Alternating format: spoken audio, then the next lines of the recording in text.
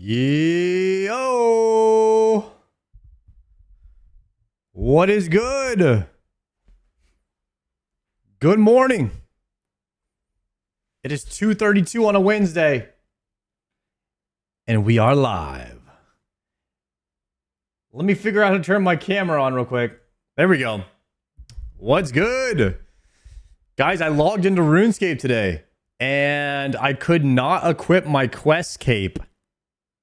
And I was like, what is going on? There must be a glitch in the Matrix. But it is not a glitch.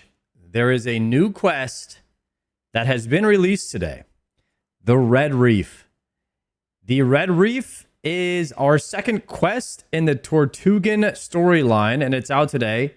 Plus, we're also launching new cannonballs with unique effects, auto retaliate for cannons, and more. All right.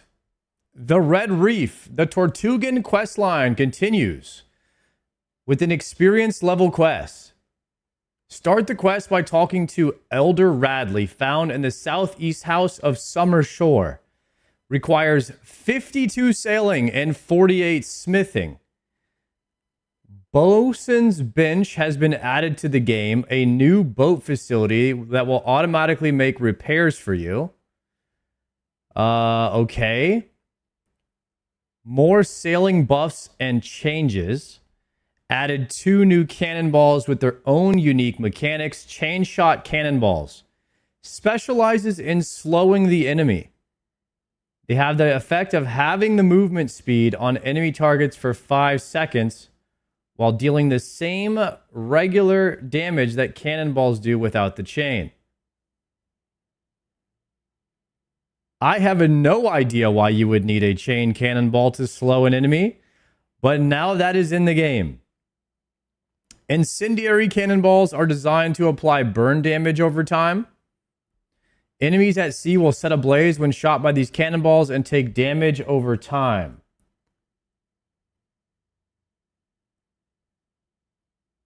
Do you think this would be for PvP later on, Lurkin? 2 respective cannonballs combined with 10 ribium splinters produces 2 incendiary cannonballs of the same type that can be fired twice separately. You can create incendiary cannonballs. Okay. Rubium deposits and rubium rocks. So there's a new rock that's in the game that you can mine to make incendiary cannonballs. Added auto retaliate for cannons when your boat is attacked by enemies at sea. Okay, you can enable and disable this. You can change the color of your boat's sail with a new range of sailing cosmetics.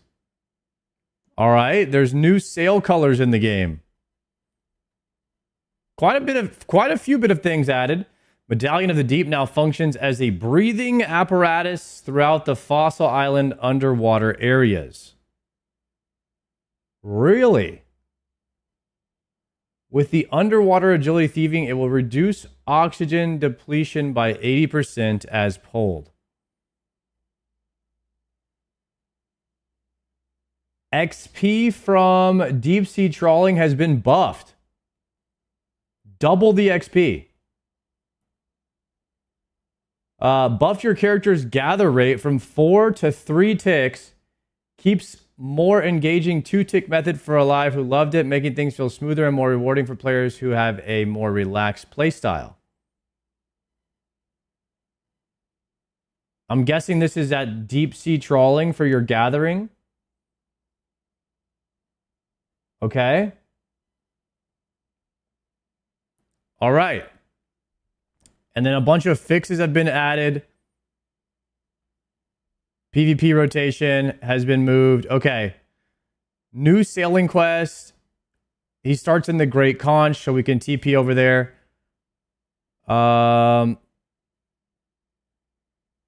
Reward is 15,000 sailing, 5,000 smithing, access to the Sacred Grove, where you can find camphor trees, and the Bunsen's Bench schematic. All right, so you can add a new bench that will automatically repair your boat to your boat if that's something that you want to add to the boat. Chain shot cannonballs, this is what they look like now. And incendiary cannonballs. The new ore can be mined wherever this is. Some kind of cave. Oh, we might have to get the black sail on the boat. Okay. Let's log into it. Let's get it started, boys. Yo's in the chat if you're here.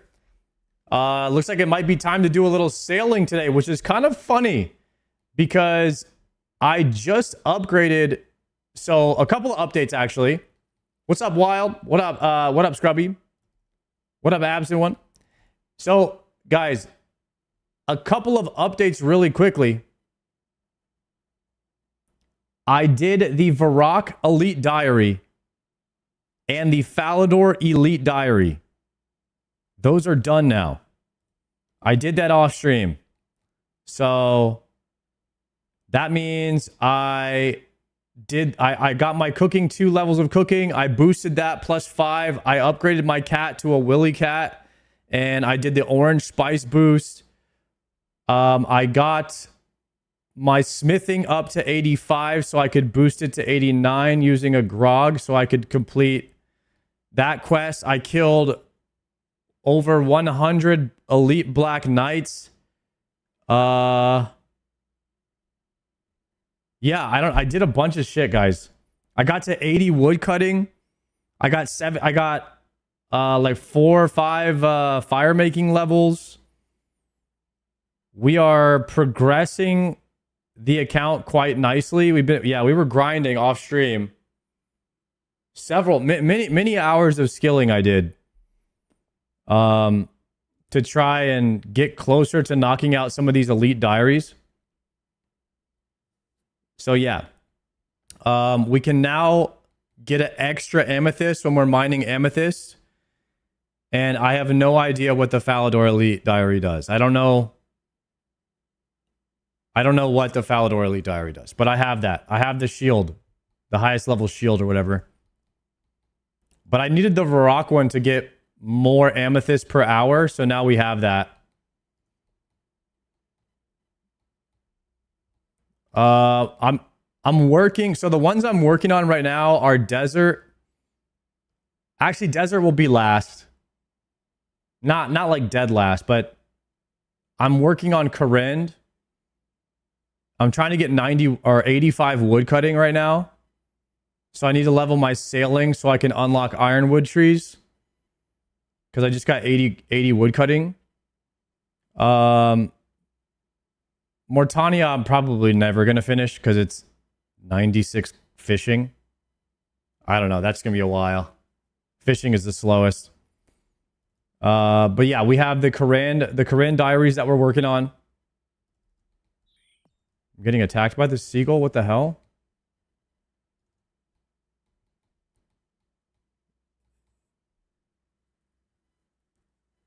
Yeah, so what I'm going to try to do is I'm going to try to get my sailing to 72. Then I'm going to get my wood cutting to 85. And then we'll do the Corrend. And this will allow us to wear our Avernic treads when we're doing Hydra. And then after that, we'll probably do the Kandarin one. We can almost do already. I just need 2 fire making levels for Kandarin, which is not too big of a deal.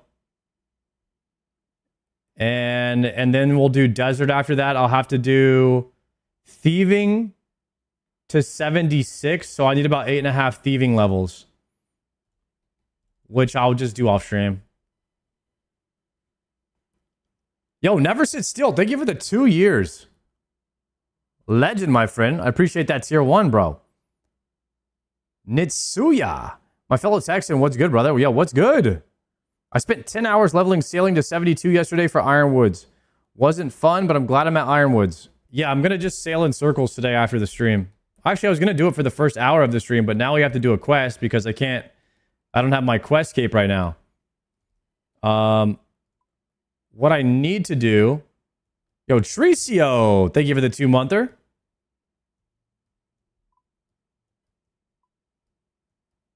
What I need to do is go to the Great Conch and go right here to start this quest called the Red Reef. So I need to go to CJQ, but I need to get to a fairy ring. So I'm going to need an Artie Cloak or a House Tab to get to a fairy ring.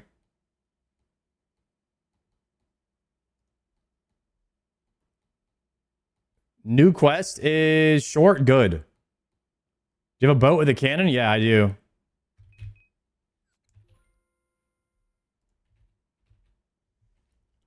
Should I use my big boat with 2 cannons or just my faster boat?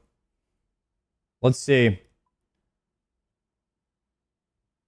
All right, so what I'm going to do is probably just grab 1 house teleport.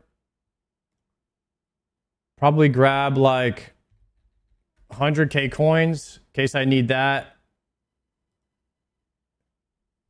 You can just kill pirates with a Tbow? With a Tbow, okay.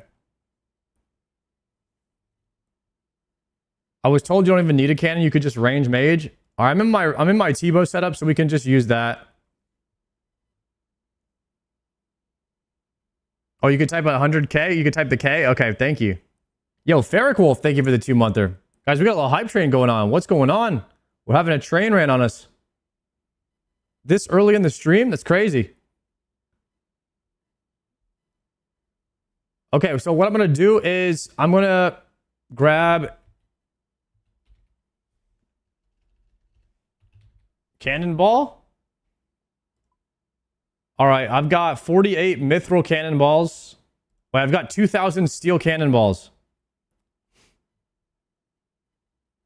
We can just take the 2,000 steel cannonballs. Oh, and then I need the ring for run speed, right? So give me the Explorer. I'm taking the Explorer ring as well. Yo, Not Crab, thank you for the 6-monther. Okay, let's see what we can do with this new quest, boys. Wait, first things first, we're going to go back to the house.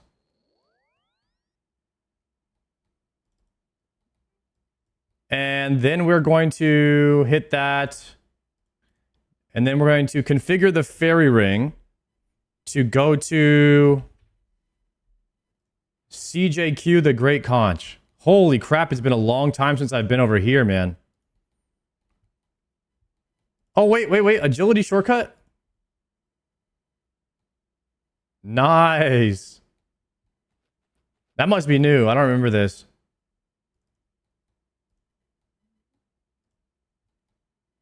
Okay, we're going to talk to Elder Rally.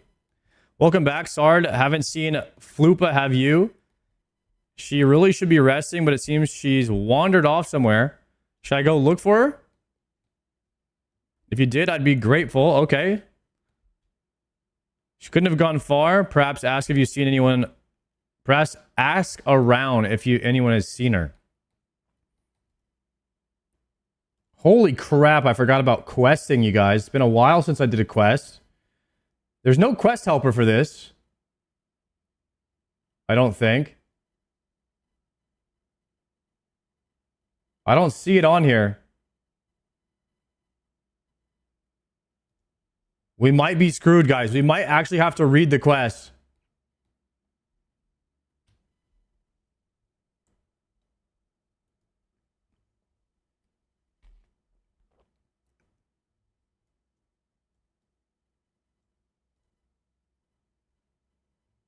I should ask around to see if anyone has seen her. Have you seen Floop? She looked as if she was heading to the sacred grove in the center of the island. The sacred grove in the center of the island is up here.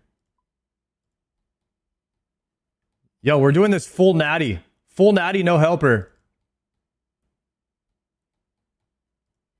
You guys really think that this quest... You guys really think that I'm not going to be able to do this quest? What do you think this is? A Mad Season stream? Of course we're getting this done. Absolutely no problem either. We're going to one-tick the whole thing.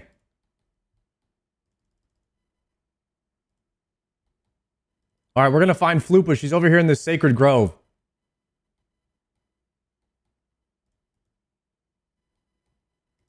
Here's Elder Gyat.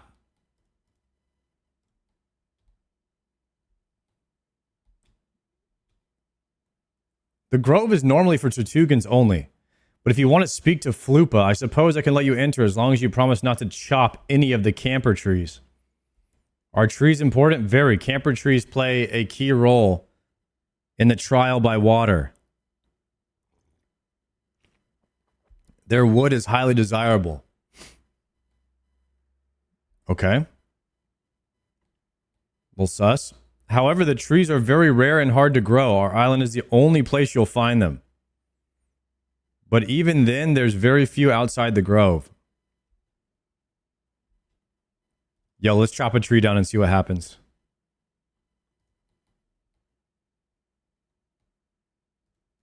There's Flupa. Yo, Sard, what are you doing here? Looking for you? You didn't tell anyone where you were going. I'm sorry if I caused problems, but Rally and the others worry too much. I'm fine. Just need to gather some camphor wood and I'll be back to town. I'd have already done so if it wasn't for this damn injury. You should really be recovering. Do you need the wood now? I need a new spear. Is this about that ship? The one with the red sails? Yes, it's part of a fleet owned by the Red Reef Trading Company. I was the navigator for their flagship, the Zenith, but they betrayed you? I thought they were my friends, but not a single one of them dared say a word. They just stood there and watched that monster stab me with my own spear. He said he was sorry, that he said it wasn't personal. The worst part is, I think he believed it. To him, it was just the unfortunate cost of business.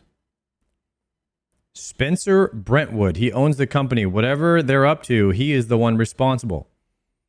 All right, Flupa, I can't even begin to imagine what you're going through. Even if you weren't injured, this one's too big. This one is too big for one person to deal with.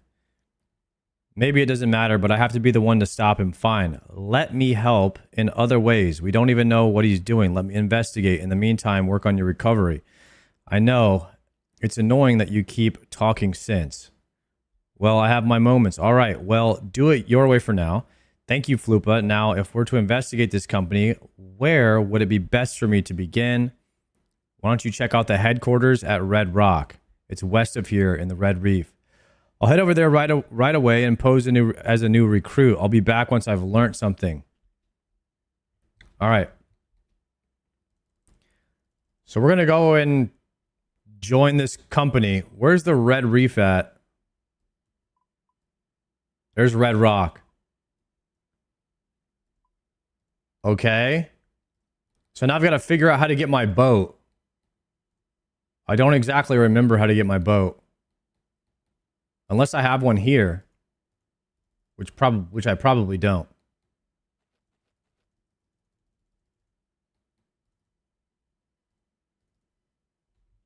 I got some cash. So maybe I could call the boat. Yo, what's up, Kenzie? Welcome back. Do you have this sailor amulet? Yeah, should I get it?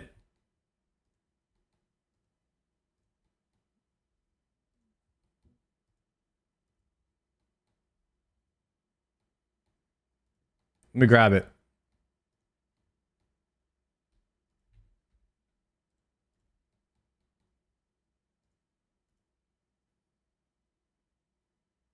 You could just teleport to Red Rocks? You must find a sailor's marker at that location before teleporting there. Yeah, I've never been anywhere in the water, so...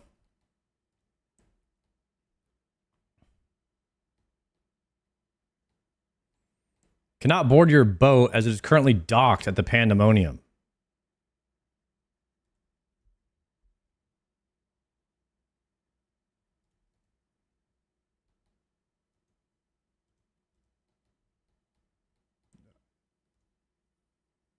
I can't tell you to Deepfin. I've never been there.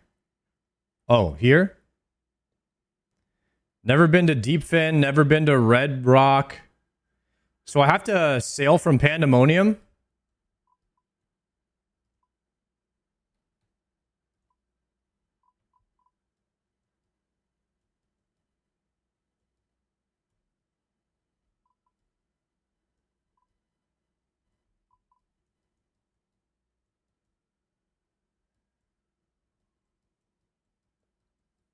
I guess I just sail from Pandemonium.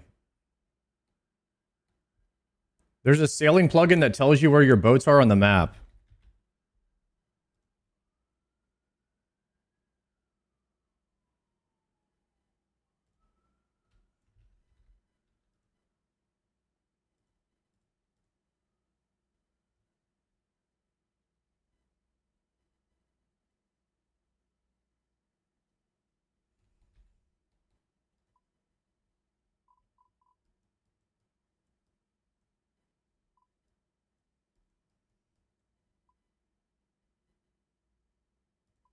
Dude, where's my boat is a plugin?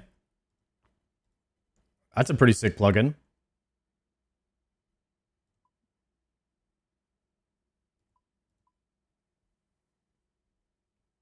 I guess we just sail from Pandemonium, yeah? Shouldn't be that bad. I could just take my faster boat. I could take the smaller one for now.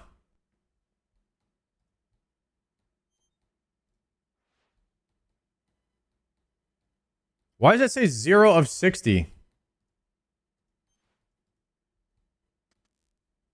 I have... Okay.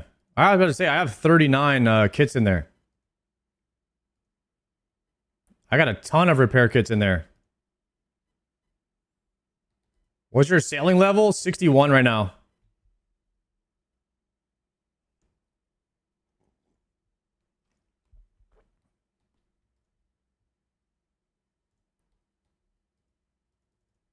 Let me hit these speeder uppers.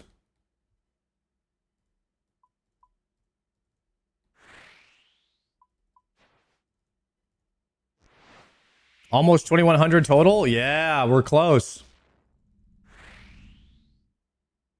I just got off work, about to make a coffee and kick it. That's what I'm doing, Sam. I just fired up a coffee as well. There's a new quest we got to knock out so I can get my quest cape back. Ooh, sharks.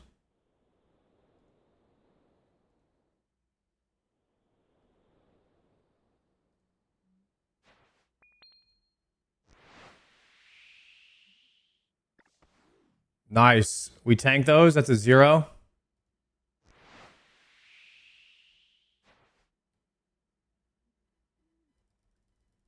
Does that mean I need to chart this thing?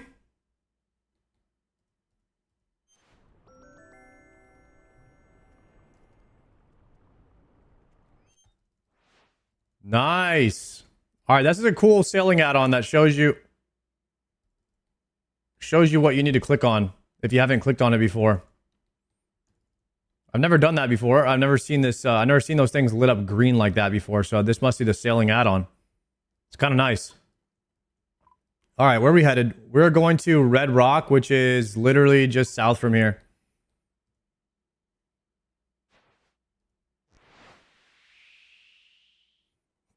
I don't want to mess with these sharks. Dude, the sharks are level 125? Absolutely not. My boat is not ready for fighting sharks right now. Okay, I think this island right here is where we're headed.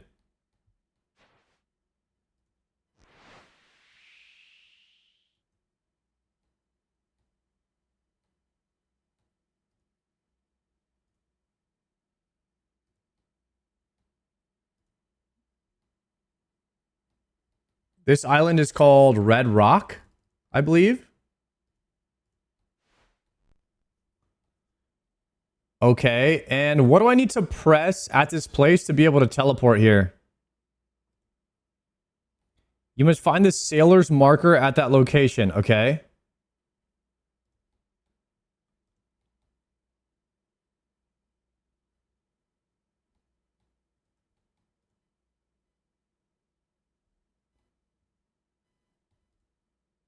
There's a pole near the bank.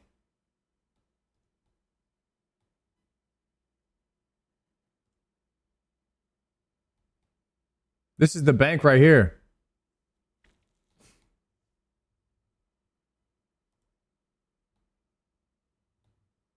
Sailor's marker. After inspecting the marker, you get the feeling you could get back here with your sailor's amulet. Let's go. Okay. Who was I supposed to talk to over here?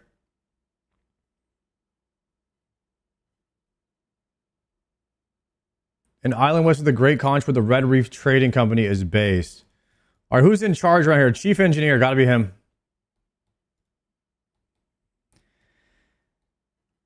Looks like someone's managed to break another prototype. If only I've given a long, detailed lecture on the correct usage of it. How silly of me.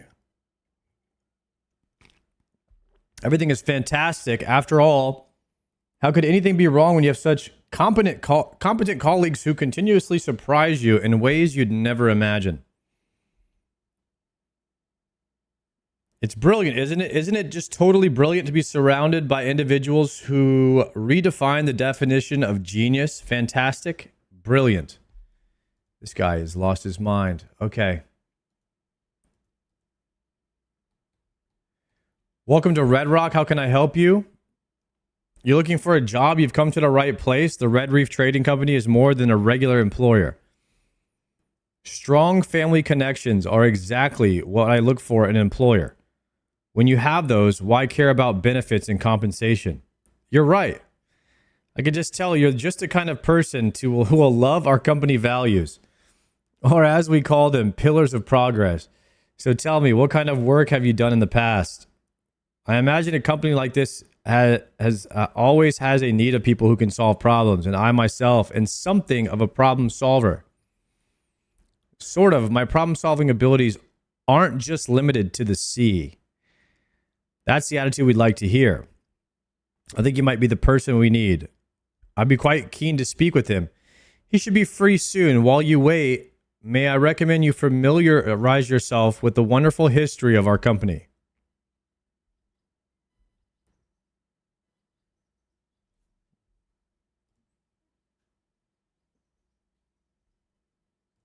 Is this it?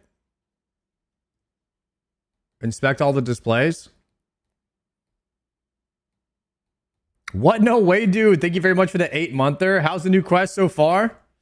Yeah, it's pretty good. I just got to the new area, and now I'm about to try and get a job.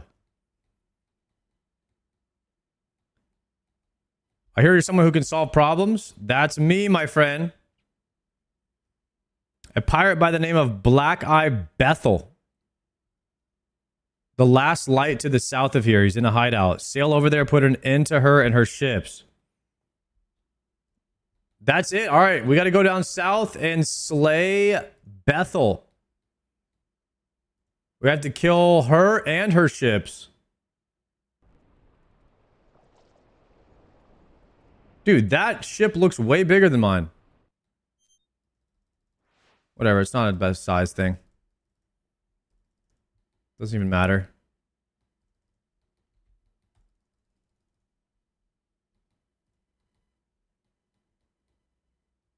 Chart it. Nice. I wonder if do you get like a bunch of XP for finishing all the charting and sailing?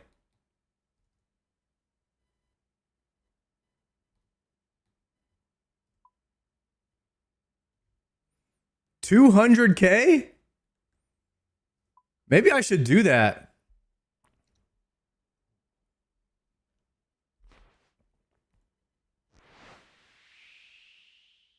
Oh, snap. Is this Bethel?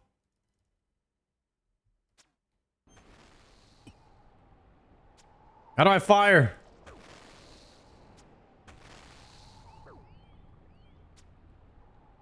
Can I kill this dude? I got no food. I got no food. Shit. Right range. I need one of my homies to man the cannon. I don't know what I'm doing. Assign. No. Assign Saeed to man the cannon.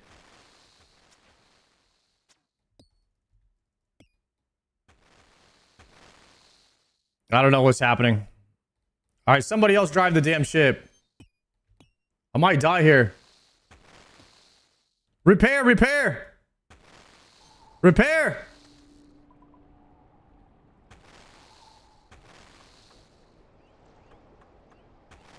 Repair. Guys, do fucking anything. How do I have this guy do something?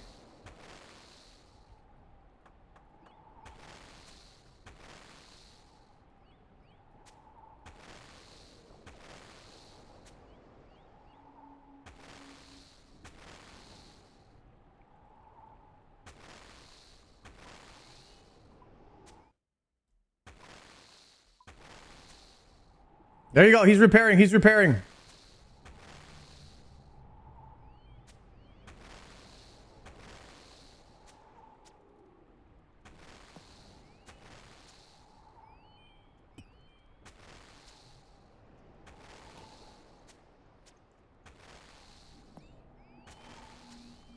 I didn't bring pots or anything like that.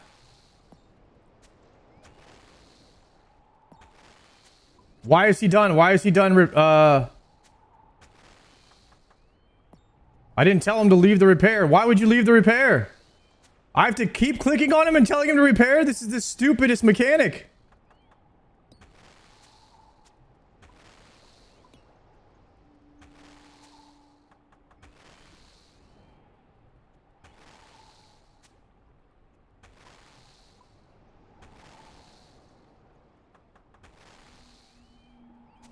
All right.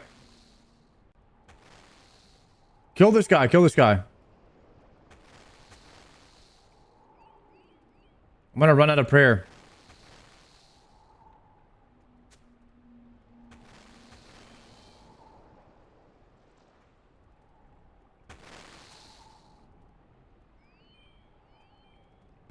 I'm killing this one dude who's he's shooting only on the right side of the ship.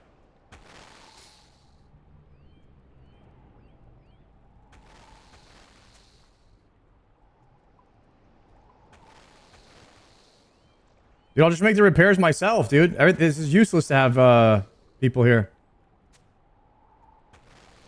Can he man the cannon or not?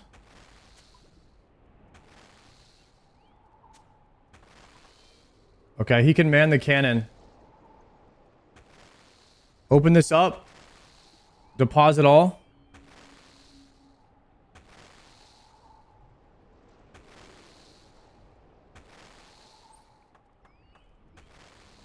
Kill this guy.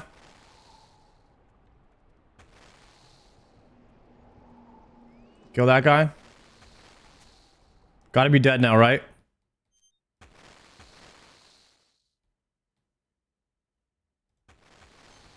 Shoot the cannon. Oh, this is an iron cannon. It can't shoot steel balls.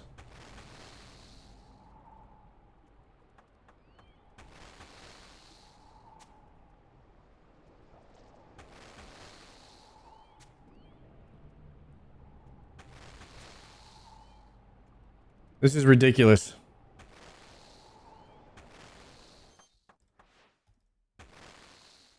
I hate sailing. I hate sailing.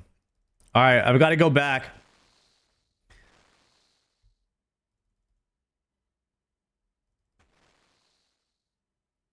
I should have gotten my other boat. My other boat is better.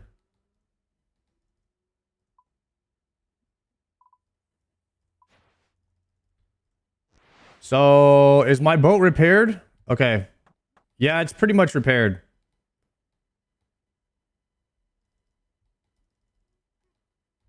So, I think what I have to do is I have to get my other boat somehow, which means we have to go back to Pandemonium and then sail it down here. We have to open this.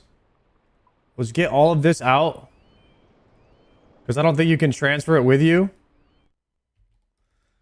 And then what we're going to do is we're going to get a different loadout to fight these guys. And we're also going to get...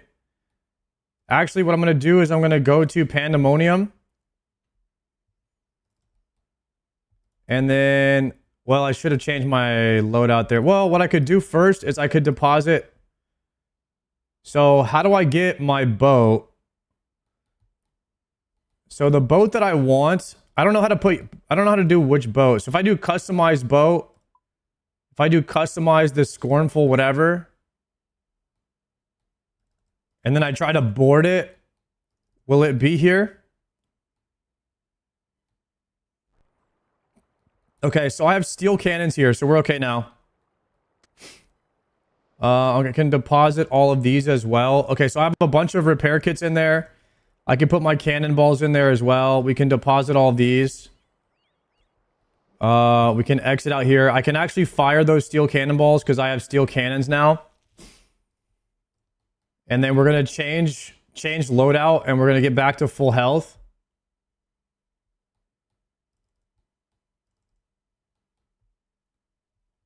I should have taken the bigger boat. Saeed can fire the steel cannon. So we're going to take full crystal with the Bofa.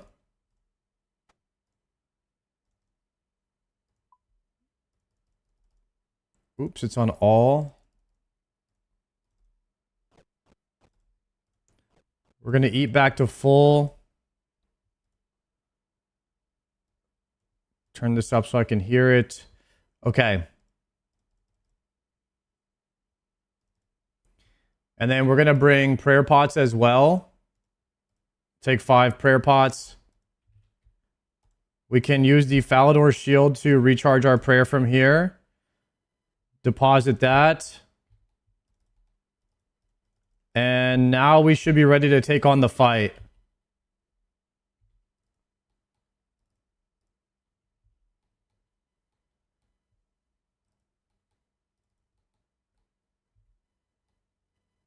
We could take a range pot, actually.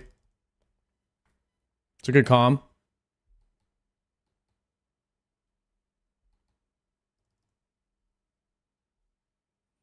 Definitely don't need a salve amulet. Is the clan mostly NA or EU? The real answer is I have no idea. They're from everywhere. I mean, I don't know where the majority of our people from. We haven't done like a census poll.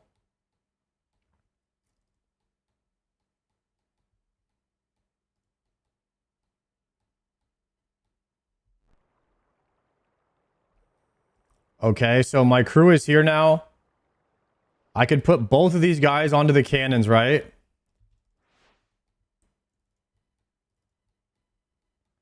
So if I were to have them...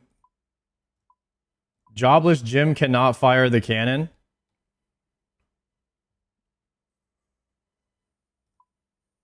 Let's have Saeed go on the right side of the ship. But Jobless Jim should be able to do repairs. But he only does 1 repair at a time. So I just have to click that every time I need a repair.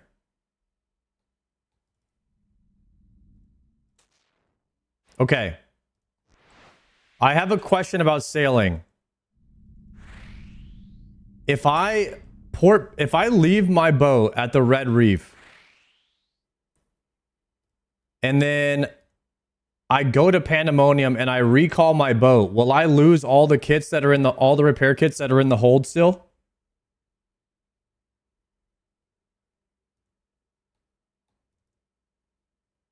Yes, no. Okay, nobody knows.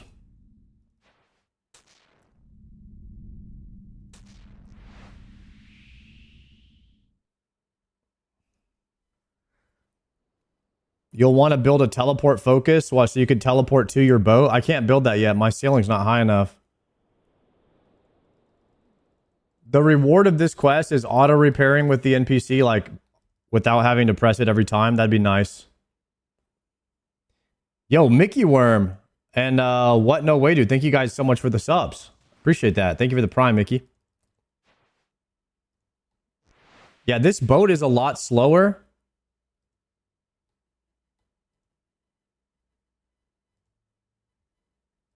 than my other one. But it has better cannons on it. So we're just going to do the quest with this one.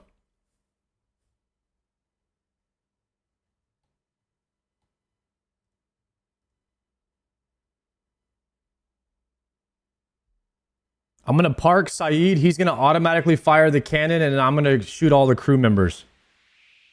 Hopefully that's enough to get it done. I think they'll nerf the new mining and smithing methods. Is it fast XP per hour or something like that?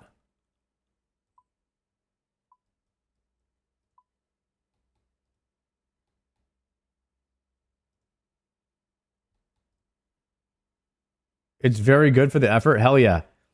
I hope I could dock both of my boats at the Red Reef. I'm a little bit scared right now.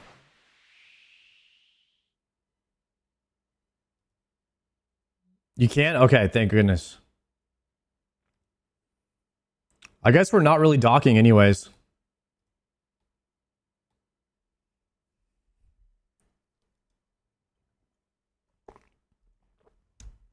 What mining method? There's a new ore called rubium or something like that where you can mine or you can make incendiary cannonballs.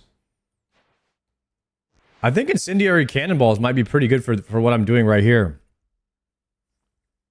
Like blowing up another ship.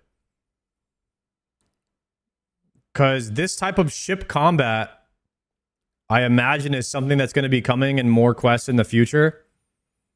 Which is why they added two different types of cannonballs. They added the incendiary cannonball and then the chain link one.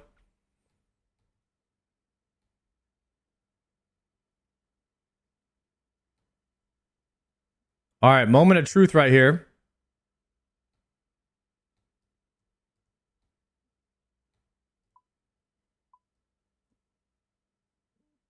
We're going directly south to start fighting the guys that owned us last time. Except we're actually prepared for the fight this time, I think. Here we go. We just entered into the instance.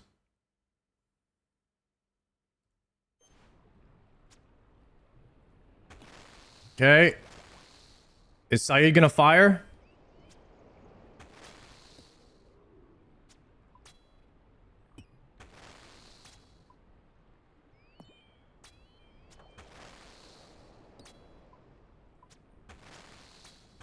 Is this guy gonna fire at all?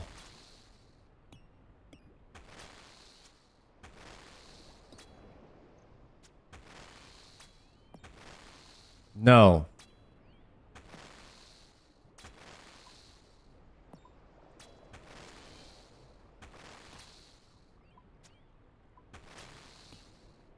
Jobless Jim is making repairs really slowly here.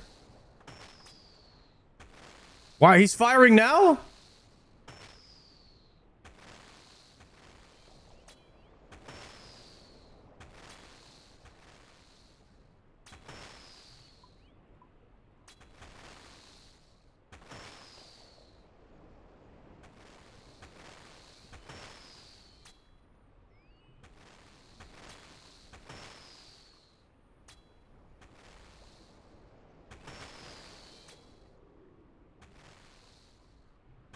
I'm gonna kill all the crewmates. Come on, Jim.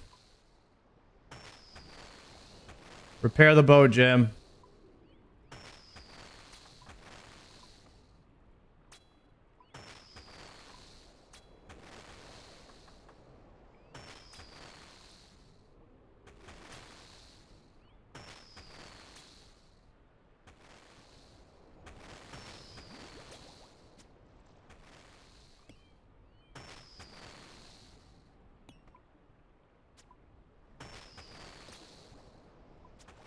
Sailing hype! Kill this guy, man.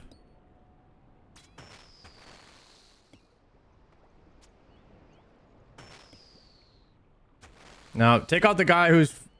Take out the guy firing the cannon first. I'll just tank this guy.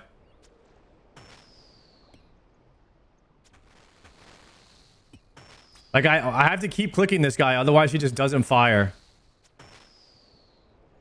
Come on. There we go.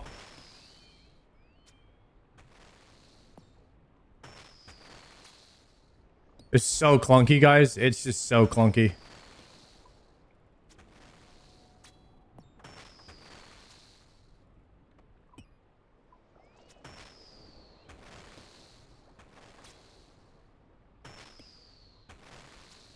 Come on. All right, he should be dead now.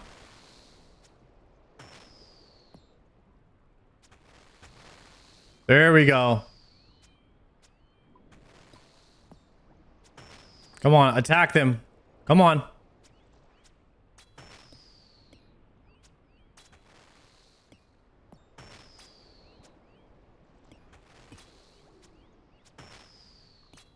All right, we're taking them out now. One at a time.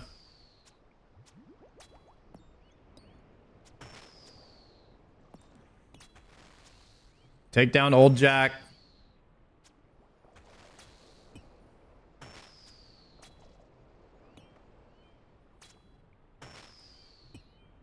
Are you telling me the boat ships if you just kill all the people that are on it? Oh, that would have been nice to know before this guy did absolutely nothing but wasting all my cannonballs.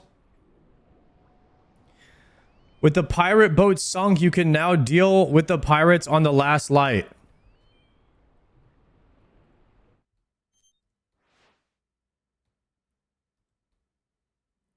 On the last light.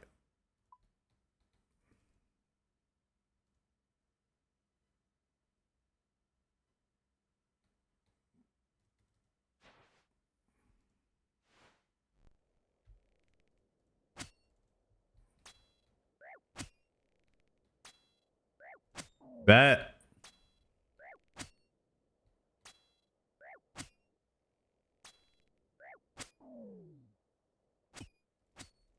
I killed them all, then I had to destroy boat. Glad I didn't go for boat first. No, the boat, I mean, what, the boat just died. As soon as all the pirates died, the boat just died. So you don't even need a cannon. You just attack the people that are on the boat with their bofa.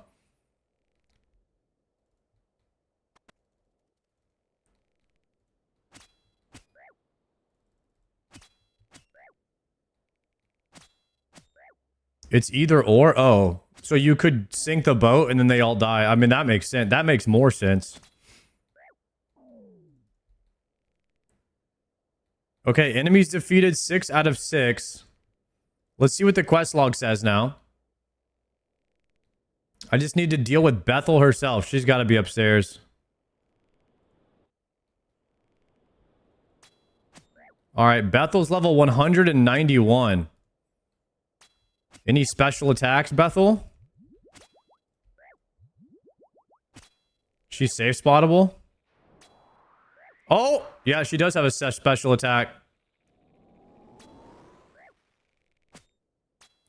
She has 2 special attacks. Ooh. She smites you. Dragon Scimitar spec. Uh-oh. Dude, I dodged all of her attacks, no problem. First time. I should return to Theodore Paxton now.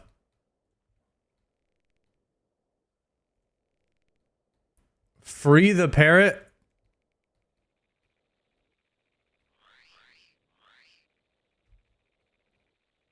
Alright, I freed the parrot, guys.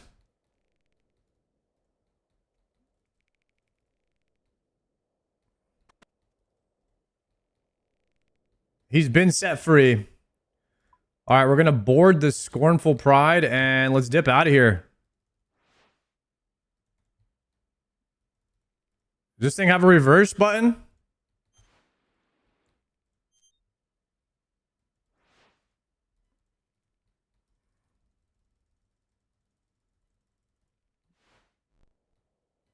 Oops.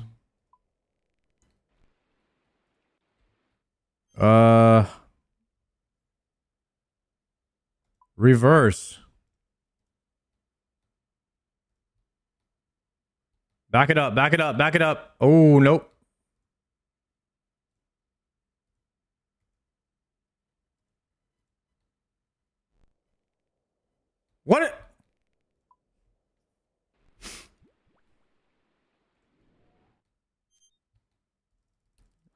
All right, turn it, turn it, turn it. There we go. We are out of here. Sailing hard. Yeah, we just did some seriously crazy boat combat where we didn't need the boat at all. We just shot them with the bofa. Then we bofa the whole island. Now we're back. Hopefully we have a job from this dude now. And we can uncover his plans. You guys think there'll be a Grandmaster sailing quest one day? Maybe in a couple of years from now?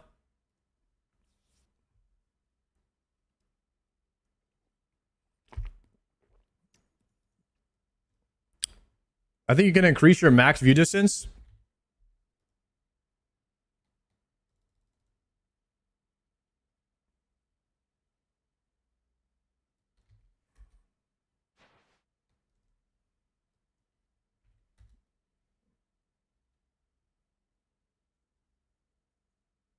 I don't know how. All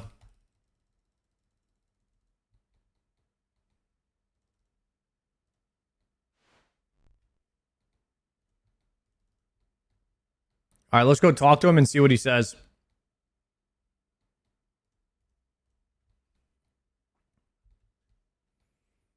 Bethel is dead. Consider me impressed. Does that mean you have more work for me?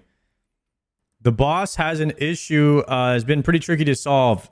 You might be the kind of person that he needs. He's doing some work in the middle of the Red Reef at the moment. Sail out there and find his ship, the Zenith. Easy to spot, so you shouldn't miss it. In the middle of the Red Reef.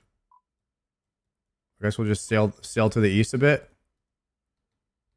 Congrats on the Tbow. Yo, Morgoth, thank you, buddy. The extended map loading can go up to 5.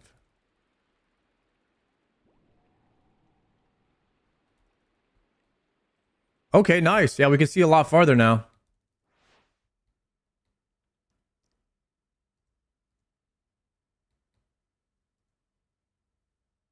There's the Zenith. That's a big boy right there. We're on the way to it.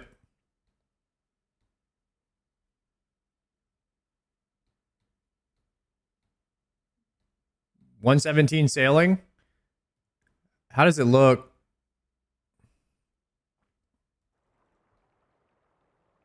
Is it laggy on the system? I like the water on 117.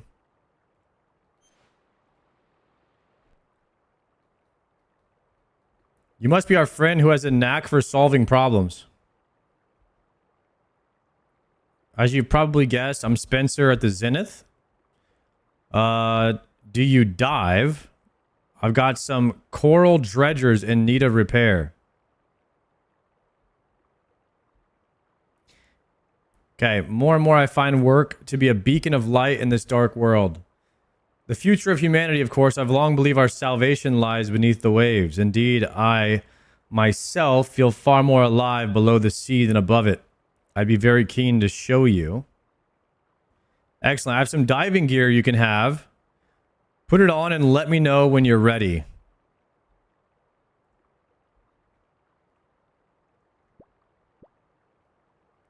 Okay. Let's go.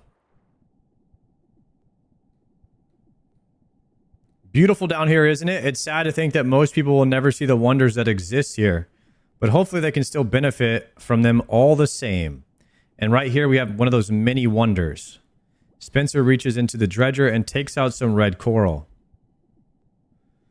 The stuff of dreams, quite literally.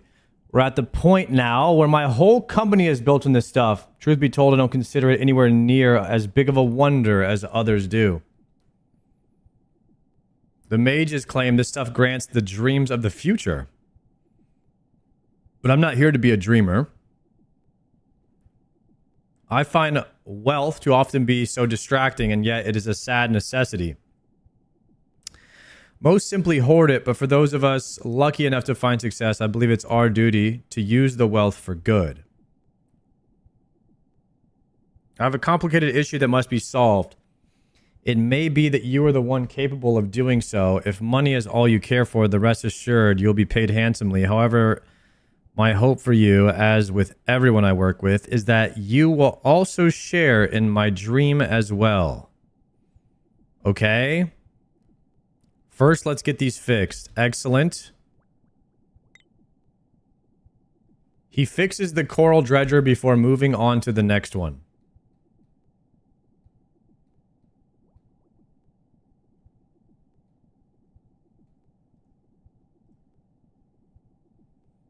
Spencer and I divided the seabed. Once there, he showed me a red coral, a valuable substance that the Red Reef Trading Company gathers and sells.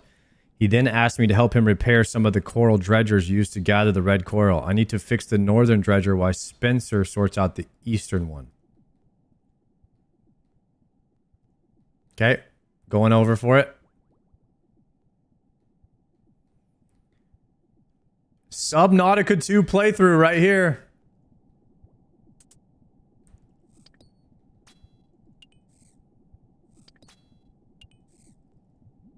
Oh, good thing I brought combat.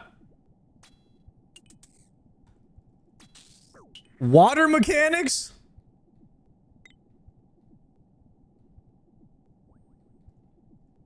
All right, done.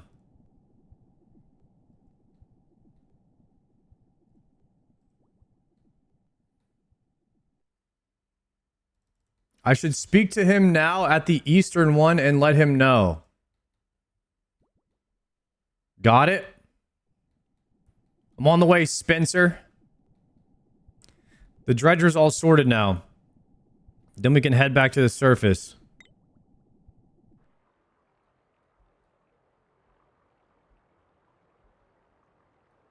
The job is a delicate situation, I must admit. Has already led to some regrettable circumstances. However, the work is essential.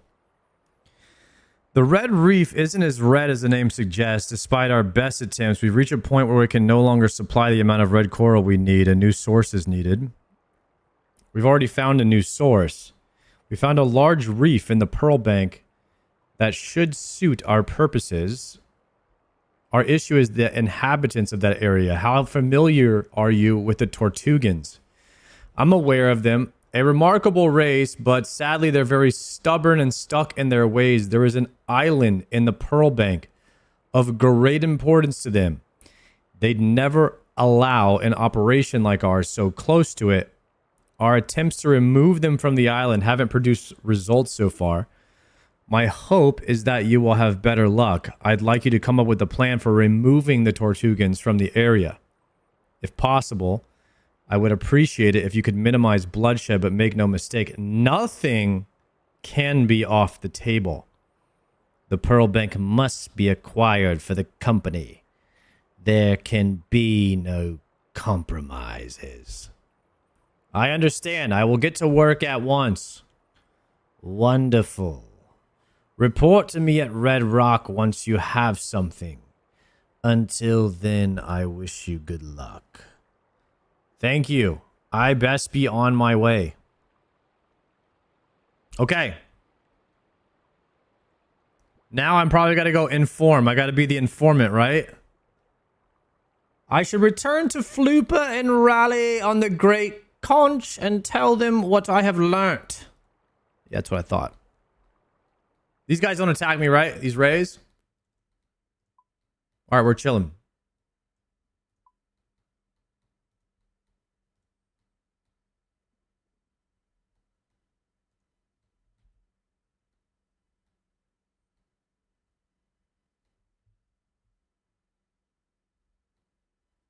Cinema?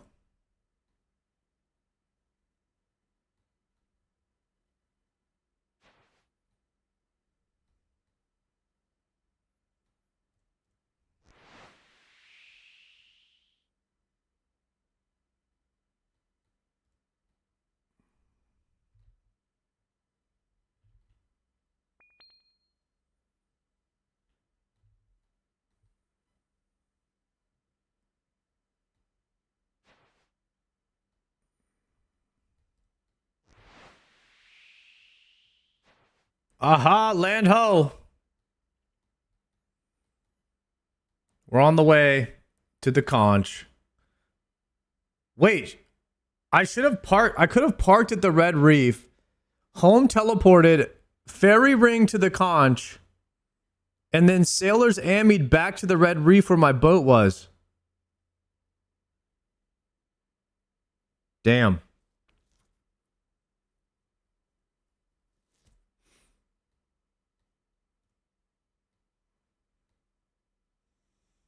Too late now.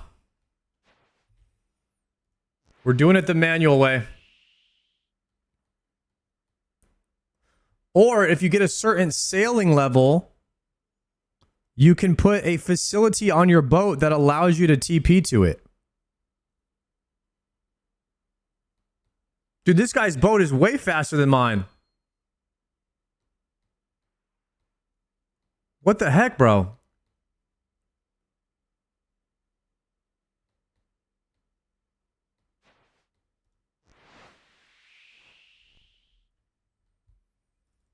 %0 chance you'd farm the bottled storm. You need one bottled storm for every single time you port to your boat? If so, then oh hell nah. Oh, just for the facility?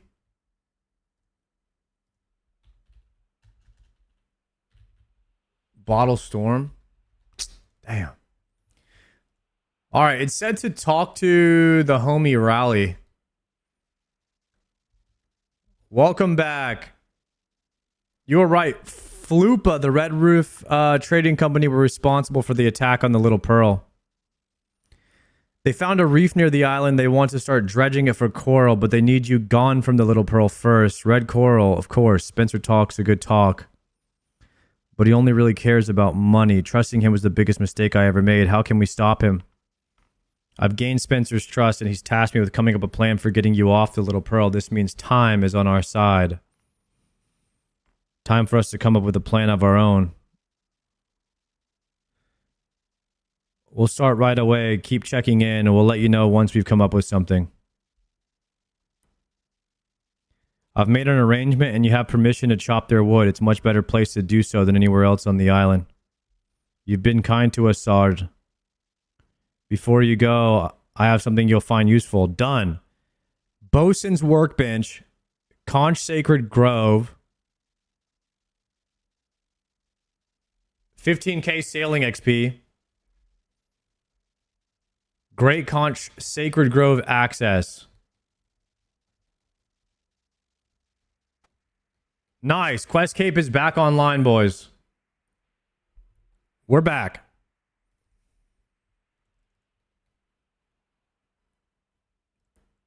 And then what I wanted to do was I wanted to try the Jubbly Jive course one time today. Campors are the most AFK tree at the moment. I have Ironwoods, but Campors would be the most AFK, you think?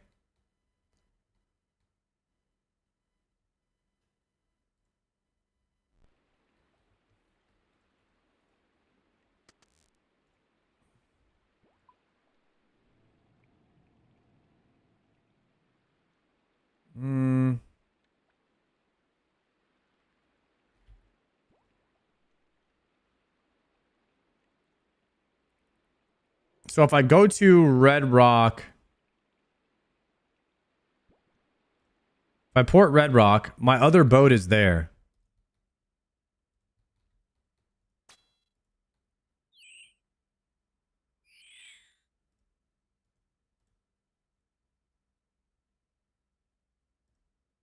Work schematic, we can tell.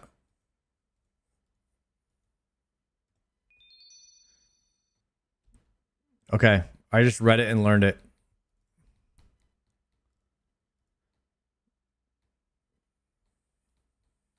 My boat is currently docked at the summer shore. No, no, no. I have two boats here.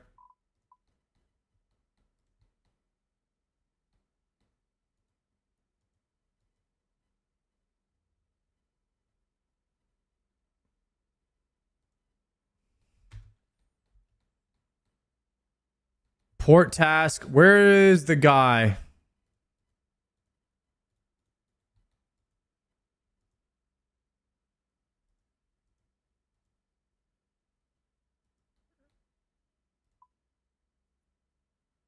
Okay, so if I change it to the serene calm, then I board it. Then I can board it. Got it, got it, got it.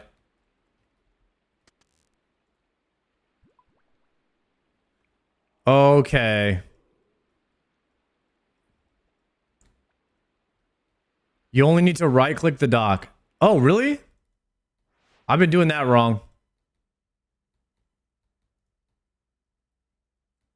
All right. This bad boy is about to smoke the jubbly jive.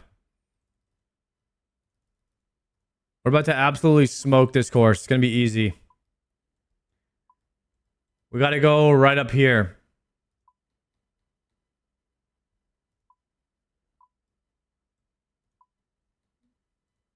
Yeah, first time jive. I have never done the jive before. We shall see what these waters are up to.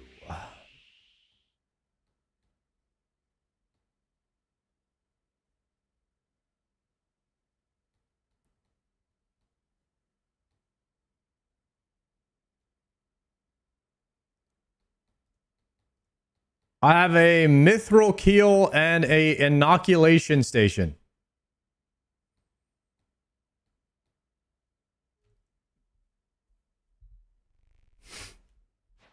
There was an evil developer who designed this course. What's so bad about it?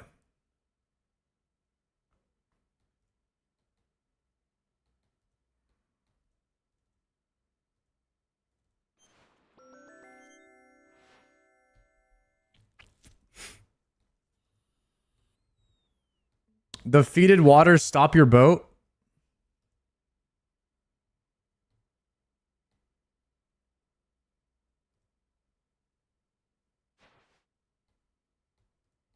Guys, it can't be that bad, right? Surely? Aren't there plugins now that tell you what to do?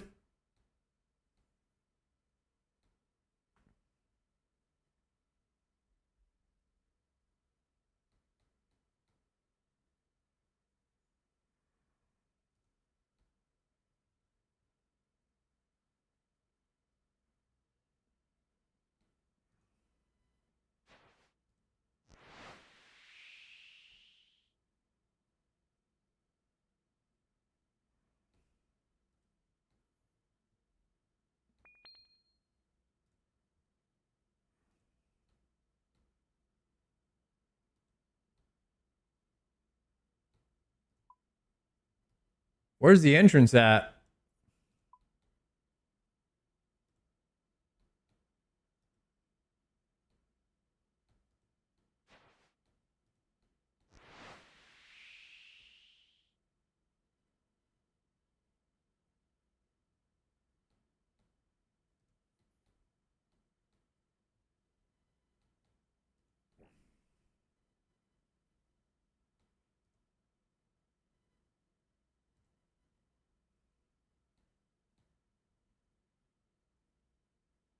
Hmm.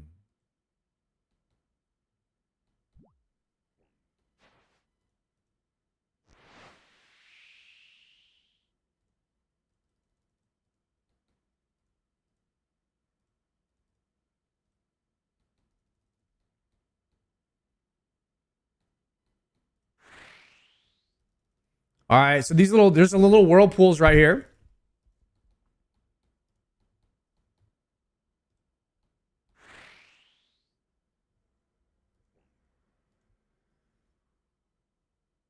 Here's a little flag.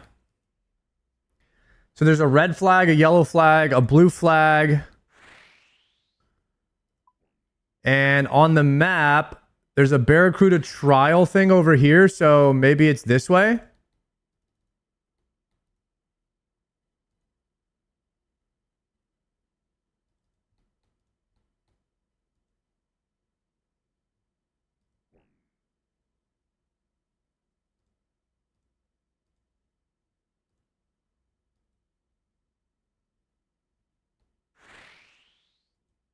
This guy? Okay, stop sailing. Stop sailing. Stop sailing. Talk to Ross. Okay, we got another 1B Jubbly Chaser. Be nice, Gert, or you'll scare off another one. Another what? What are you two doing here? Blah, blah, blah, blah, blah, blah, blah. I want to do the course, please. The first goal is to use balloon toads to lure Jubblies. Oh, hell no. First up, you'll want to sail west to collect balloon toads from a boat of yours. Is that a box? Sailing over rapids will give you a burst of speed. Okay, there's a balloon toad.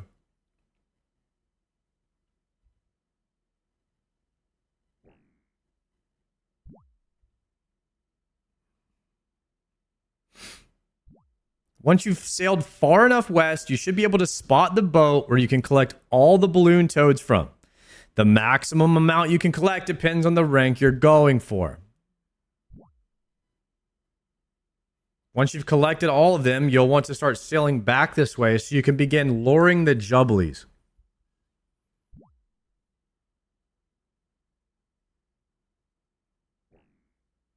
Okay.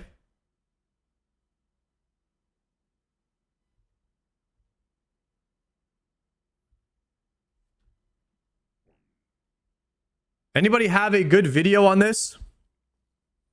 And tile markers. Anybody have a good video that has tile markers for this as well?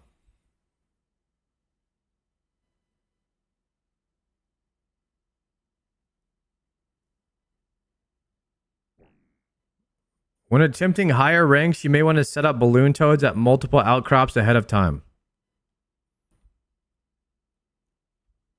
There's a tile markers plugin.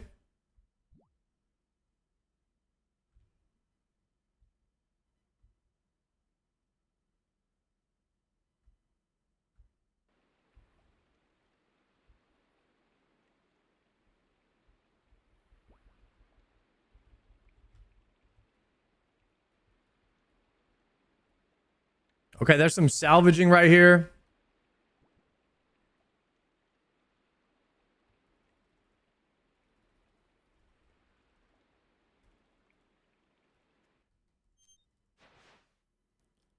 I don't even know how to start.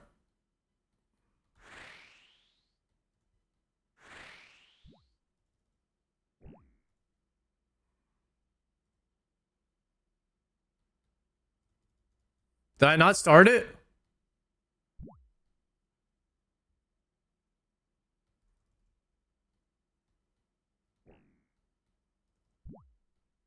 Okay, I'll have to go back.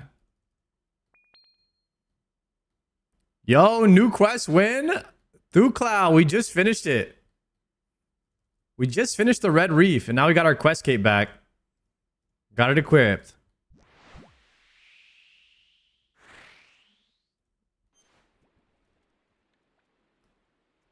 Start trial.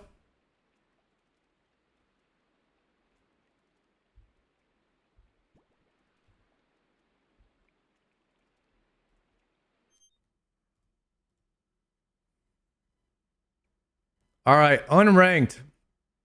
1 Jubbly, 16 crates.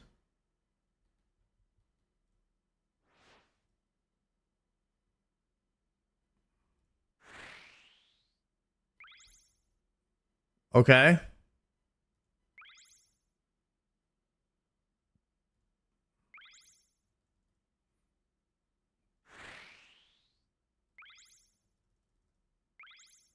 How do I get the Jubbly?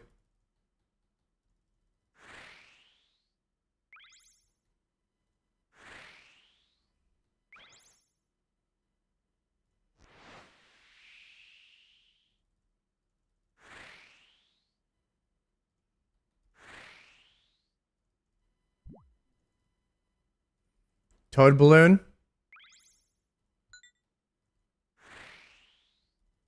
All right, I got a toad balloon.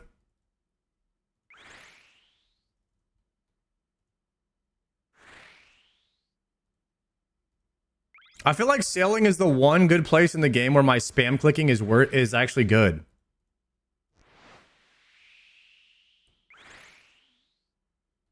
Finally, a good use for my spam clicking. So what do I do? How do I get this guy? I have no idea.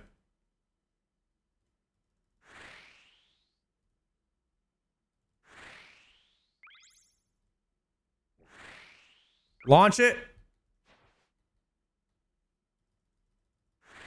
Okay. Did I get one? Am I done?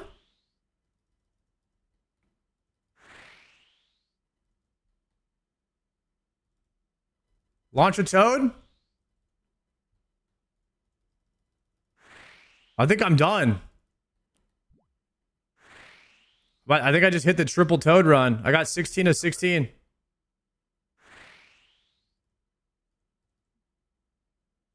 Not bad. Now what? How do you end? How do you end? Where's the finish line?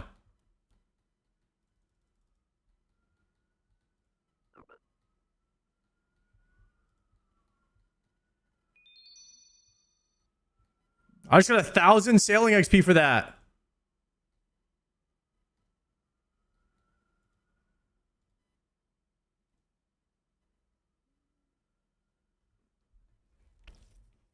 Okay. Now I have to do the same thing in under 2 minutes, but I need more cases. Swordfish. All right, we're going to try the same route here. Go.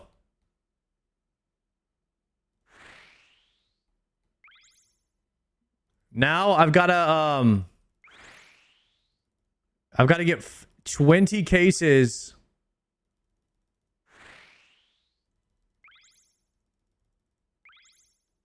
And then go back through the entrance thing.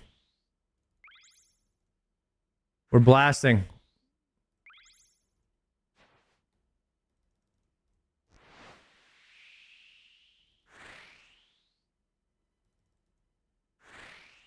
Oh yeah.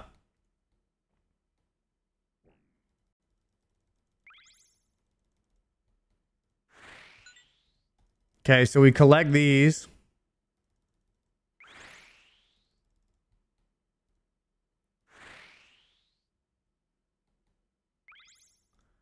I got to get back in 2 minutes. I need 20 cases. I've got 10 right now.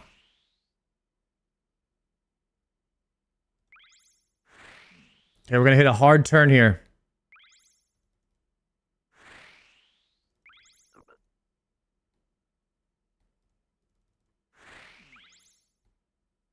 Probably just going to go straight across here and then head back. I don't know if we're on time. It's going to be close.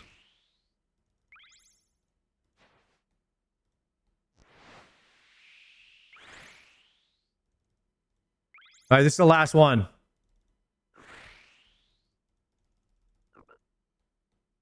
Is that the game? Is that the end? View scoreboard? How do I end it? Please.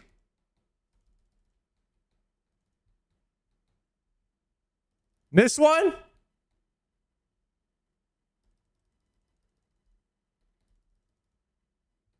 You could see the pillar that you missed? Where?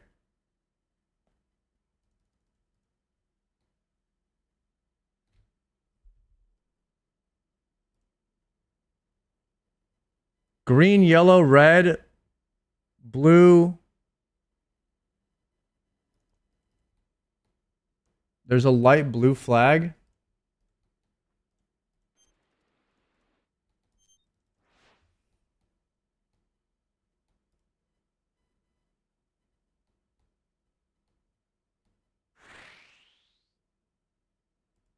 Expand. This one? No. I went right by that.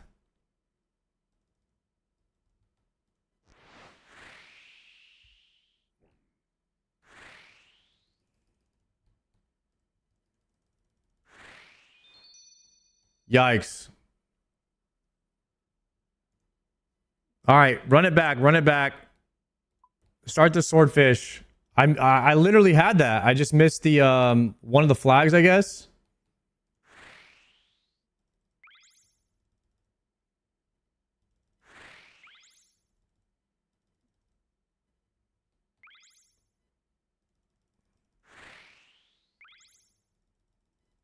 All right, we got this. Come on. Okay, I can't touch the blue. I can't touch the blue. Nothing here on the red. You don't need to do blue or red.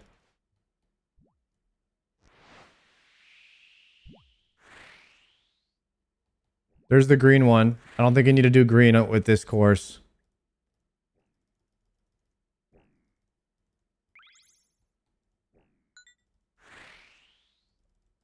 Okay, I've collected the frog. I have 4 of them. And there's 4 flags that I need to the right of the bird's face, maybe? So I'm looking for... Okay, I don't need yellow. Yellow's to the left of the bird's face.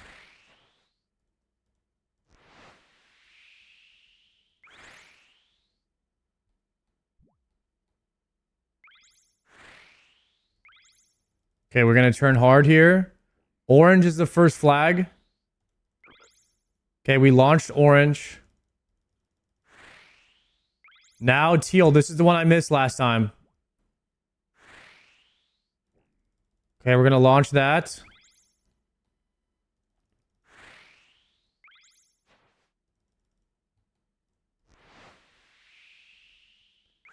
Pink and then white.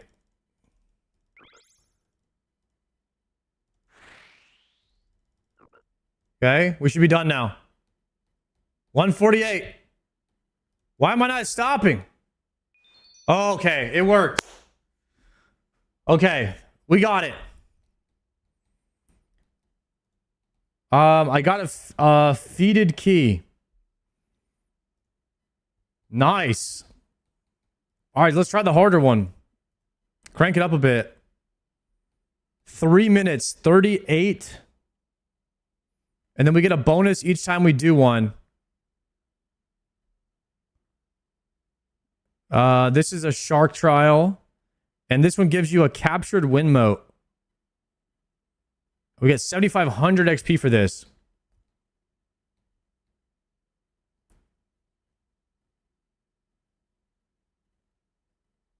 Oh, hell no.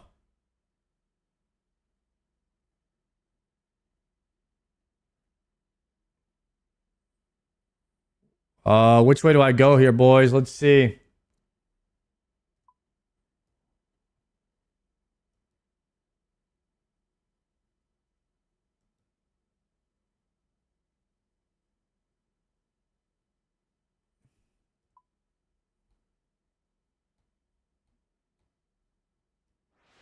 Uh-oh.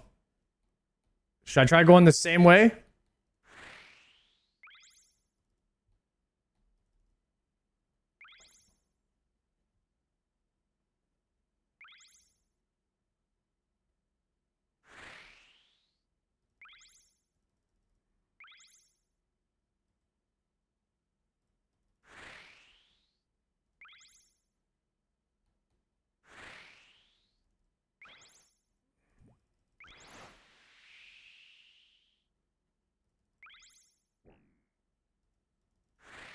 Surely we get it on this one.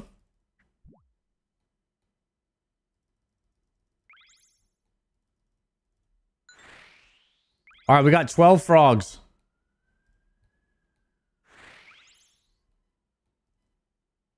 I can't launch green. I don't need green. Wait. We do need green, maybe.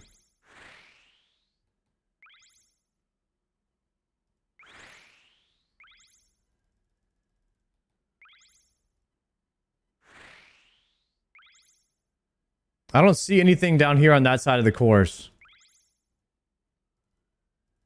So we do 1 lap out this way. We hit all the courses, and the next time we go back through the middle.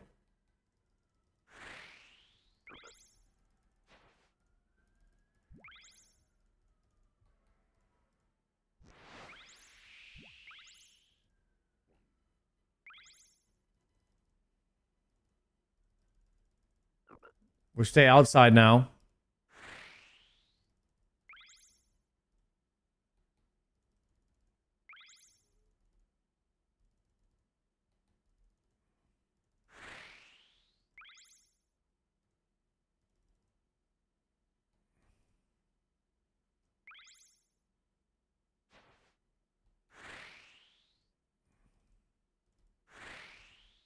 No! Rip. Almost had it.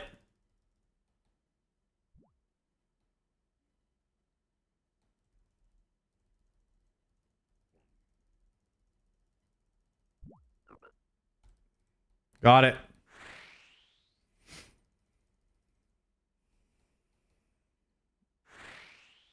That's a rip. Dude, you only have 15 seconds left. What the?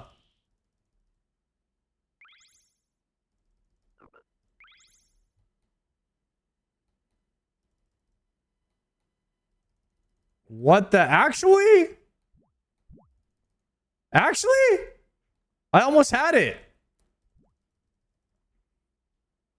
I wasn't that far.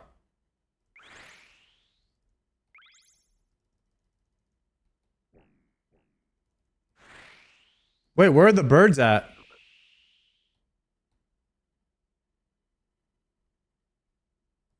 That one? You missed one of the first ones? Is that it? What the hell? Can I restart?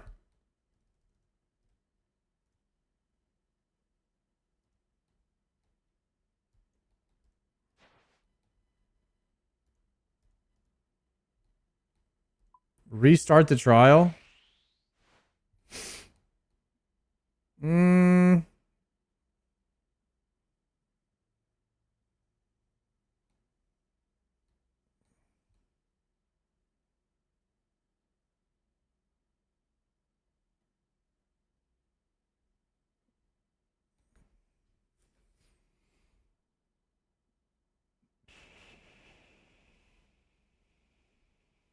Trying to think here.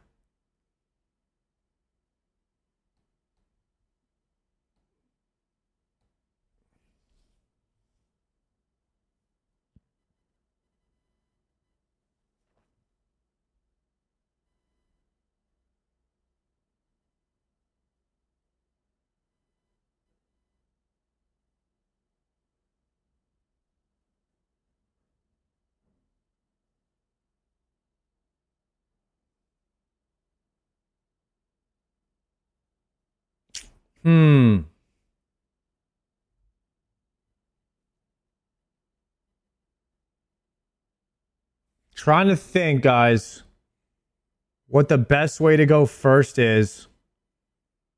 I have all the boxes memorized in my head right now. And I'm just thinking the best possible route, minimizing and maximizing solutions in my head at a mathematical rate.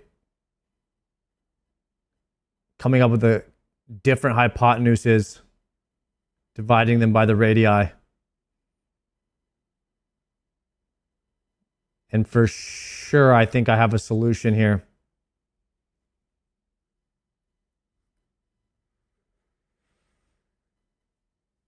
Okay.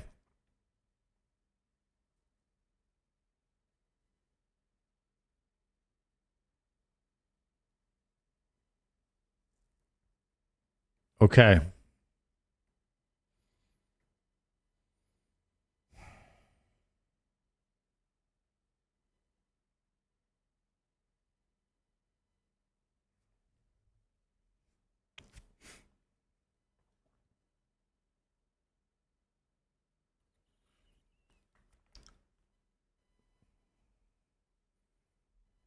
What if I go 1, 2, 3, 4, 5, 6,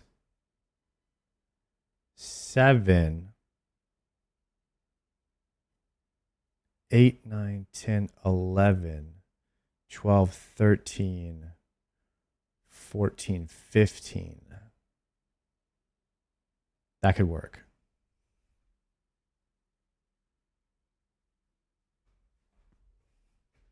We hit like a cinnamon swirl. And then we hit the outside lap. Okay.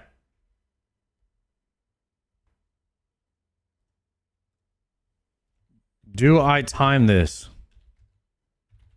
Yes or no? 1 minute prediction.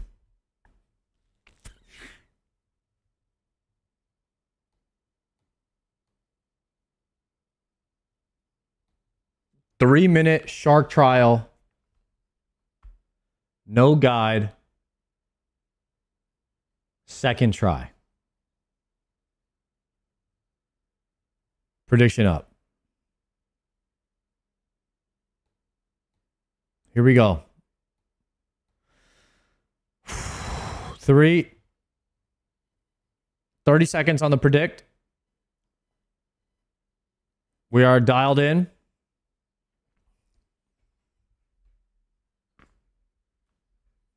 Leaning forward.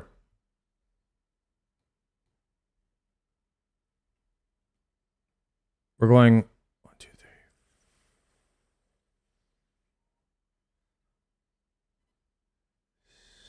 Yeah.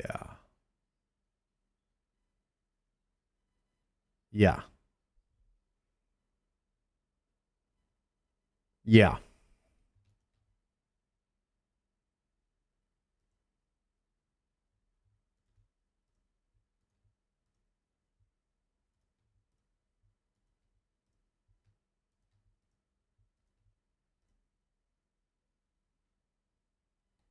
All right, here we go.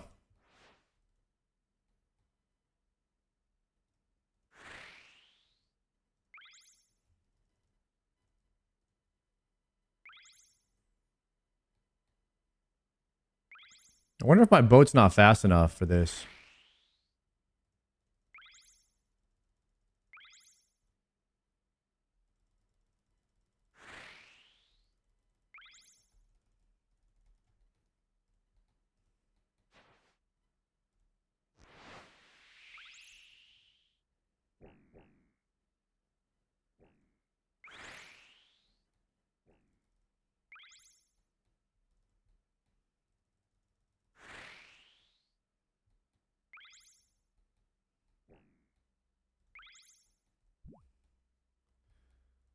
Okay. Outside here.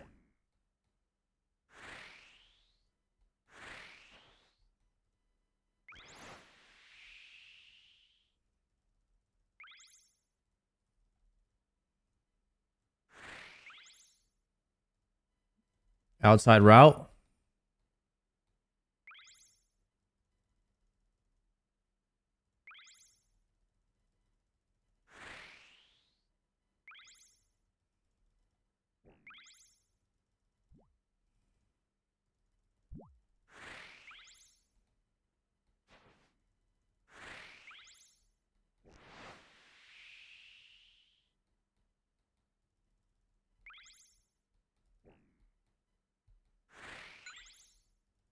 Okay. Okay, I think I should have done the outside route first to pick up these things first.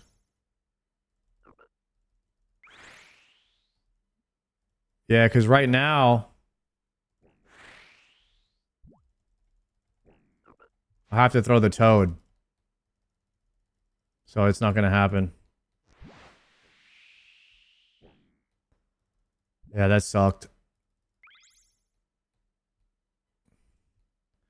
So I should have done the outside lap first. Damn.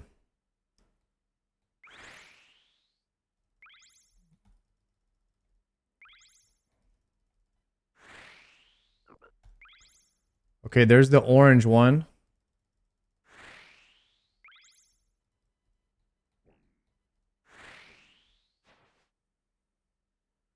Teal. Like, which... Am I going to miss one again? No, there's pink right there.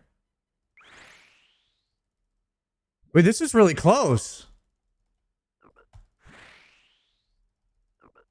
Wow, that was close. Oh my goodness. Wait, what's 0 out of 2?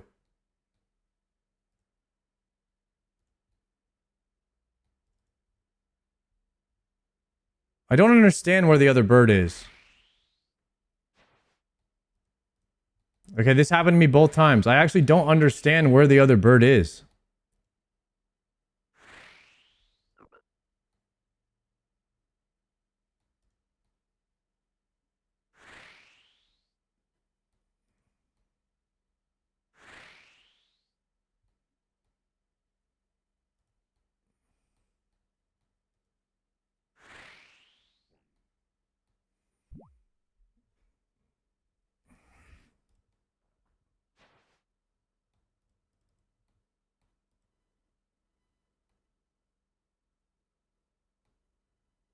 Okay, here's the bird.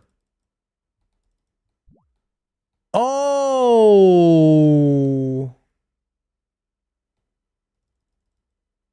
But I already clicked it. So the course is bricked right now because you would have to click red in order to bring the bird home twice. So you can't click red on the first lap.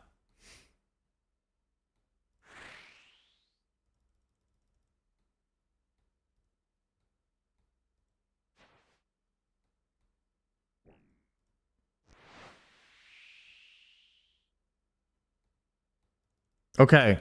Well, no matter what, we have to go outside first because we have to pick up the toads. So if I just did my inside swirl afterwards, I think we got it.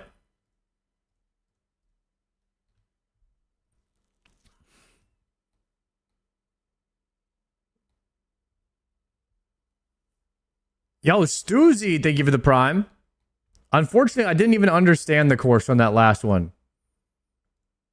Okay, new prediction. So I think what I need to do is we'll do the outside lap first.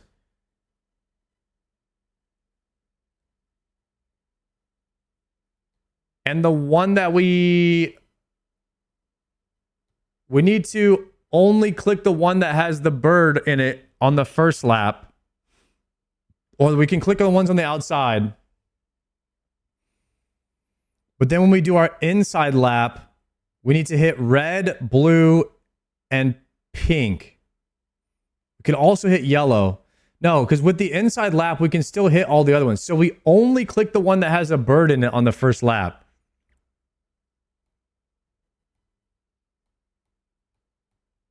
Okay, here we go.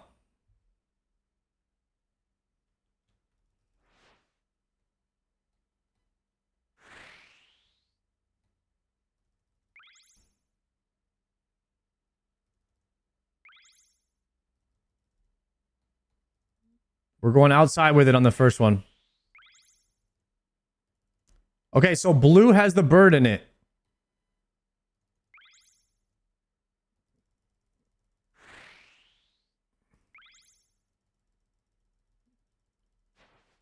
Ooh.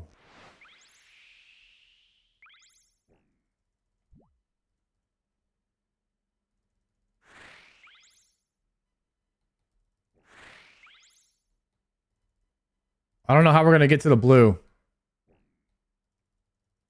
I actually think that this is not good. I just got a sailing level.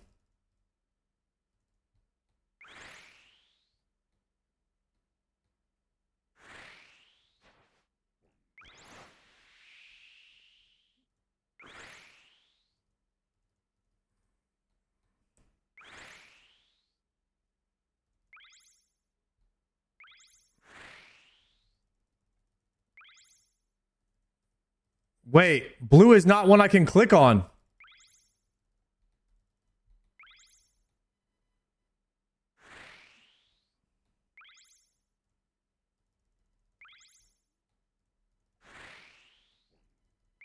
I don't understand which one has the freaking bird in it.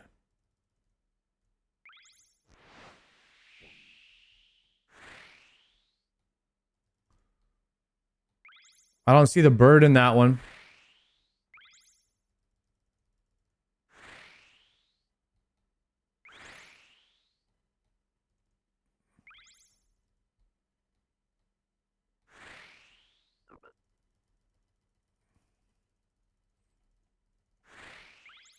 Bro, where's the bird at?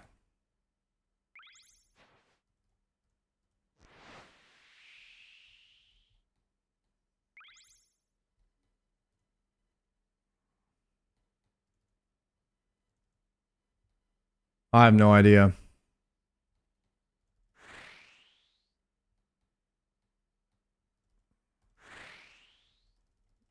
So you would launch this one?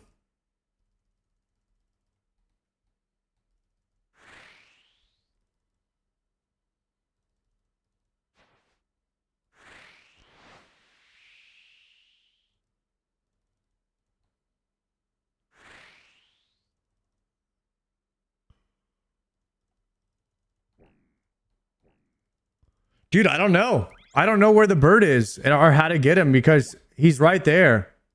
But he's in a blue and the blue is not eligible.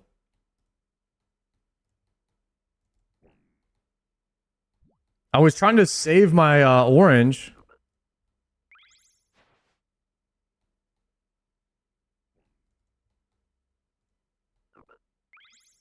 If I throw all of these, will it ruin it again?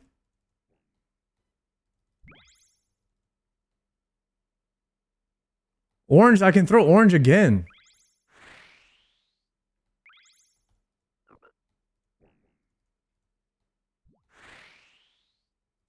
I can't even throw this anymore.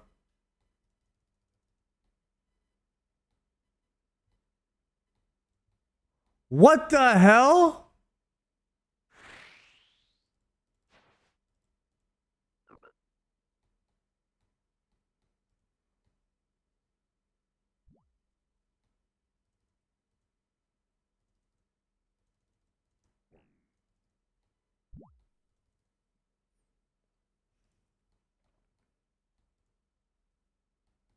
So I have to knock out each flag to move this bird all the way to the right.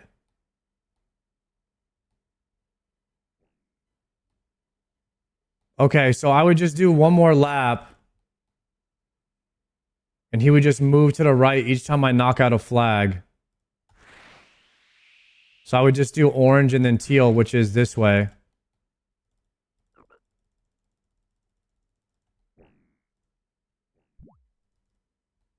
And then teal and then white would be done.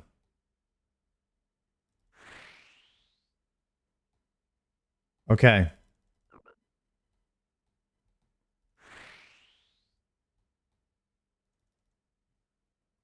Now it should be white and it should be done.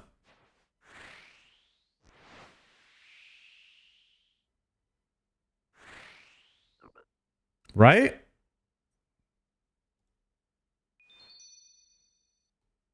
Nice. All right.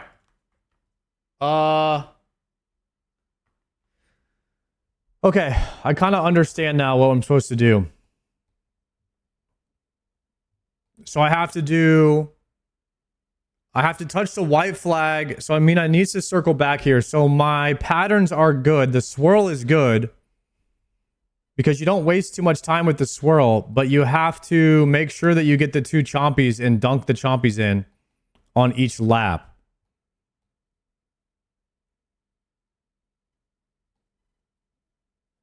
Okay. I think I know what to do now. All right, do I time this run? Start prediction.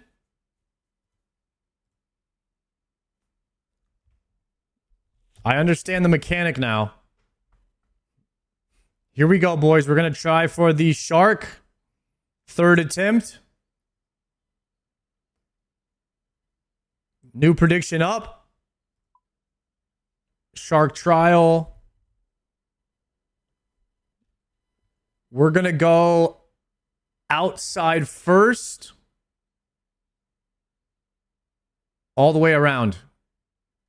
And I do not need to hit the red on the first lap. Red is going to be second lap. So I only need to start with orange. So we're going to go outside, hit orange, hit purple, white.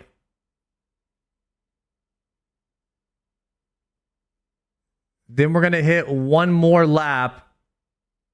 If we need to hit red, we can. Hopefully we don't have to. And then we come back in through here. Okay, here we go.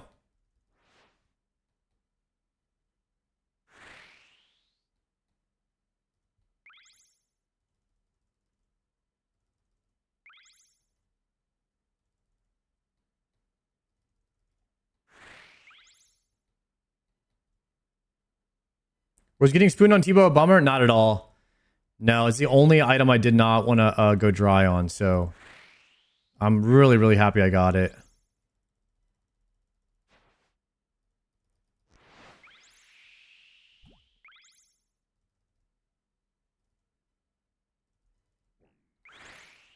Guys, I think we got this one.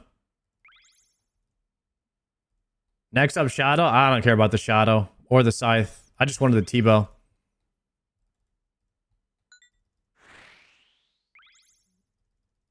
If I get it, it's fine. It's great. If not, it's fine too. Okay, so I don't even need to throw this yellow. We actually just need to get to the orange as quickly as possible.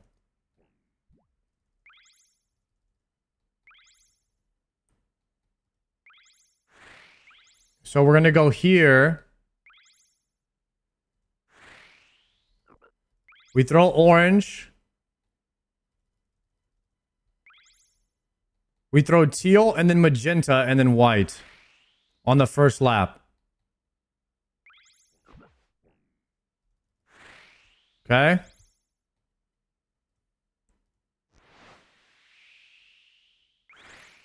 We speed up here. We grab this box. Toss that. Okay. No. Come on. We're doing good. Okay, now on this lap,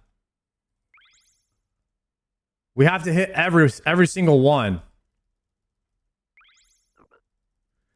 We even have to hit yellow?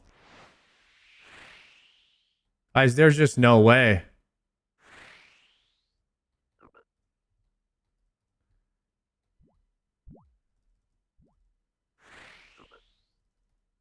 We got to just go through it. This is insane. Should I have knocked out yellow earlier? Does that work like that?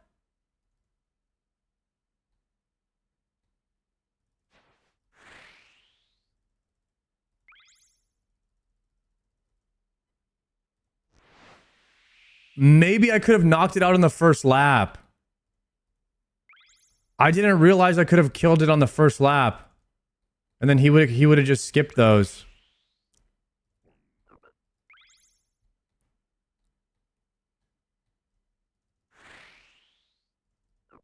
I see. Dang it. Okay. I just learned something on this one. I mean, I'm only what? 20 seconds off or so? That isn't too bad. 26 seconds off? Wait, I think I have it on this one. Okay, new prediction. Do I time it on this one? Start trial. Shark.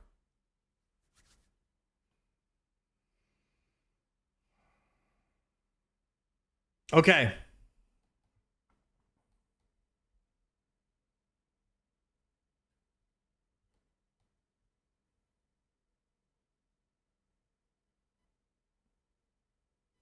This is going to be close. We were 26 seconds off there.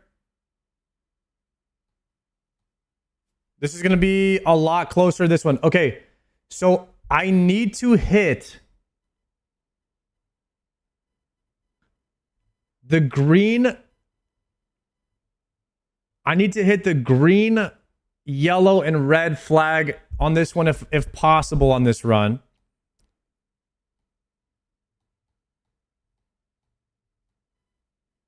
Sard, were you in the originals? Yes, I was. All right, here we go.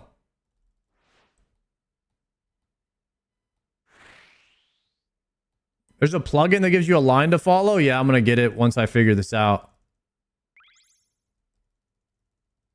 We're just trying to do it blind for the first attempt.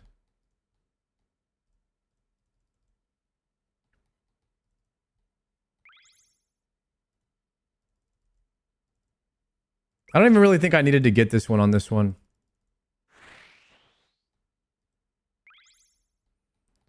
So we can't knock out the red one yet.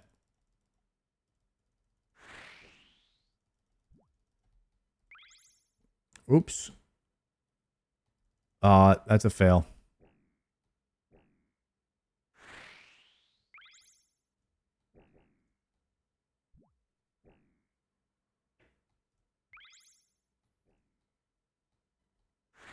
So you need the toad. You need the toad to hit the red. I don't know why you guys are saying hit the... Oh, okay. This is a fail. I was looking at the chat. My bad, my bad. Why are you guys saying to hit the red? You can't hit it until you pick up a frog.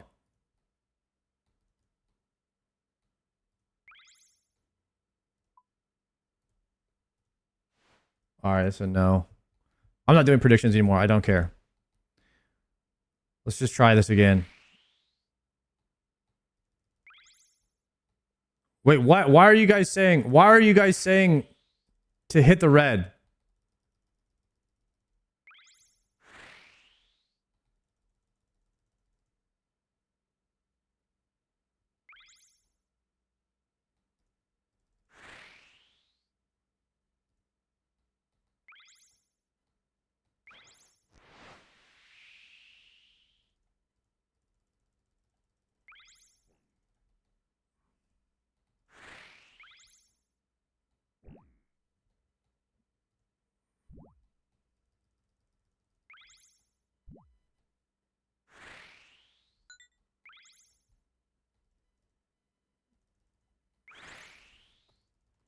Because you can't hit these things until you have the frogs.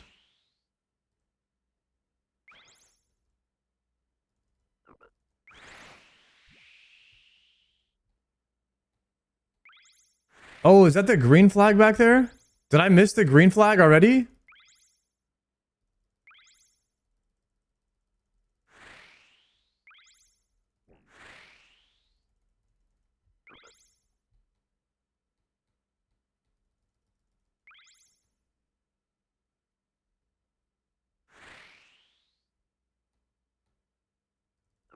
Oh, you don't have to throw the frog on green because he'll start on green.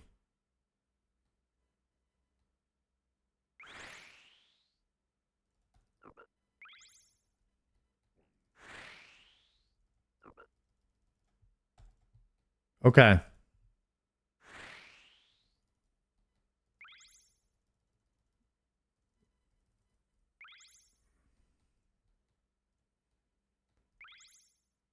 So now we have to go to red.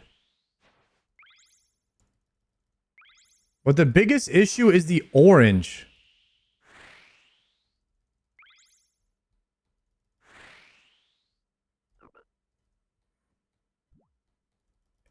Oh, I didn't need yellow because I got yellow on the last one. I thought that was the orange. Do you remember what episode you were in the originals? No. I was just a guy that died. I got killed by somebody. I was just like a dead Wall Street guy. I had to audition for that one. It's pretty cool.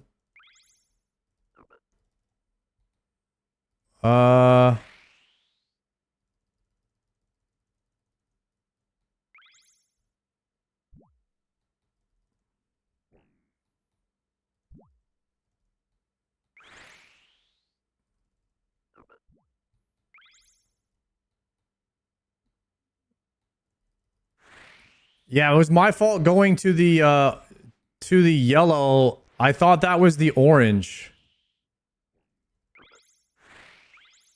I did it again.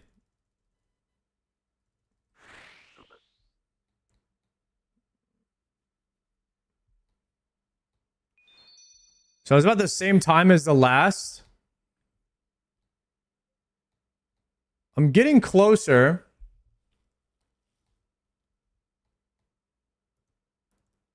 Let's try one more time. What's harder, this or Sepulcher? I haven't really done Sepulcher too much. I think I only have like level 4 that I've done from leagues, and that's it.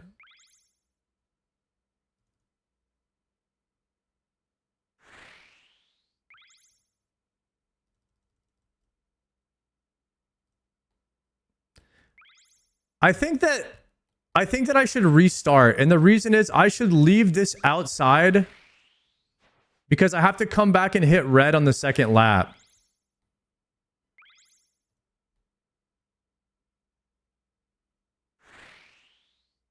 Wait a second. I should go down this way. Wait. I know what to do.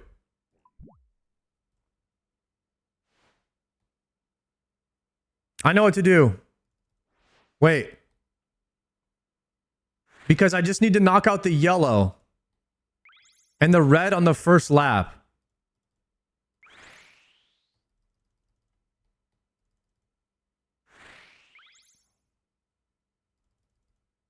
Wait a second. I might be cooking with this route. I'm not sure.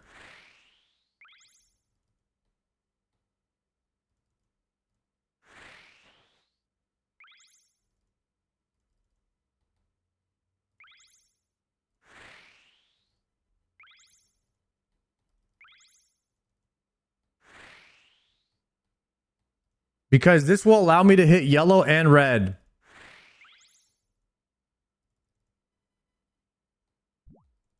If I go this way. That's the biggest issue right now is red.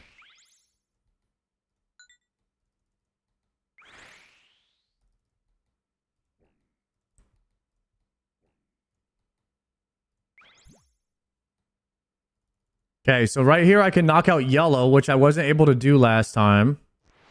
I mean, right here I can knock out red, which I wasn't able to do last time.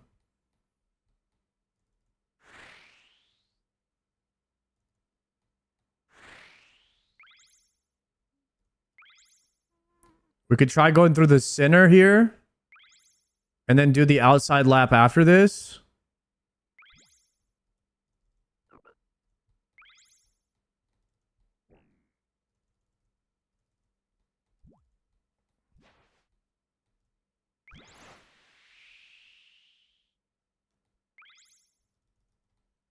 Oh, I missed that one.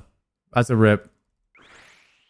Okay, besides missing that one, though, this was pretty decent. Okay, so I would have just turned that one in there.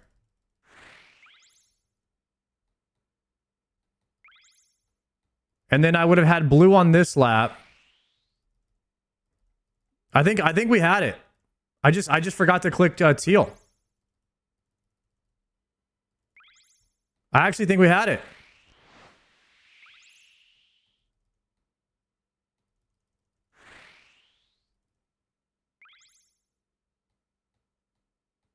I literally just didn't click this one.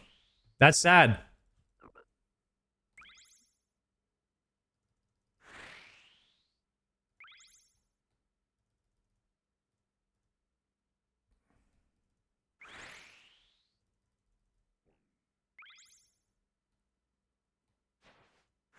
Boom. 254. Would have had it right there, boys. All right, reset it. All right, we'll do a prediction now. Now I know what to do. Do I time it on this one?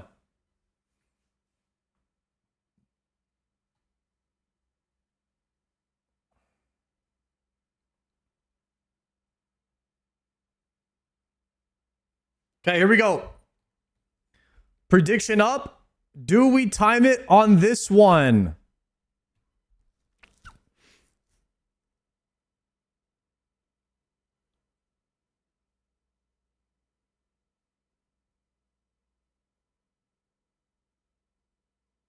Here we go. Go.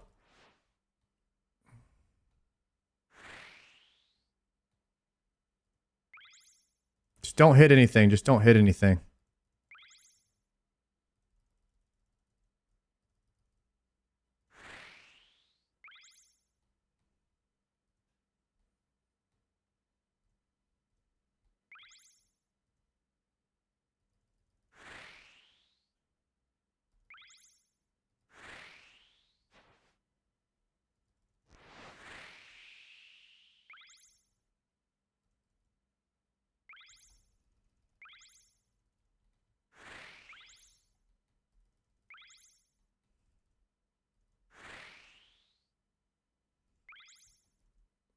It's going to be close.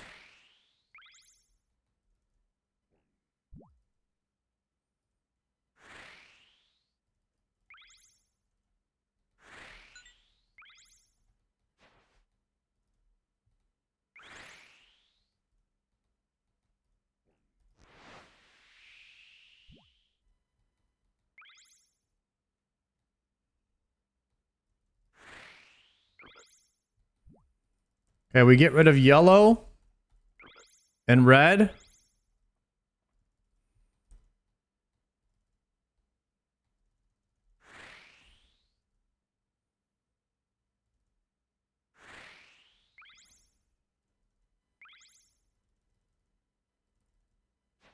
We just need to hit orange.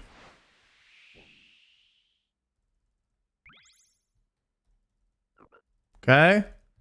And teal.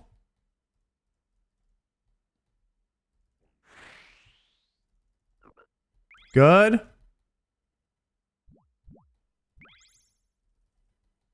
And pink. Good.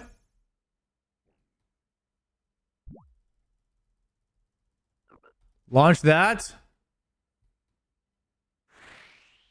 Okay, left, heavy. Trim the sail.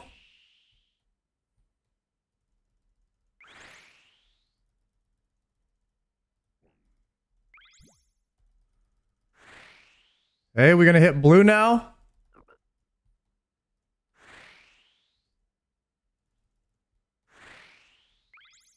Time's looking a little bit too tight.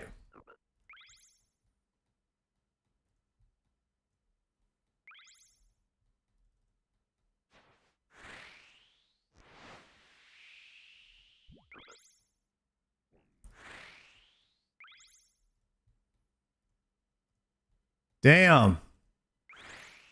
This was close though.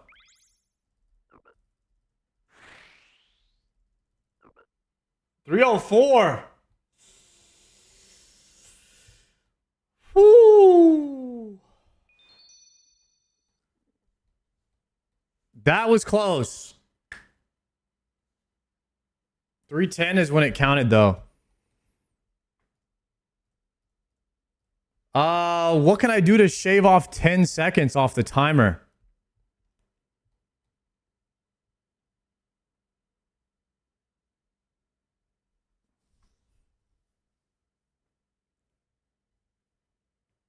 Maybe upgrade my boat? My boat could be upgraded, I think.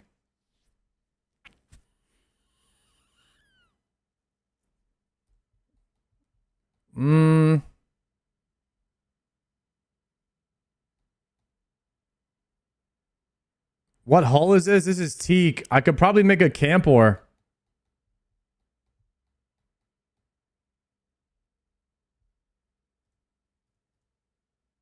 All right, where's the tile pack?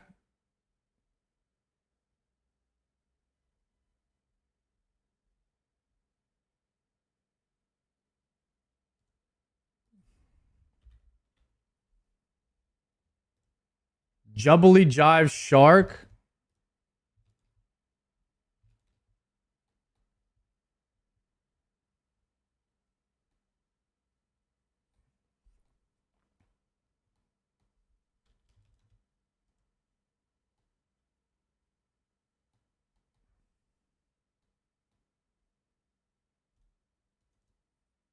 Start trial.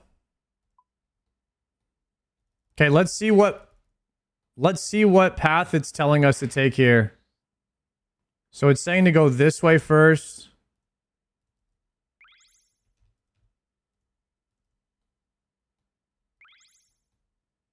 Why am I going? I feel like I'm going so slow.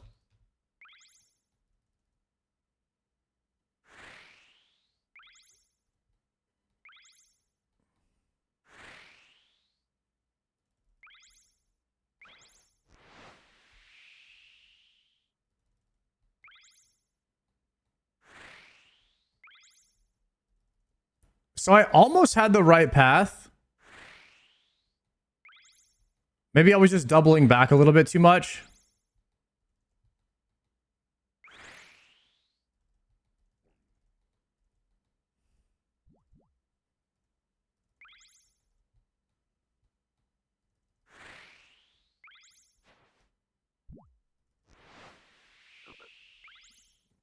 Yeah, I was definitely onto something with getting this red one knocked out first.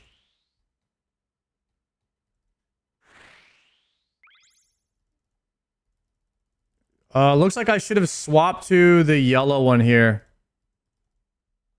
I don't know. It just randomly changed to yellow.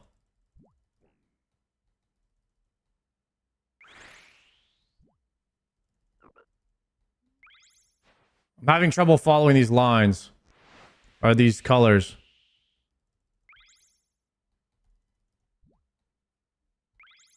Maybe yellow was supposed to be last.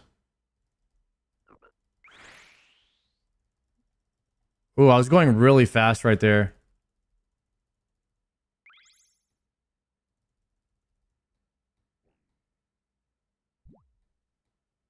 You need a wind catcher for this? I have no idea.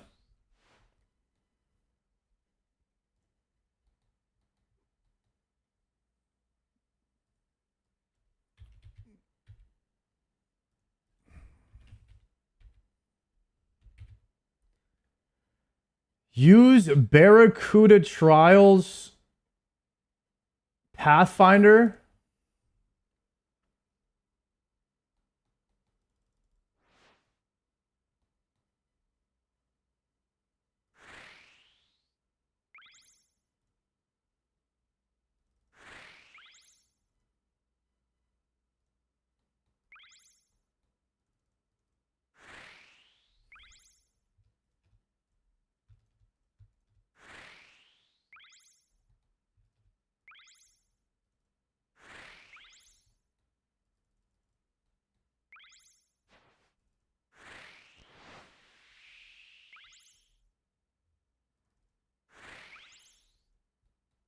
All right, this is let's see what the actual route is supposed to be. We almost figured it out though.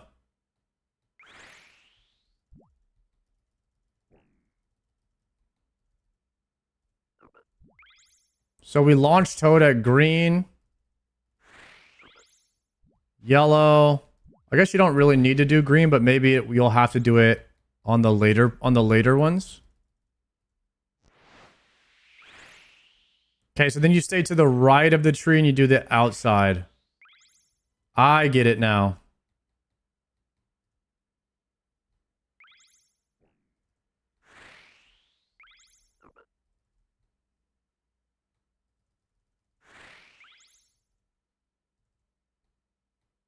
There's a Marlin route, which is harder to figure out than this. That's insane.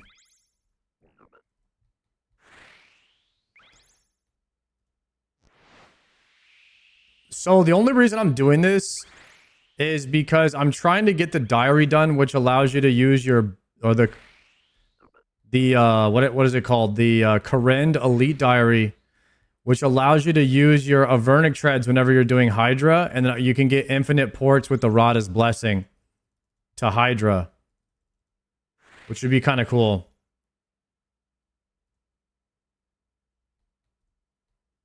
How's your frames? Really good, really good.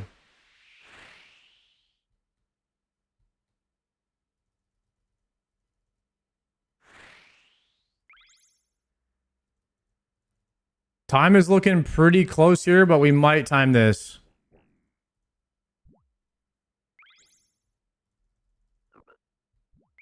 Oh, I'm screwed. I didn't click the blue. Rip.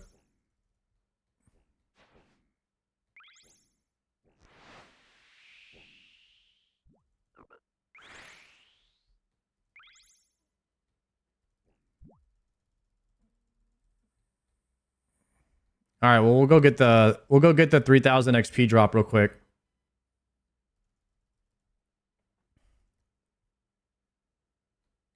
The thing is, there's so much glowing and lit up that it is kind of tough to see. Like, it's easy to miss something because everything's lit up on the first time. All right, well, now I know the route. We'll snag this 3000 XP. What do you need sailing for the Corinne Elite? Oh, when you get to 71 sailing, you can AFK ironwood trees, which are supposedly the best AFK trees in the game for wood cutting. So if I just get to like 71 wood cutting in a few hours, or 71 sailing in a few hours, I'd be able to chop those trees. 72 sailing.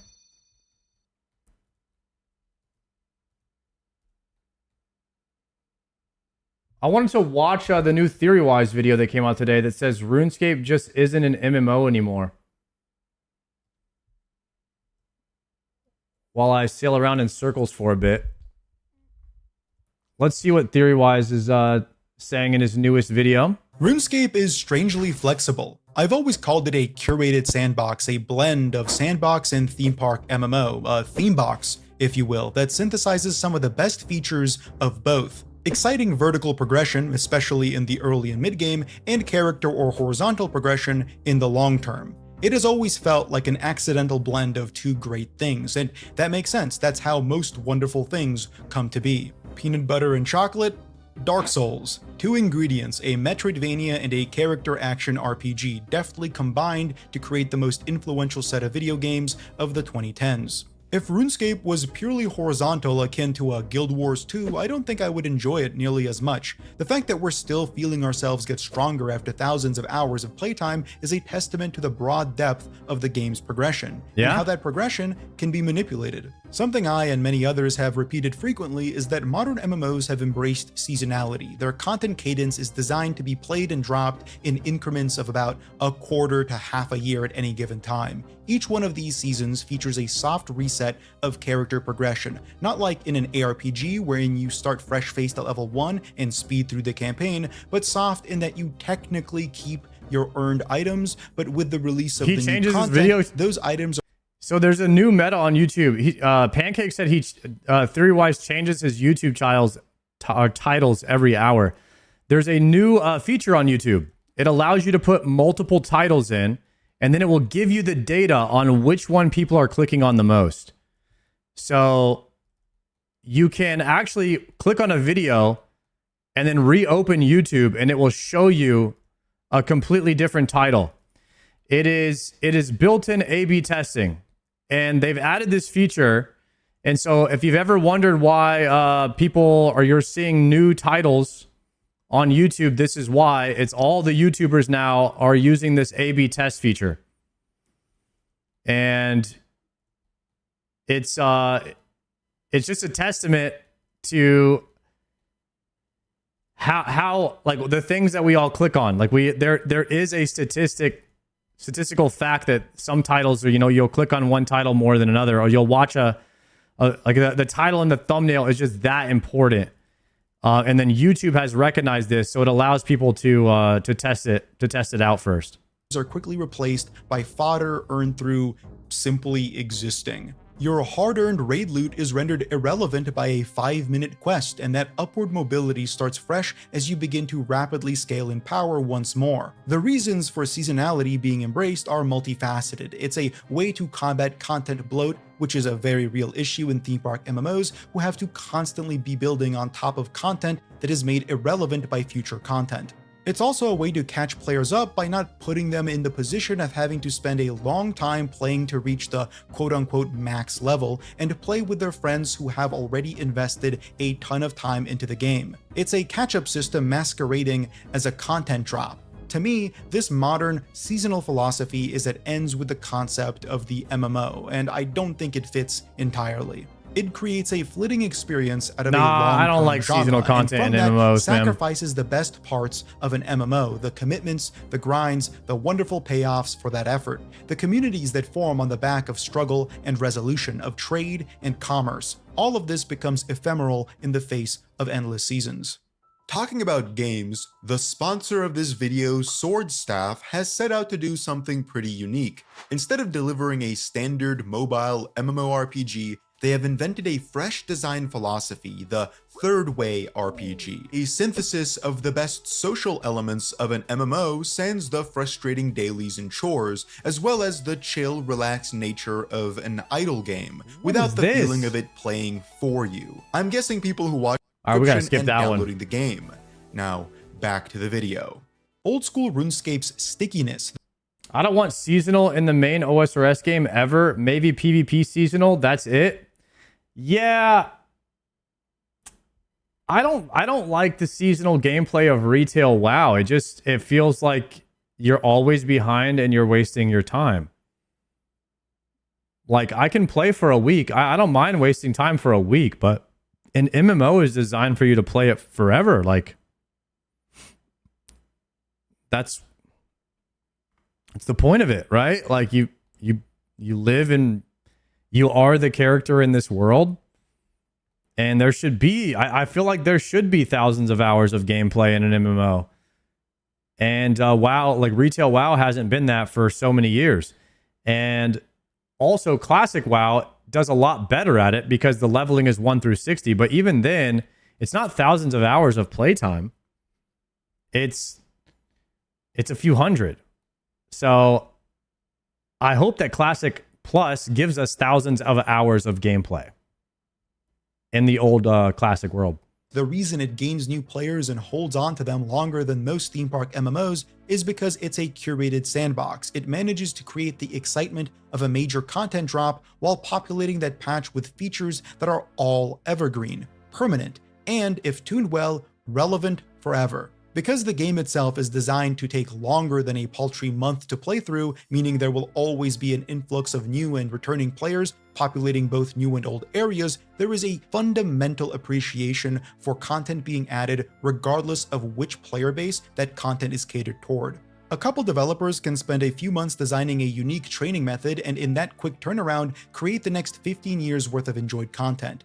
It's pretty incredible to feel the size of RuneScape's world grow, not strictly in its landmass, but in its routes too. By contrast, World of Warcraft hasn't felt like it has grown ever. It has only shrunk. The mass has increased, and because of that, the relevant chunk of content every expansion inhabits is smaller and smaller, a fraction of that overall space. Ever since I started playing a bit over 2 years ago, RuneScape has increased in size dramatically.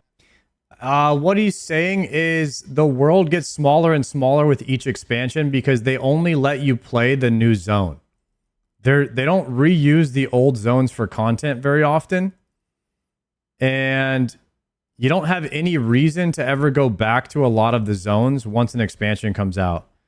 So recently, like in the Midnight expansion, you're just in Silvermoon or in the new areas around there.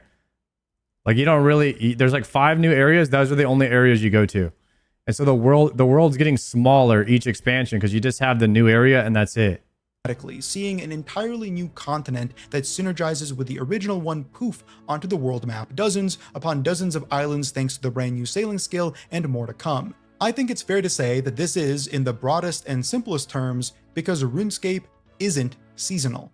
Except it is, sometimes. The vast array of cross-pollinated systems and unique avenues for progression lend themselves surprisingly well to seasonal limited-time game modes that remix those features. Around 1 year ago, I published my 3rd ever full video essay on old school RuneScape. In it, I analyzed seasonality in MMOs and used that as a vehicle to discuss my experience with RuneScape's 5th leagues, Raging Echoes. If you aren't aware, a RuneScape League is a limited-time game mode that features expedited progression through increased drop rates, multiplicatively scaled experience rates, and powerful relic unlocks that change the way you play the game. And through playing the game, you'll gain these. Guys, I play leagues exactly the way I play retail WoW. I play for a week.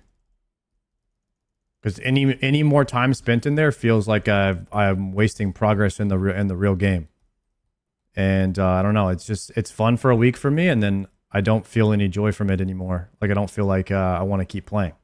Leagues points that you can use to purchase cosmetics that can be carried back with you into the main game. Raging Echoes was profoundly innovative in the scope of Leagues as a RuneScape game mode. It inhabited the older Trailblazer Leagues format of region restrictions, how as you progressed you could unlock up to 3 separate regions on top of the starting one, but that's it. You couldn't enter the ones you haven't unlocked. This format creates quite a lot of theory crafting, routes, and paths planned by dedicated players to optimize their grinds and achieve the coveted Dragon Trophy for completing a whole host of League-specific tasks and earning a mountain of those League's points. What Raging Echoes did is enhance this format in captivating ways. Most prominently were the new Echo bosses, empowered, harder versions of existing fights, some of which were completely reworked in awesome ways. To this day, a couple of these Echo fights are amongst my favorite encounters in the game, period. So in that original video, I went out of my way to clarify that 1, I want to see some of these encounters in the main game wherever possible, and 2, Jagex should not let these wonderfully designed bosses be forgotten in the next league. Don't be a Diablo 4, don't release a seasonal mechanic you spend months designing only to completely delete it from the game in the following season. Thankfully, since making that video, Diablo 4 has started to learn that lesson too. Instead, be a Path of Exile, grow the seasons, make each one feel iterative of the past while transformative of the game itself. Don't repeat yourself, improve yourself. That's the key to creating exciting seasons.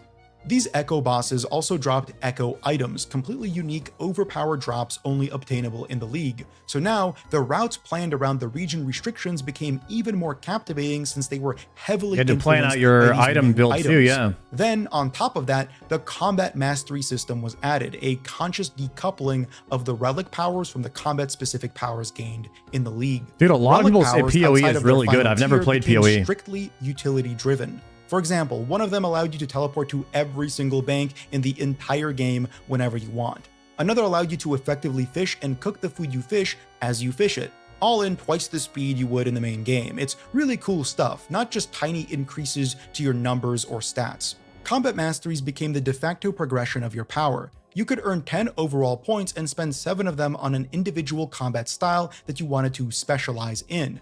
To unlock these points, you would need to complete specific mastery challenges. It was great fun. I spent a ton of time playing Raging Echoes. It was both a way for me to glimpse toward the content I hadn't done yet, such as the Inferno and Colosseum, and a way to live out the most absurd power fantasy with the regions and relics I chose. I liked it so much that I maxed my entire account in Leagues. I liked it so much that I made a second account just to try out different regions and different combat styles. What I wanted and what I specified in that video on the topic is for Jagex to iterate on all of this. I want Leagues to become bigger and more exciting, more transformative, and deeper as it evolves every couple years. The format of RuneScape fit this seasonal game mode a lot better than I had expected, a lot better than other incarnations of seasonal modes in MMOs. I discussed the Season of Discovery in World of Warcraft Classic, a year-long mode that quite clearly was inspired by Leagues. It wasn't bad, it just wasn't nearly as interesting because the avenues that World of Warcraft has, even in its most interesting state, being the original classic version, are still rather shallow by comparison to RuneScape. The differences were Season of almost Discovery all driven wasn't by as combat interesting, and guys, items. because they released it in tiers. Like, imagine they released a league, but they only released one zone at a time or something like that. It just they stretched it out too far. If they had released all of Season of Discovery at the same time, it would have been insanely good. That was probably the biggest issue with it that I had, was they just stretched it out too much. The game doesn't have the back end of 24 interconnected skills that can open up entirely unique playstyles. It just has go there, kill a boar, do a raid. And don't get me wrong, that's really fun, and World of Warcraft is the best boar killing simulator ever, and that sounds like a joke, but I'm really not joking. If you've never played WoW, especially Classic, there really is nothing like your first journey to max level. It genuinely feels transcendental and timeless in a way only a classic Blizzard game can. Which is why adapting it into a seasonal game mode doesn't really work for me. There were some great ideas, some exciting possibilities, but all it really amounted to was a whole bunch of repeated content. Classes got some new abilities here and there, but by and large were just given and fed the same exact stuff they would get in future expansions, but this time as they leveled through old game content. It's all expected, shallow. I lost interest pretty quickly. On the other hand, the retail version of WoW, much like the retail version of OSRS, RuneScape 3 also saw one of its first incarnations of a seasonal game mode with the Miss Pandaria remix and more recently, the Legion remix. Players could create new characters, experience tons of power growth, all the while being region restricted. Yeah, I mean, all of these temporary game modes are fun for like a week, but beyond that, I don't ever really see a reason to play. So as long as you're making a league with the idea that people are going to play this for a little bit and then they're going to quit, that's great. But that to me didn't... Blizzard, when they time gate everything. So it's like they're like, we'll give you this much content and then we'll give you this much content. It's all a system designed to bait your subscription. And it just feels so scummy. But if they had just released Season of Discovery and it's like, all right, this is a temporary game mode, you guys just like go play it and have fun. It's experimental. It's going to be up for, a few months. They just release it all at one time. It would have been better. It would have looked better on Blizzard too, than just like time getting the subscription, trying to make a temporary game mode like a permanent game for people. It just didn't fit. It just didn't fit well. Like whatever they had in mind, it just didn't work. And time gating the content, it just felt bad. In one of the continents of a prior expansion. The experience was substantially worse than Season of Discovery. How long was a WoW playthrough when it first came out? I mean, people were taking like 3 to 6 months to hit max level when original WoW vanilla came out. I mean, most people took about 6 months to hit max level. There was no quest guides. People didn't really know what to do to level up. Like there wasn't a meta. Like maybe some people did a dungeon, but people didn't even know where the dungeons were, So nobody knew about like Defia's Brotherhood quest lines. There was no rested XP telling you an arrow to follow. People didn't degen video games as much as they do nowadays, and there certainly weren't people playing video games for a living. With streamers and stuff like that and YouTubers creating content for the game. So it's just people just leveled really slow and casually back in the day. And maybe somebody that was really fast would level in like 2 months to max level. And now people do it in 5 days, like 5 days played or 4 days played. So I think that while Classic WoW shouldn't balance it around the full-time gamers, it should be more than like 6 to 8 days played for an average person to hit level 60, I think. I think the journey should be a bit longer. But a lot of people don't agree with that, and I can't understand why. Because the journey is like the main part of the gameplay. Of WoW at least had some pretense, some excitement in the possibility of injecting novelty into a traditional MMO, retail WoW is barely even an MMO anymore. It's purely seasonal. It already feels like a seasonal game mode. It's super shallow in its progression, which means that the only thing you really did in this version was run around and kill stuff very fast and get items that don't really do anything other than make your damage number higher and your abilities cool down faster.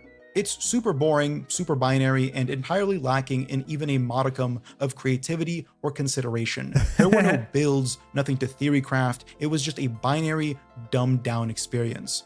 The benefit of having so much evergreen, relevant content in RuneScape is it allows the game to essentially create an ARPG out of an MMORPG. Since RuneScape is a blend of 2 subgenres, maybe unintentionally, that creates enough flexibility in its format to allow for genre-breaking adaptation. And that's really weird, right? I can't think of another game that does this. It's another feather in the cap of RuneScape-specific, RuneScape-unique features and achievements that not enough people are recognizing. At least not in my opinion. Leagues is a league. The name isn't an accident. It's clearly inspired by Path of Exile and other successful ARPGs, as it evolved from Twisted to Trailblazer and then to Raging Echoes. The identity has only become clearer, and in becoming clearer, we ended up doing some pretty batshit insane stuff. So let's talk about that. This is the part of the video where I give as holistic a subjective review of the newest league as I can. I won't really address the relics as I think they are by and large a huge improvement over Raging Echoes, and I won't focus on the general similarities between leagues themselves. The format is the format. You either love it or hate it. League 6, Demonic Pacts, released a few weeks ago, and I am happy to say that most of my suggestions and hopes for the follow-up to Raging Echoes were met and then some. The format of Trailblazer with the region restrictions, the exciting echo bosses of Raging Echoes, and now the expanded combat mastery system transformed into Demonic Pacts. A talent tree. I like the talent tree. Because obviously, right? The closer to PoE we become, the more blatant the inspiration can be. Dozens upon dozens of nodes, capstones, fillers, it's reminiscent of the beloved PoE tree rendered in a quaint microcosm, a distillation of possibilities. Instead of choosing a combat style to specialize in, you can now just specialize, make a build, designed, curated, and influenced by the regions you chose, by the grinds you complete. Genuinely, this is the coolest thing. I love what they did here, and that's despite the myriad flaws of the talent tree itself, many of which we will discuss soon. If Raging Echoes was an alpha, Demonic Pact feels like a beta or even an archetypal release, a polished representation of the bare-bones architecture that now exists to be fully expanded on in future leagues. Remixed, altered, manipulated in new and exciting ways. Demonic Pacts was a leap in an exciting direction. I think League 7, the next one, whatever that happens to be, will be the destination that is being leapt toward. But that's not all. The starting experience. I wonder what leagues, like what they could do in League 7 to build upon what they did in this last league. I mean, I did think that I did like the talent trees and the flexibility of like, you know, choosing your zone and building a specific build. Like if you're going to go crossbow, you went wilderness. So you get the KBD weapon. I would have liked some ability where you could like go kill all of the echo bosses, because I wasn't going to make another character to go try them. Maybe at some point you could just like cap your league points or just stop getting league points. Like you could just say, all right, I can't get any more league points on this account. Like you lock your account and then that unlocks all the other zones so you can just go have fun with it. That would be kind of cool. I can't think of any more features or anything that I would want in the next one. Would you guys maybe want like a bigger talent tree or more echo weapons, more echo bosses? You know, can you guys think of anything that maybe you would like to see in the next one? Group Iron Man League. Did Sard beat the Shark Trial yet? No, I haven't beat it yet. A world boss, a more balanced talent tree. Okay. It would be nice if like some of the stuff was good. You know, like Melee was trash early on.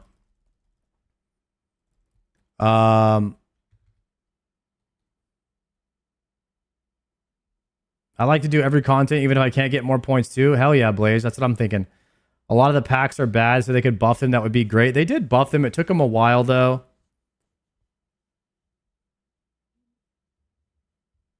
Mainstay's cooking. What did Mainstay say? A UIM league. Oh, God. I don't know about that. That'd be crazy. All right. I didn't see any crazy good ideas, so that makes me think maybe they're doing a great job. No, Sailing League, I don't know about that. Experience itself has changed too. Misthalin, the starter region. Would you guys like to play Hardcore League? Would anybody play a Hardcore League?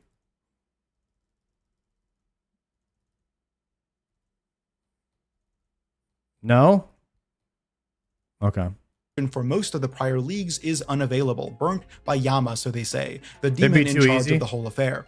Instead, we start in Volamore, the newest region, a callback to the very first league that took place entirely in Kourend, the first ever new region in RuneScape at the time. Unlike Kourend, Volamore is a lot more fleshed out and thought out, lending itself well to being a league starter. From there, you get the free unlock of Karamja and then 3 additional regional options as you progress. I chose Volamore in Raging Echoes, so I was pretty familiar with its content, now even larger thanks to the additions of the Rainforest, Auburn Vale, and the endgame Doom boss. It's a great idea and totally spiced up the early game. By that same token, I played a ton of Demonic Pacts too. Like Raging Echoes, I had 2 accounts with different builds and regions. While I didn't care to max this time around, I did spend a ton of time just grinding out points for the cosmetic rewards released at the end of leagues. Overall, the experience of Demonic Pact was just Raging Echoes, but better in almost every way. It was paced slower thanks to how incrementally dished out the Demonic Pacts themselves were, but that's good. One of my biggest criticisms of Raging Echoes was how quickly you plateau in power.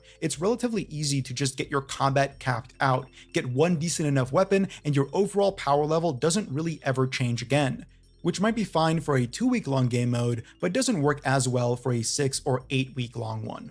I wanted to play more and keep progressing in Raging Echoes, and these Demonic Pacts created enough incremental power growth to act as incentives to continue. I wouldn't be surprised if I spent more than double the amount of time on my first Demonic Pacts character as I did my theory-wise Raging really Echoes like this one, league. at least to cap out in power. A game mode that takes this amount of time to develop should probably house enough content paced out well enough to not become dry for most players a few days in. As the league's format continues to grow in the future, I hope to see more and more content be added. New Echo bosses with new items, twists on the skill trees, entirely different branches and possibilities. You can do so much with this format.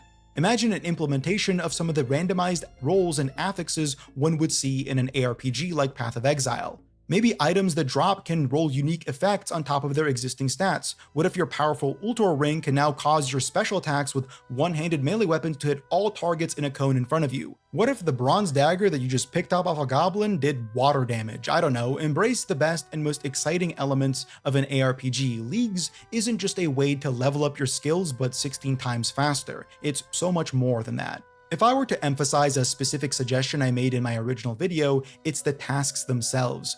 RuneScape 3, our sister game, had its very first league last year, and it was mired in many issues, as all first leagues tend to be. I still enjoyed it and made an entire video analyzing the game thanks to it, but there were issues nonetheless. Something the RS3 leagues did that I was disappointed to not see in Demonic Pact is this right here, a little menu that contextually showcases nearby leagues tasks you can pursue for points. The amount of time I spend scouring the League's wiki to filter through tasks is obnoxious.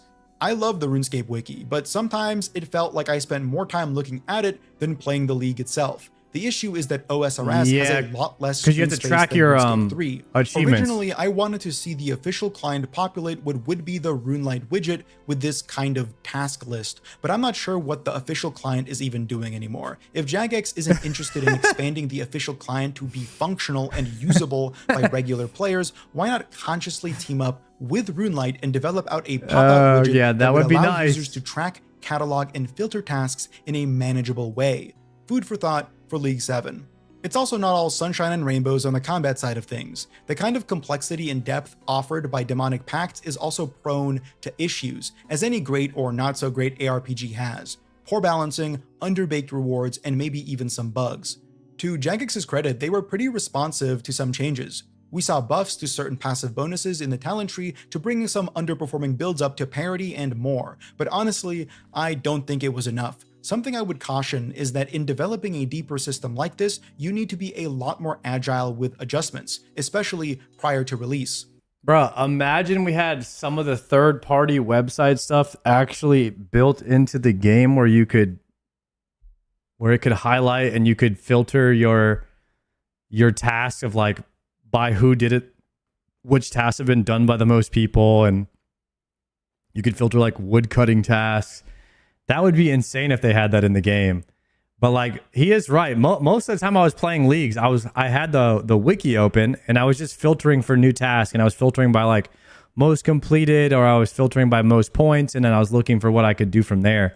I was never looking at the game. I actually never even looked at the game, at what the game offered, because I just know that it's not as good as the third-party websites. Many, if not most, of the biggest flaws of tuning were things people already called out like a week before the leagues even launched. When the Demonic Pact tree was revealed and discussed by the player base, this was the perfect opportunity to make adjustments. No one was locked into regions or relics yet. People were still in the theory crafting stage.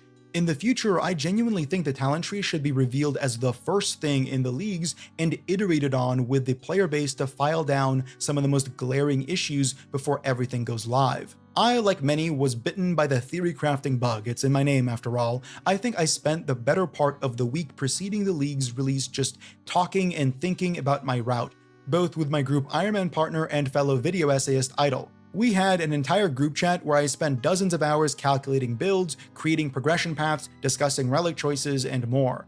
I was a participant in the league's Discord, shilling for my homebrewed Spellblade build, and overall just so captivated by the possibilities.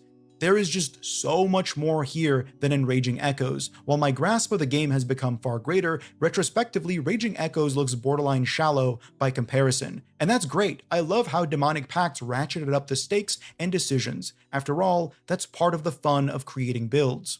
The problem, of course, is that a lot of these things simply weren't as good as others. While a disparity in balance is expected in any RPG and certain builds have specific strengths over others, I would say the disparities here are a bit too extreme. And that's for a specific reason: a lack of combat diversity. For example, there were no pinnacle bosses or uber bosses to challenge, which limits what a build. Dude, I swear, guys, I really thought they were going to release a epic Yama boss that you needed some insane build for.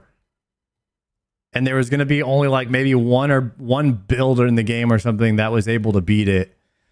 And so that alone would make you want to like re-roll your account or something. The Super Yama boss, because it said that minions wouldn't work on Yama. It said that the Executioner's Axe wouldn't work on Yama. And I thought Ultimate Yama, or like whatever they call Uber Yama in Diablo, was going to be like the end boss. Now, I did have this theory that they might release the Yama boss on 6/6/26, which is in 3 weeks from now. So that theory could still be on par, but it's looking grim right now. Build can excel in.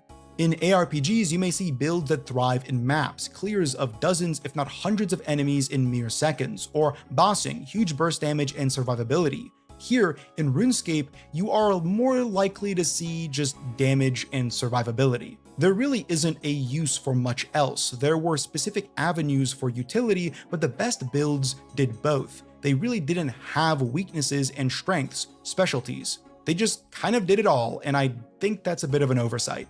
Being the first ever RuneScape skill tree means that oversights are expected. For example, the heavy melee blind bag build was immediately captivating to myself and many others. You had a chance to pull out a random weapon from your inventory and losslessly smack your enemy with it. It sounded fun, and in practice, it was really fun. You would just watch your character swing at an enemy recursively as the blind bag had a chance to trigger itself. Visually, no notes. Tuning wise, yeah, it's definitely on the weaker end, especially when it required the most effort to put together thanks to its demand of multiple high-end weapons in your inventory at once. It didn't offer much sustain, took up precious inventory slots, and didn't exactly perform the best damage-wise, as compared to the borderline AFK builds possible. This isn't made more heartening by the fact that the capstone node is a paltry 10% maximum hit increase. Just lame, honestly. That's just lame.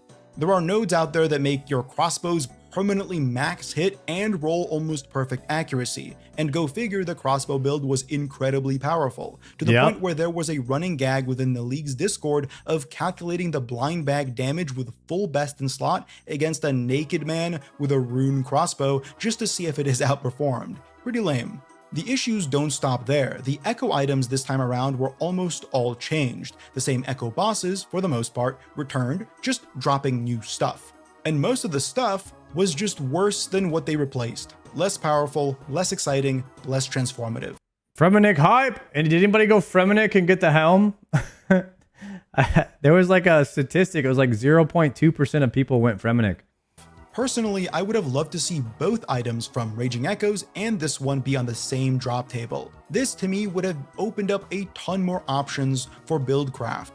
Items overall felt weaker and less build defining, but there are some caveats. The King's Barrage crossbow from the Wilderness was badass and powerful. The elemental magic weapons in Kandarin were totally busted beyond belief and very fun to use. But that's kinda it. On the topic of blind bag, there were no echo items designed for blind bag. Instead, we got semi-useless stuff like this bow from Hispori. I think most people would agree that Hispori should have dropped a giant— Yeah, there were a lot of really cool talents that didn't have an echo item to go with them. For blind bag, you had to use a halberd. There were no echo halberds. That could have made blind bag more exciting. Giant fuck off tree branch that you would use for your blind bag build, rather than this dinky heel bow that I don't think I saw anyone ever use a single time. I was most excited to use the dagger from Cerberus. I designed my entire build around it, the Fang of the Hound, or as it became colloquially known, the Dogger, because it's a dagger and it drops from a dog.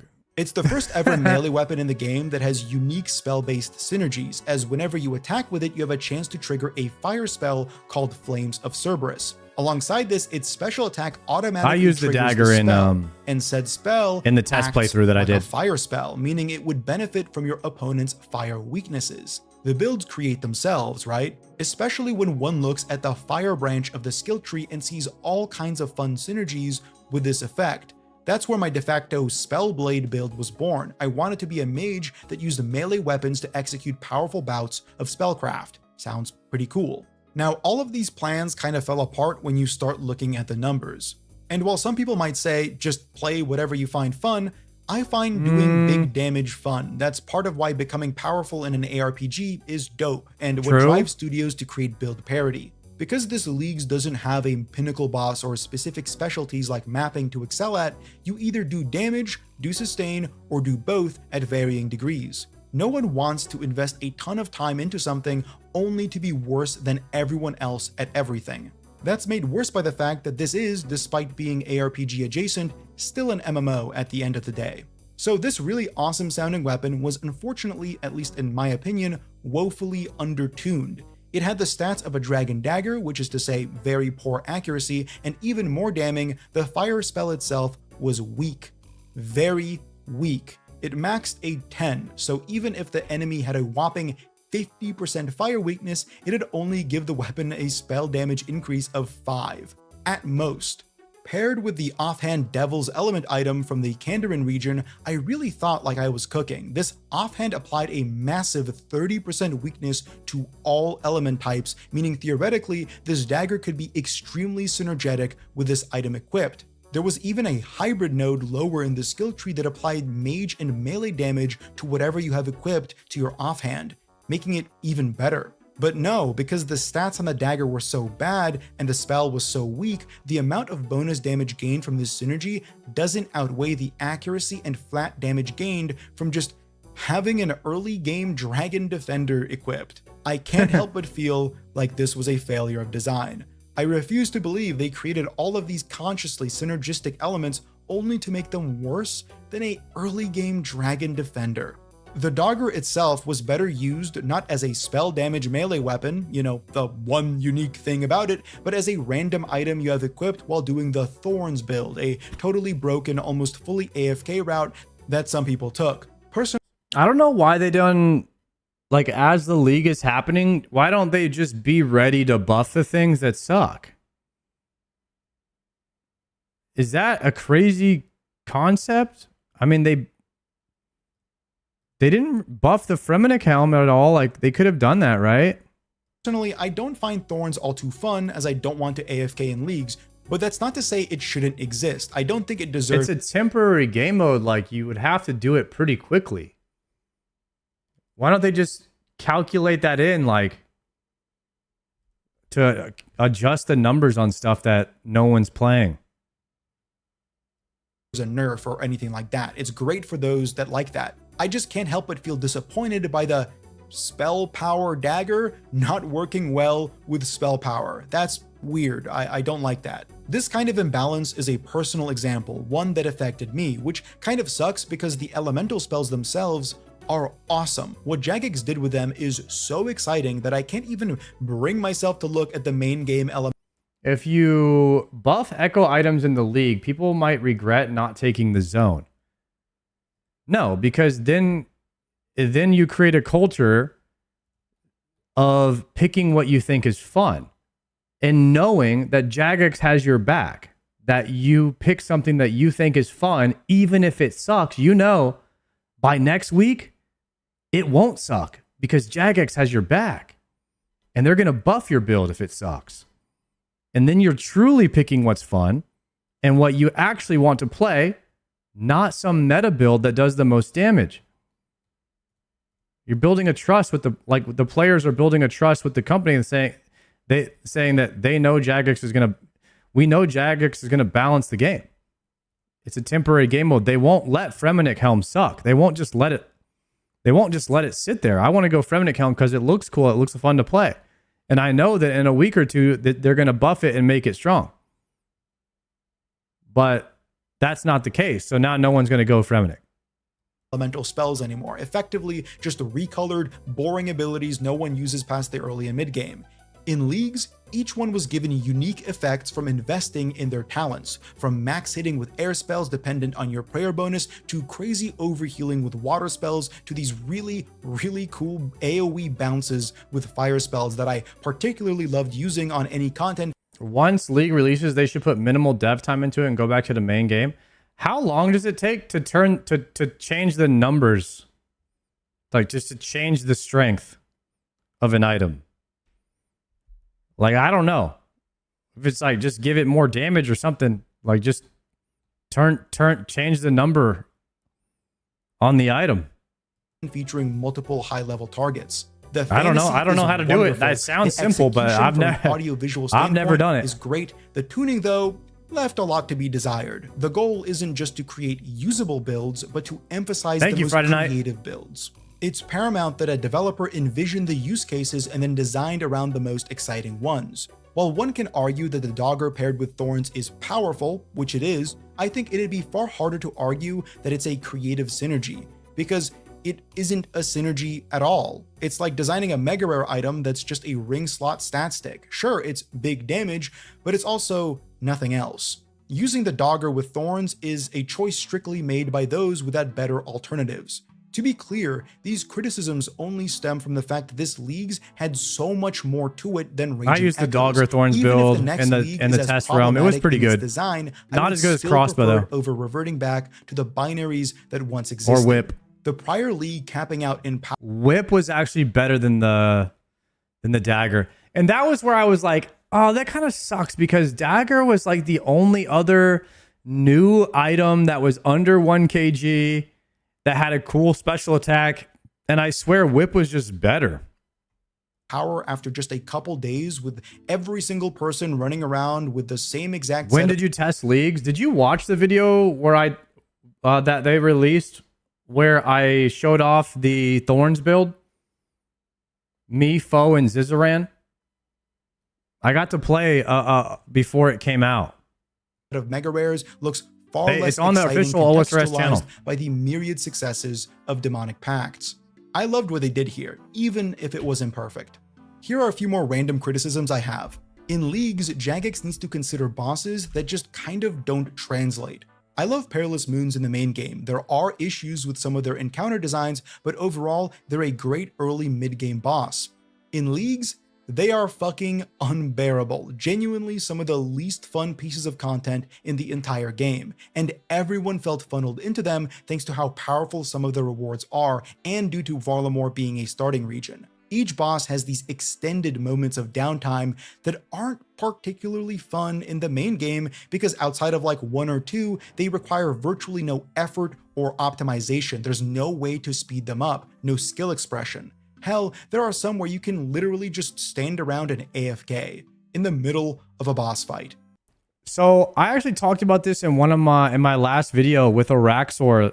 I love the bosses where if you're able to do a more complex mechanic like stepping under the boss, it does more damage to him. That's a skill expression with a DPS increase. Click better, you do more damage. In Moons, you're just auto-attacking and hoping that you don't get frozen by the blue one, right? So there's no skill expression that you can really do there to just kill the boss. It's a completely gear dependent. In leagues, hitting these points of downtime is infuriating, since leagues is all about speeding up. Yeah, like Yama Godfly, like the way that you do Yama, maximizing your ticks to dodge mechanic, more DPS, skill expression. Downtime. What is a bit lame in the main game is made maddening here. The second Blood point Moon is Step dry Under, yeah. protection. I've always been opposed to flat dry protection systems in the main game. I like Oathblade shards, for example, but don't really think they belong on every boss. In leagues, I think there's a bit more of a conversation to be had. Going 5x dry while far quicker a grind than the main game thanks to your damage output somehow feels much worse because it's leagues. It's not supposed to happen that way. In my humble opinion, a dry protection system where certain uniques are guaranteed after you go 2x or 3x the rate for them would be fine. Of course, Yeah, in a league. only in leagues though. The relics were overall great, compelling choices that were less black and white than in Raging Echoes. However, resources I spent 12 hours on Zora in League for my 300 KC. It was ass. kind of suck to get sometimes, especially food. I would have loved to see a passive gathering rate increase for fishing by maybe around 25% as an unlock after tier 3 or tier 4. Also, I think doing the same exact kind of janky, kind of bad quest to unlock Karambwans isn't really too necessary anymore, especially considering how many quests the players have to chew through in leagues anyway. Personally, I think all quest content should be unlocked with all quests not being done. That way people who enjoy questing for experience can do that, while people who don't have to do it. And that's about it. The adaptability of RuneScape stems in major part from its cross-pollinated skilling, meticulous balance, and evergreen content. You can functionally drop a person in any region in the game and they will have something relevant to do there. That is what makes leagues possible. That is what makes RuneScape operate as both a great ARPG for a few weeks and a great MMO for the rest of the year. Because no other MMO has this level of cross-pollinated skilling and content, no other MMO is able to contort its body in such a way as to inhabit alternate genres at a whim. And that's never more true when you realize that RuneScape wears more than one hat. It's not just an ARPG on demand. It's also an extraction game? Yeah, so Deadman mode. A thing I never thought I'd play because frankly, I don't PvP. Deadman mode is so good. It's actually so much fun for the first week when everybody's playing. Except for those naked rushers. Those guys sucked. I like PvP, I think it's cool, but it's borderline impenetrable. However, when Jagex revealed some neat cosmetic rewards as well as touting the approachability of this year's Deadman as well as my own participation in the creator-driven Deadman Factions mode, I felt like I should at least check it out. And I'm glad I did, for the most part. Much like Leagues, Deadman is a multi-week, limited-time game mode that pumps players full of buffs like bonus experience and all kinds of powers. But unlike Leagues, its main focus is on PvP, players killing each other and looting each other's bloody, mangled bodies. Unlike the main game, Deadman has precious few safe zones. PvP isn't just restricted to the wilderness, it's something that can occur almost anywhere. And to the average scaper who is aware of just how enormous the skill ceiling is between them and Odablock, that's a tough sell. How do you incentivize people to engage in a game mode that punishes you for being worse at the game? Not through delaying how quickly you achieve something. A hot take, everything punishes you for being worse at the game, and the way you get better is you just do more of it. Like, I sucked at the beginning of Deadman mode, and by the end of it, I was killing people that had been playing the game for like 5 years, and they're like, I can't believe I just got killed by Sard, because I was putting a lot of work in to try to get better at it. But the thing is like people don't even want to try. I mean, I understand if you don't have fun doing it, like, don't do it. But you will get better if you try.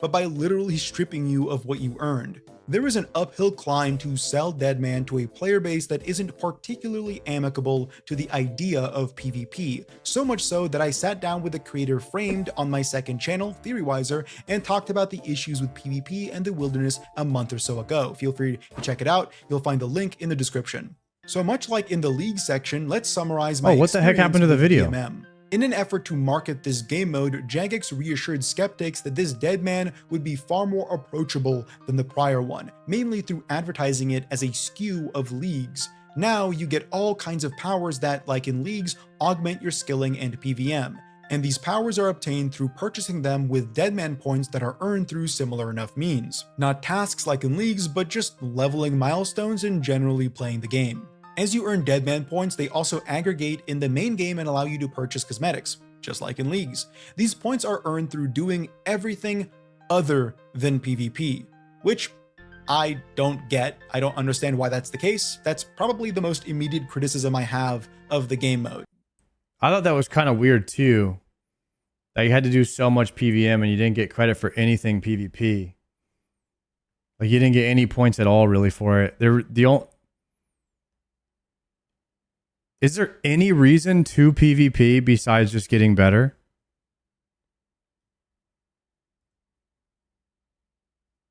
In Deadman mode? Do you get anything? You just get loot and economy, right?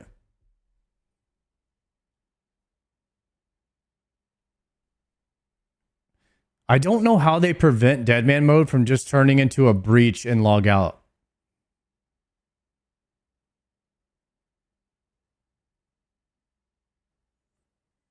It would have been super easy to boost otherwise. What, like letting people kill you? Is that a big deal in a temporary game mode? I don't know. Some sort of way to incentivize PvP would be cool, other than you're just kind of like bothering people. I don't know. I don't know how they can do it. It is tough. It is tough to like give people a reason to PvP. If I were just to assume why, it's because there is an issue with exploiting the system by having players either buy or funnel points through sacrificing their lives. Now, I think this could have been balanced by the risk you have, for example. The more you're risking, the more points you give for dying. On the other hand, I wonder if balance here is even needed, considering Deadman mode isn't an Iron Man game mode, so you can trade with other players and use the auction house. Exploiting it is already guaranteed. Creators, for example, can have their fans funnel early game gold into them. Yeah, I mean, by the end of it, people were giving me stuff that they didn't, because they weren't going to be playing anymore, so they would just give stuff that whenever they're quitting.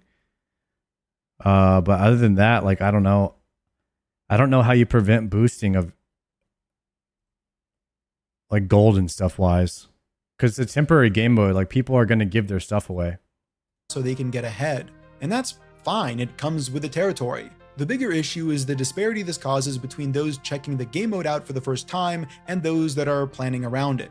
Unlike in leagues where foes' meticulous routing helps new players, the routing in DMM is nothing but immense, uncompromising pressure. When you spawn in the game, you have a limited amount of time until you become attackable. So in that time, you need to get as much shit done as humanly possible. The meta route for getting it done is tight and feels mandatory. If you fall behind, the task of catching up can feel fruitless.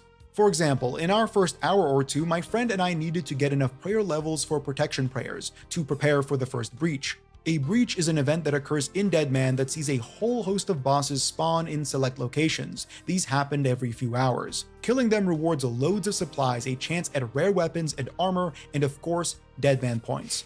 Breaches are really the fabric holding the entire game mode together. Preparing for a breach and then engaging it to obtain as much loot as possible is part of the excitement and part of the pressure. It's what all brings anybody players ended up together doing. and incentivizes people to plan around the game mode. My friend and I quickly fell behind as it was our first DMM experience. As our timers ran out and we became gankable, all hell broke loose. At this point, most of the prepared veteran players were snowballing their leads, whether by using the assets given to them by their fans or by simply knowing what to do. All of us newbies, those that Jagex marketed this game mode towards specifically, kind of got lost in the shuffle, and falling behind in Deadman, which is to say losing all of the stuff in your inventory and on your character, is demoralizing, more so when the game mode has barely just begun. You've fallen behind before the race hit its first milestone, and that really sucked. Jagex implemented a couple things to alleviate this problem, such as removing bank keys, a system that existed in older Deadman modes where the player who kills you can also loot your bank and take some of your most valuable resources. Truly wild. I definitely would not have played if this was in the game. But it was still a rough start, to the point where we debated giving up, as the feeling of perpetually falling behind in a limited time game mode felt terrible. This high-pressure race wasn't fun for us, and while it could certainly be more fun with experience, if the goal is to get those with less experience into the game mode, such a chaotic and skill-expressive first hour is a surefire way to... I don't know how they could implement a MMR system into Deadman mode where it would be cool if you could be on a server or be playing with other noobs, but people would obviously smurf and make like smurf accounts to just dump on the noobs. It would be cool to be on a server where, I mean, that's why they have the brackets and stuff, but I mean, there's still insanely good players in the 60 bracket, right? You have guys like, Skill Specs and Pure Spam making, level 60 alts. Pretty sure Alfie had one or stayed at level 60 for a long time. I don't know how to like perfectly balance Deadman mode. It is a tough game design. To not do that. If I had to make a suggestion, just in my own personal, subjective, totally personal opinion, I would recommend creating a safer jumpstart avenue for new players. Maybe starting zones in the game would be fully safe, but cap the amount of experience you can acquire within them. So you could spend as much time as you want setting up your character's early game without just camping in the region forever and getting like 99s. While these first hours were miserable, thankfully, I powered through. Deadman mode is split into bracketed worlds. Levels 3 to 60 are one bracket, 60 to 80 is another, and so on. This way, high-level players can't just gang up on low-level players, and low-level players can create unique builds to facilitate their playstyle. I felt like focusing on being a pure, so level 1 defense but high offensive combat stats. I thought it would be a fun way to learn how to PvP, as the emphasis would be placed on hitting dank combos rather than intense 3-way tri-breeding. It also allowed me to risk less. I spent much of my time in this main Varlamore hub area where a whole host of low-level players were thieving for gold. It was a way for me to gank players and earn some income to purchase my PKing setup. Realistically, this wasn't a super high skill or ideal place to linger because I was just kind of running down semi-AFK players. I fully recognize that this comes off as lacking in whatever honor there is in PvP. But it's also a PvP game mode. Bro, I'm going to be so ready for the next Deadman mode, guys. We're going to go hard the first week. First day right out the gate, I'm going to know what to do next time. Make do with what I had, which is limited knowledge. And also an incentive to earn money, successfully loot breaches. Is it crazy that I'm looking forward to the next Deadman mode, but I really don't care too much about the next leagues? Everyone said I was going to love leagues more than Deadman, but I feel like Deadman mode is like really exciting. Like it's a really exciting temporary game mode because I don't really want to do PvP that much in the game.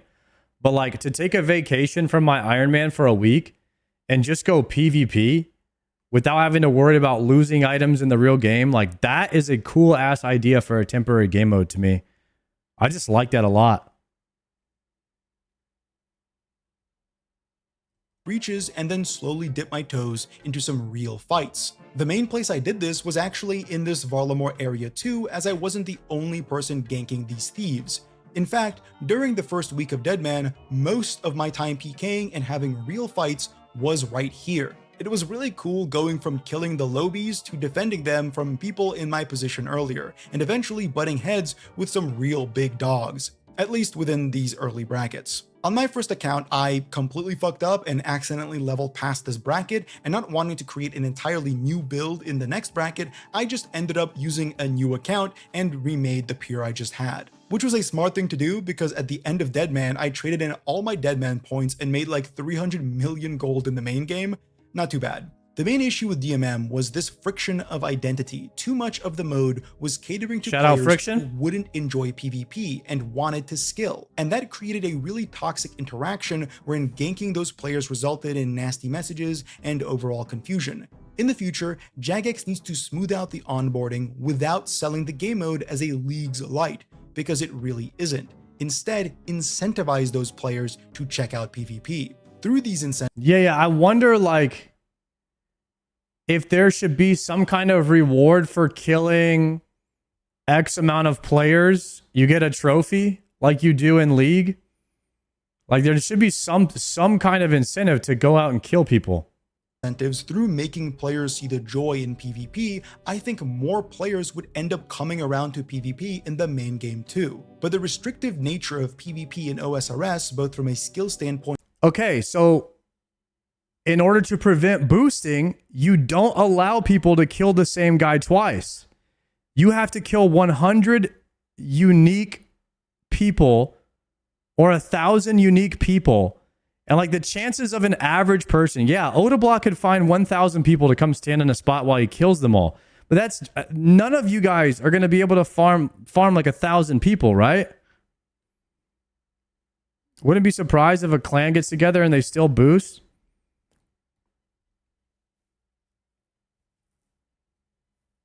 They would just turn it into a service. Ban it. Just make it like, make it bannable.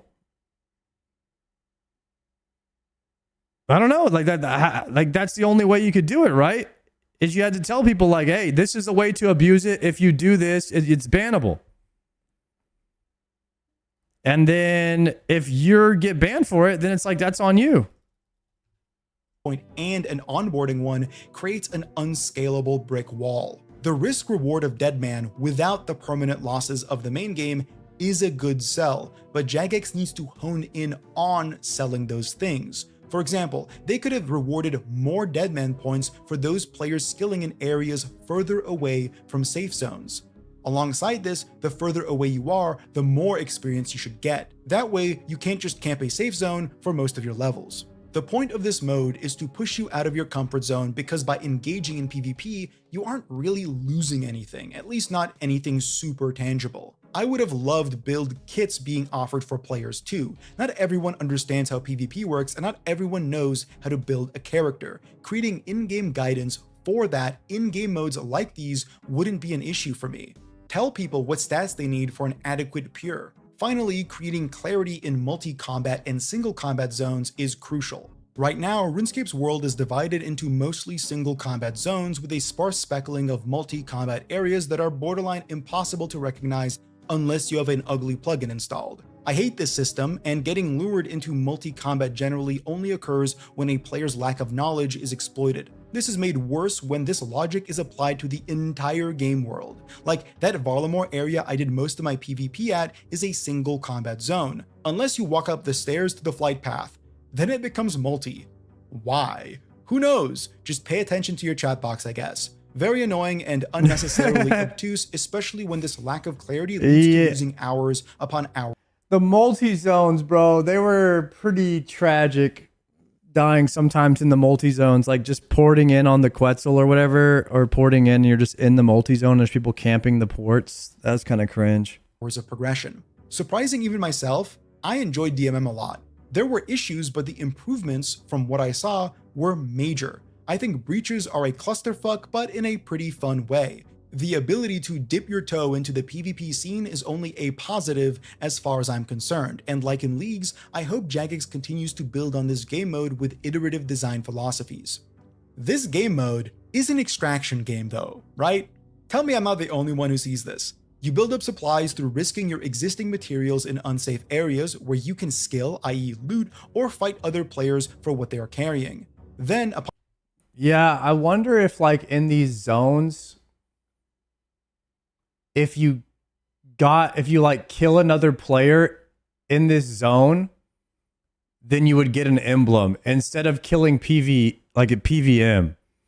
Like if there was a zone that spawned, it's like, all right, if you kill anybody in this zone, then you get like really expensive items. So you have to go there and can like win a 1v1. So you're going there and you're trying to like find the weakest guy you can find to try and like pick a fight with. I don't know if that would work. Upon killing them, loot their corpse and quickly scurry back to safety with your newly acquired valuables. Chest is like not. Extract. You have to sit. You have to stand there and for a minute and loot. Raiders, a simplified version of the rather complex and dense extraction shooter genre that preceded it.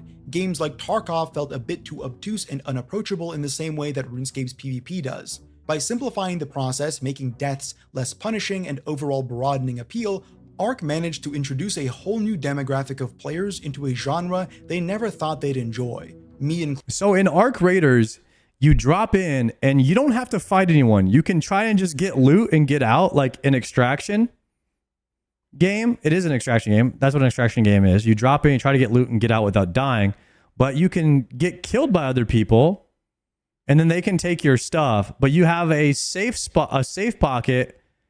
In some builds, you have like 3 safe pockets, so you could save 3 of your items always. And Arc Raiders has done it the best, like done PvP the best that I've seen so far, because I'm not at risk of losing like my most valuable items, but I can go in and fight and I'll still lose something. So it does hurt to die, but it's not that bad. I feel like Arc Raiders was really, really fun, especially when it first came out. Included. You balance your social skills with your bloodlust, your risk, and your reward. It would be, maybe they do need like a safe row. Well, the thing is, if you don't attack, then you actually have your items. If you don't get skulled in Deadman, or are you always skulled in Deadman? I don't remember how it worked. I think if you skull up, you lose everything. But if you just get attacked by someone, then you don't lose everything? And formed parties to shore up each other's weaknesses. Taking down some of the largest enemies in Arc kind of felt like a miniature version of a breach in DMM. It was relatively rare to get ganked here because most players were focusing on prioritizing the high value target, the NPC. Then, upon downing said target, whoever got the lion's share of loot, in this case a valuable drop, became a target themselves. In RuneScape, this manifested as a colored skull over your head that changed depending on how much value you had at any given time. Right. In Arc, it was a bullseye that formed on... In Arc, you can't really see who has good loot on them. In RuneScape, you know. Also, this system was kind of janky. Like, if you had Ranger boots, you were just a red skull. And Ranger boots are worth nothing in Deadman. It's like they kind of need their own grand exchange prices. Like, it needs to be linked to the Deadman mode grand exchange prices. These skulls above your head. On the backs of each player who just downed the queen, for example. It wasn't uncommon for these players to get shot in the back, either by their original teammates or by strangers scoping them out and watching them fight from a distance. These interpersonal dynamics forced by the increasing risk of doing any single thing in the game is what drew such a wide audience to enjoy their time with it. The rather dense and obtuse nature of RuneScape PvP definitely holds it back from that mainstream appeal, but DMM is a great opportunity to file those edges down. In fact, I would like to see DMM take on the air of a testing ground, a place to potentially test features that could make their way into the main game. That's not to say I want to see timed events like breaches. I don't think they belong in RuneScape. But taking ideas from other successful extraction games could create some much needed innovation in the PvP space. And right now, it desperately needs it. If I have learned anything over my time playing old school RuneScape, it's that PvP, at least from the perspective of many of its biggest and most influential content creators, is dying. Or at least struggling. Not enough new blood drives its popularity, and its lack of popularity gives less incentive to add content to it, which feeds into its lack of interest and so on. It's a spiral of decline. The success of Arc as an extraction shooter proves that not only does risk appeal, it can form the backbone to someone's engagement. But it can't be too much, as that causes paralysis for average players. Again, not saying they should remove high-risk elements of RuneScape PvP, by no means am I suggesting that, but creating alternatives is an intelligent thing to do. People aren't going to be as afraid to risk a Gmaul if the Gmauls aren't 1 million. Like, they got to make the Gmauls way cheaper so people aren't afraid of losing them. It's too much risk for when the Gmauls are still worth 1 million. Like, they should drop some of the more popular PvP items more so the risk isn't so great. The extraction elements of DMM were the most exciting parts for me, whether it be stacking up resources and making a mad dash to the bank, or finally getting a clean KO and emptying my looting bag. These are the exhilarating moments that couldn't be experienced by players resigned to never engage in PvP. One of my favorite innovations in Arc was the starter kit that was supplied to you if you got wiped. Instead of loading into a match with virtually nothing and scavenging to get built up again, you were given a basic loadout that allowed a fighting chance while you scavenged. This created inordinately high highs where you could take out someone 10 times more geared than you by just playing intelligently. I'm not sure exactly how, but finding a way to adapt this to RuneScape would likely spur some players like me to check out PvP. In the future, other than simply iterating on what worked, I'd like to see DMM embrace the Guys, would you like to see some type of prestige system in the game where if somebody is winning all of their PvP and they're trying to rank up to get some kind of, like, let's say that there's a cape in the game, and if you prestige to like prestige 8, you have to do it at a disadvantage maybe?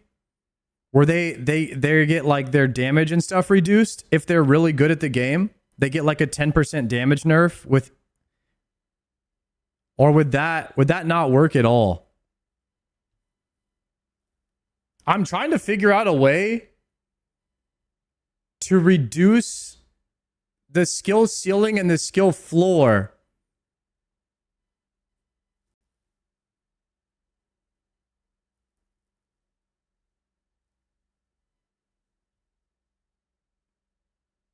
But that would just boost. A lot of people would find a way to just boost that. But if you handicap people that are trying to go for a prestige, maybe, but I don't know. This is why there really isn't a fix for PvP. There isn't a fix. You either get good or you don't play. And I'm trying to fix it, but there isn't one. You either get good or don't play. And there isn't really much you can do about it. extraction genre even further. Specifically, if skilling continues to be a major part of the game mode and a way to earn points as a non-PvPer, you could have these corrupted events overtake certain regions. Imagine that instead of a breach, you kind of had a Diablo 4-esque Helltide, a corruptive force overtake Mauritania, Karamja, Asgarnia, whatever. The areas would become far more dangerous as standard mobs would get scaled up, bosses would be roaming about, but the rewards would similarly get far better too. Imagine every chop of a tree would note the produce and reward you with 10 logs instead of 1. Imagine the drop rate of a draconic visage goes from a 1 in 10,000 to a 1 in 100. Everyone flocks to this region trying to find the quietest, smallest, calmest world to farm, until they too are found by the hunters. They can either continue to scavenge or fight back and potentially reap those rewards.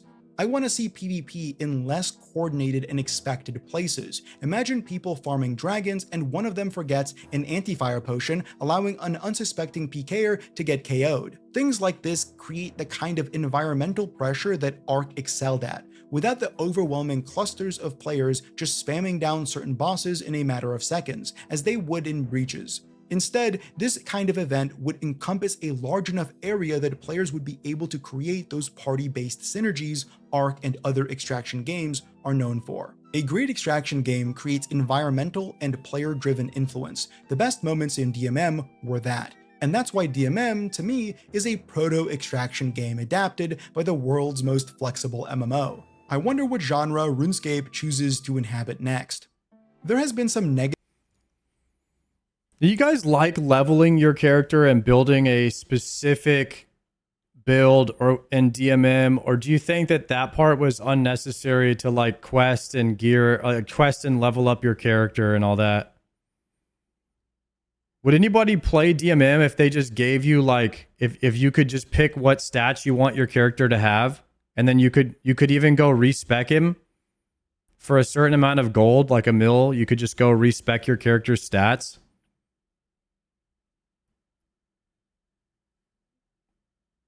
I'd rather just PvP in a PvP mode.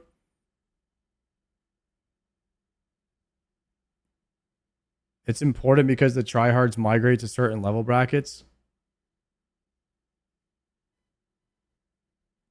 Questing should be automatically completed, but you should have the option to complete for XP for rewards. They should make a DMM mode where once you right-click people, you are stuck auto-attacking, like in 2007. Where it locks you into it. Oh, that's funny. I don't know if they should bring that back. negative discourse surrounding old school RuneScape's content cadence, how so many recent updates have been focused on limited time game modes, and I certainly empathize with that. For as much as I love leagues and surprisingly enjoy DMM, I always prefer seeing the main game grow. But the exercise in creativity that these alternate modes offer should be recognized. If I had to guess, some of the best ideas that eventually found second life in the main game were ideas that were first formed from modes like this. That's not to say every one of the most overpowered items or relics from leagues should exist in the main game, but it is saying that spell damage based melee weapons are kind of cool and could create some level of itemization diversity, something the endgame of OSRS sorely needs in my opinion. I would love to see something like the Dogger exist in the main game. Hell, I'd love to see enchanted items imbued by the elements exist in the main game. Why not? It's not like elemental spells have much value right now anyway. These creative exercises transposing elements of Path of Exile and Arc Raiders into this quaint little British MMO is part of the strange, ever-confounding successes of the IP. These things not only interest new players, but broaden the imagination of existing ones. If there's ever something I advocate for in regard to old school RuneScape in my videos, it's to embrace the blend of old school philosophy with new school understanding, appreciating the long-term grinds, the friction, the occasionally obtuse design of OSRS, while supporting innovation in content delivery. Things like raids, like skilling minigames, like Veil Totems. These would never exist without taking inspiration from other genres and adapting it to our favorite old school platform. I want players to look at the creativity shown in some of the item design in leagues and wish for the main game to have a version of those items. Of course, tuned heavily down, but equally inspiring from a buildcraft standpoint. I want there to be items that synergize with your prayer bonus and daggers that cast spells. These aren't antithetical to old school, they are most comfortable in it. It's not like unique items are alien to old school RPGs or RuneScape. In having safe spaces to translate these ideas and test them, you don't risk harming the game permanently. Iterations like Echo Bosses have spurred entire conversations over potentially including them as alternate versions of current fights. With DMM, the conversation has been more sparse, but that's likely due to PvP being a tangled web of conflicting and confusing ideas. But if I had to point to a single feature from these two adapted genres that old school RuneScape so effortlessly inhabited, one that could be interesting to see considered for the main game, well, it's something you've been seeing all video. They gave us infinite run energy, and my god, did it feel good. Thanks for watching, and before I get crucified, I'm fine with run energy existing in the game, I promise. Run energy high! Regardless, I want to thank my channel members for sticking with me and wishing the best to those who are just... Dude, nothing feels better than infinite run and infinite prayer in these temporary game modes. Just not having to worry about that ever is so good. Maybe one day they'll upgrade 99 agility to never having to worry about run again. And then that'll give people a motivation to do it. Like you just stay capped at 100. But that would make stamina potions irrelevant. So I'm not sure how they could do that. Yeah, good video by Theory-Wise. He had some good points there. I enjoyed that. I enjoyed listening to his takes on DMM mode and leagues and whatnot. Anything that can kind of get you thinking about the game a little bit and try to improve it. You know, I suck at thinking of good ideas to improve the game, but it's fun to try it every now and then.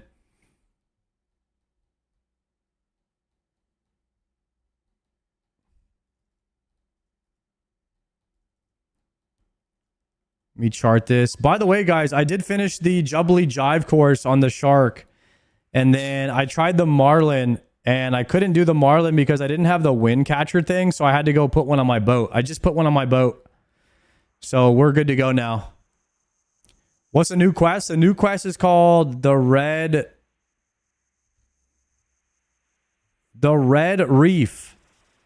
The Red Reef. And I just finished it a little bit ago. Took about an hour or so to do. But if you want to get your quest cape back, you're going to have to do it. It just came out today, so go ahead and hop on that. It doesn't take too long. I highly recommend bringing like a Bofa and Crystal or a blowpipe or something, and you just kill everything on the boat. And bring some food and prayer pots whenever you go do the quest. That's my recommendation.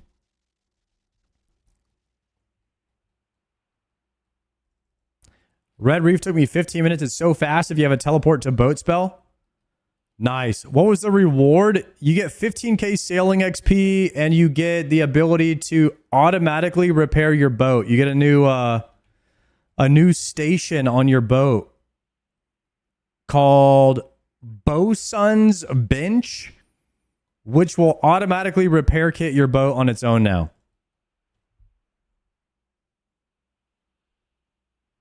Which is pretty nice. All right, let's do a poll. New poll. So first half of the day, we did sailing. We did the new sailing quest. I did a little bit of wood cutting.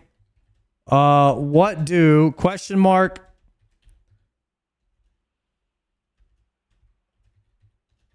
raids,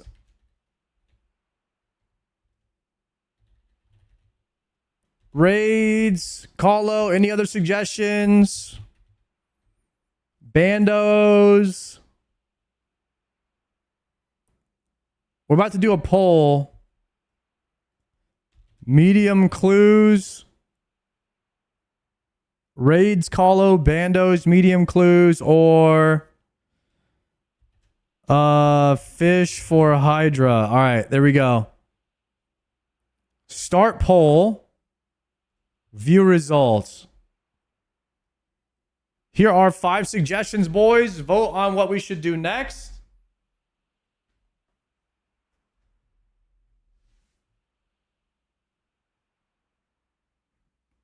I don't know how you get a medium clue, by the way.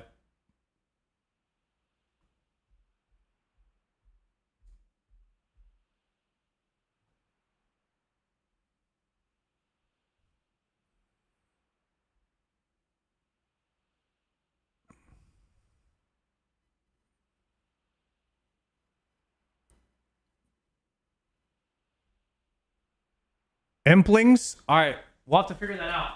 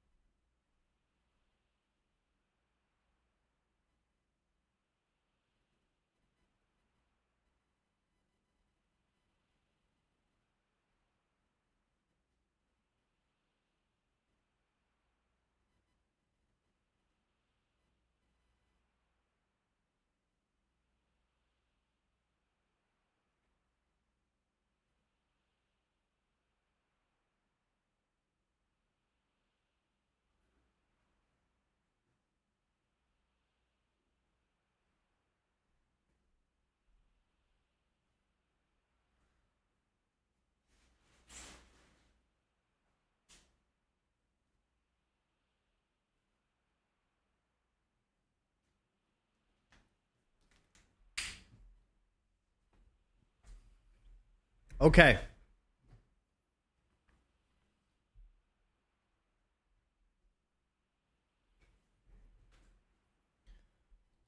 It looks like a medium clue poll actually won for once.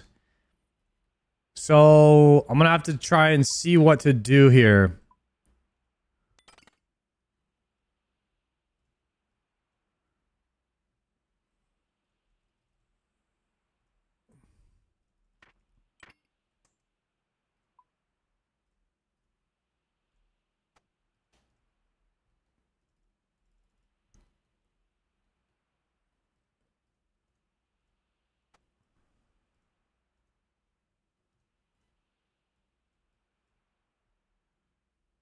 Do you have a medium clue layout? No. I'm guessing that I go to Zenaris.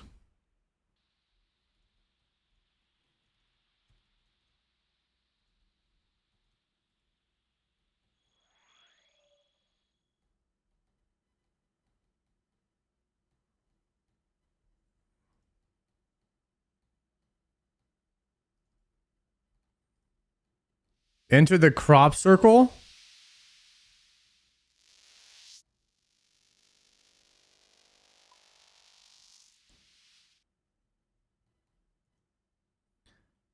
And then I'm looking for an eclectic impling, and I'm supposed to catch him.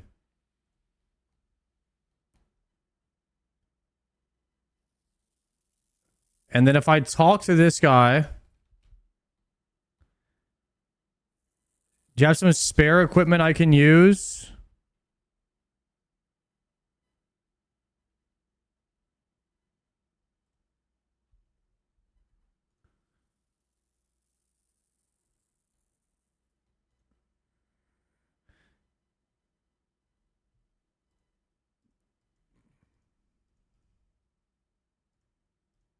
Turn on an impling plugin. It's on.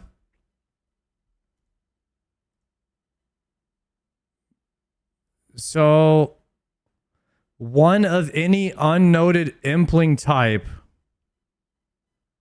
You can get impling jars. Click eclectic on the plugin so it shows that type.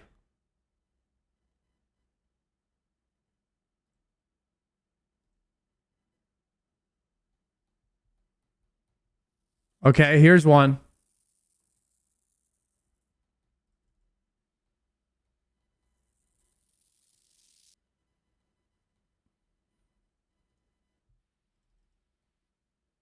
You actually want to get on Lunar Spellbook and craft hunter kits for jars. Dark lore is really nice for this. Okay. Let's go to the bank really fast.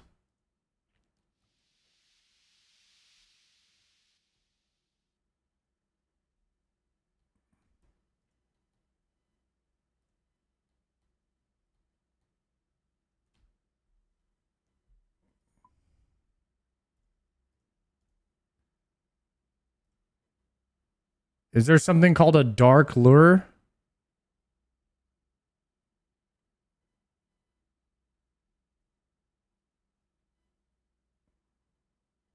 Hunter kit. Get a kit of hunter gear.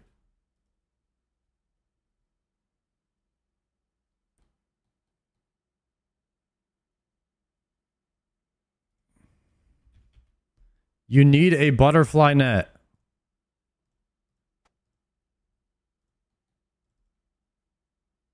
Am I using dark lore or am I using lunars for hunter kits? I've been told both things. I don't really know what I'm doing, so I'm kind of just hoping chat figures it out for me. But I can also just look up my own or watch a video. But if it's more complicated. You can't buy impling jars anywhere.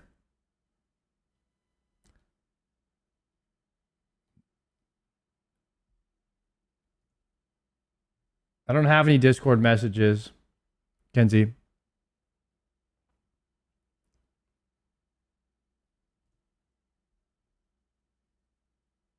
Oh, I just saw your picture come through. You catch them over and over. So I've done that before. I know about that, Kenzie. I don't have the stuff to catch them. I don't have any jars. You kind of need a jar generator. Okay, if I press hunt, let me try to make a hunter kit and see what happens. Hunter kit, hunter kit.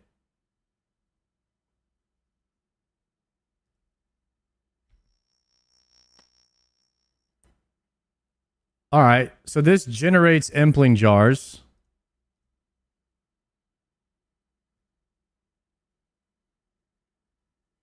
Okay.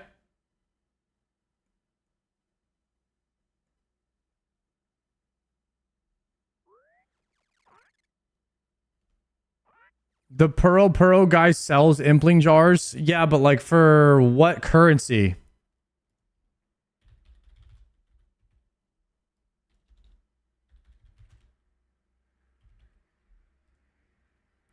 So I have to catch an imp. .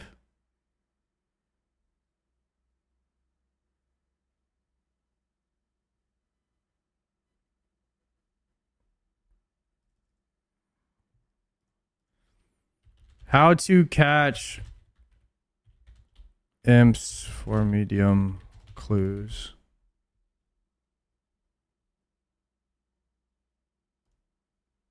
There are 3 ways of obtaining medium clue scrolls: killing Felder guards, catching eclectic implings, and thieving Lizardman Shaman chests. To get started, all you need is 50 Hunter, but the more efficient, the better. Here are a few RuneLite plugins that will greatly help.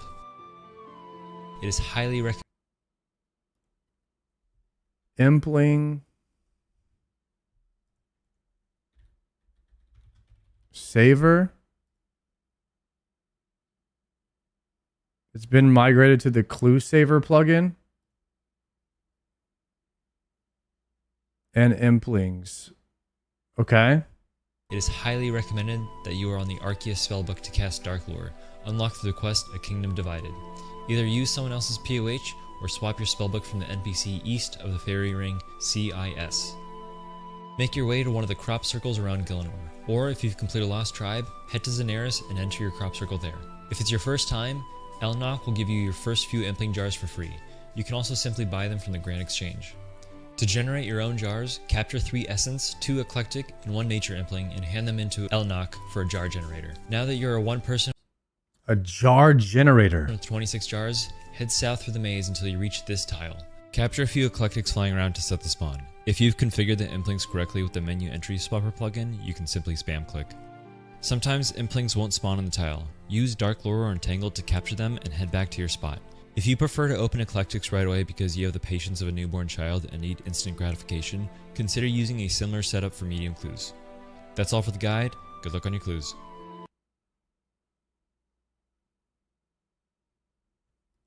Jar generator?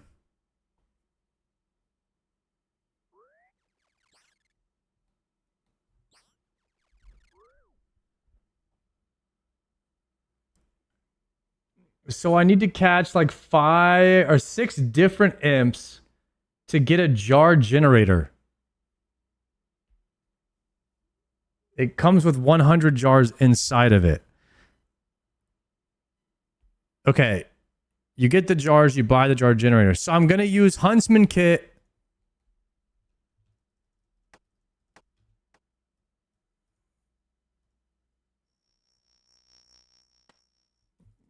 Okay, I'm going to use Huntsman Kit for now.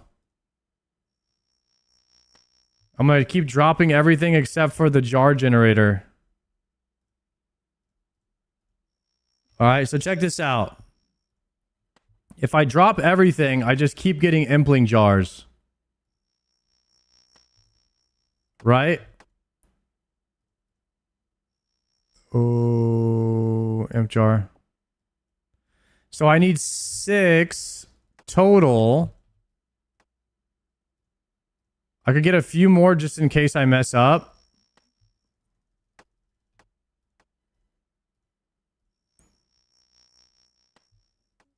Right? And then I would... Now I would use this. Alright, I'll just keep the cape on me. So here's what I'm going to do. I could bring the runes along with me for the Dark Lore.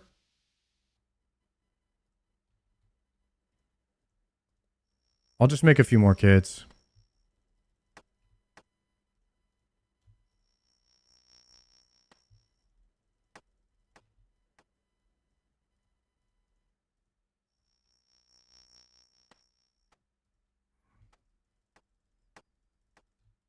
Okay, last one here. I think this is going to be enough. Right? And so we're going to swap these. It's 1 death and 1 nature rune for Dark Lore. Let's swap this with death runes.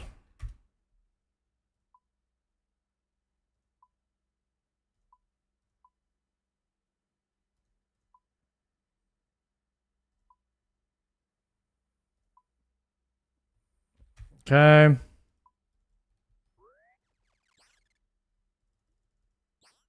All right, here we go. We're going to swap Spellbook to Arceus now. And we have Dark Lore. Locked in, boys. We're going to be getting medium clues at a rate that no one has ever seen before.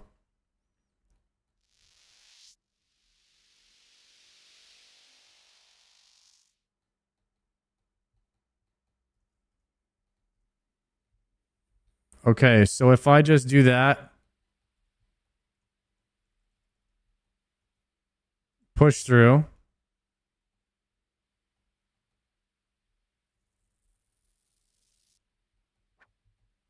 Caught.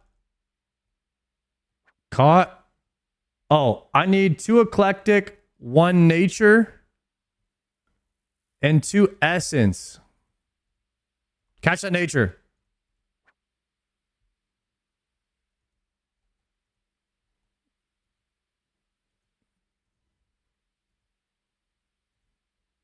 Oh, I can turn it on in the impling one. I'm looking for 2 essence. Give me that one.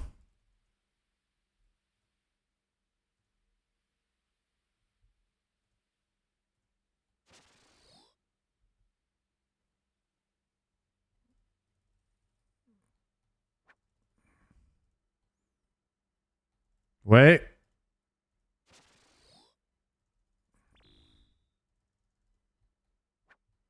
Got him. I need 3 essence.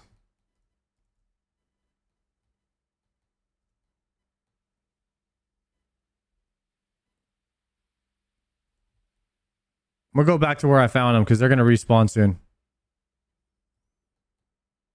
Right there, right there, right there.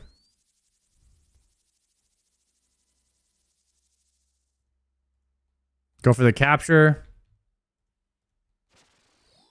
Hit him with the dark lure. Catch him. Okay. 3 essence, 1 nature, and 2 eclectic. If we turn this in, this is going to be I'm going to be able to get a jar generator from this dude.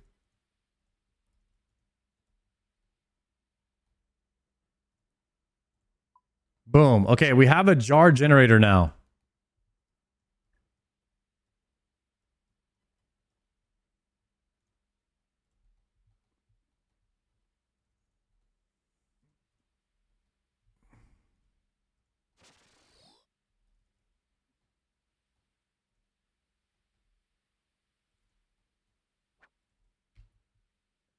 And now what am I doing here, boys? We go through. Catch that one. Do I open these?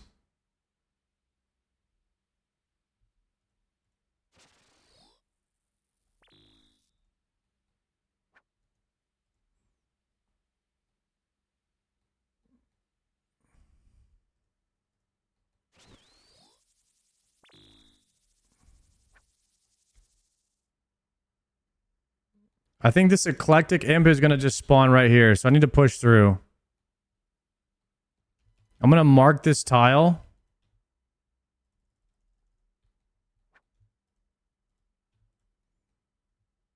And he should just keep on respawning right here, right?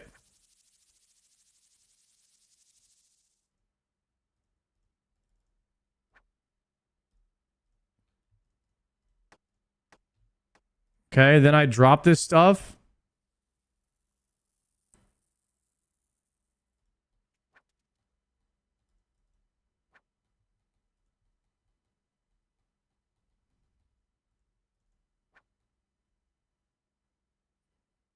Not bad, not bad.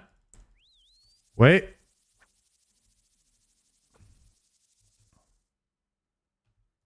Oops. And this is supposed to give...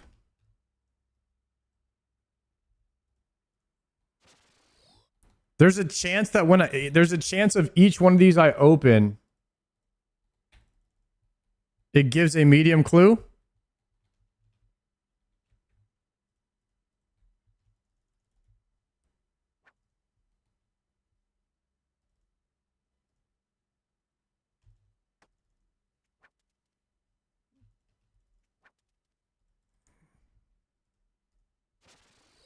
Oh, I just missed. All right, we're locked in now. We're metagaming.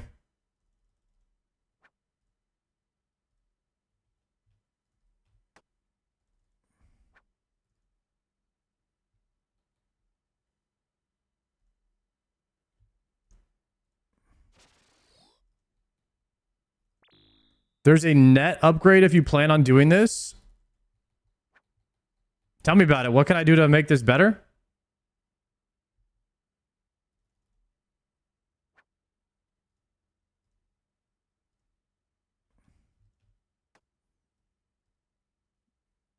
I might keep the snape grass.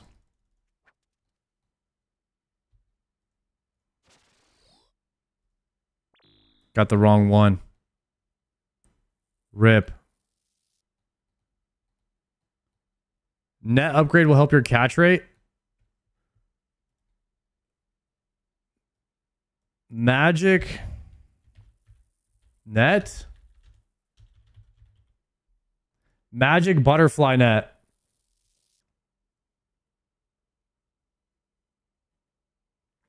It can be obtained by trading Elnock the Inquisitor. Oh, I get 3 gourmet implings. Okay, okay.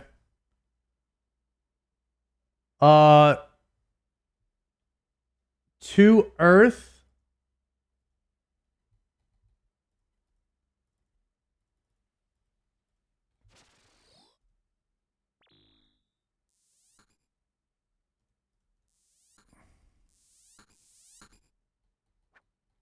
Okay. Get 2 earth. I'll get a magic butterfly now. I'll trade the guy. Okay, 2 earth. I'm done with earth. I'm going to turn those off. I need 3 gourmet and 1 essence.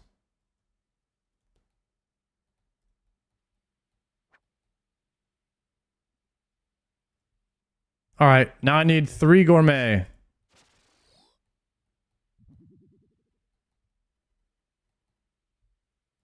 Okay, we're going to catch this gourmet. Catch this one.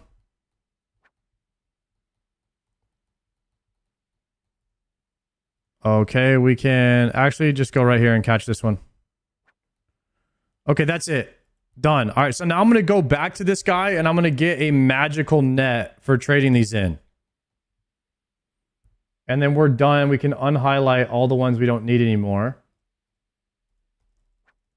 Oops.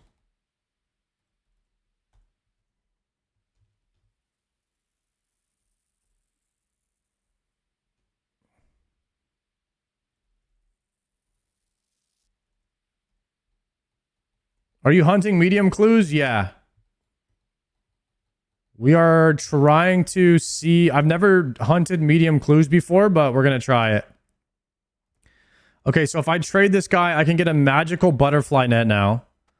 I'll wield this one. I'll drop the crappy one on the ground.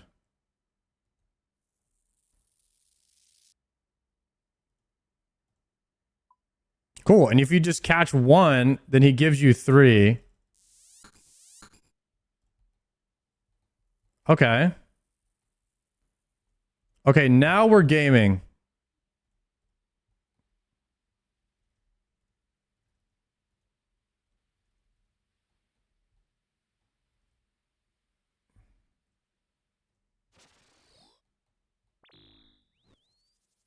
Most people fill their inventory, bank, and then repeat. Any reason for that?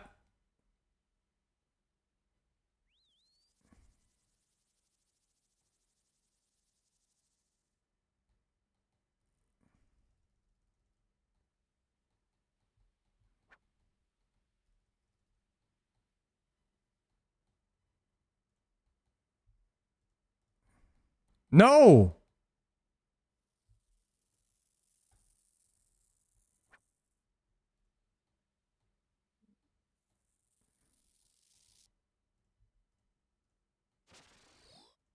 There's also thieving. It's less annoying than chasing imps for medium clues. Let's do a poll. There's 3 different methods for medium clues.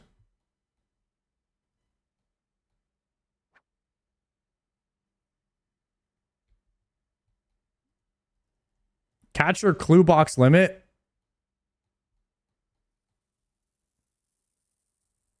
Oh, that's funny, medium clue. Implings are 100% the best method.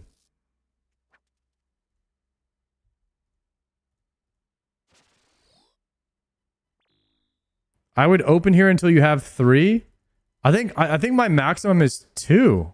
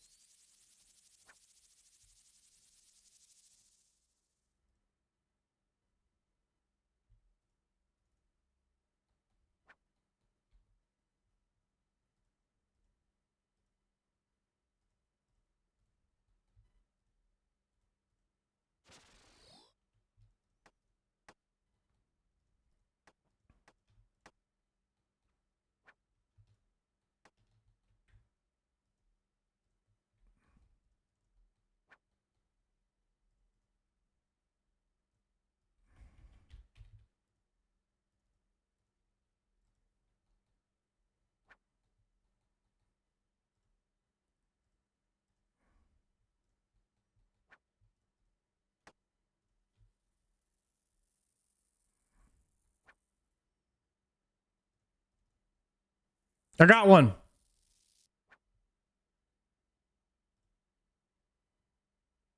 Nice.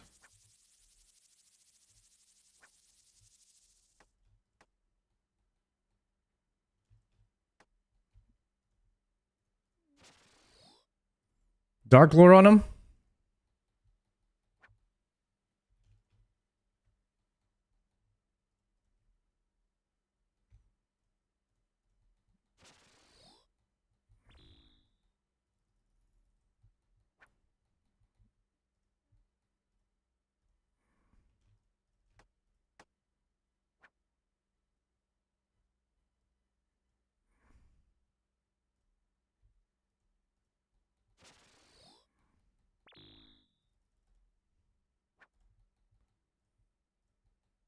Wait, why are you guys saying you should do this until you catch your clue limit and it's more than 2? Why would you be able to get more than 2 medium clues? I got 2. I got 2. That was quick. I think that's my max though.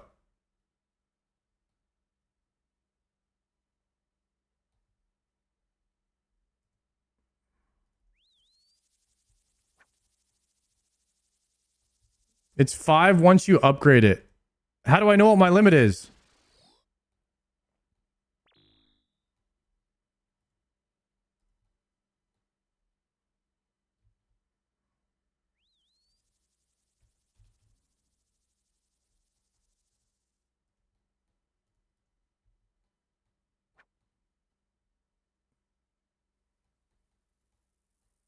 I have not gotten 100 mediums. Sard has done 70 mediums and no mimic. My limit is 2.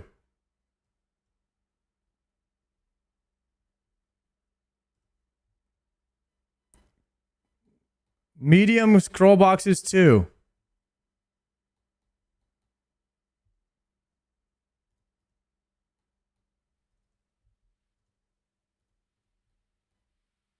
You have 2 and a limit of 2.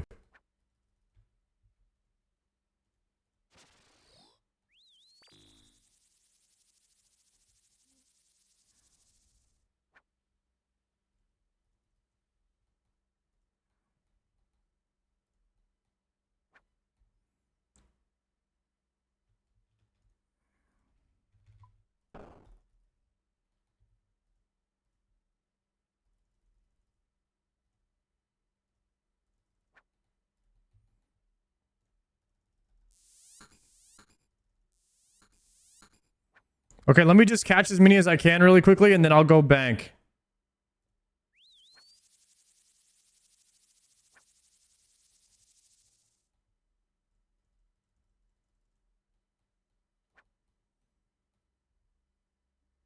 I'm just gonna get a full inventory in case we get a chance at another one here.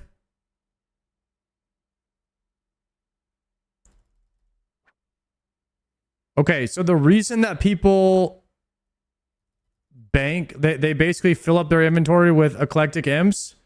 They fill up their whole bank with eclectic imps because they can only hold 2. And then so they have thousands of eclectic imps in the bank so they can just farm clues from the bank instead of coming back here.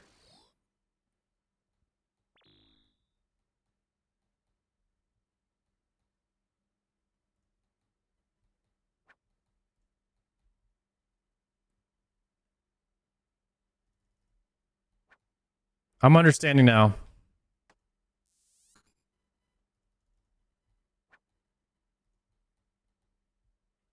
So now that we have 2,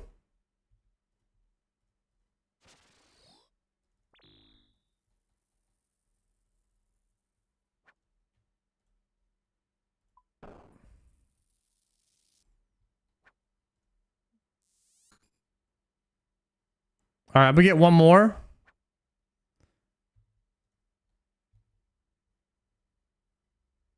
Okay.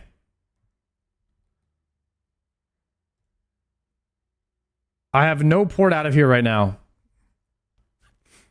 I have a mini game TP that can take me to the Barbarian Outpost.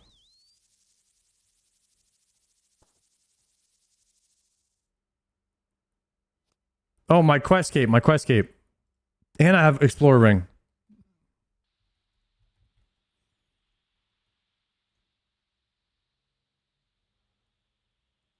All right, let's just go to Zenaris again. Let's do this. Okay, so now we have 2 medium clues.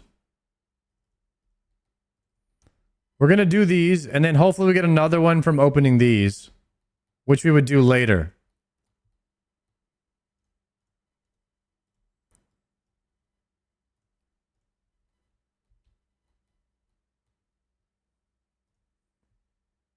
And I'm going to need 1 spade.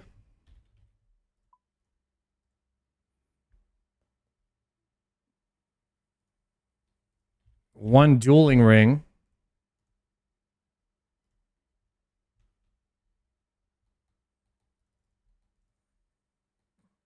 And we're going to... Oh, this is Birthwap Castle.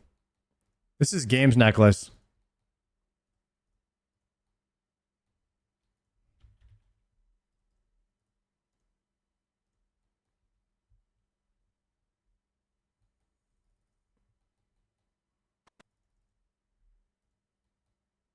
Medium clues. Hype. Top floor. Top floor. Can't read. Can't read.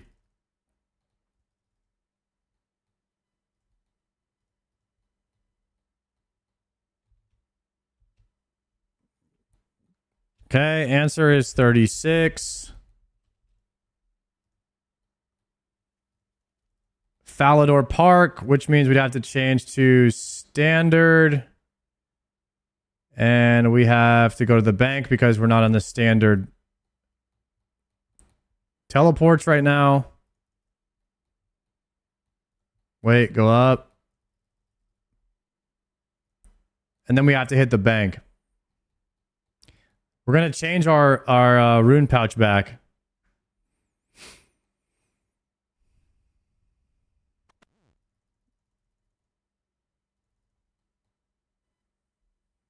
How many clues are you going to stack up for the Gamba? I don't know. Probably just open them right away because I don't have any interest in doing 50 medium clues if I get it from the first one. It just seems like the most logical thing to open them right away. That way I don't ever have to do them again once I get the Ranger boots.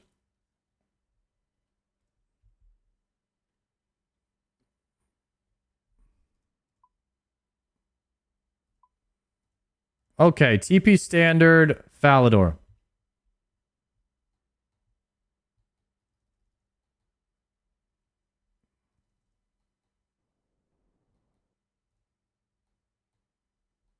Nice bank value you have on the iron, 3.2 billion. Yeah, not bad.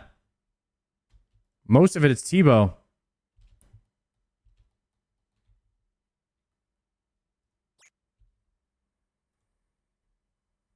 Oops. Ice Mountain west of the Edgeville Monastery. I guess we're running. It's not too far from here.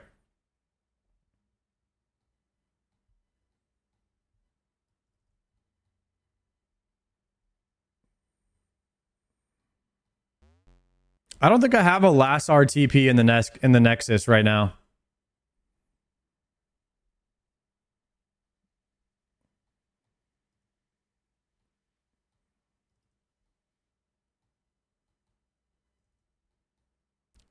I don't have any combat bracelets either. The only way I could TP there is if I went to my house and swapped books. But we're actually not that far away, so it's not too bad.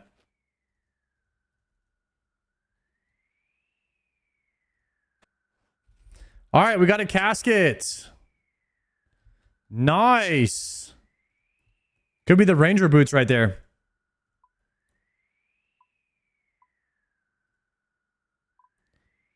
Okay, ranging guild. That is going to be a TP inside the house, I believe. So let's go to the house.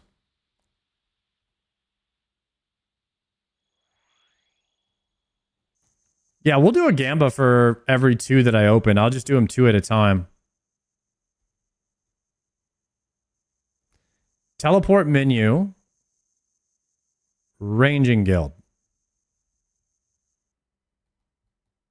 Here we are. Hopefully we get the rangers right here. Yeah, then we got no need for any more of these medium clues, guys. Clock tower. Clock tower would be a spirit tree. Actually, let's just go to No, I have a spirit tree in my house, right? Yeah, I have a spirit tree in my house.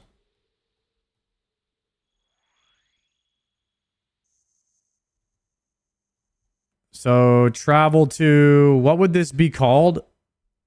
Is that battle? Yeah, okay. Battle of Khazard.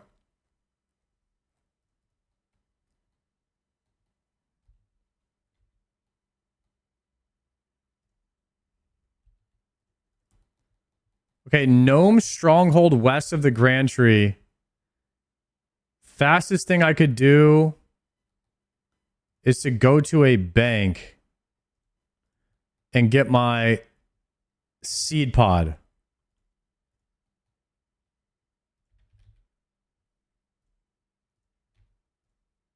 Go.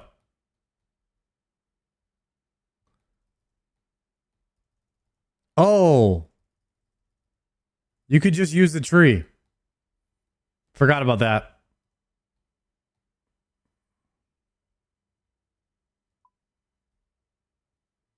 But I did save this travel distance there, so it wasn't too bad. It might actually be faster what I did.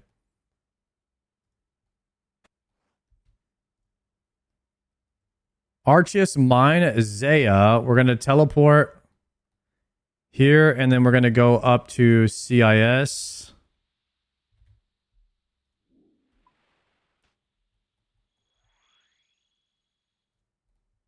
And just start moving in this direction. I'm pretty sure. Okay, it's right in the middle. Okay, this should give us 2 caskets. Start prediction. Ranger boots. Yes or no. 2-minute prediction. Go. We're going to open 2 caskets right now.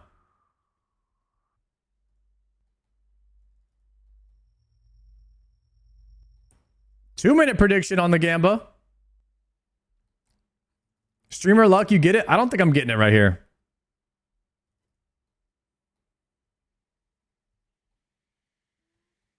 How many caskets have I done total?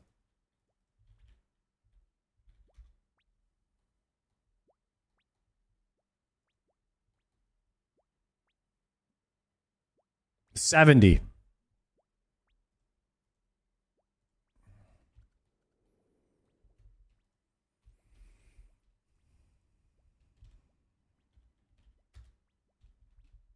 Okay, casket. Here we go, boys. Get your prediction in.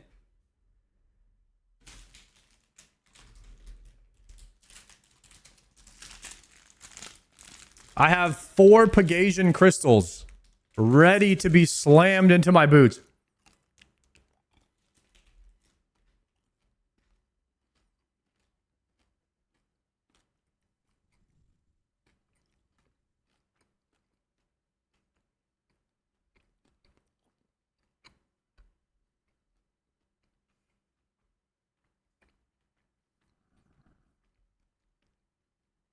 Uh, 30 seconds.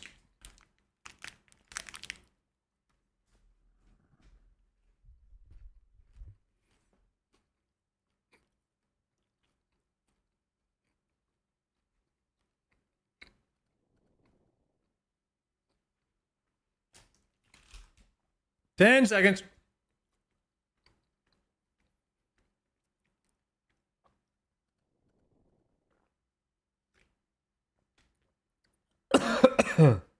All right. Here we go, boys. Ranger boots.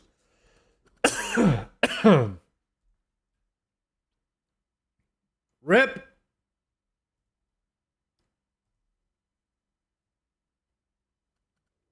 Master scroll box.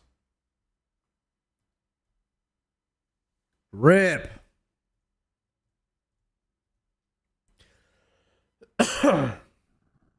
Unfortunate, guys.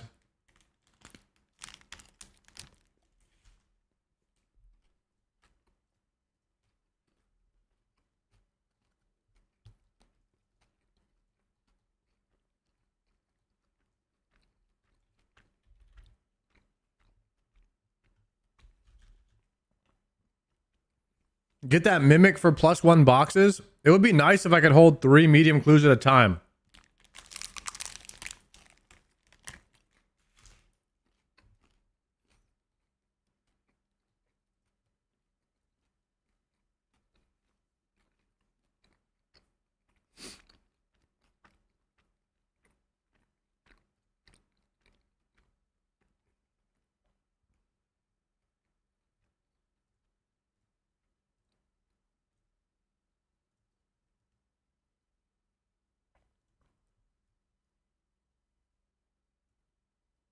I have a clue. I have 2 master scrolls right here already. Okay. Here we go, guys. Let's open.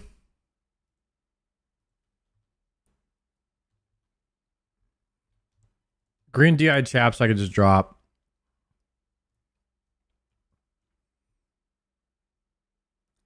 Imp.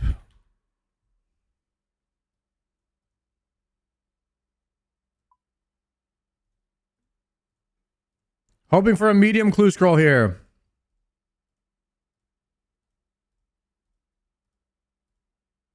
Nothing.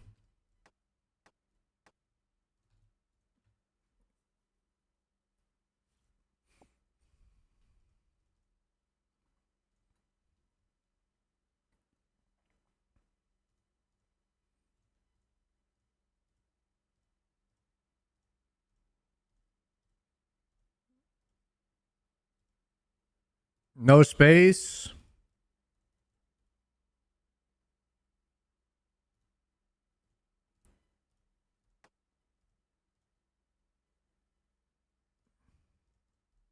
Dang. I did not get a another medium clue from those 20 implings. Time to farm it out again. Can I use these here and put them back in? No.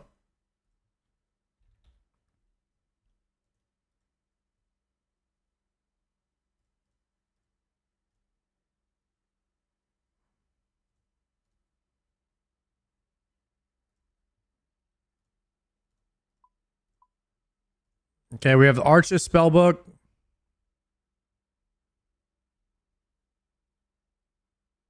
Huntsman kit.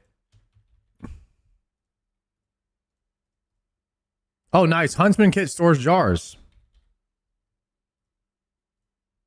That's what I'm talking about.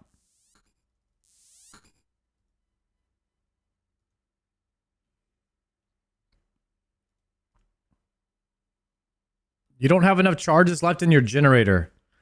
So can I delete this thing now?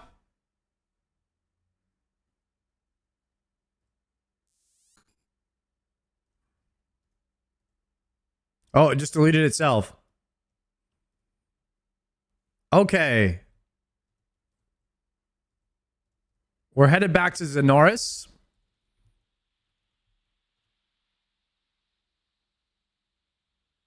I got to get into a good routine. So what we could do is like at the start of every day, I could just do like 2 medium clues at the start of every day. I don't know if that's enough, but it could be like a good routine to do. Once I learn how to do it.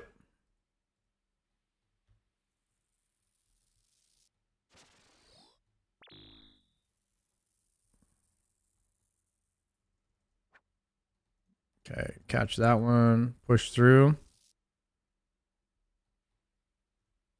Catch that one.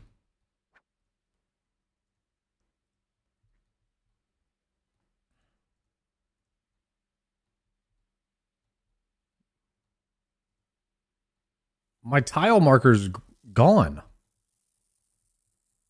I had a tile marker right here for whenever these eclectic ones were spawning, but now it's gone, so I'll have to figure it out which one it is again.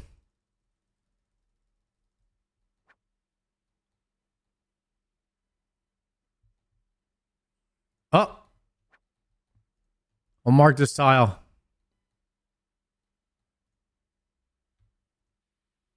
Oh, chill.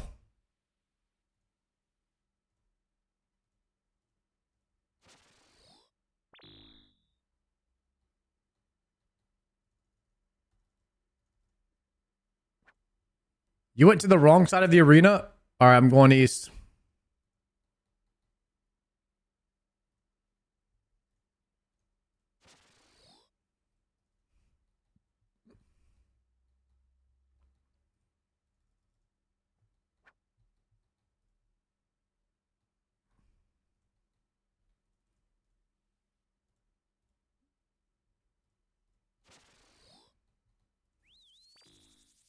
There's a plugin called Impling Finder.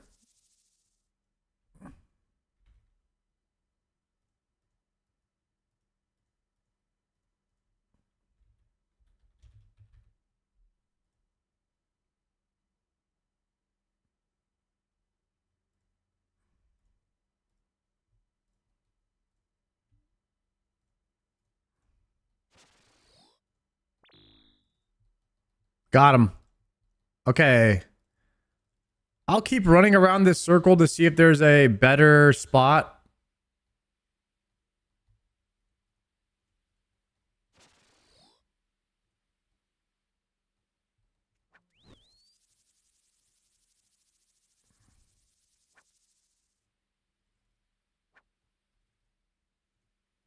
Catch that one.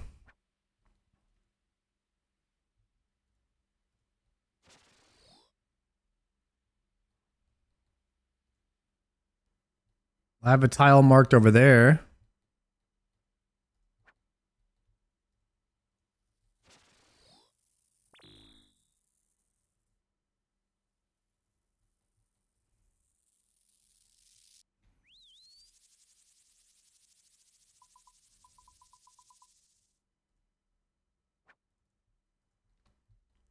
I'm going west.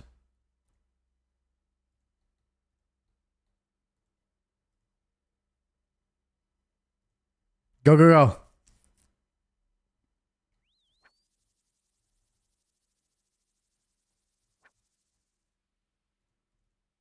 Aha, I see he just spawned right there.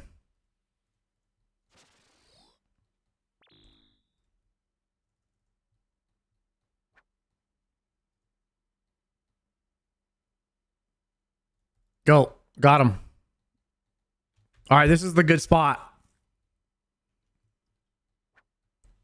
All right, west side of the room. I got to go west side of the room next time I remember.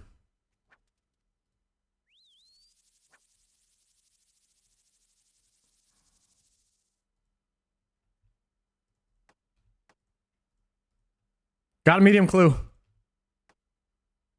Huge.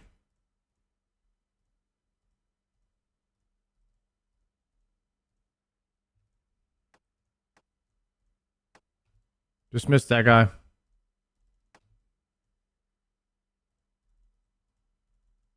Got another one. I'm full. I'm full. Let's go. We're farming.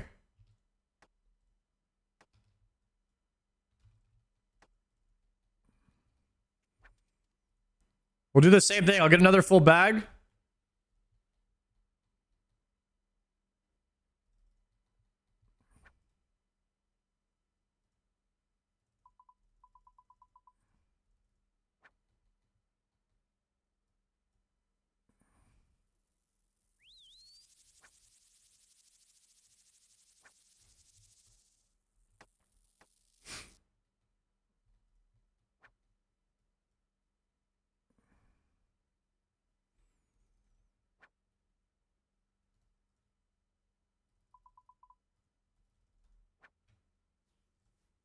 Okay, we got a system going here, guys. This is perfect. So what I'm going to do is I'm going to do 2 clues. We farm 2 clues here. Once the bag is full, then we fill our bag with jars. And then we hit the bank, hit the house, change prayer book, change magic book. And then we do 2 clues at a time. Trying for ranger boots? Yeah. This is the first time I've ever farmed medium clues, so just kind of getting used to it. Wow, that pathing is insane. Go back this way.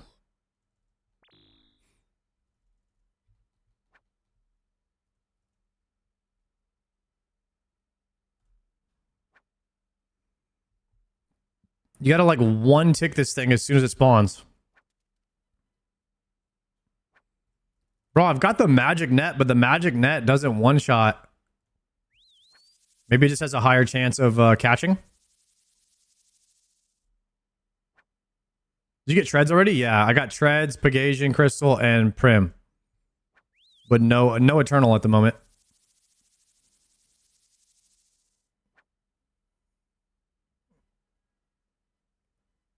Okay, done. Now we're going to TP out. We're going to hit the house. We've got a rhythm for this now.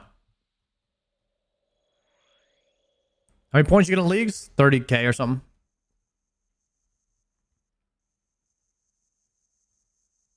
Standard. Magic net is 7.8% chance. I could wear the hunter outfit too. Should I get the hunter outfit?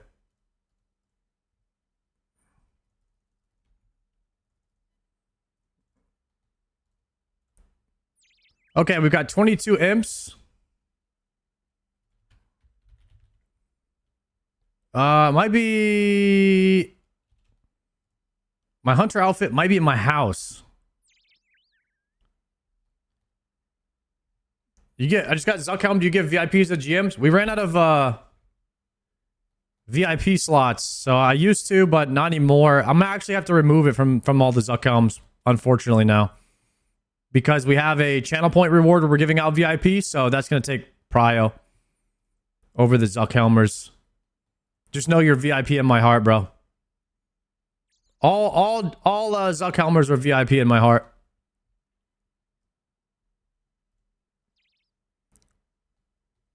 Port Sarum. I'll just run down.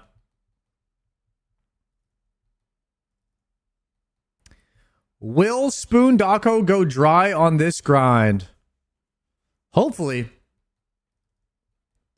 I hope I go dry on everything. That's just more gameplay for me, guys. It's unfortunate that I got the Tbow. I just lost 2 years of gameplay. Of running Cox every day.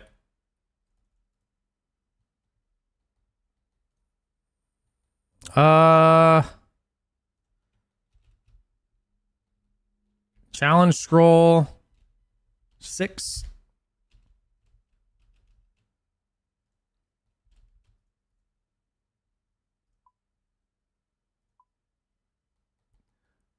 Clothes shop in Canifis. TP to CIQ?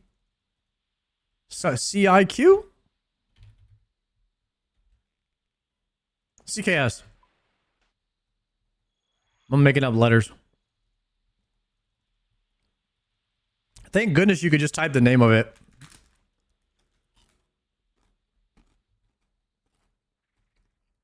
You stacking caskets? Hell yeah, brother. Stacking them to the moon, 2 at a time.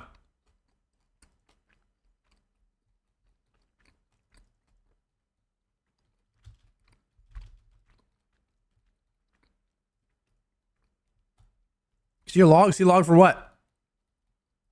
Which one?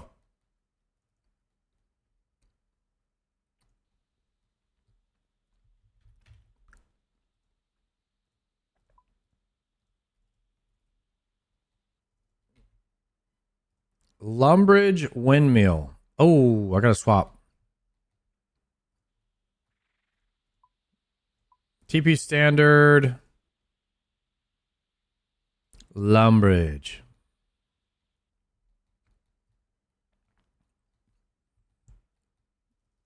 Your TOA collection log. All right, guys, we have a request to see the TOA collection log. Here you go. I got 3 fangs, 1 Masori chaps, and 2 Eladinus ward.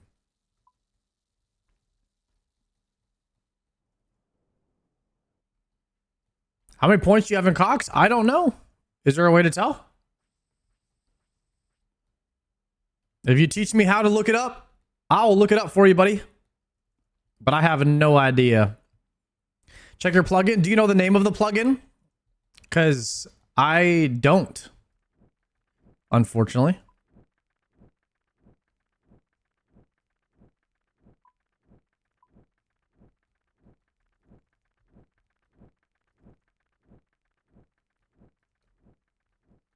Is there a plugin that tracks how many total points you have in Cox? Do you have chess/boss KC screenshot folder? All right, I've got raid data tracker right here. So what do? Go through it manually to make a spreadsheet. And when you're eventually 5 times rate for an item. What? Raid data tracker is the croc on your side panel. Ooh, what is this?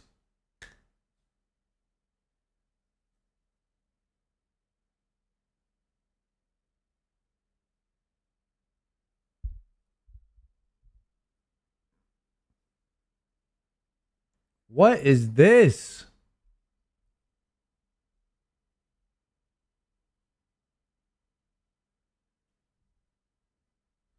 It looks like I don't have... guys, it looks like it hasn't been on since the beginning, because I have 4 arcane prayer scrolls. It's missing half of my KC.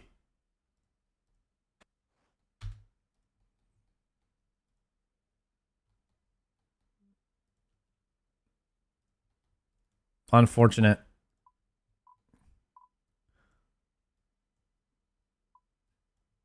I gotta go to Remington. Let's TP to Explorer's Ring.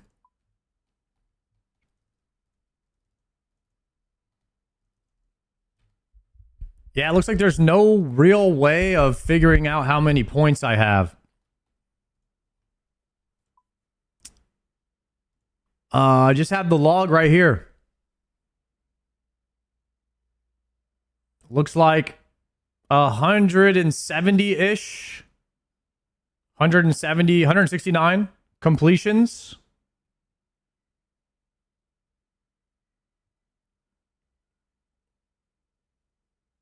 There it is. 4 arcane scrolls, a twisted buckler, an ancestral top, and a twisted bow. 170 Cox runs. You've averaged 10 hours of OSRS per day, according to your game time divided by 11 months and 2 weeks. Gamer? I hate to inform you, but it should be 10 months and 2 weeks. Actually, yeah, 10 months and 2.5 weeks. So it's actually higher than that.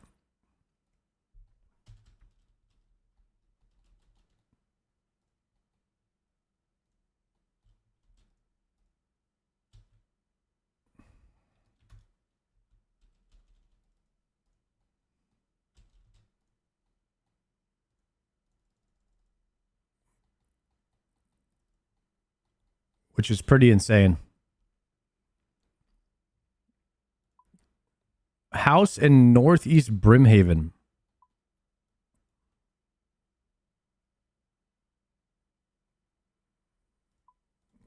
Well, luckily we're right here. We can just take the ship to Brimhaven.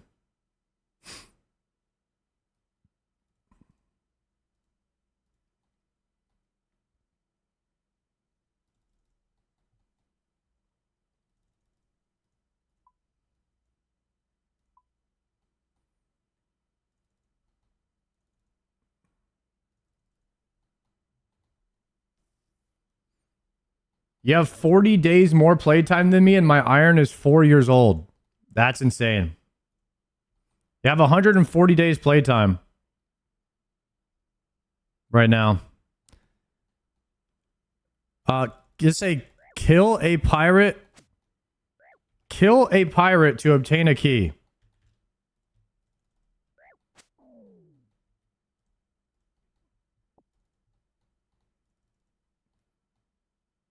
Yeah, it's crazy. I average more than 10 hours a day playing RuneScape for almost a year now. And I only stream 5 days a week for about 8 to 10 hours.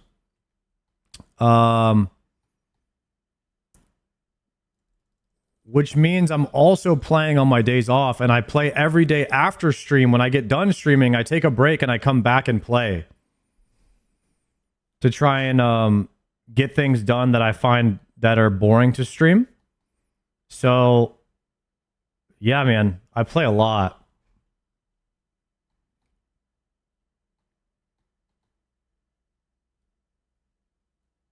Where am I going once I get the key? I'm lost. Congrats on the Varrock elites. Yo, thank you. Oh yeah, this house.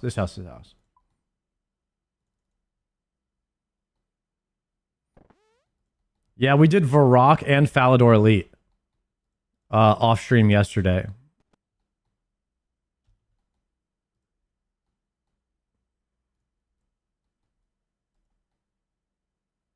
Did they change how steel cannonballs look? Yeah.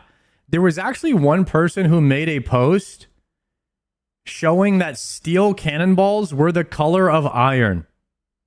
And so they changed the color of steel cannonballs now to actually look like the steel bar, because it didn't make any sense. Like, steel and iron were flopped on cannonballs. And I think Jagex like noticed that and they swapped it.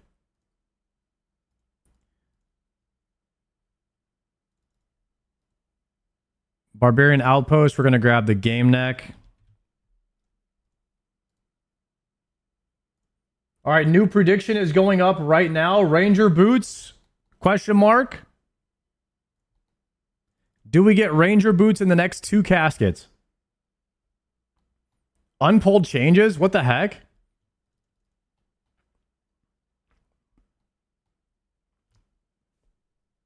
I'm 5 woodcutting levels from being able to wear treads to Hydra. I'm 5 woodcutting. Yes, I'm 5 woodcutting levels away. I don't know if I will do sailing to 72 or if I'll just do camp or trees for 5 levels. Oh, I forgot to get this stuff.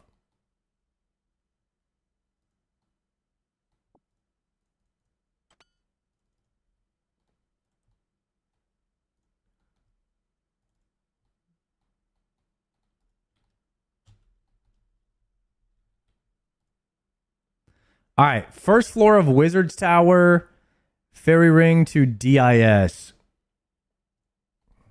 Okay.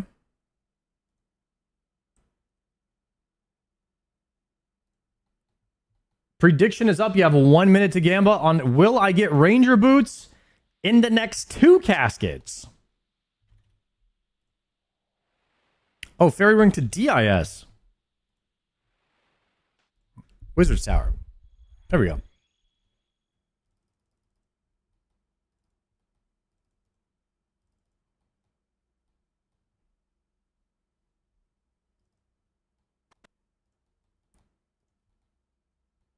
Is this downstairs? Honestly, if I do... Oh, I forgot to put my stuff back in the box.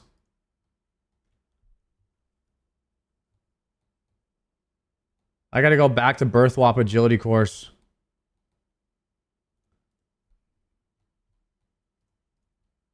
Or where was it? The Barbarian Agility course. 3150.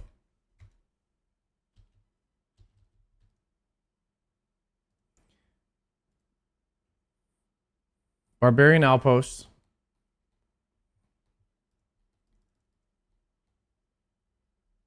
Yeah, this would be bad if I put these in my bank and I forgot to put them back in the stash for later.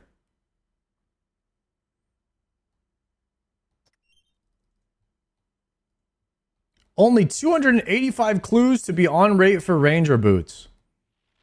Why did they do this? Why did they force people to get clues for power upgrades? Clues seems like an optional thing for cloggers.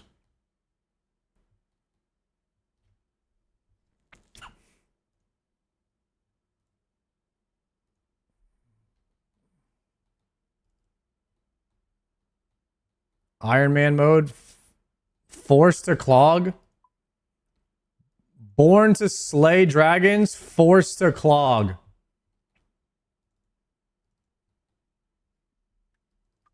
Unbelievable.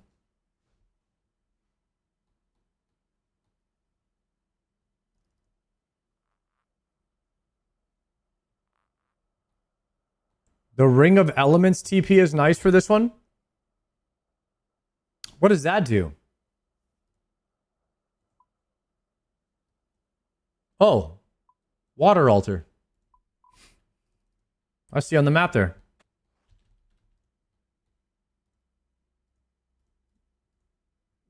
All right, we have this stash and Canifis. At least I have all of these done, right? It could be worse, guys. At least we have all of the medium stashes done. To my knowledge, at least.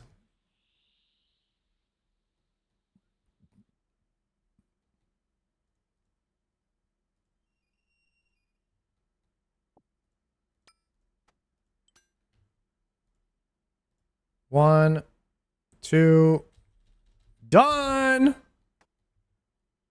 All right, boys, here we go. Ranger boots. The Spooner.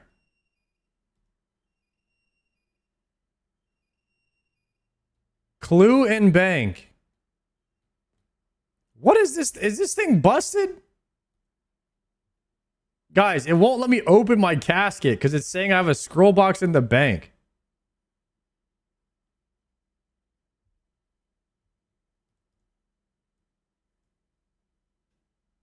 Master Clue and Bank. You're max on Master Clues? What? So I can't open a reward casket?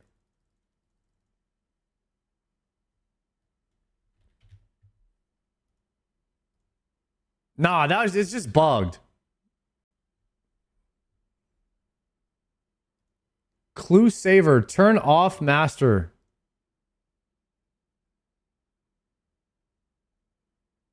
Oh, tier trigger. Okay. It's only on medium now. Okay, guys. Here we go.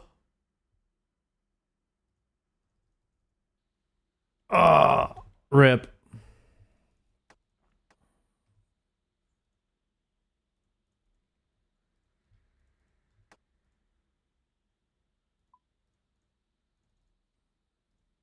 All right, give me some medium clues from these eclectic imps.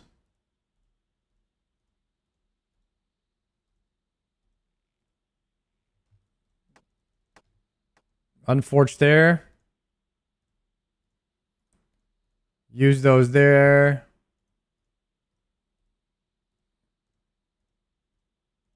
Got one.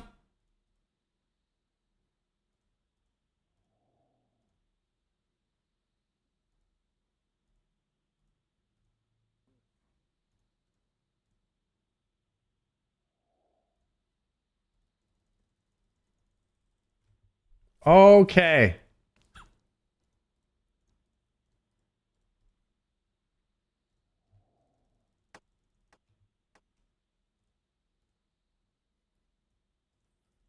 Pay out the prediction. No.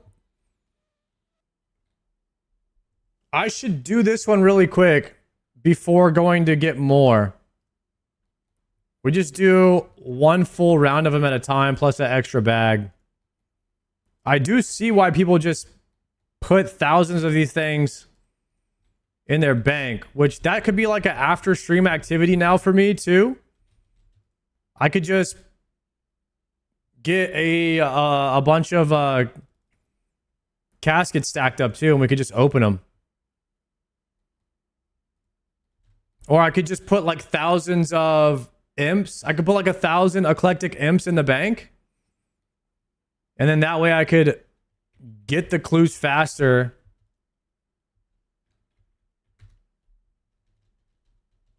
And then we could stack them up. That might not be bad.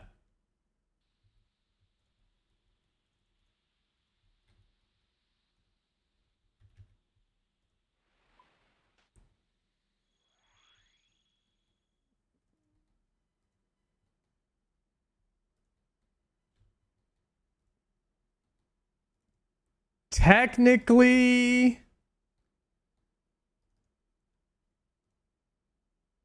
yeah, I mean, I still have a lot of AFK stuff to do.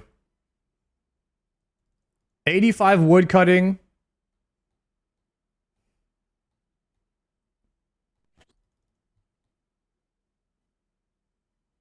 Will get me access to the Karen diary. That will give me more damage on Hydra.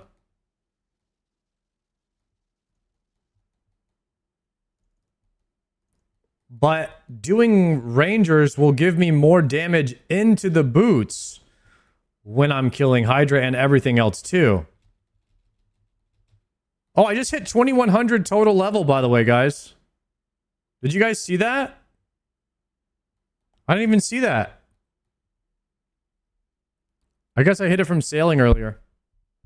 My bad. Sears Village. Yo, Twisted Fate, thank you for the 2-monther.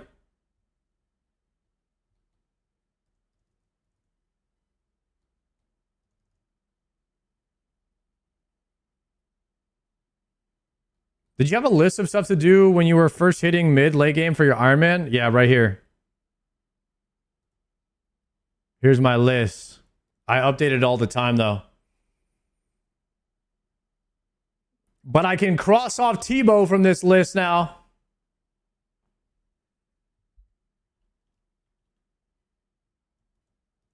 Done. Oh, I can cross off Pharaohs. Done.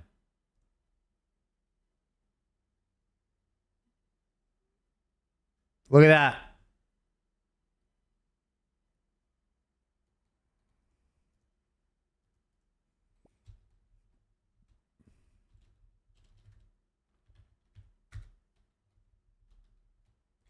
All right, boys, another casket. This would be the last Gamba. Really quickly, Ranger boots right here, 30 seconds. Just in case anybody wants to bet yes and win a bunch of points. Last casket of the day. Okay, at minimum, I think it could be cool to do 2 medium clues per day. Like at the start of the stream. Try to bake it into like a routine. Or we could do 2 medium clues at the end. Or we could do 2 at the beginning and 2 at the end. And then I could store a bunch of implings in the bank to get the clues quicker. What if we did 4 a day? Like dailies, yeah. You only need to get lucky once to get Rangers? Damn. Not today, y'all. Not today.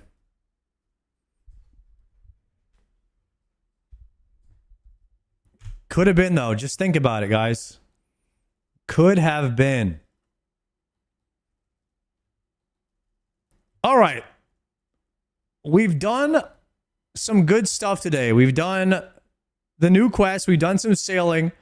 We've learned how to do medium clues and farm those efficiently.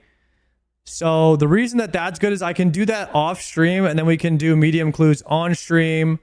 At the start and end of the stream, we can maybe try to do 2 to 4 a day for the next couple of months, and then eventually we'll just have them, hopefully. So I think that we'll get into a good system for that. That blessing is good for bandos? Yeah, it is. It is good for bandos. I do have one of those already, I think, right? The war blessing. Yeah, I got a couple of them. Okay. So I think we repoll. On the bright mine, I got mine 36 mediums. Damn. I'm 463 medium clues deep. I'm still not lucky. Could take 400 plus mediums. Well, 100 days. If I did 4 mediums a day for 100 days, that means I'd have it in like 4 months. If you count my days off, that would be 400 plus the 70 or 80 that I have right now. Yeah, I mean, maybe in 100 days on average.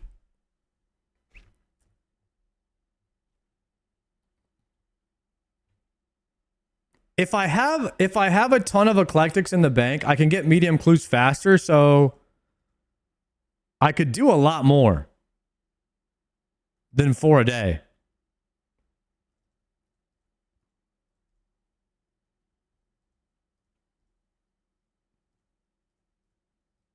Yeah. So let me get a bunch of them off stream, and then we can farm them faster.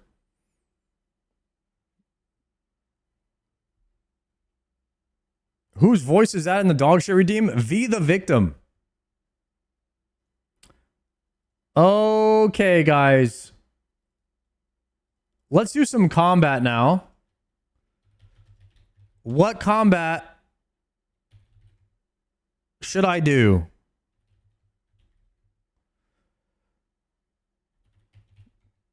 Raids, Yama, Doom, Hydra.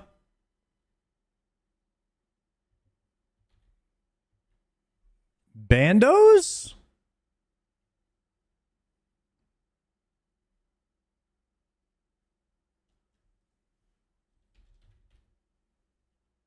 Rage, Yama, Doom, Hydra, Bandos, Vardorvis. This is all the content that I need right now. Immediately. What combat should we do right now? Because if I do Bandos, I could get Bandos chess piece and BGS. If I do Hydra, we could get Dragon Hunter Lance, which helps us do raids better. If I do Yama Doom, then I get Confliction Gauntlets, which means all I will need is Dex. And then I could go for my TOA upgrade kit.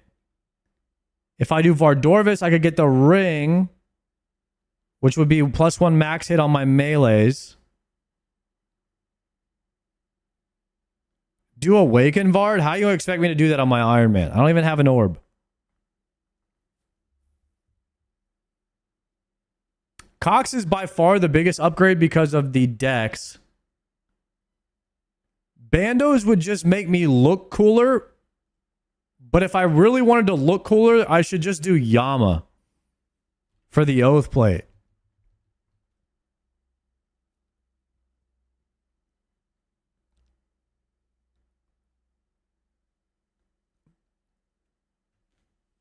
I'm not learning next.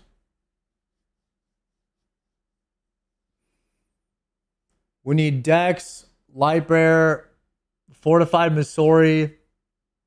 Then we'll go learn next. And I want like 2 or 3K Cerebrews in the bank.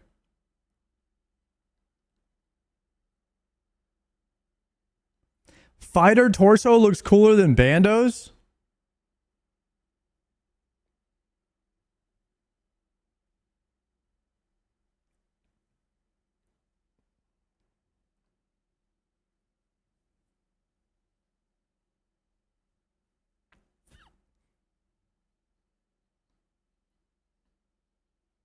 Bandos is a troll pick.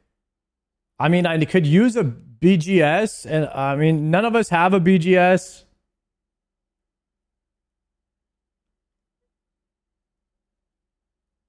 Is Bandos chest piece even better than Fighter Torso though?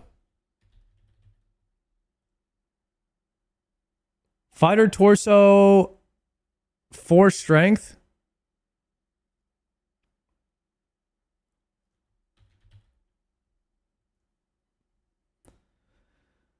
Oh, it just has more defense.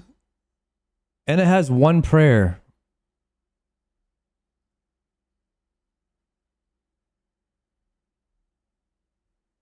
That puts a little bit of a damper on Bandos, not gonna lie.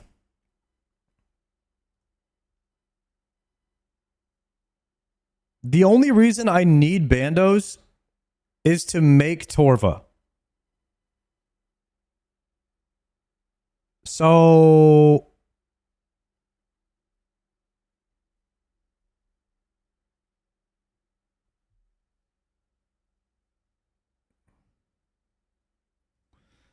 the Bandos skirt is only worth. I have that already.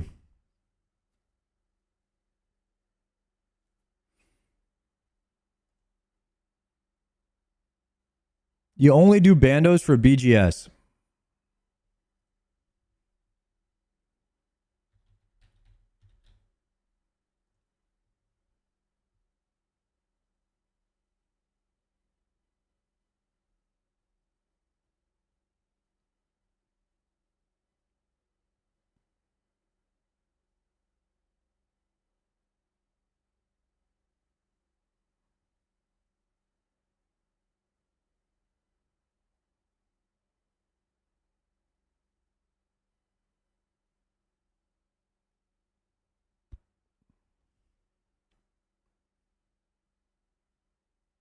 Okay.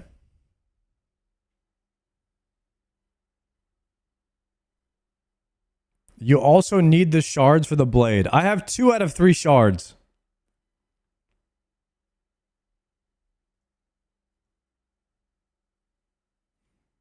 Try's already going for BGS, so you won't need it. That's another thing, is just anyone needs a BGS. I don't necessarily need a BGS. I don't think.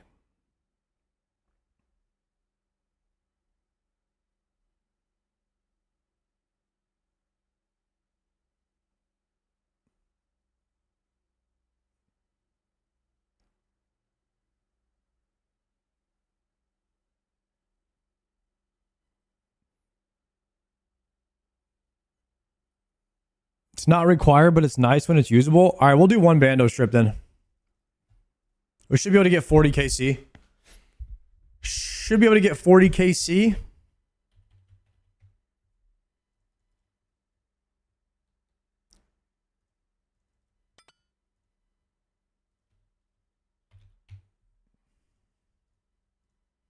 Unfortunately, Tbow's no good over there on Bandos.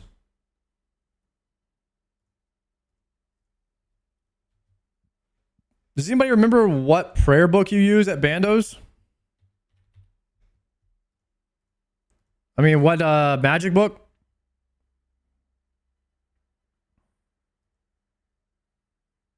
Ancients.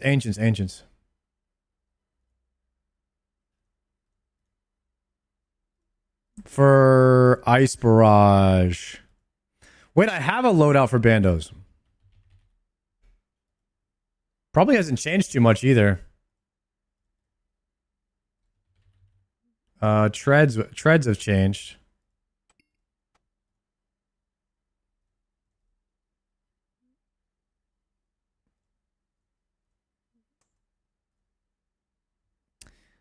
And I also got the overhealing. So we have Ancient Blood Scepter now. Configure that for bursting. Deposit all these. We actually have Ancestral Top now.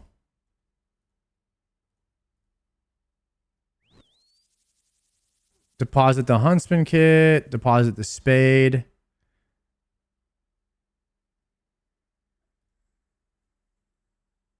Okay. I also have a Colt necklace. So we don't need Dead Man Cape anymore. We have the Explorer's Ring for High Alks. We have the Blowpipe for heals. Equip the War Blessing. You still need the cape for protection. Oh, for one Zamorak item?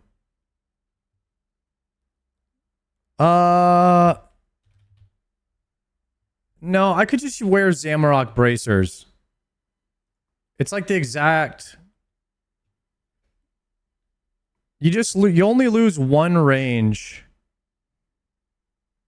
I could just camp Zammy bracers. Where are my treads at? Did I put them away? I think I put them back in the bank on accident. Barrows gives... Yeah, it is better to just wear the Zammy cape. Because, like, it just is.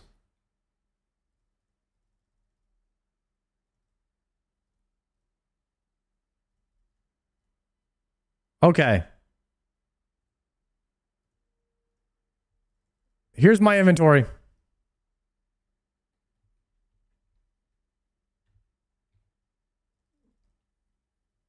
$40 KC Bando Strip.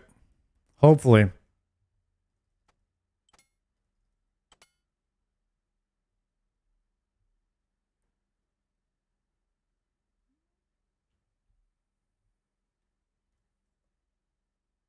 Let's get it.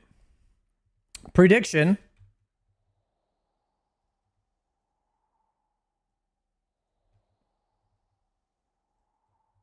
Where is my internet page? All right, prediction. Do I get BCP or Hilt this run? Yes or no? 10-minute predictions start.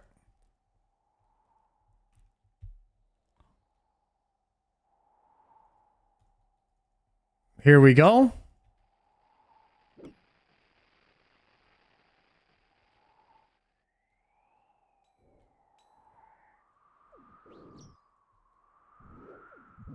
Let me go up here.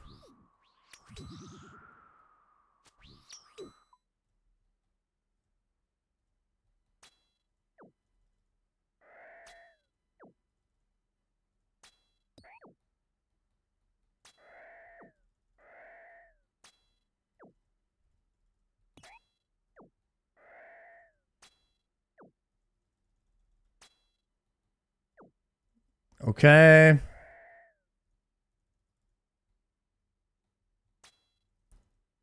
Now, I think I don't need as many anymore because I finished the CAs. I think I used to need 35 and maybe I need 30 now. Falador Shield. I used a charge of it, but it did reset actually. You know what? Maybe I should bring a Falador Shield in one slot for 2 full recharges. That might be more than one prayer pot. It is definitely, right?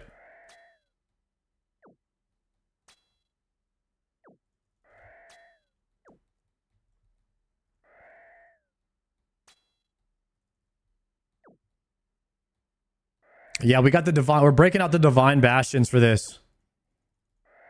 Hoping for 40 kill trip. Also, I need to look and see if there's any combat achievements for bandos. Combat tasks. Bosses. His name has got to be Garardor, right? General Garardor. Finish him off while all of his bodyguards are dead. I could do that.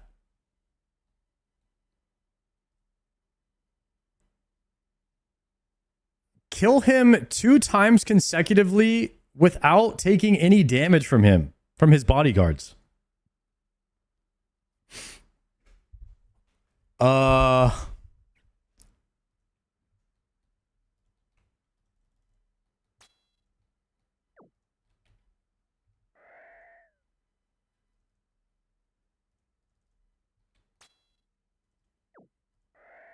That's a Giga Prey Flick simulator.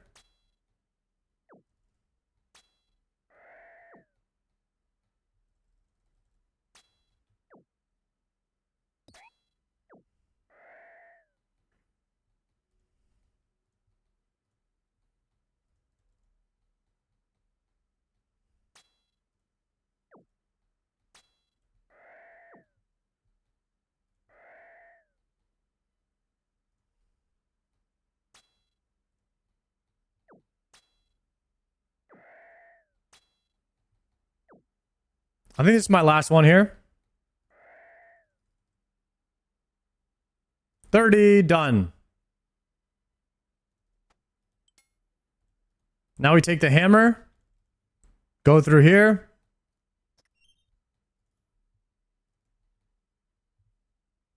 Okay, boys, let's see if we can get back into this rhythm. Haven't done this in a minute.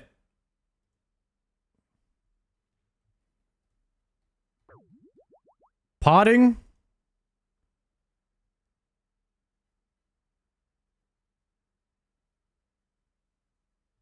Drop the hammer.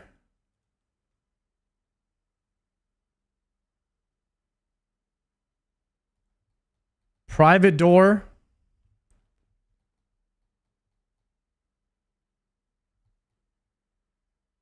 Yes, here we go.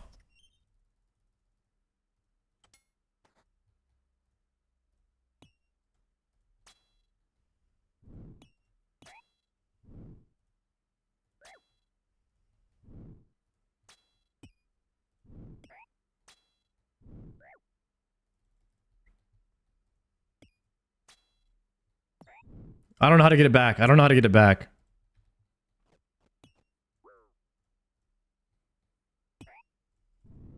I don't know how to get it back. I don't know how to get it back. I forgot.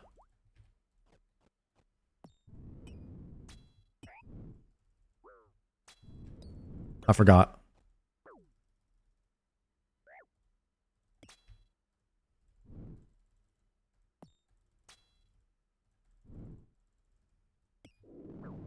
Oh my god.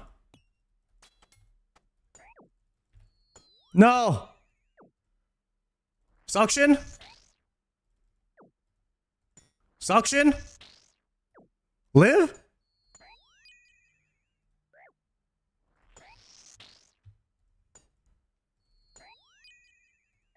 Suction, please. No! It was casting the wrong spell. Obviously, that doesn't count for the prediction, so.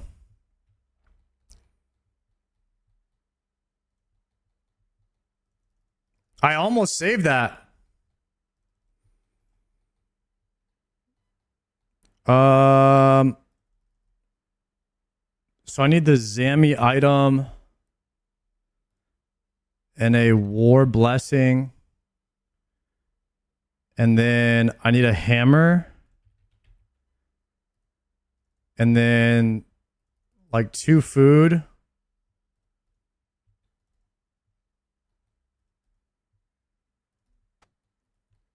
Okay. And then I have Gommel's Hilts to get back. I do not remember, guys. I have no idea how to get the rhythm back after I lose it there. Like, not a flipping clue.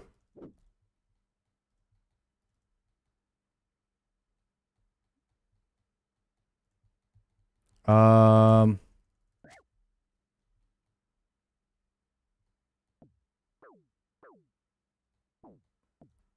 Ooh, double E.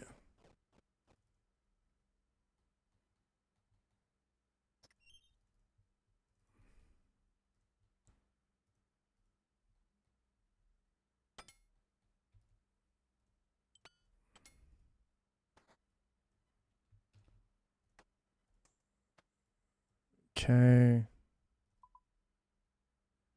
Is that everything? Nice. Wear the Zammy cape. 1, 2, 3, 4.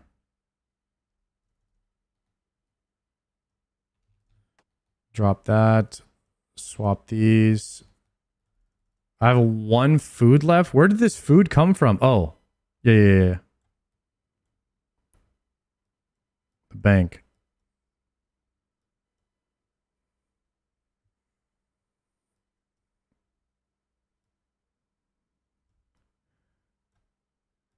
One, 2, 3, 4.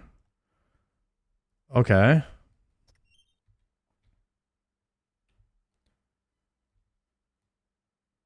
Where's my Bofa?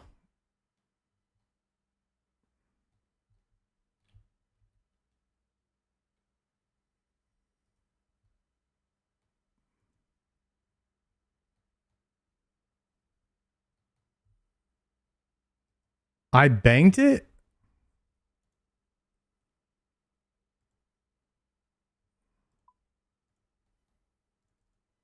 What?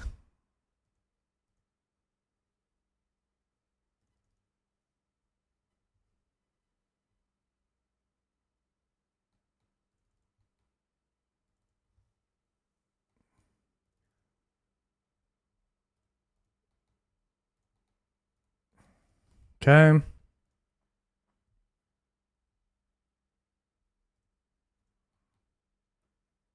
I guess I did bank it.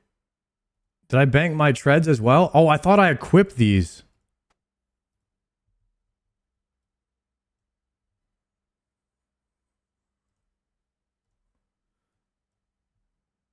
Okay, Gommel's Hill.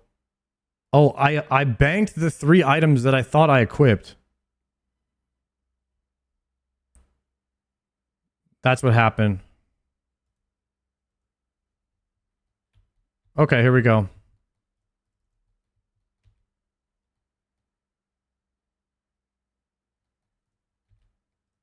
Can't believe they're putting a data center in West Arty. Tasty, I'm not gonna lie, I got no idea what that means, but I hope somebody else does.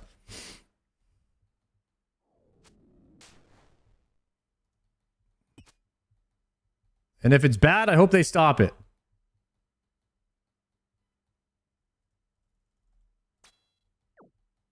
How do you not know what that means? I don't know what to tell you, brother. I just don't. And I'm sorry if I let you down. But I have it littered. That might as well be Japanese to me.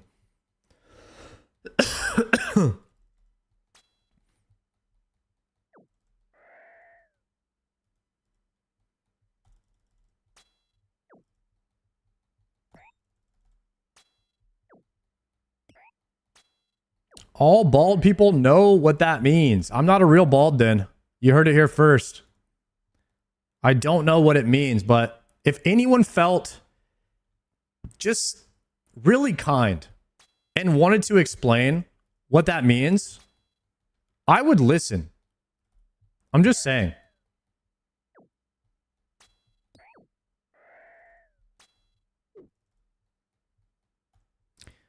Sorry, just wait with Prey Mage on the door for 1 hit to get back in cycle? Like, wait for him to hit me once?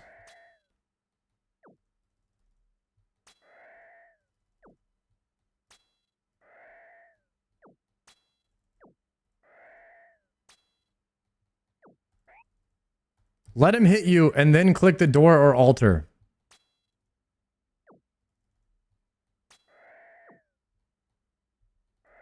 What is your next loot drop goal? Dex.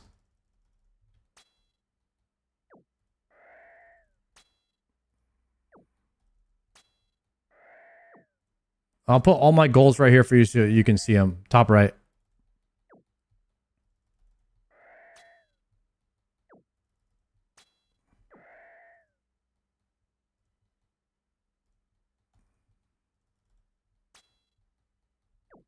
Why are you not in Cox then? We let the chat, well, I let the chat vote what I do.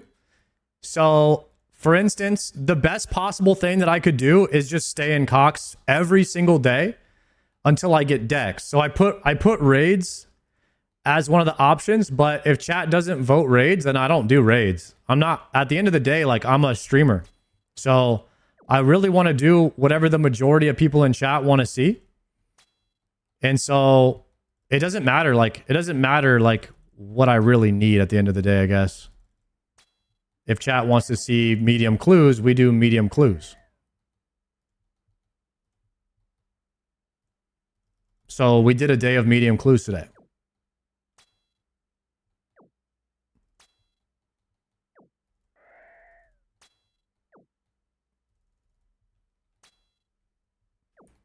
I wouldn't do something ridiculous like I probably wouldn't put like something crazy. Like I wouldn't do I want to do something towards my goal, but as long as it's something towards my goal, I don't mind doing it, you know?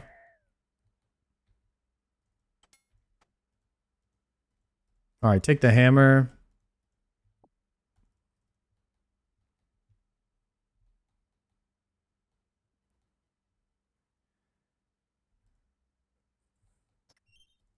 Okay, let him attack you one time with melee on, and then click door or altar to get back in cycle. I'm going to try to remember that.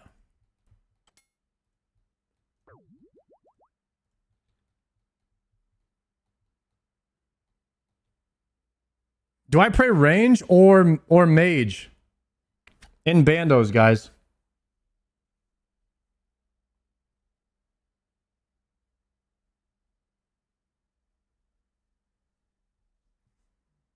You pray range and you pray range.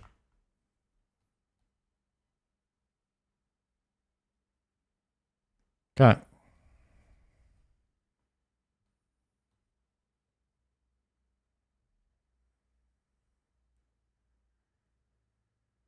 Don't pay? No, you definitely pay, guys. Guys, I've done bandos before. I know what to do here. I just forgot. Okay? You always pay because your food will last on the ground forever.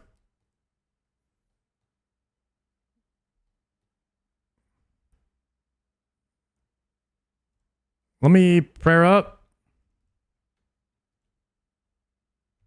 Pay. Go, go, go, go, go, go.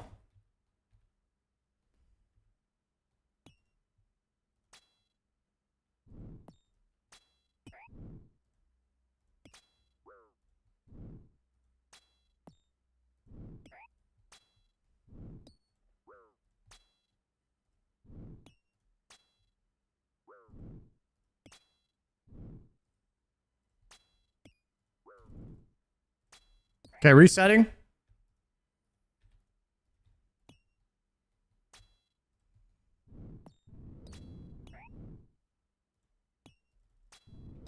That didn't work. I fucked up.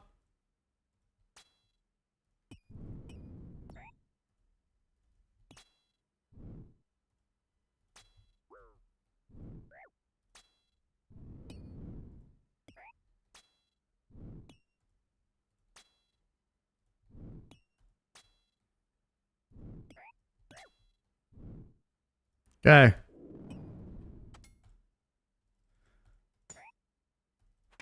Oh my god, please, Cass. Freeze this guy. Double eat. Fuck my ass. Blood barrage. Freeze him. Freeze him! Come on!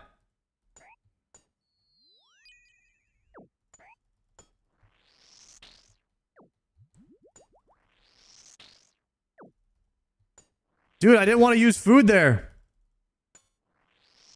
I forgot to put the auto cast on, man. That shit sucked.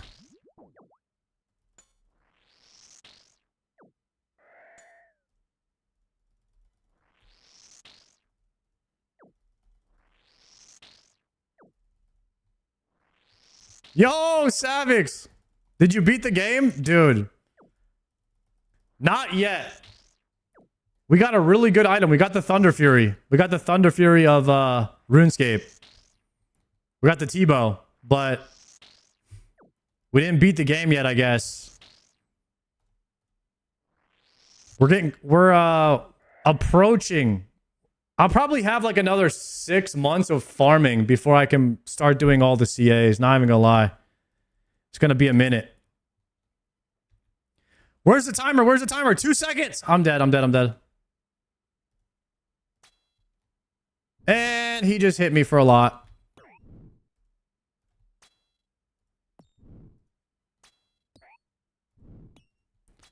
Go, go, go. Savage, you never got this far in the game, bro, but this is called a tick perfect method. And you have to click every single four ticks. You have to click perfectly, or otherwise you're dead. Or you take a ton of damage.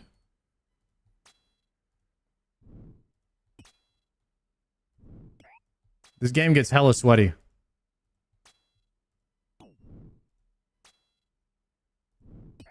Oh, I saw you get, dude, I saw you get kind of cheated in that tournament. That one guy was like drinking and stuff after the duel ended.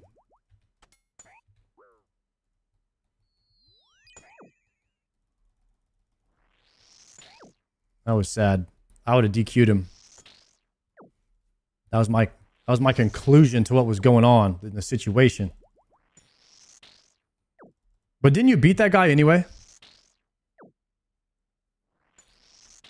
Plus, you won the tournament. You beat Shobek anyway. You basically won.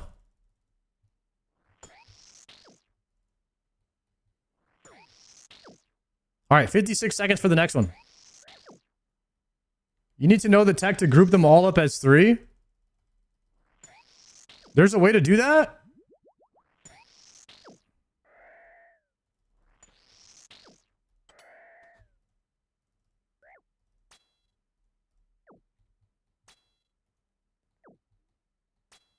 I can DE or high alch. I can high alch this chest. I'm actually not using the Tbow right now. Because apparently there's some places where the Tbow is just not good. That's what I like about RuneScape. Is even though you get like the best item in the game, it's like you're not going to use it everywhere.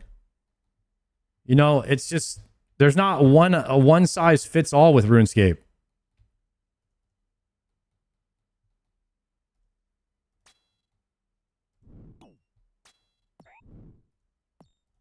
That's a good horizontal game design right there.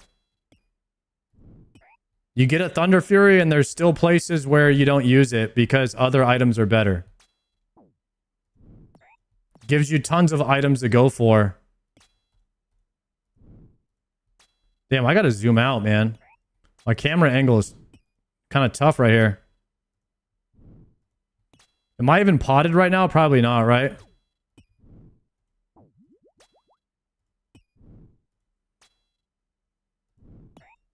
I gotta move my boost over with.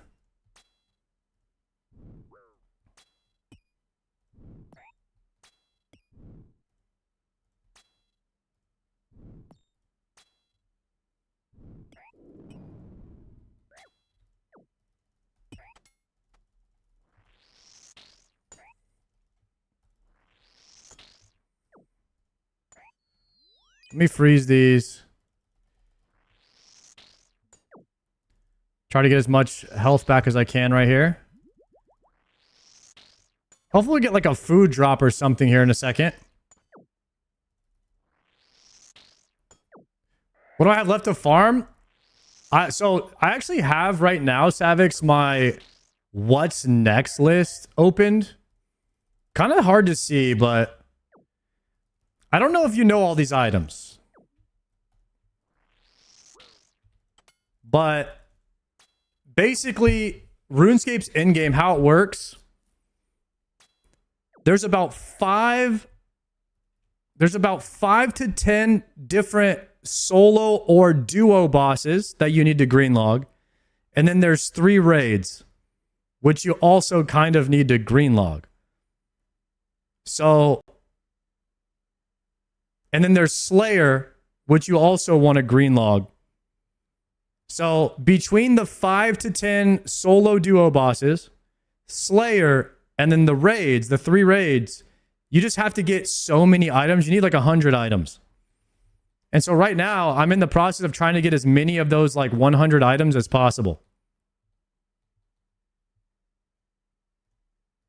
And to give you an idea, just to green log one of the raids, it will take you about 500 hours on average if you are still pretty lucky, right?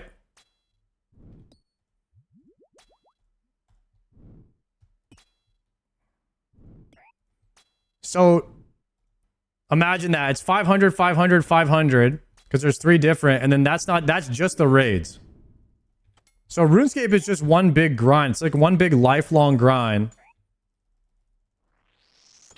to try and acquire all the items so that you can do enough damage to beat what I'm going for, the Zuckhelm, which is speed achievements, because the speed achievements, you need a certain amount of damage.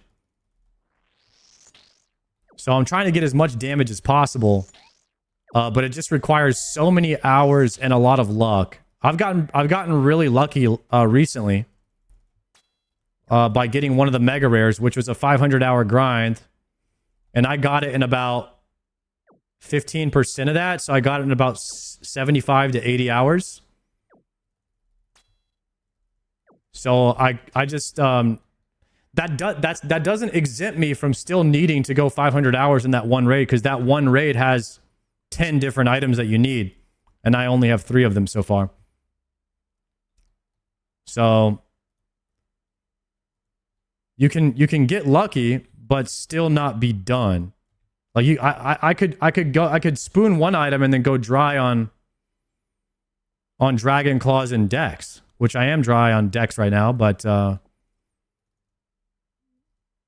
just how it goes.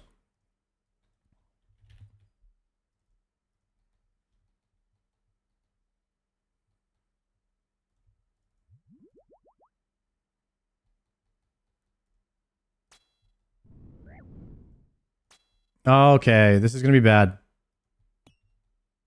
I'm going to go ahead and shark. Let him hit me. Click. Go. Okay, that didn't work, but maybe it's back online now. No, it's not back online. Guys, I need help. I need help. Let him hit me. Attack and then go. No, it's not working. I'm doing exactly what you guys said to get back in track. Okay, click the altar.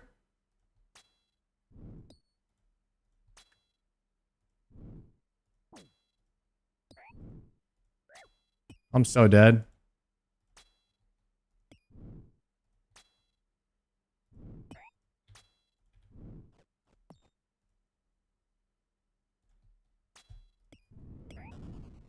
I'm so dead.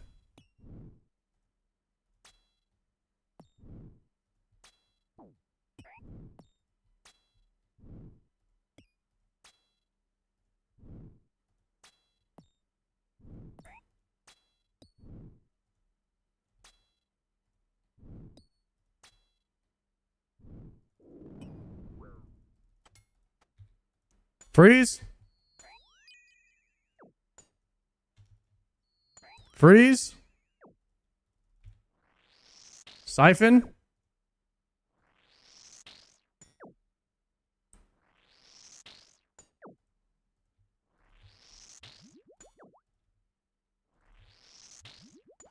Prayer flicking.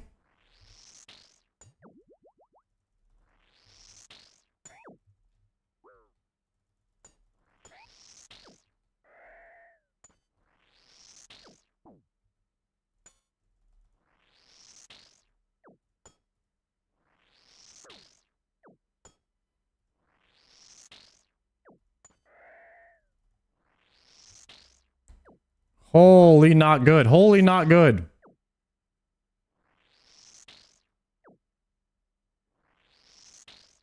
After he hits you, you skip your attack and click the door altar. So I did that on the first one and it didn't work. And then I panicked and I'm like, well, maybe I was supposed to let him hit me, then attack and then click, and that didn't work either. And then I went back to the first strat and then it worked. So I don't know what happened there. I was a tick slow on clicking the door. Okay, that must have been what it was because I was scared for a second.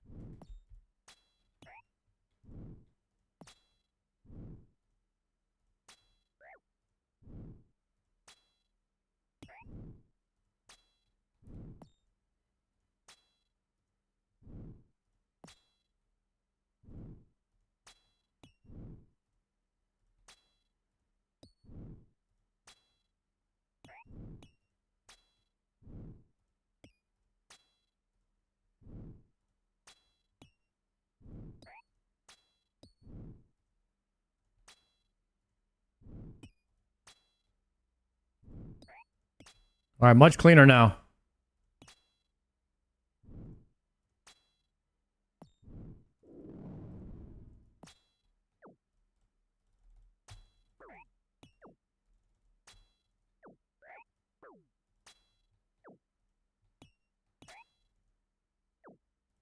Okay, that's good tech.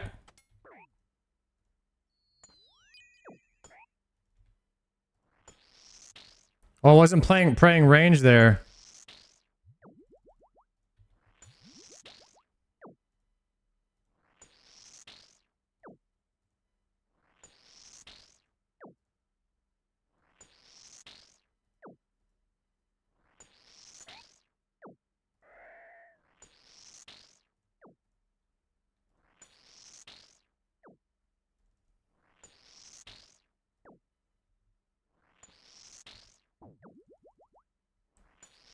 Go ahead and pot there. I'll take the coins, the rune pickaxe, the coins, all of these.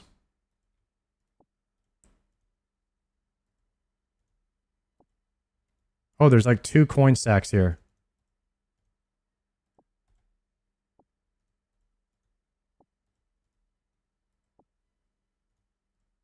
And then we high alch the 2 rune pickaxes and the rune plate body. Then swap back. Get in position. Pray here. And go.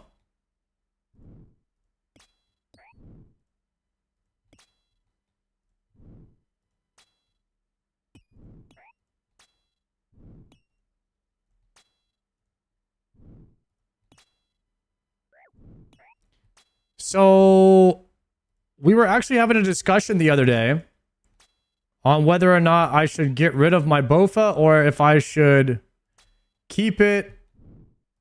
But Bofa was one of the reasons why I kept it was pretty much for this right here. And for Leviathan, if I ever do him.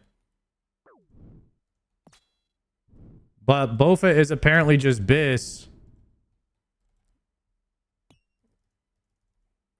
Okay, so you're saying if I drag this guy here, then I can get all 3 of them like this, and then I can leech all 3.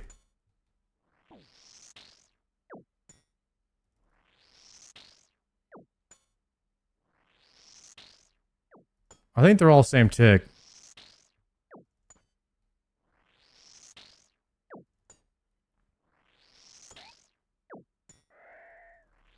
That worked out really nice, though.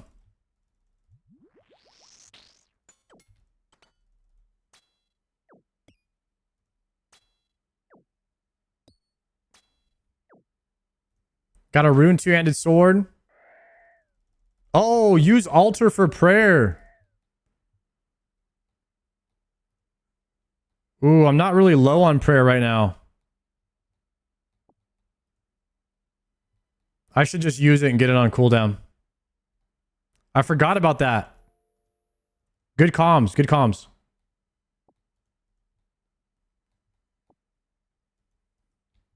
Also have chili potatoes here. And I think sometimes you can get a prayer potion drop in here too. Oh, also I should be walking after Bandos dies. Just remembered that.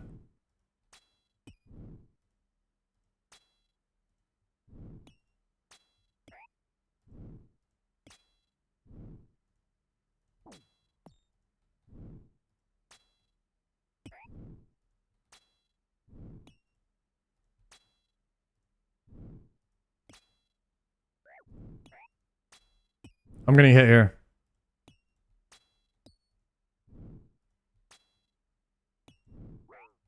I'm gonna hit there.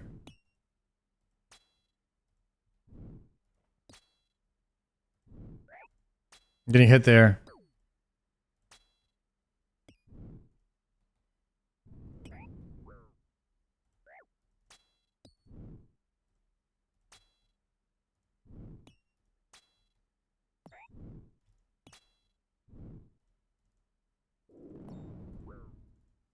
You said come down here. And then freeze these guys here.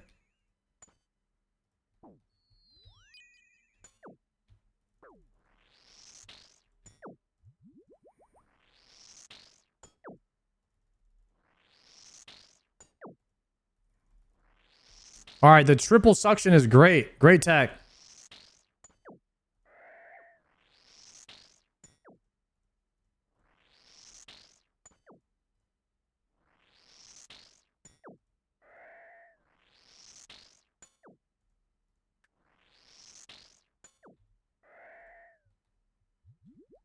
Easy there, nice. Could take the rune pick. The bones we could bury. And then we can high alch. And now we need to walk.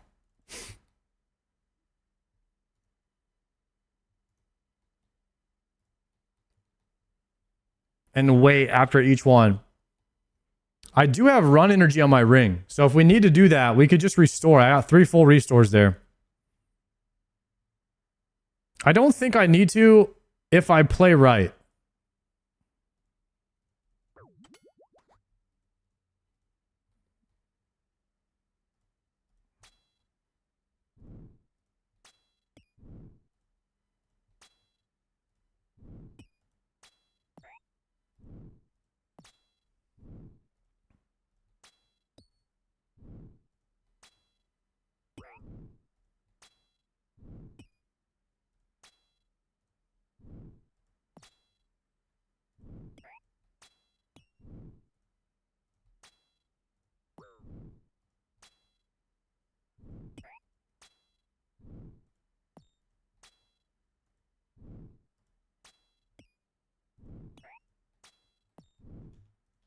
Okay.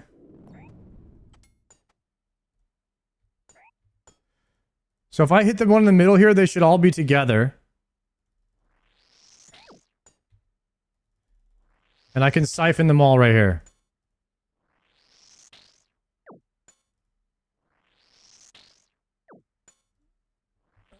I'm at 100.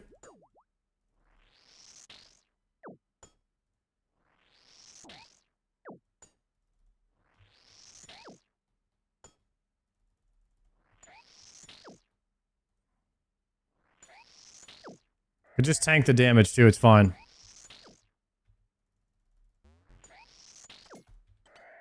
Good, both dead. Kill this one.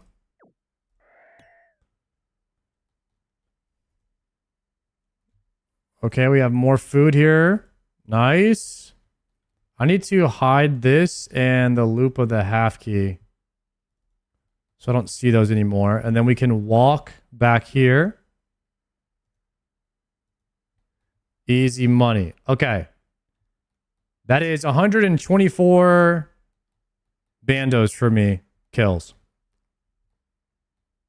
Nerd log in 30 minutes. Do you lose your private instance if you get nerd logged?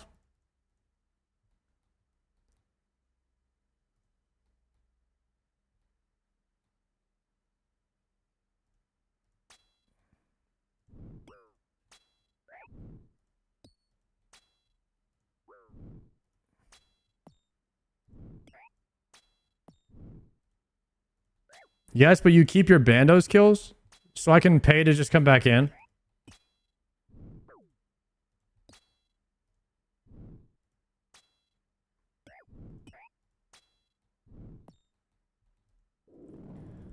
All right, I need to pull this guy down a bit. There it is. Okay. Bring this guy here. Let's freeze him. And then siphon.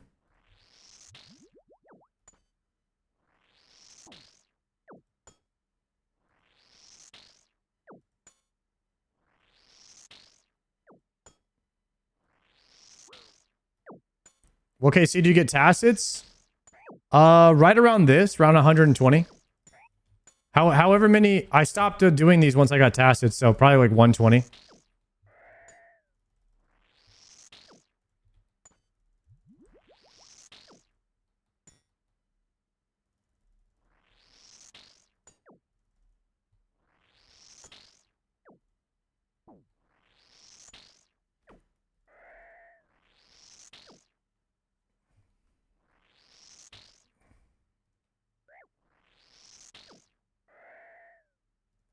Got tacits on the first kill of my iron the other day? Hell yeah, bro.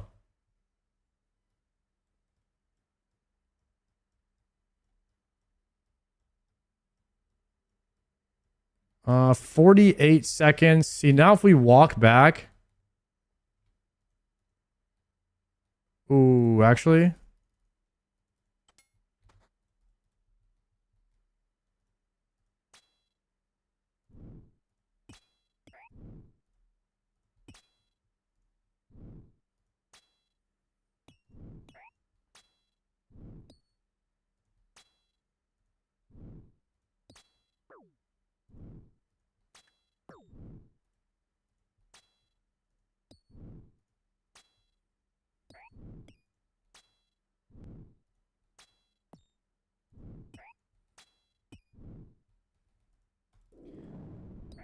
Okay, so now we bring these two together down here. We go down here to bring the ranger one tick closer. Then we go here. Then we go here.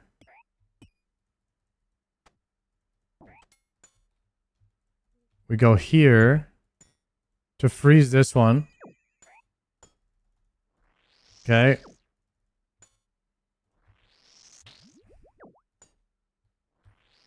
And then we can siphon back.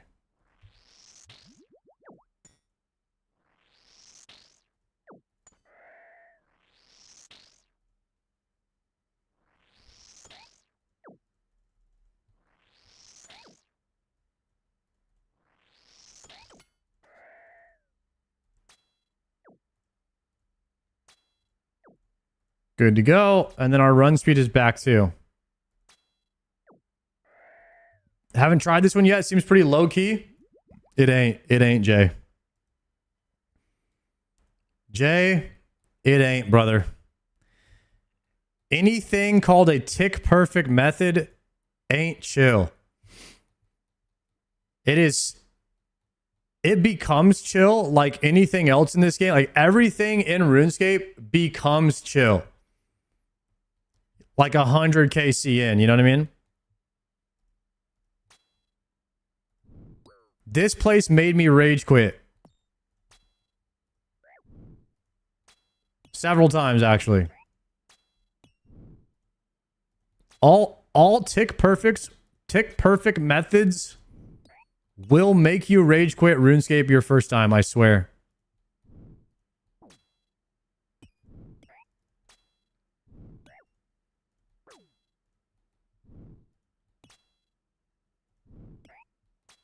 I forgot to pot.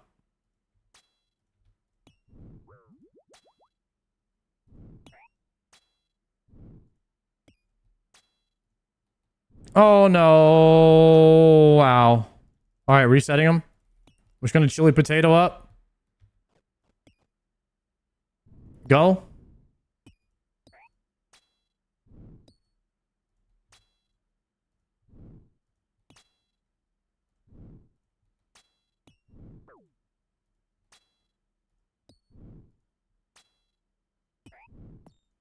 This one in particular is super tough to understand because it's a red X method where you're actually stalling the boss's animation, which shouldn't work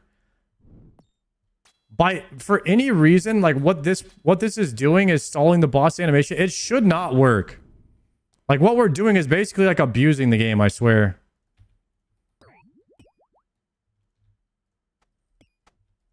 So it doesn't make sense to a new player that something like this could exist.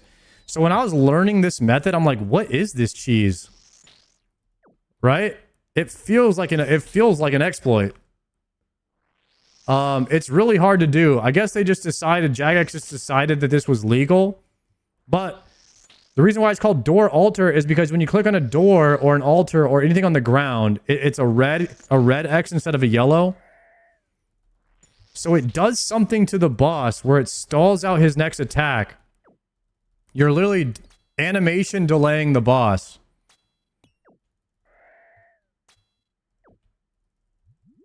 And he should be hitting you, but because you do a red X click, he doesn't hit you when you run underneath him.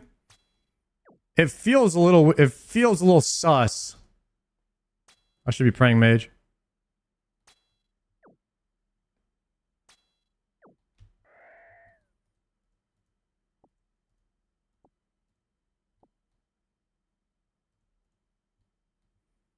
I'm going to try to do one kill without drinking because I have a prayer altar up now. It's like every fight in osrs has a unique thing to learn about it. Yeah, this technique it's used, I think, in a couple of different places. Forgot my run speed. Now I'm cooked. I'm going to chili potato this.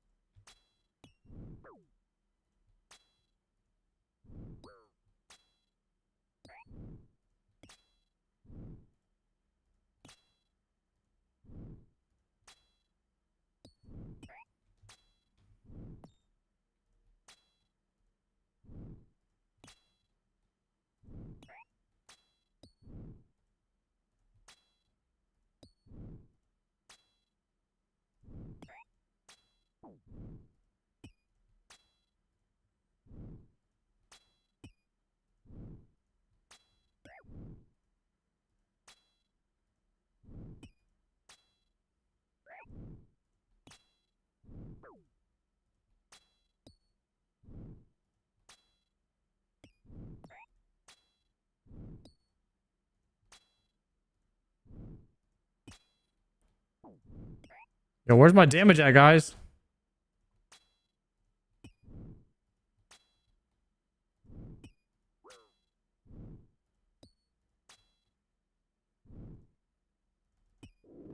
Can I pray up here? No.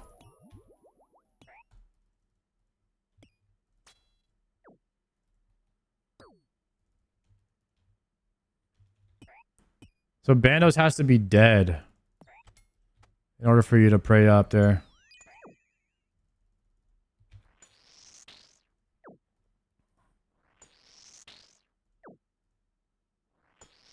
These guys are same tick.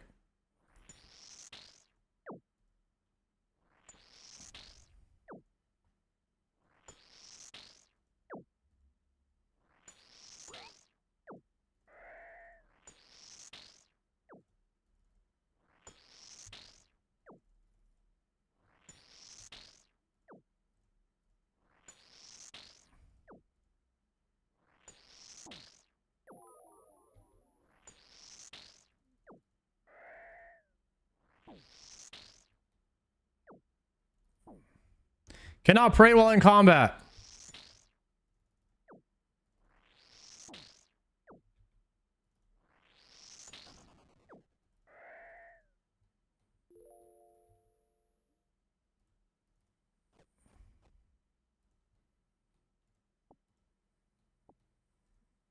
Oh, super restores. I got a super restore drop. I'm just gonna go back to full energy. Oh god. I was not ready for that.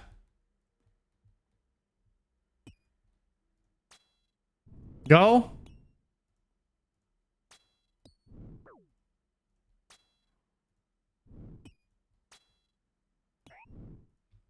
Potting.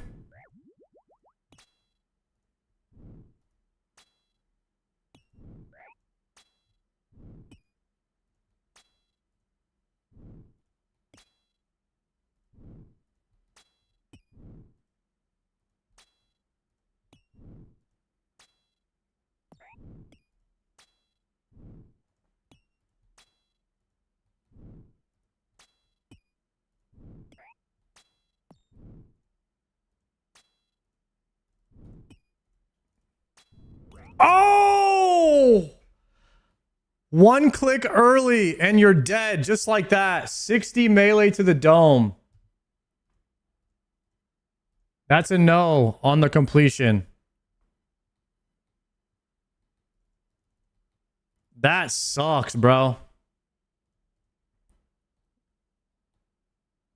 That sucks bad. And while I do all the solo stuff and osrs gets me tilted, I feel like a noob learning instead of an expert who's doing something. Dude, you have to start like the skill curve or whatever in RuneScape. It's so bad at the beginning because there's not really any other games like this. Like nothing really translates to RuneScape. It is the only game of its class archetype, so no one is any good at it like right away.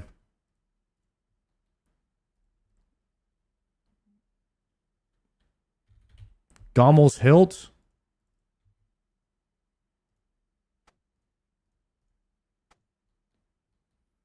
Yo, thank you for the tier 1 buoyant bong. I'm 149 dry solo CMs, no deaths. How long are you guessing I'm gonna say dry? Like in Cox? You're gonna get something on the next. You're gonna probably get like 4 purples in a row, bro. You're due. It'll happen. We just take like 2 food and a hammer,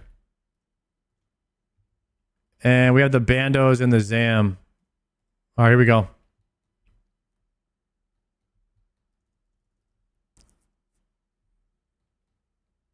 Little bando, little zam. Yeah, right there is kind of why this guy is annoying, Jay, if you're still here, because literally one missed tick and he can just hit you. He can just one-shot you, so it feels a bit punishing for missing 1 tick, you know what I mean? That's why I didn't really like this method at first, because I'm like, as a noob, it's a little bit too punishing. But you have to like, you have to force yourself to go through like this punishment phase where you're just dying every single attempt.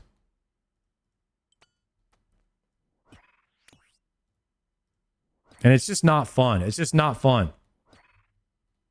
But then one day you're not that shit at the game, and then it starts to become a little bit more fun.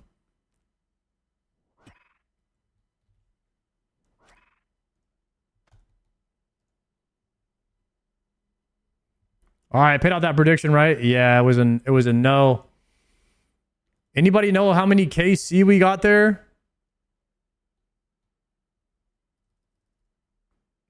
Maybe like 10 or something? I have no idea.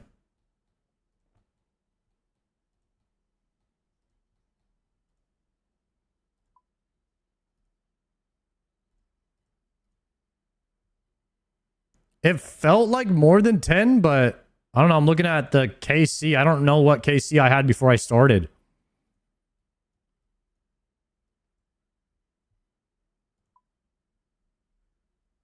Give me the dust.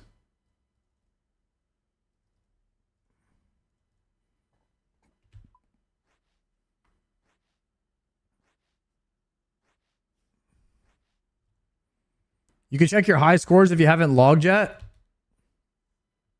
How do I, which one is Bandos?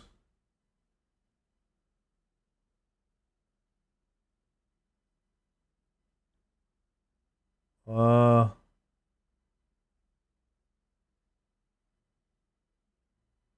here, right here, right here. 14, 114. 114. I did 128. That was a 24 kill trip. Not bad, dude. No, that's bad math. That's 14 kills. My bad, my bad.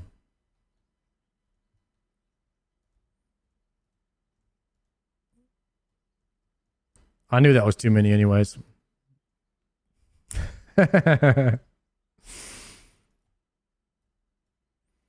Ooh, I got 2 resources I can bank.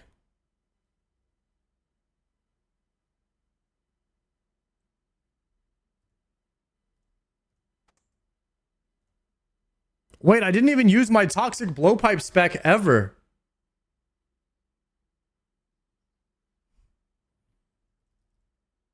I gotta use that next time.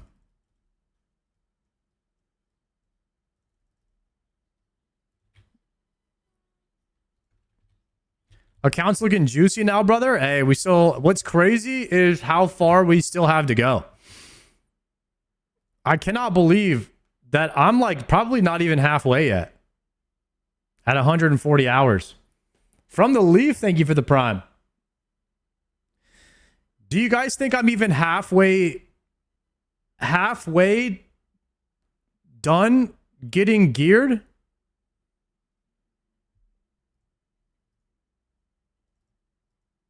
$140 days.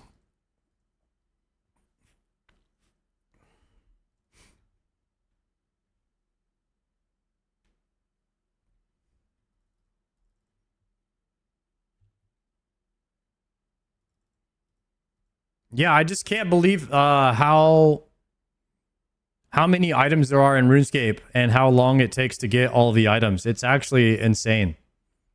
There's no other game like it. In WoW, you could have 20 max level characters easy in this time. Yeah, I mean, on a hardcore character, I typically play them around, like I'm on a main hardcore character that doesn't die.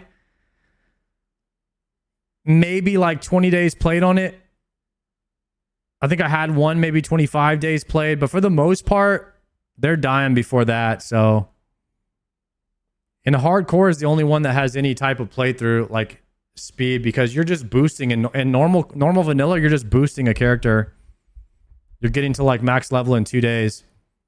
And then you're hitting all the raids in like in a day. So in regular vanilla, you have like 3 or 4 days of playtime. But in hardcore, you have to level your own character. So it's more like 6 days played to hit max level. And then maybe you have like a good 3 days played of gearing before you raid log. So yeah, you're probably looking at a solid 14 hardcore level 60 characters. You probably die on a few of them though. So we'll say like 7 or 8 hardcore level 60s. Pretty easily at this point.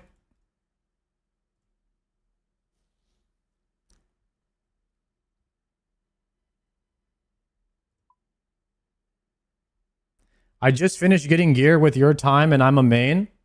Damn. Fully, like a full natty main Bambino, like full, honorable main, like, what do they call it? What's up, McTardis? Depends on how early you go on as CAs. You don't have to have BIS. I let my membership ran out on Iron at 1,300 deep delves with no boots. Time for a break. Jesus. Ethical main. That's it. One more Bandos trip. We'll send the predict. Yo, Boy and Bongin from the league. Thank you guys for starting the hype train. Thank you guys for the subs. Legends. What's your go-to sub at Jersey Mike's? I get the Italian. I get the Italian with pretty much straight up with mayonnaise and pickles. That's Biss right there. That sounds good right now. Sounds pretty good right now. You know what I'm gonna have? I'm trying to cut for when I go to Greece this summer. I've been trying to tan up a little bit, get in shape. I'm starting my cut, get the summer bod going. So for lunch, I had salmon, carrots, and green beans. For dinner, I'm gonna have chicken and eggs. And then I'll swap that up for steak and eggs.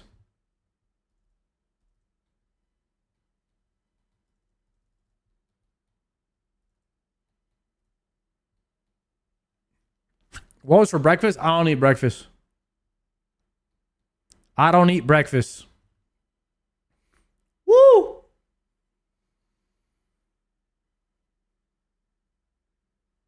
Might have a coffee for breakfast usually.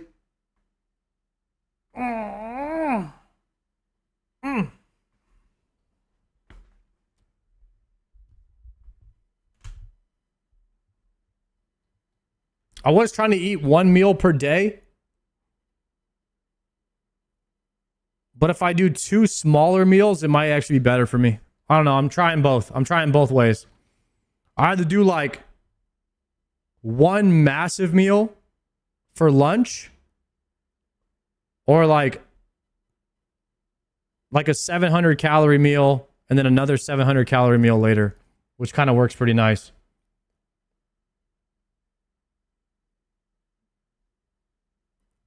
Dude, I hate yogurt.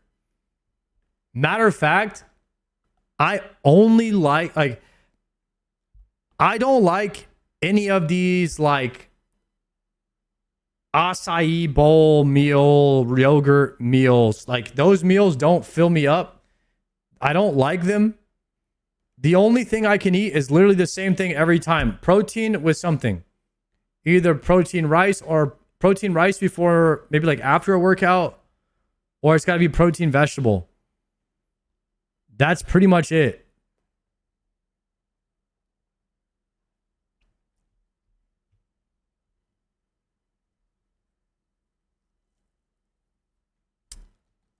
I'm actually having to cut CBT right now, which sucks too.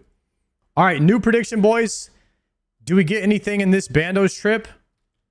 TPing in. We got the full inventory.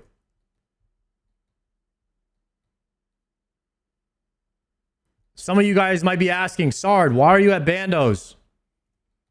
Isn't literally everything else in the game more beneficial for you at this point?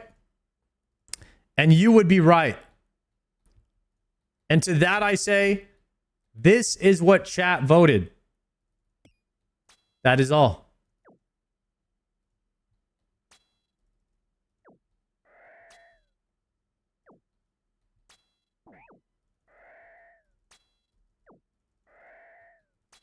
So if you have any gripes, complaints, concerns, take it up with them.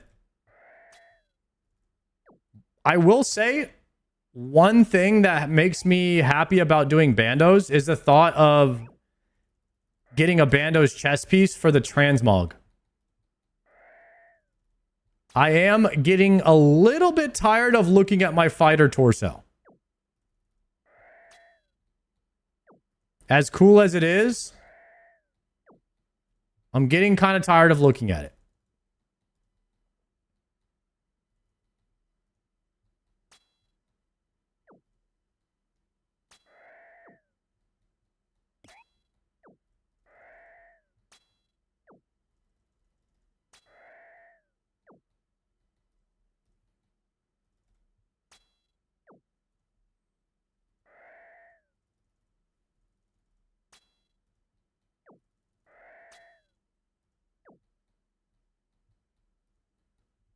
All right, we're at 17 kills.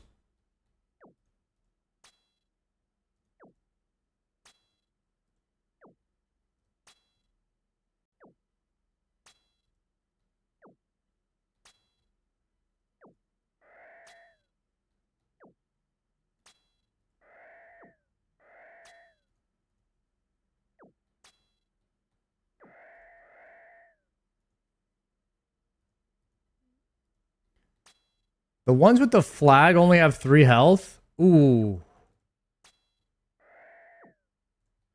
I think the best thing you could do is just attack every goblin one time. Because even if it dies, even if something else kills it, then you still get credit for it.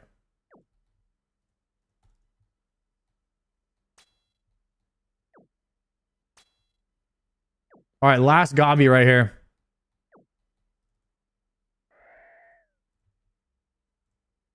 All right, let me get a ham. Yo, elite CAs are coming in kind of handy over here. I'm liking it. Only having to kill 30.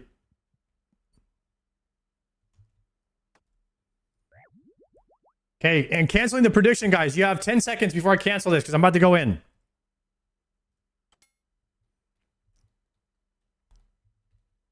All right, here we go. Canceling predict. Ending submissions. Now. Boom. Okay. Here we go. Private instance. Take off.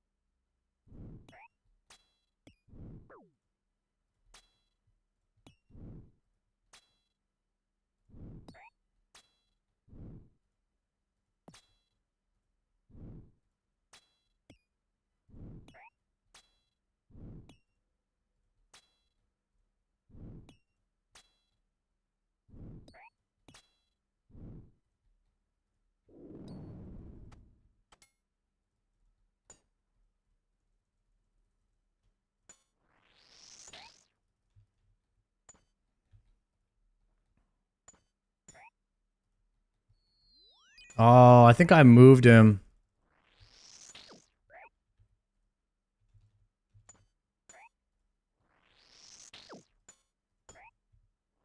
No.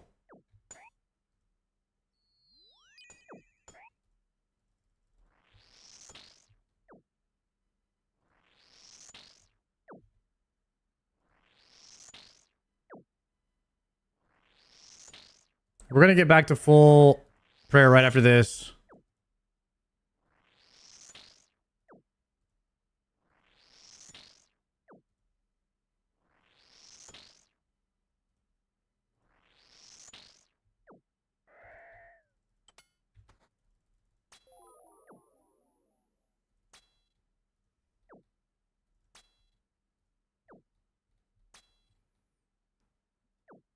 It's going to be a big juice, big full prayer juice here. And we got the shark drop.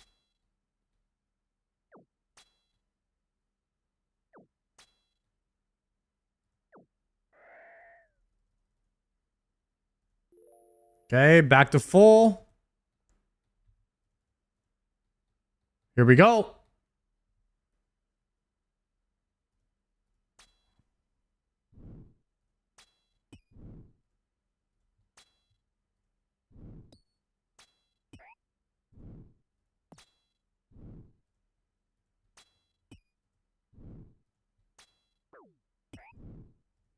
How's Triumphant doing on Door Altar Bandos? Did he get this down pretty well?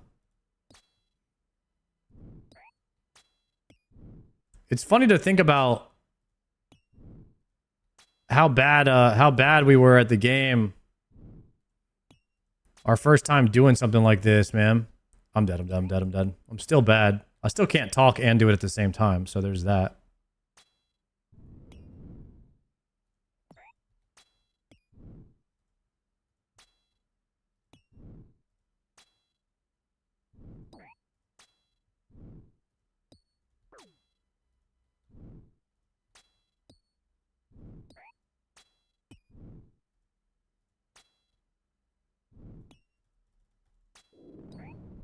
Okay, looks like these two are lined up.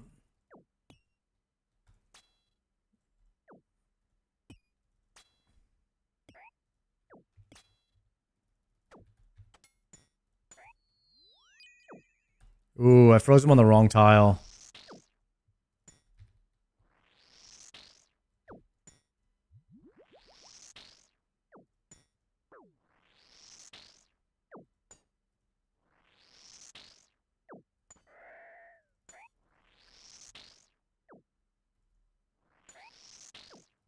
Oh, he's melee. Nice.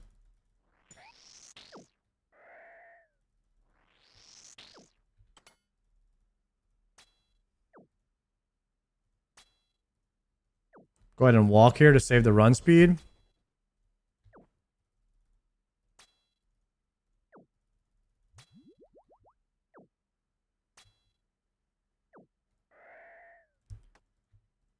Okay, grab the R2H. Oh, I just out one of my divine pots. I hate that it allows you to do that.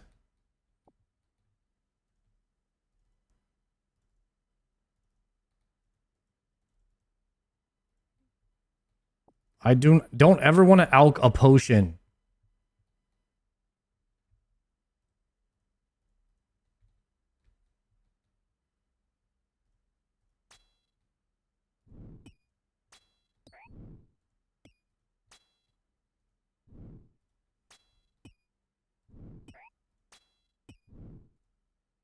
There's a plugin for that. I need it. That's the second time I've alched a pot, and I'm dead.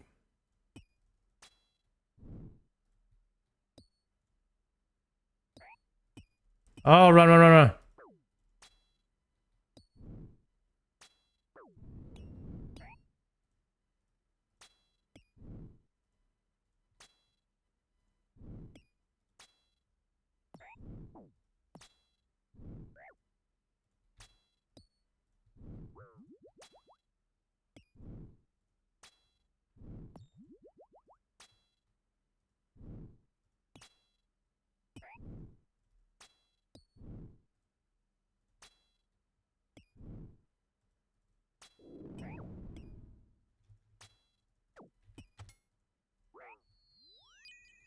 Froze him up. The triple Zuck. Easy work now. Well, that will suck on the duration of my trip, unfortunately.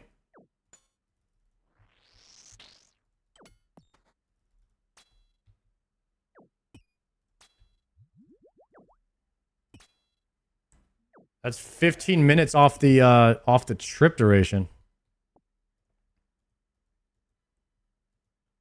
But dang, is that all? I get a lot of food drops over here. We are set for days on food.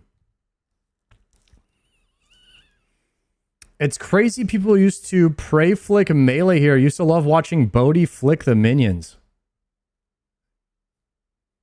Must be some OG tech. Alch blocker plugin coming right up. Alch blocker.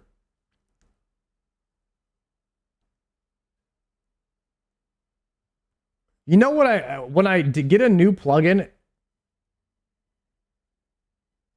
I don't know how to find it on the side.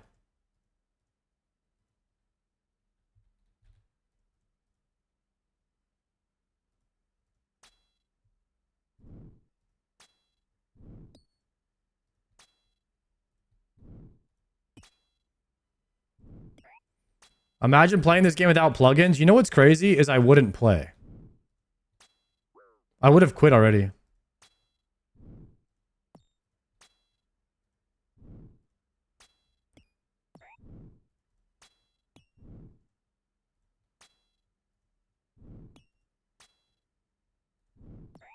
There's no way I'm playing without Rune Light.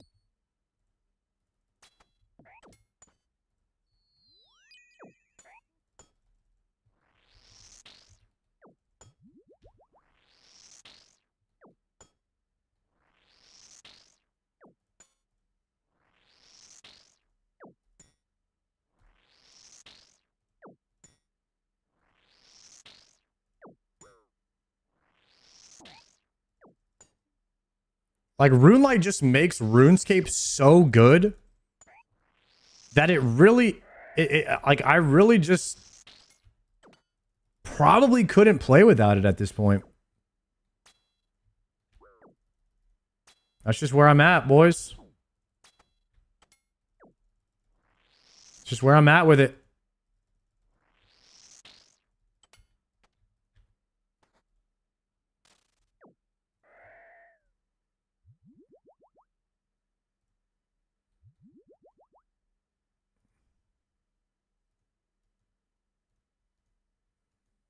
A lot of sharks on the ground. We could probably take the magic log certs. Those would probably be good for something. You doing CAs? Trying to get a drop? Trying to get a drop.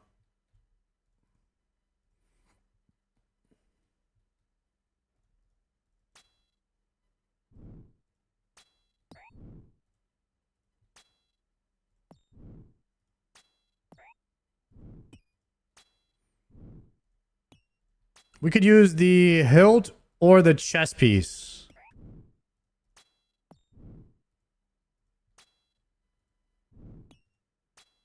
Hilt or chest piece, guys?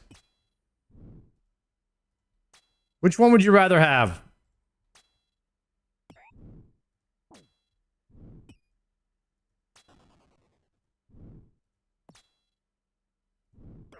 The hilt is more rare.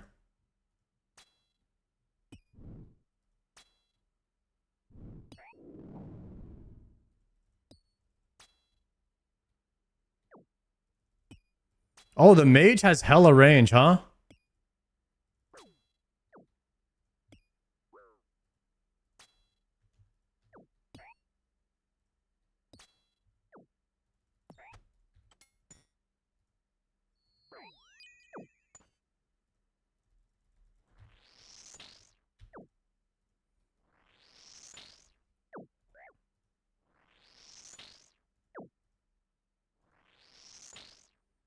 Looks like I can flick here.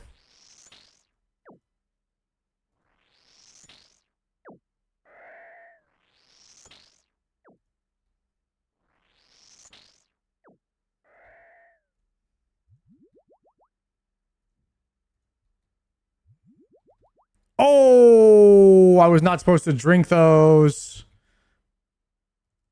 All right, we're going to get full prayer bar on next kill. Next kill, we get full prayer. I was supposed to get it on this one, but I already drank.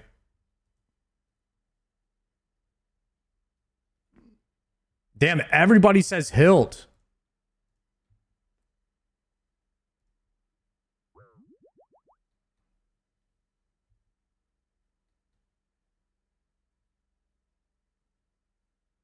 I wonder if you could door alter bandos with a blowpipe. Probably wouldn't be very good.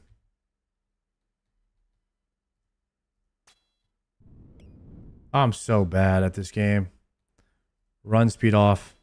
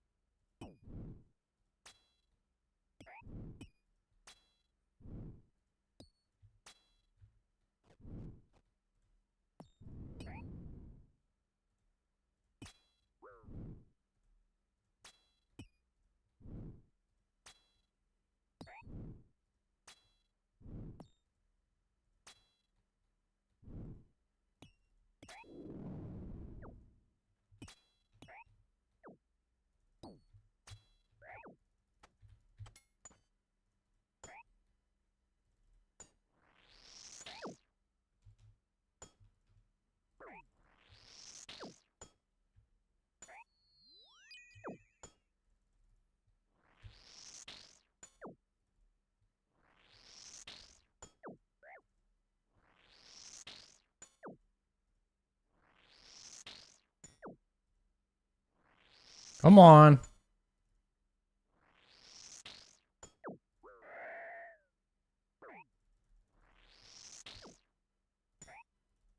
That's melee.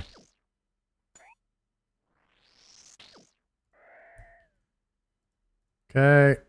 Coins. Hit the altar. I gotta remember to turn my run speed back on. And then we grab 2 more sharks in case we take big dam again.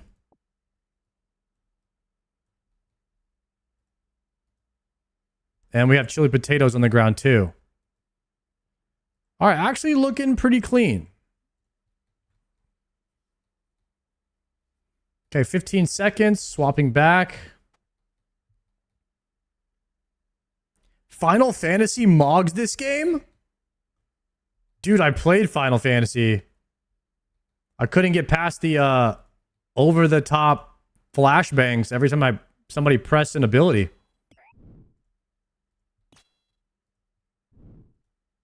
That was enough for me to quit.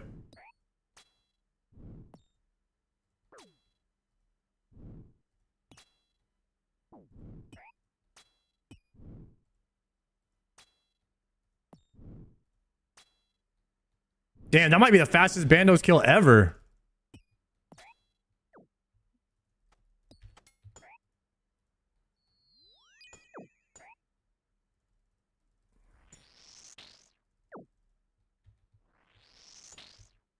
Absolutely mogged Bandos right there. Does it say how fast the kill was? I guess it doesn't track speed on Bandos kill because there's no speed achievements.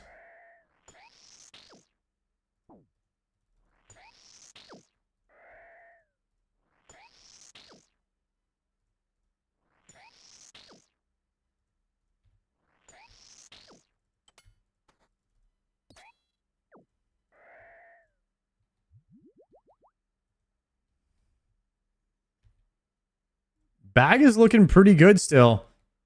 I could use a prayer drop at some point. It would be nice.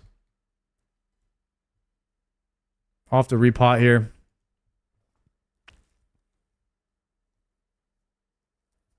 Go for the rest of the CAs. Should I okay. For the CA where you have to kill all of the guys, do you have to get them low, then kill them all at the same time because they respawn if Bandos is alive?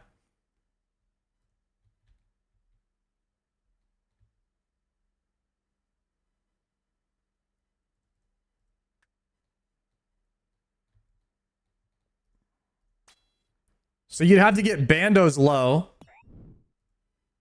Then you'd have to get all the mobs low. Can I both of them all, or do I need to like actually use chins or something?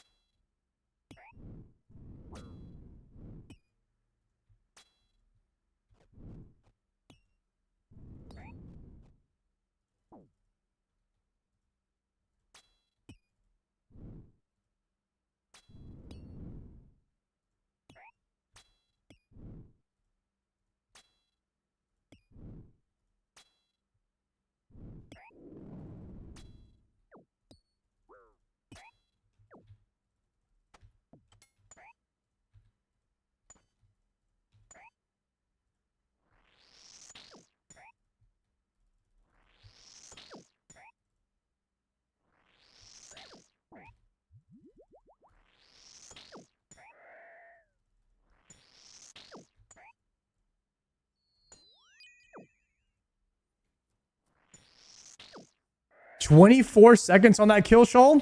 Damn. Absolutely mogged him.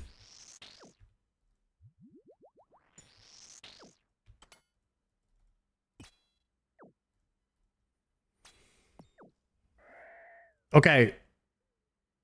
So what we need to do is get Bandos to like 1 hit away from max hit. Then we have to get all the other guys low, then kill all all the ads, then kill bandos while they're dead.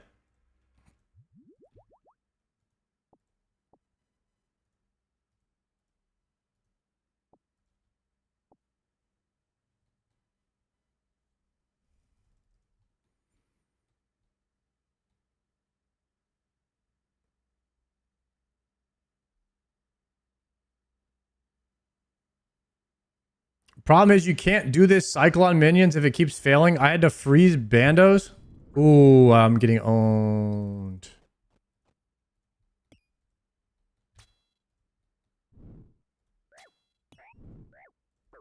Oh my god.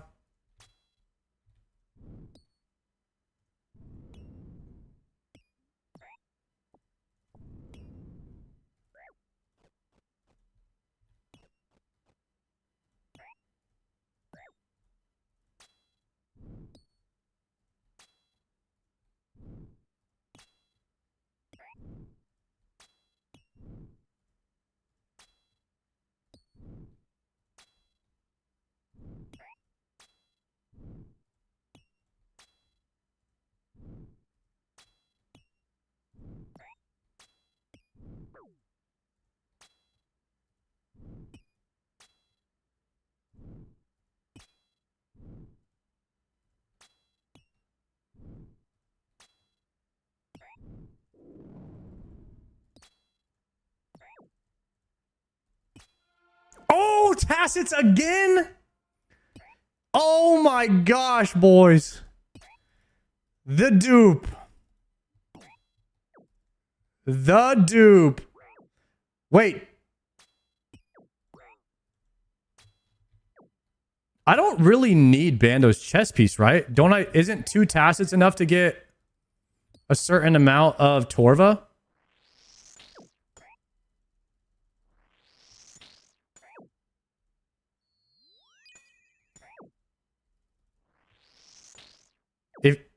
If I got 3 legs, 3 legs would be enough, right?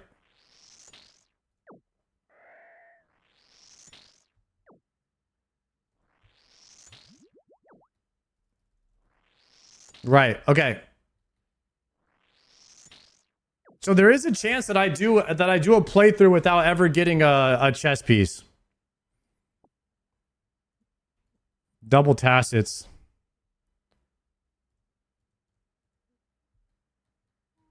That is Prague, technically Prague.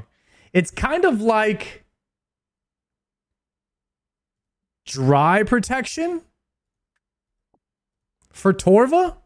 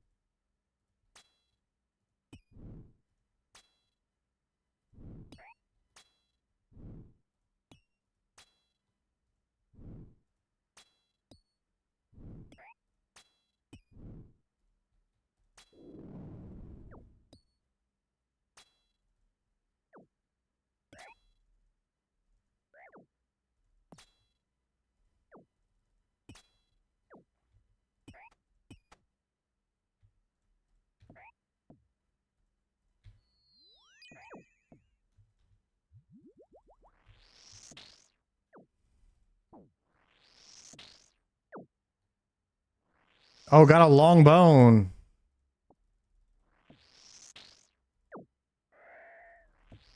I can use prayer also after this too.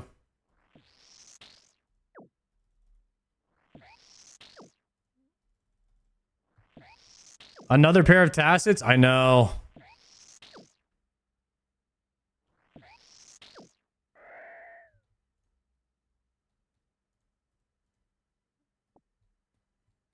At least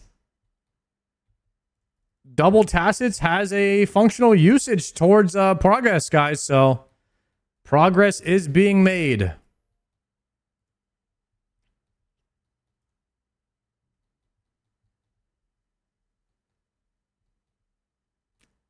Let's get it.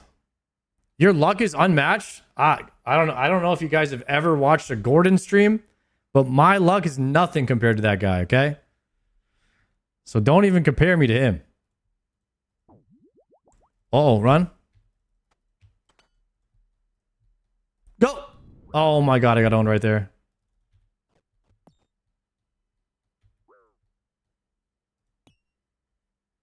Oh crap. I'm dead.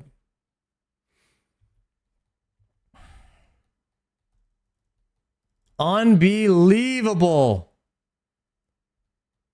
Unbelievable. We didn't get BCP or Hilt that run. We got Tacit.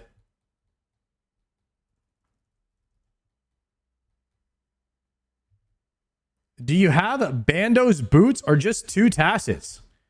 I mean, my log is right here. It looks like I have just 2 Tacits there. I haven't got the boots yet. Yo, Dead Crow, thank you for the prime.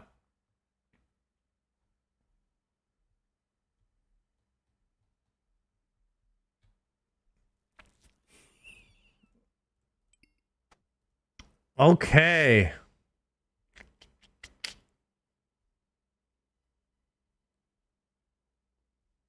Should we do another trip, or is that all of our luck gone for the day?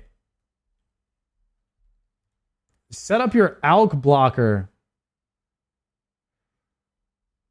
All right, which one of these is ALK blocker?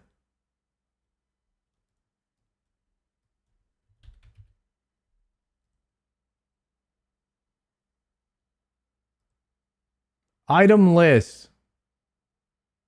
Do I have to put every potion that I don't want?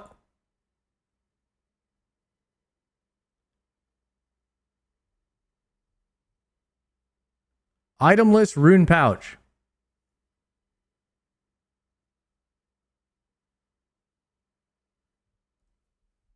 Someone said the ring doesn't even work with this plugin. Here, let's try to ALK a super attack pot. I don't have a ring. Give me a Zami Bracer and a War Blessing, a hammer, and 2 food. And a hilt.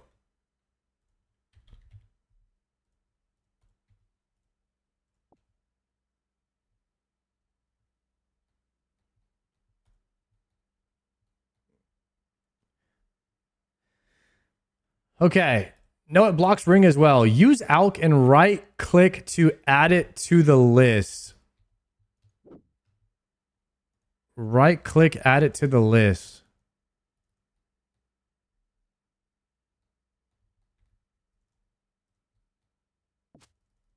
I'll have to try and figure out what that means. After you cast alchemy. So I need my ring.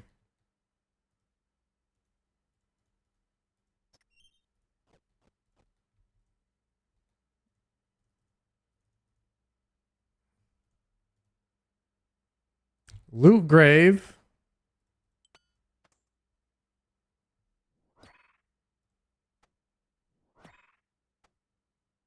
Wear the Zamorak. Loot that.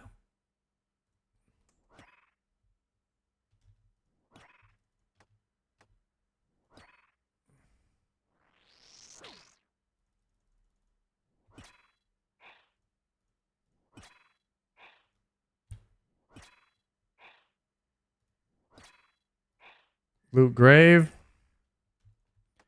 Drop that. Loot grave. Check grave.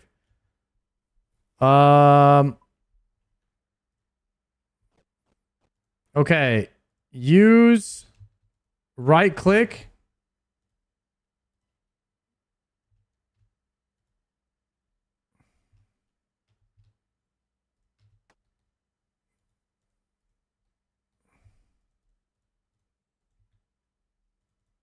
Check grave. Drop sharks. Loot. Okay. Maybe it only works with the spell. Yeah, let's go see.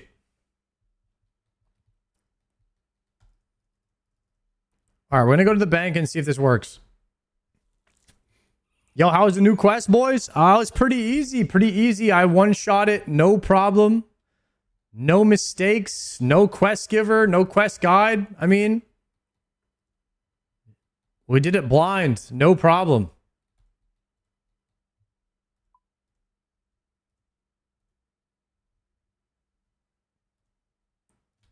Bandos.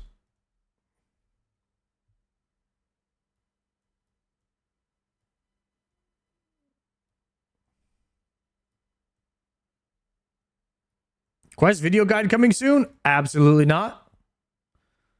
Damn, I guess that's just no. Oh wait, I was about to say I was thinking. Oh, I could death coffer that, but I'm like, oh no, we don't want to do that because we are gonna break it down for components. We could actually get. I think we could get chest and legs. I think we could get chest and legs, or we could get like helmet and chest. Like Torva with 2 tacits.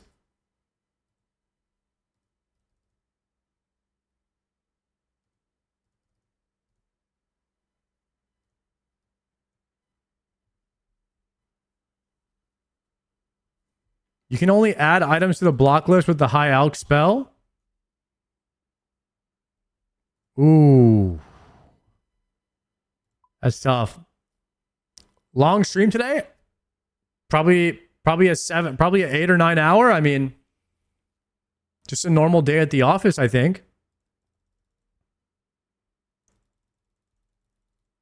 I think we should switch it up though. We did 2 bandos runs. I think I want to end this stream every single night with a solo Cox run or something like that, so we can at least keep getting our number up over there, you know?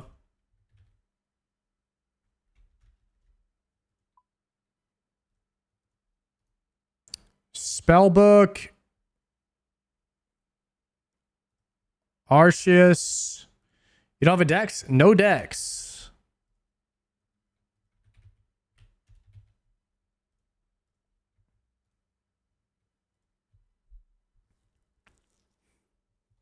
Dex makes bandos easier? Yeah, I know. I've noticed that Dex makes everything in the game easier. It's pretty OP. But I've already been doing like 3 days of raiding per week now. So it's kind of where we're at right now. On top of a couple of runs at the end of the stream too.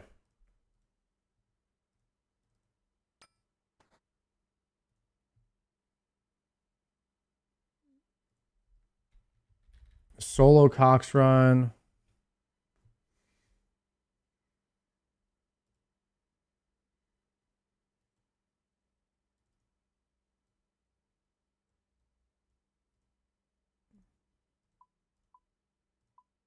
Configure that for thralls.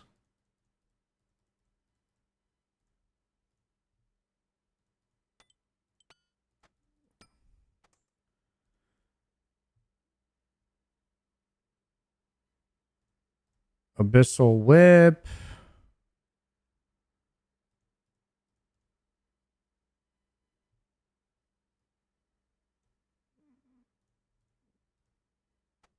Equip the Rada's Blessing. Okay, move this stuff up here. Deposit the Tbow. Deposit crystal legs. Deposit blowpipe. Deposit that. Where this. Deposit suffering. Swap these. That looks good. Got the pre-pot, the stam. 2 yellows and a watering can. And we'll just recharge prayer with Falador Shield. You ever try RS3? I don't think so. Unless... maybe on a league or something we could go through it really quickly, but we'll see. All right, boys. Prediction for a solo Cox run. Do I complete this deathless? Yes or no? 10-minute prediction, go. We'll do a deathless baby CM.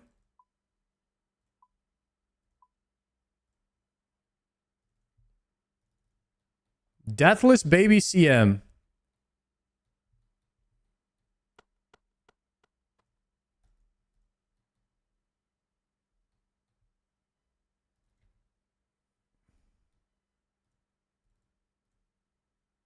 All right, let's pre-pot.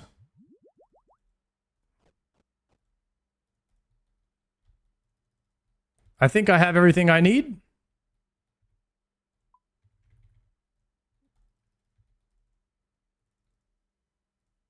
Here we go. Looks like Tecton did not see me there.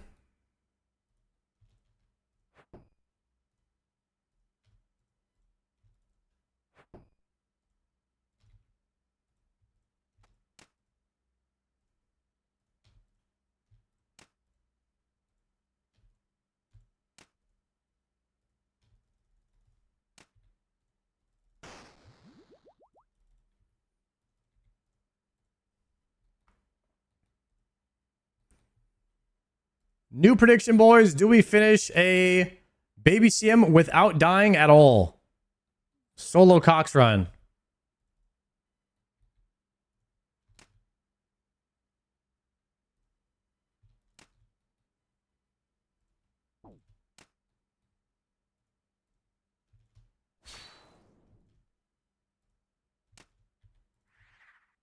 Clean. And then we're going to get the Overload, Revital, Prayer Enhanced from here. Big chillin'. I have my Avernic on, right? Okay. Now we are going to eat the Araxor Venom thing. Go right here. Attack this one. Then we're going to move here and smash this. While we set up the other ones, we smash this one. Move this one out of the way. Come back here. We're going to smash this one. Smash this one. And then we have to wait 20 seconds. I'm getting a bit faster, so I probably shouldn't smash this one anymore.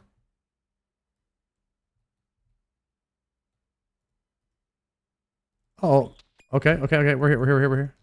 No! Was that a shift click? Oh my god, I just smashed that one and it moved. God dang it.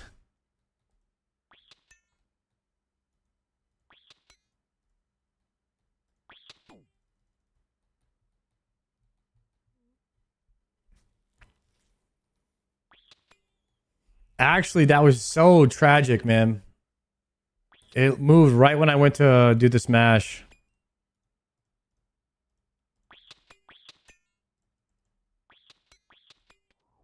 And then I attacked the wrong one there.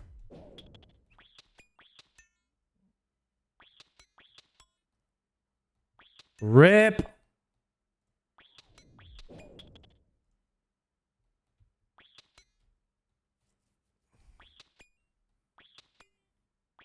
All right, takes one run to get back into it after you haven't soloed in a while.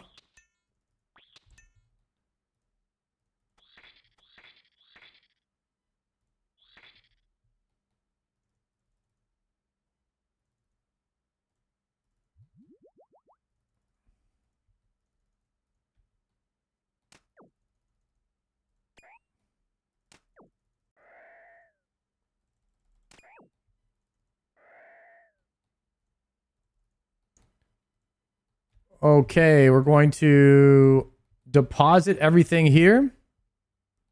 I forgot to get the run speed. Man, this is a terrible run so far.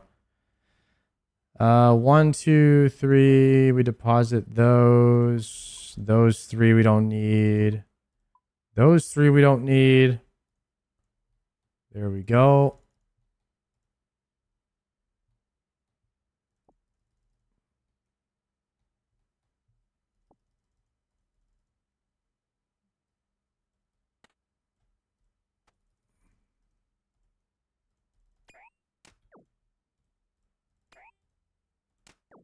Plank, juice, mushroom.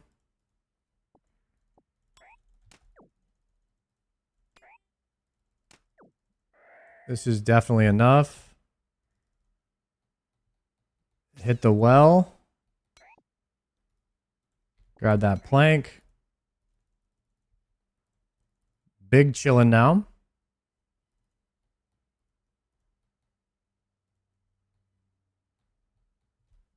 Go ahead and snag 28 of these.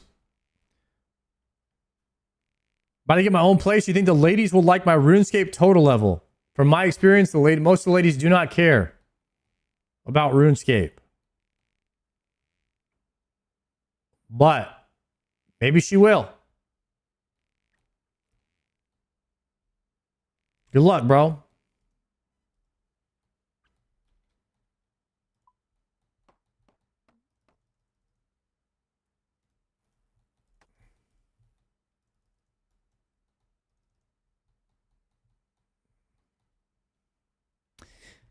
Depends on what your total level is. It does not.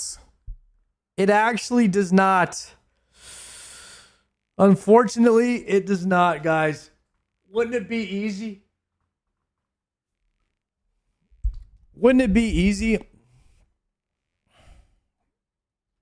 if having a high RuneScape total level was the equivalent of like having a boat and a mansion? Life would be much easier.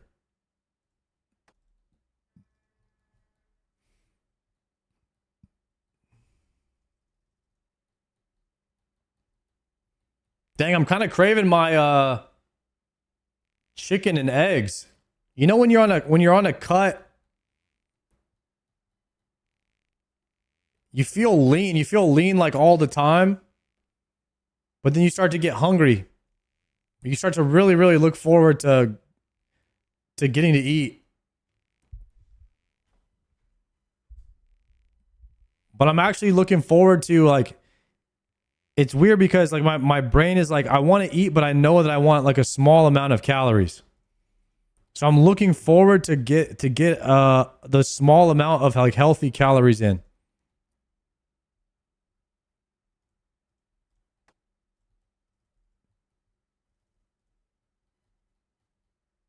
Start drinking fiber. It cuts the cravings. I don't have cravings. I'm just like a little bit hungry.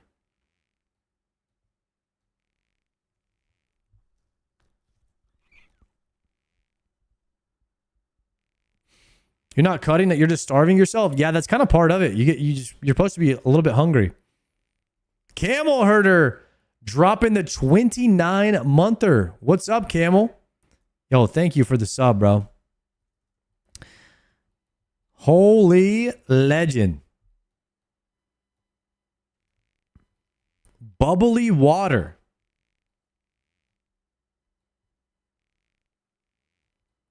Guys, what is this tech you guys are on?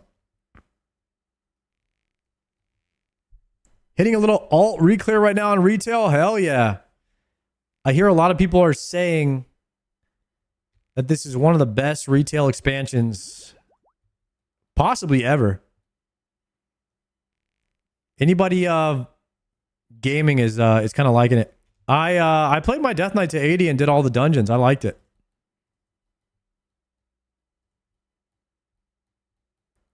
I haven't played any this much. Damn. So you're really into it. Insane Risky, thank you for the tier 1. Are you watching OKC Spurs game? Dude, I couldn't tell you who the Spurs were playing for $1 million right now. I couldn't even tell you.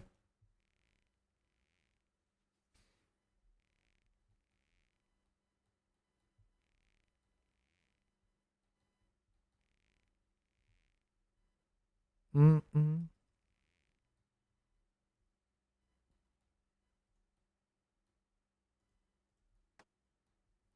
One, two, three, four, five, six. All right. All I do, guys, is play RuneScape. After I get done playing RuneScape, I take a little break. I'll go for like a run, or I'll sit down, I'll answer some emails, and then I will play more RuneScape. That is all I do. That is all I know. Or I will edit a video about RuneScape.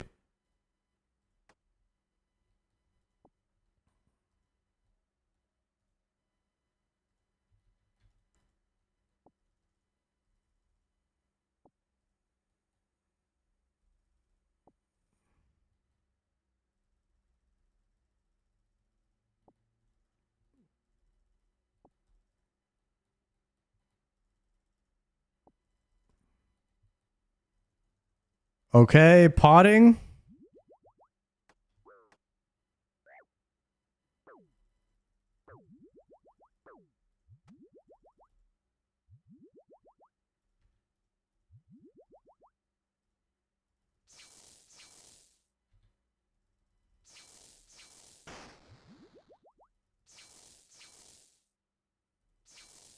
Nice. 4-shot him. Easy.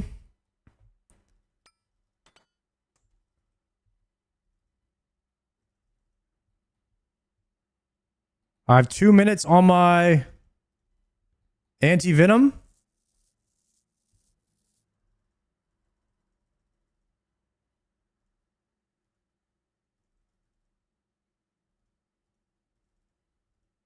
Go, go, go, go, go.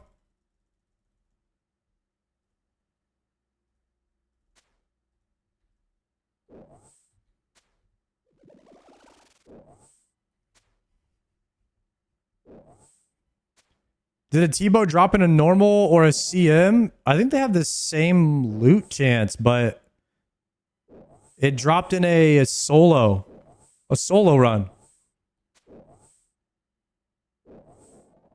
Maybe CM has a maybe you get a bonus in a CM actually.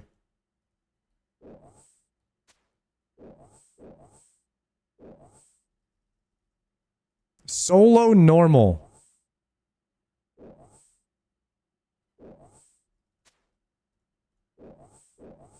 That's tough.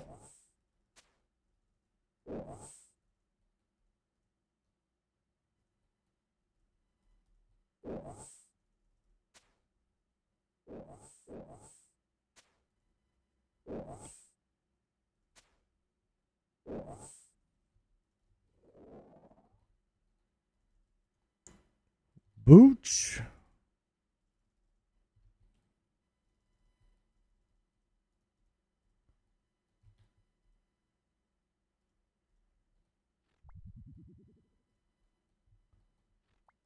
Plant both. Deposit all. Withdraw Spade, Booch, and these two. If another drops, you drop it to your main and you can get boost so far on it. What?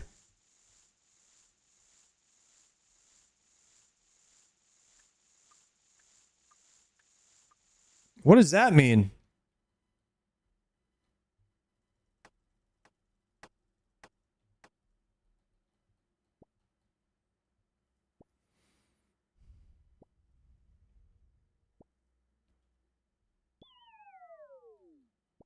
The new incendiary cannonball XP is kind of insane. Some people were telling me that making those cannonballs was going to get nerfed. So, wink, wink. Guys, if you're needing XP for smithing, could be an angle.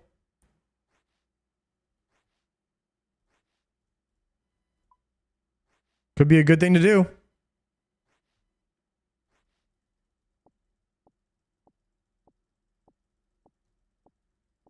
Oh, is it only for mains? Monka, yikes, bruh.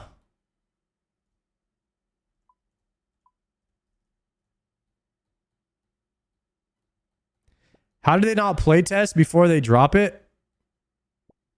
What's wrong, CS? What should they have playtested?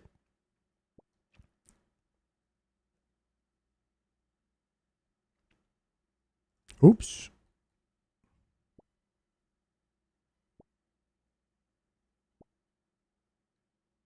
Palomore, thank you for the raid, sir. Did you get a Voidwalker piece today by any chance?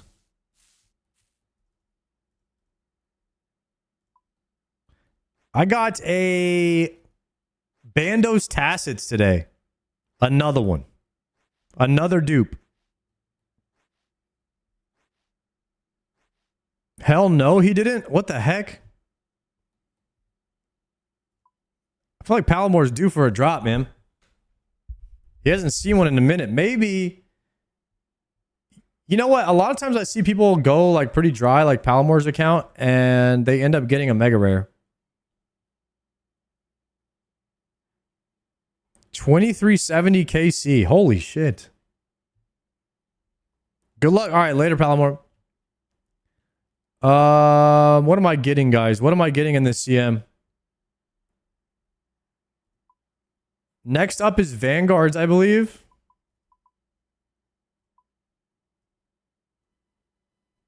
Next up is Vanguard, so we're going to bring Thrall.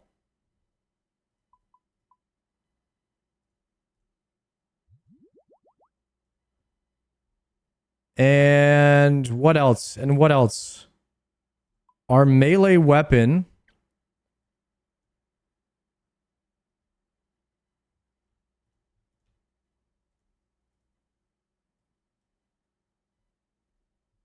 Some healing pots. And then some room to pick stuff up. Okay. Now we're going to pot on the run. And we're going to do a little technique that I learned for solo Vanguards.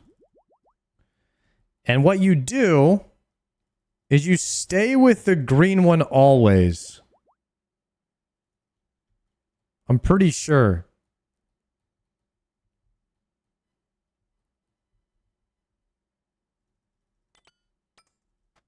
So no matter where the green one spawns, we're going there.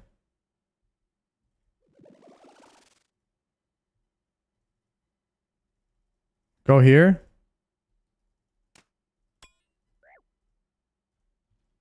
Then we walk underneath the green one. Okay, and we stay with the green. We got him to 16. Okay, and then we shoot this one. Okay, now this dude is not supposed to be hitting me. This is not the tech. So we have to just pray melee right now.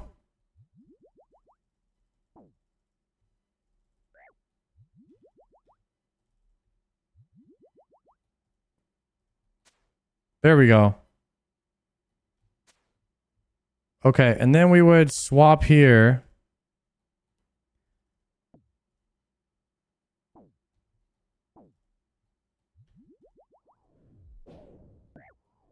As long as we stay under the green, it should be okay.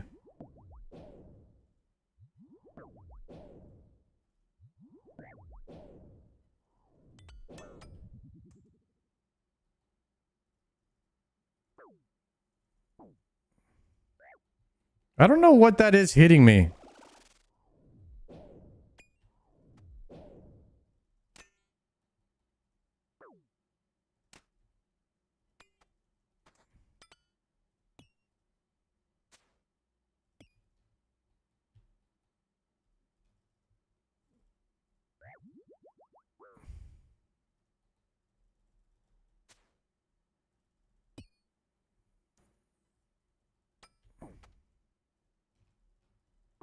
I don't know why they're both shooting me. I don't really understand vanguards that well.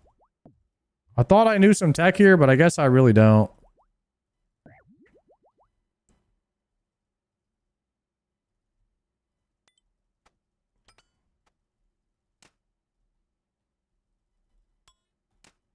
I think I can kill all of them now.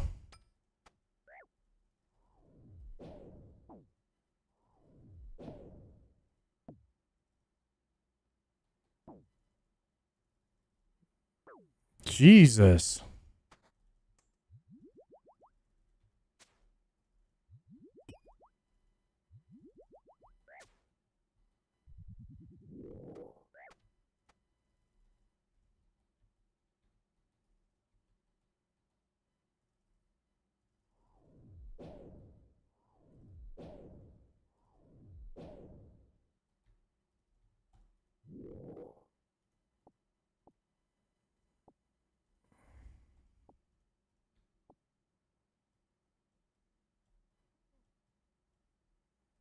Not a fan.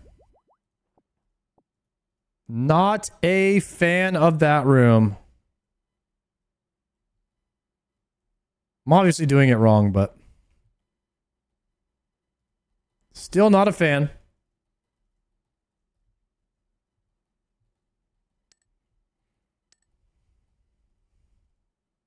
Nobody is, to be fair. They just do so much damage.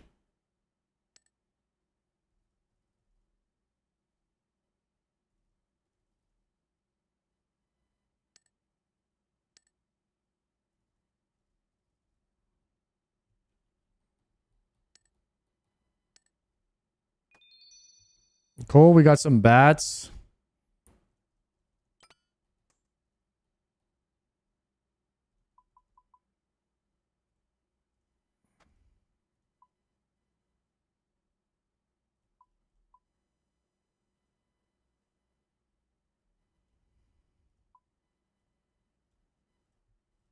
Dump that. We'll take all the bats.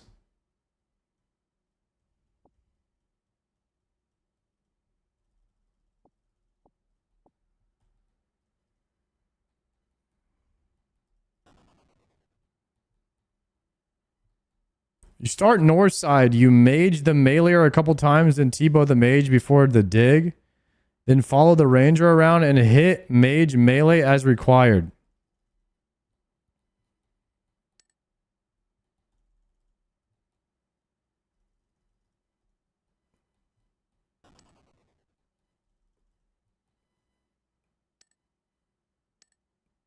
Yeah, I was trying to follow the ranger around. That was my strategy. Follow the ranger.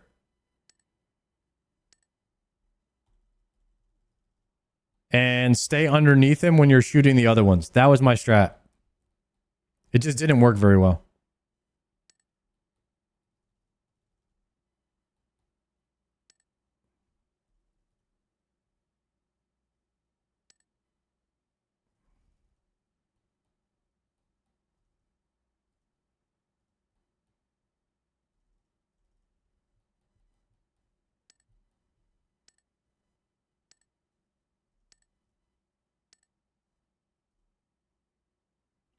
What cursor is that file? Exclamation point cursor in the Twitch chat. It might be in the YouTube chat. I'm not sure if you want to try it. But I have a guide for it. If you're interested.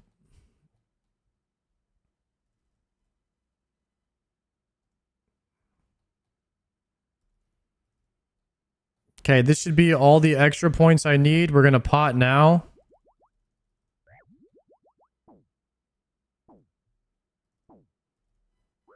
Oh, I should be eating the bats. That's my bad.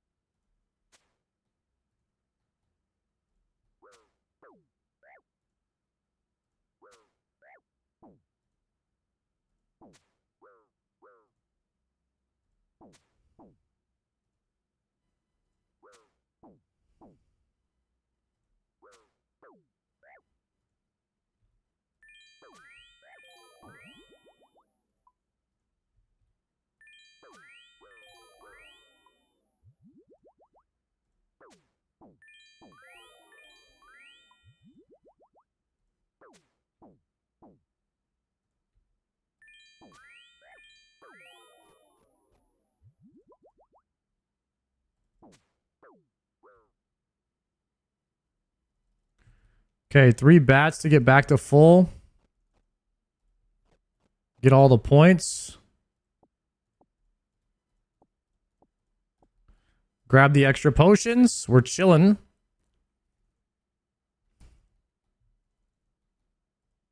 Grab the run speed.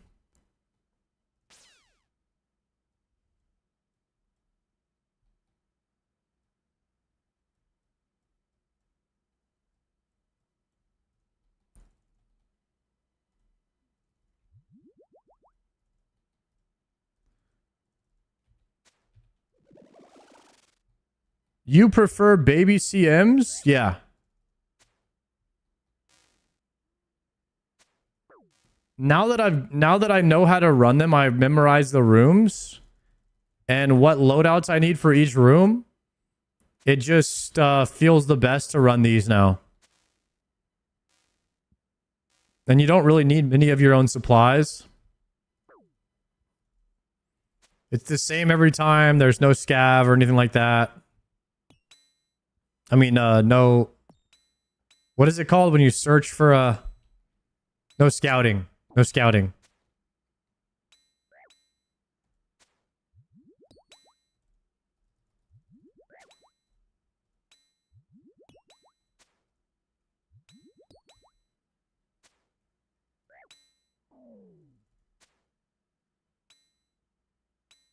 It's just nice, man.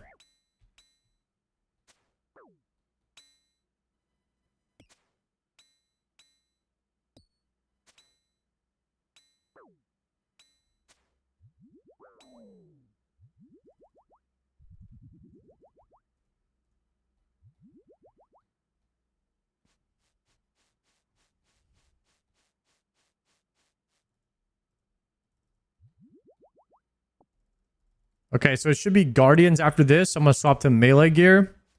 We have Guardians, Vasa, Mystic, Mudadile.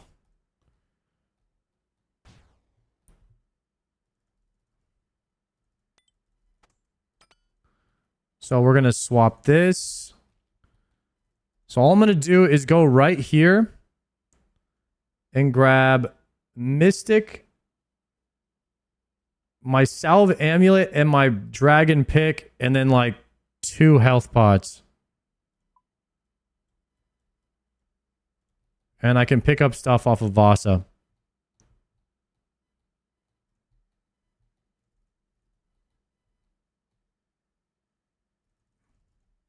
Plus no annoying Vanguard resets from hitting big with megas. Oh, that can happen actually.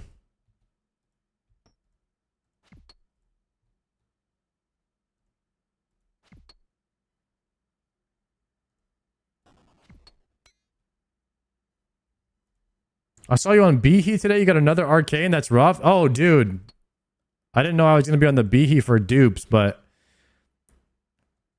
yeah, I get a lot. I got another dupe today. Actually, I got dupe tacits.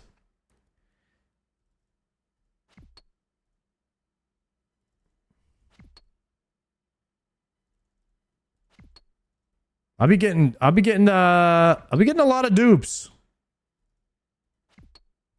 I really hope I don't get another arcane. But I feel like it's going to happen. I feel like it is bound to happen to me. T-Papa went off 2 days ago. It was so dope. Dude, T-Papa got a scythe. Did you guys see that?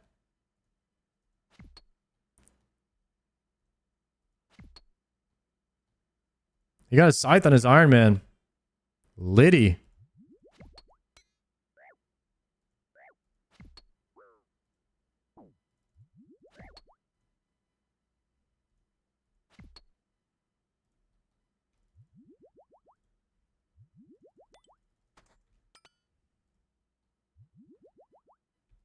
Oops.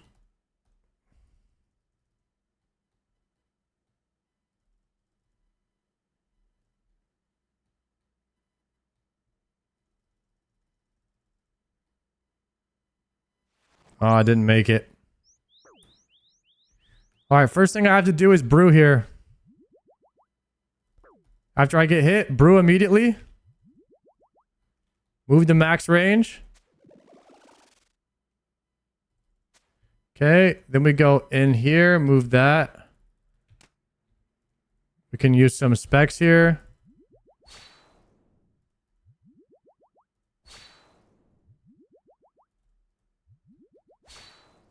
Good. One more spec. Then we are out of there. Going to here, moving max range. Move.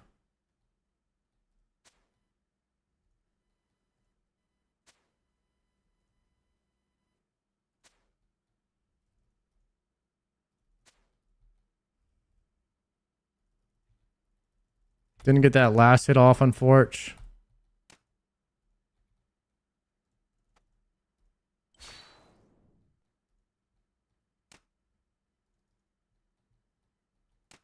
Did the Tbow pull make it to be he? Yeah.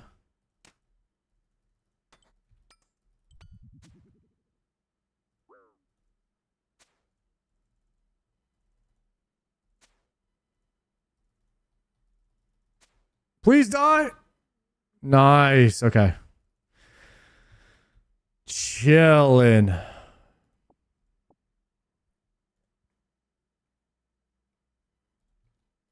Okay, we can get the rest of the supplies from Muttadiles.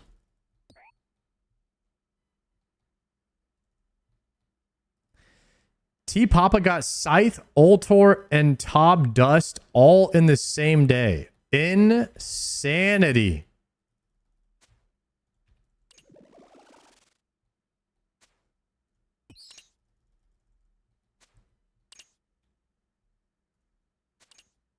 Wait, he also got a Virtus piece? Holy crap. That's big. What a day for T Papa, man. Oh, Salve Amulet. Thank you.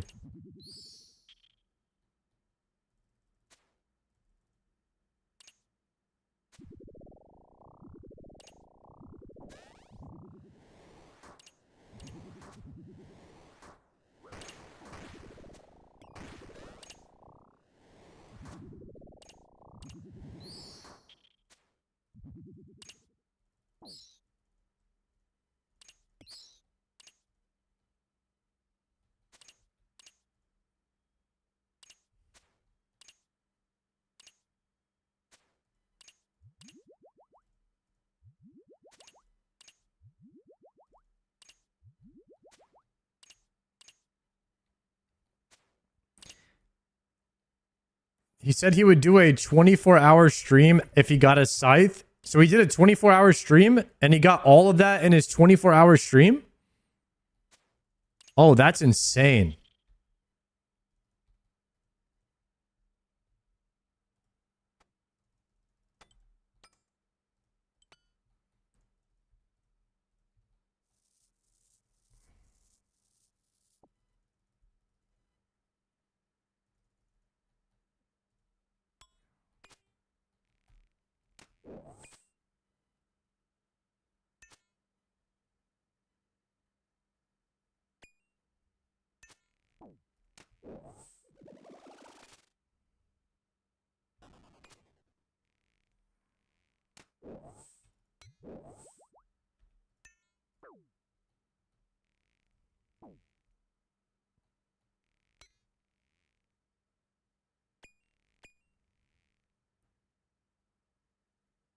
Chop it up, chop it up.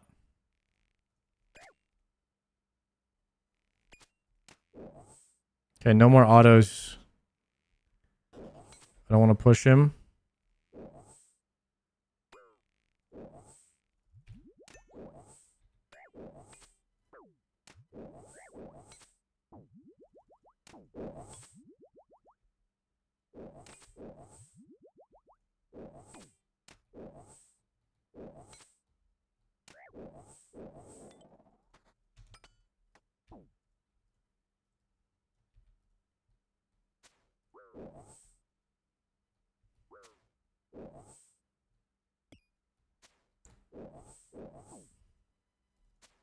Big damage from the Tbow here.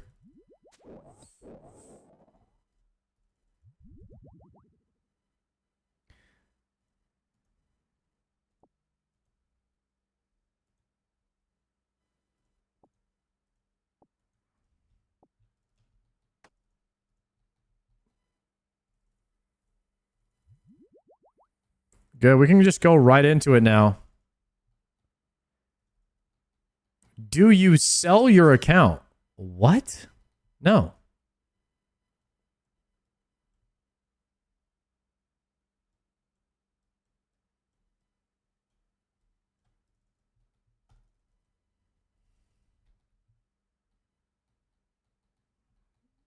What kind of question is that?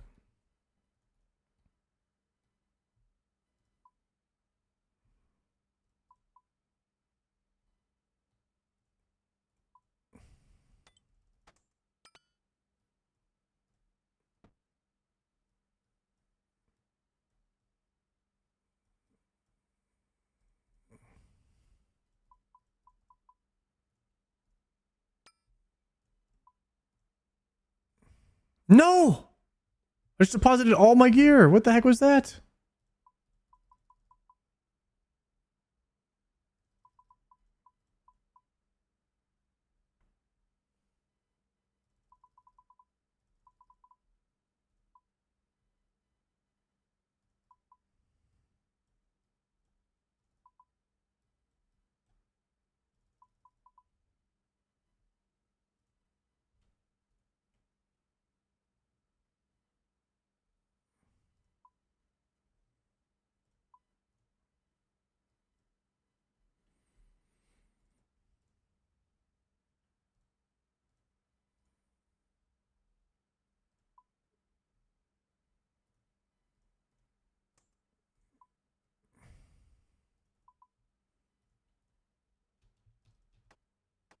Okay.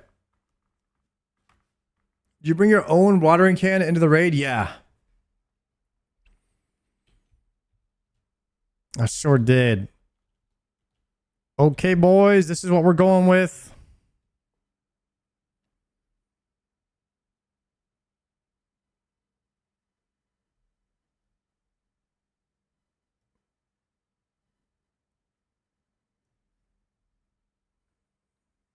Overload. Pro enhance.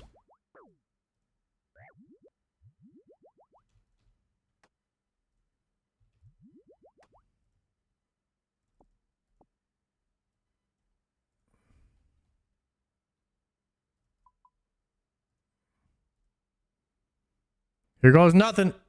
Let's see if we still got it, boys.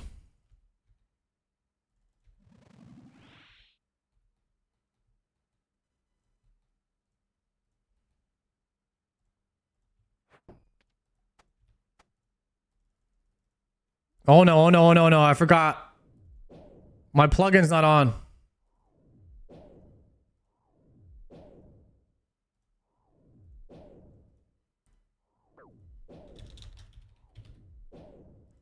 Visual metronome wasn't on. I'm so screwed. I'm so screwed. This is already dead. Where is it? Where is it?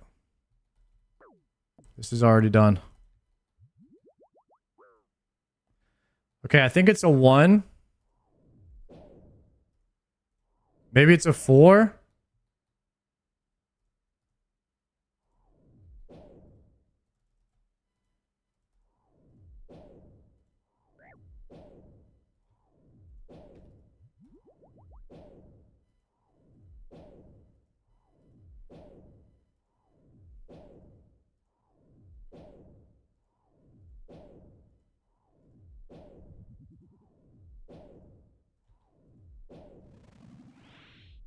I forgot the tick counter, man.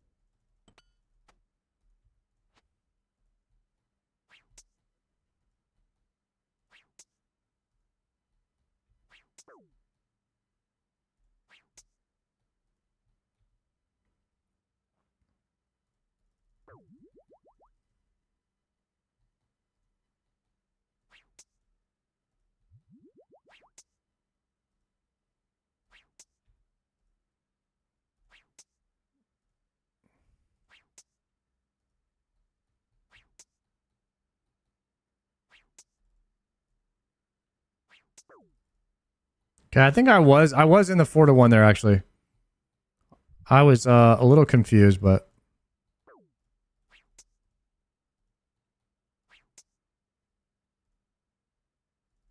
and this is going to be a ridiculous amount of damage.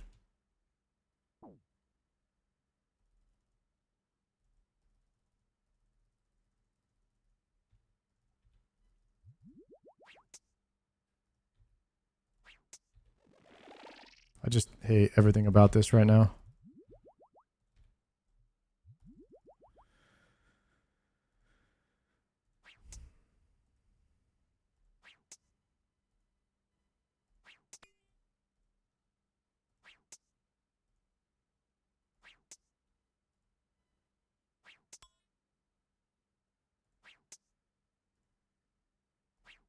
Okay, we're back in it.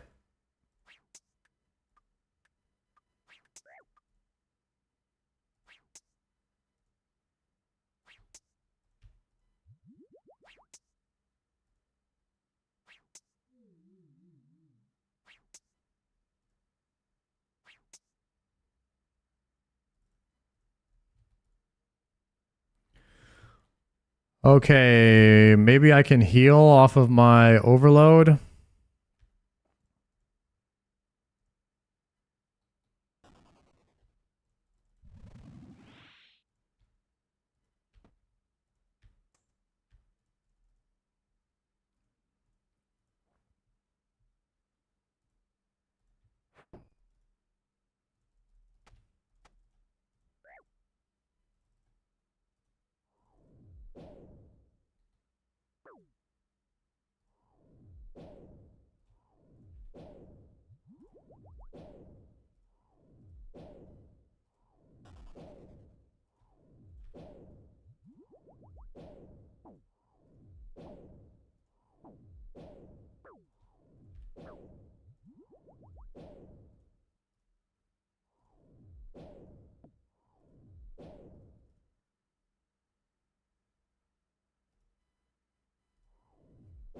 I didn't get the turn there. That was unfortunate.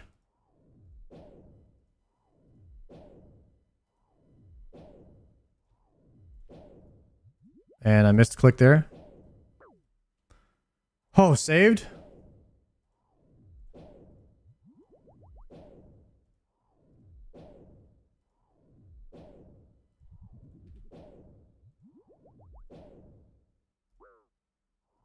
Go back.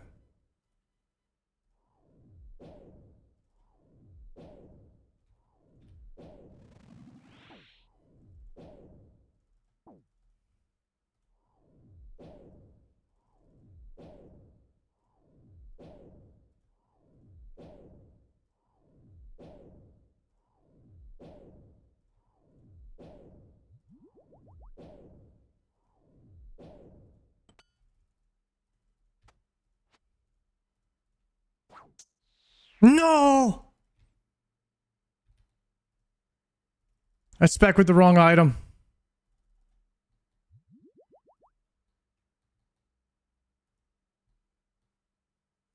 He turned all the way.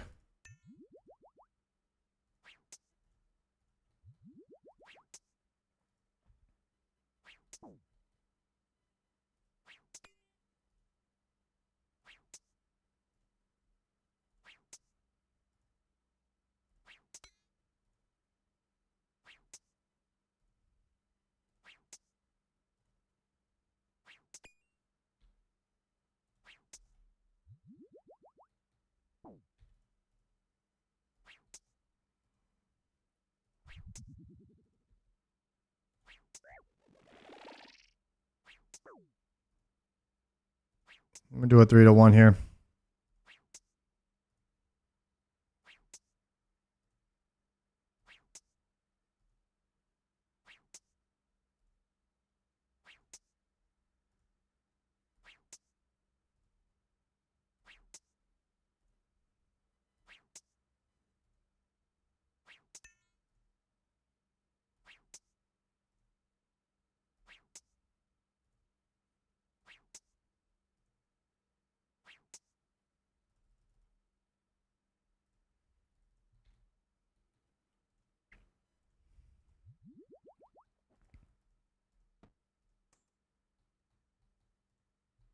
I keep on forgetting to put my Barrow's gloves on for meleeing.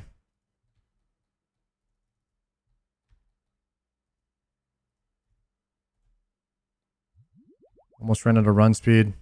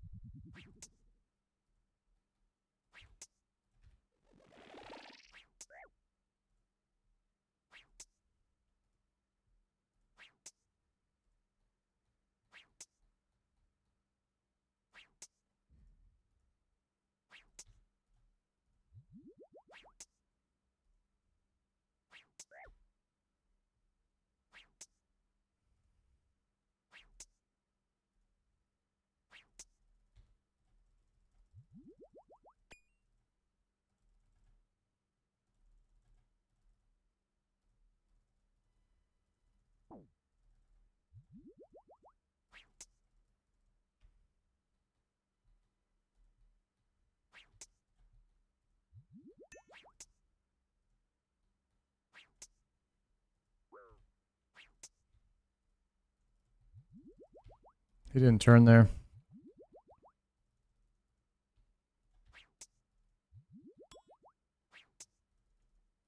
Is it a 4?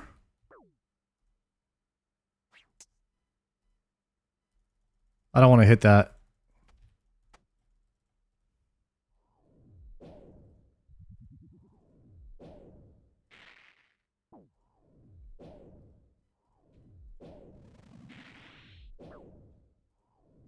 It's a 4. I forgot. Phase 1 was a 4.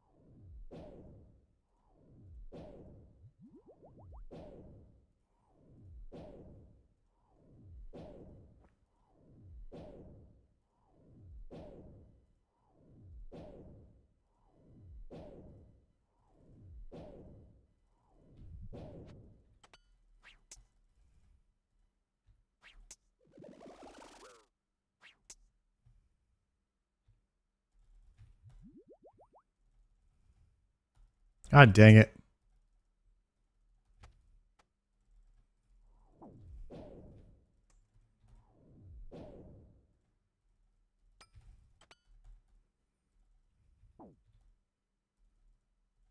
I have no fucking quiver on.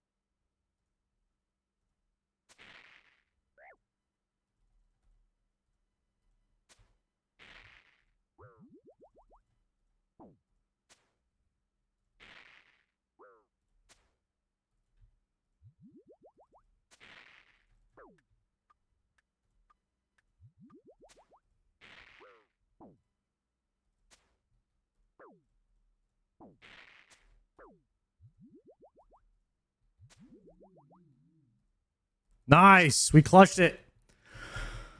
Whoo.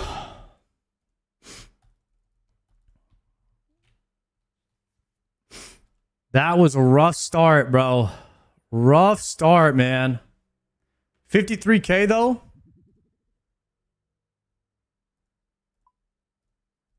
Not bad. 53K points. And then we got acid, bro. We got acid a couple times there. It was just, the acid is tough. Your loot is worth 1 million. Is that because we got planks?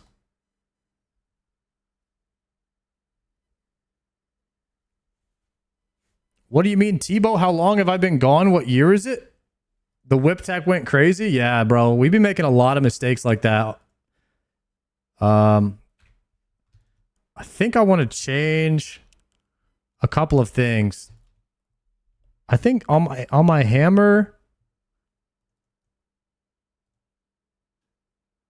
maybe yellow is a better, because pink is too close to red for me.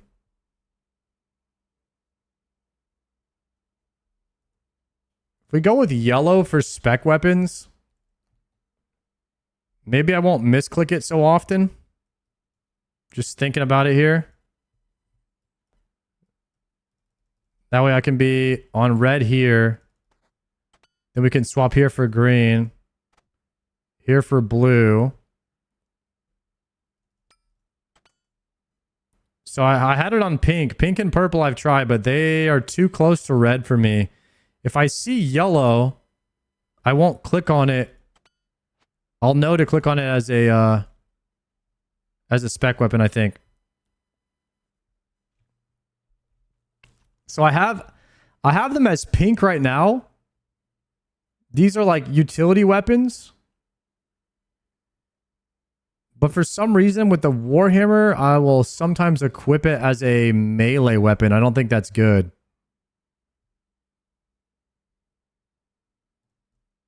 Might be too close to red.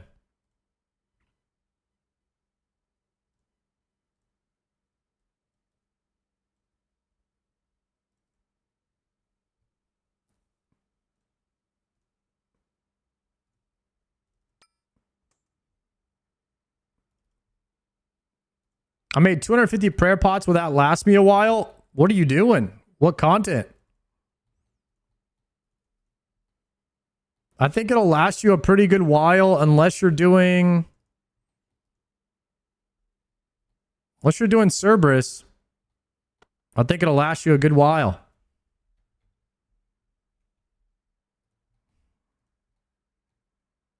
All right, pay out the believers. Yes, we were able to do a deathless. Love the Inferno vid. Watch it for inspiration. Got my first KC. Yo, grats, Spooks. Respect, dude. Congratulations on that Inferno cape, man. I bet that feels sick.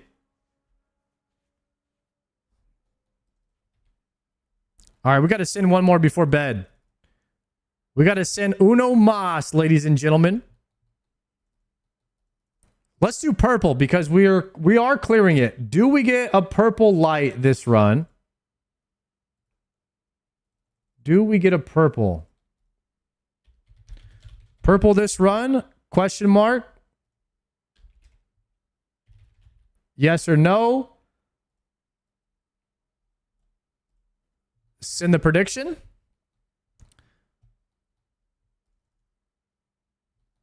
Okay, so I've got these ones as yellow. I've got these as pink and this is red.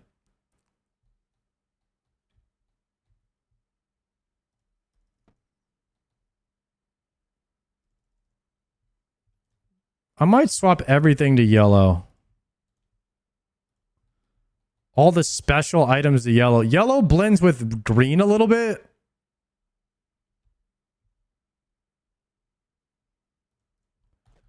Let me deposit this.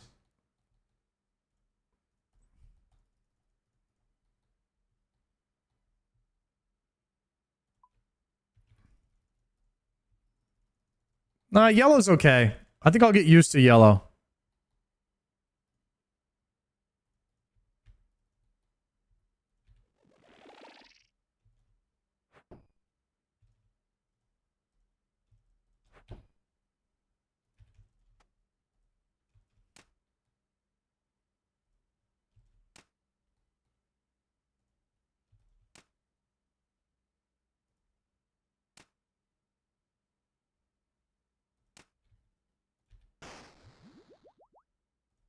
Hit the surge pod on him.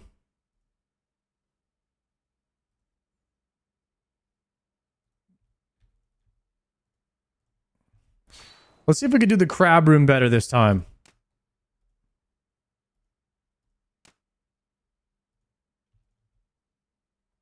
Missed my auto there.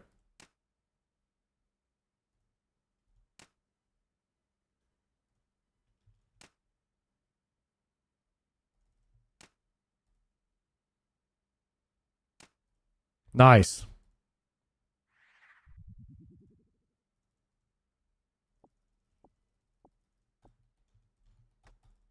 Okay, drop the overload, swap to hammer main hand. We have one spot in the inventory, so this should be fine.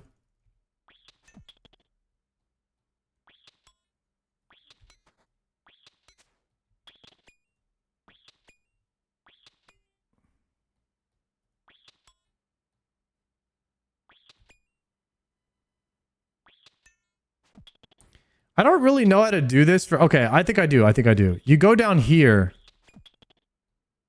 This will be for next time. We'll be able to kind of do this pretty flawless, I think. So you just smash this one. And then if you are waiting, you could smash this one. So we bump that one, and then we set up for the other two, right? So we would smash this one.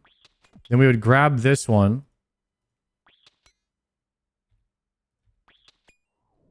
Hit there.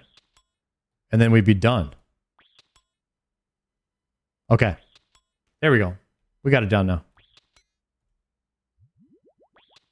Wait, one more. Got him. I'm understanding now.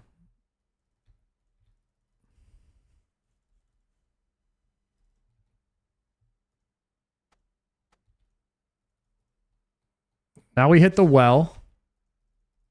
We have one space in the bag here. So what we could do is farm and just take the stuff to build.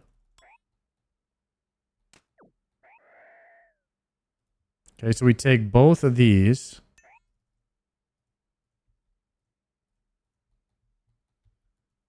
And then we would build the storage into a unit here. Open this. Deposit everything for the in-game, including that and these. Okay. And we'd swap back to melee. We'd pick up a bronze axe and a tinderbox.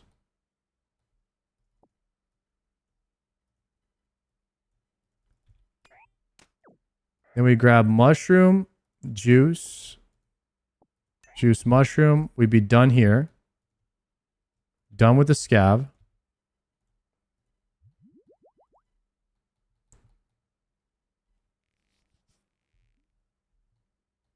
Baby CM? Yeah, we are. We are doing minis. It's about 6.15% per run for baby CMs. So I don't know how many average runs that is. How long do they take? I'm doing them about 45 minutes average right now.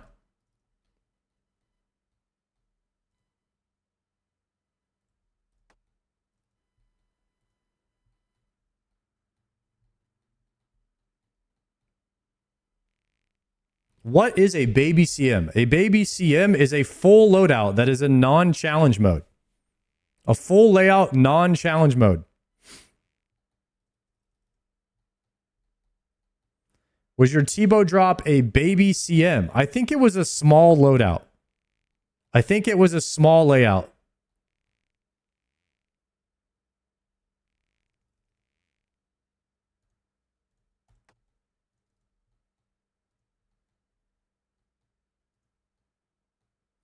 How come you're not playing 8 accounts at once? Isn't that kind of boring?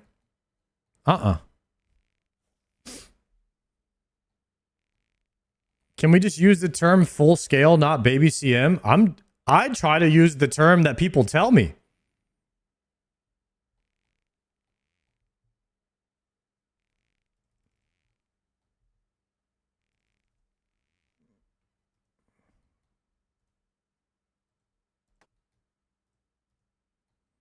I say diet CM. That's one of those.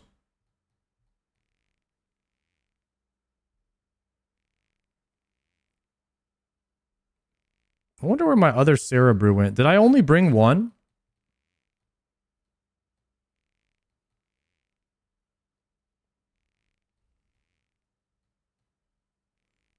Run a poll. Let's see who's right.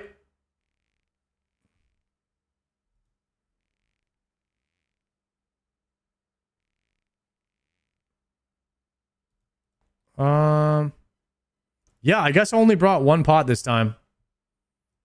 I mean, if you play perfectly, you only need one, so I guess we just gotta lock in.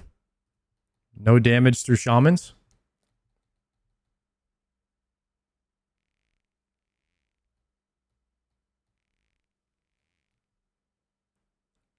Would be a full layout, not a full scale. Bro's lost.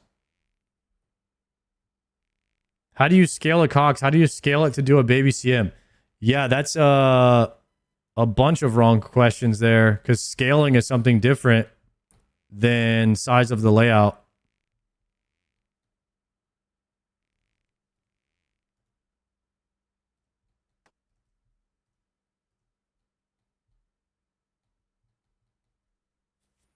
You have small, medium, and full layout. And then you have challenge mode, which is a full layout, but everything hits a bit harder. And if you complete it in time, you get a bonus. And then what you can do is you can actually scale small, medium, or fulls. You can scale them to have more people in the raid than you actually have. So if you want to run, if you want a higher chance at getting gear, you can just scale it higher. And then everything will have more hit points. And then Ulm will have more phases depending on how many people are in the raid. So the more people you have in the raid, the more chance you have of getting loot. So if you want to tell the raid you got 50 people in there, but you only have 5, you have 10x chance of getting loot, basically. MP Guns, thank you for the 10-monther, bro.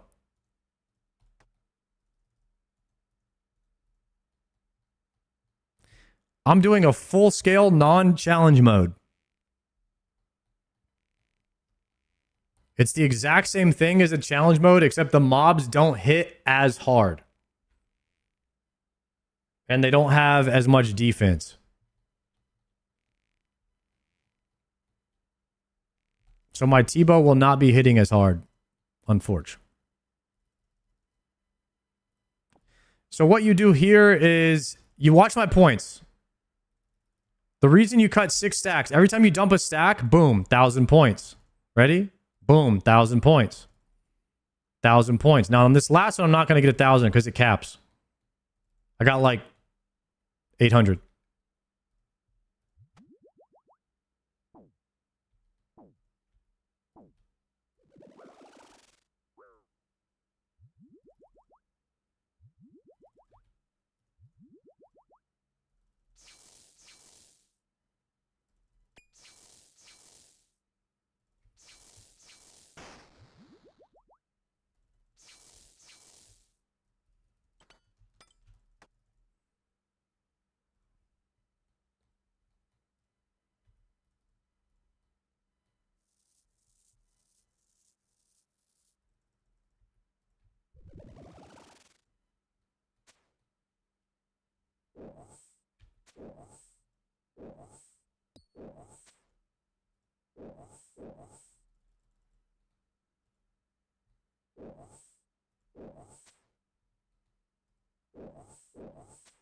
Got him safe spotted.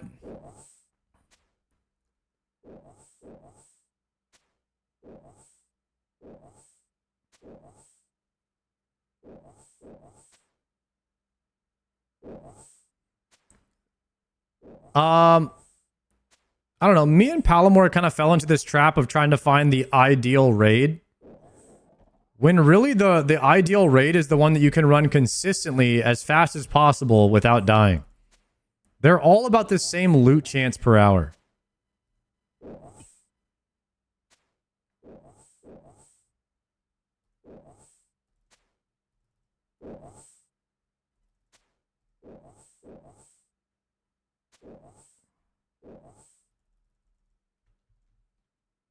Looks like we might get the trap here.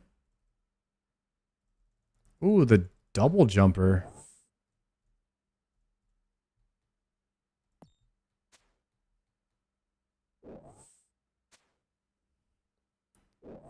They should have let us run the same layout we want all the time. Yes. Scanning for a raid is... I wouldn't mind if that didn't exist. If you could just choose which layout you wanted. But... I guess that would probably make people not run full layouts anymore, because then people would just find the most optimal small layout and just spam that one. Yeah, what up, Randy?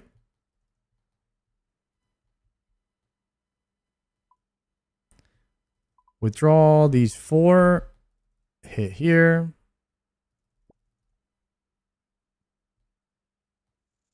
To be all is fair, to be honest, full layout is how it should have been released from the beginning. I personally like full layout and then challenge mode, which makes it harder, and then maybe the ability to scale a full loadout. But small, like the small medium is just weird to me. It's very early raid design for RuneScape, so not much you can do. They were in the learning stages, I guess, when they were designing it.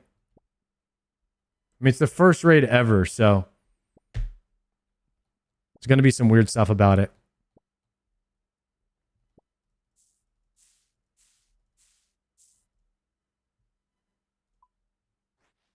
Minkey, thank you for the 8 month.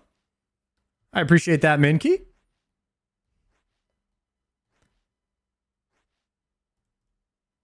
They brought up the idea... They brought up the idea last year. Oh, no, not deposit all. I just messed up.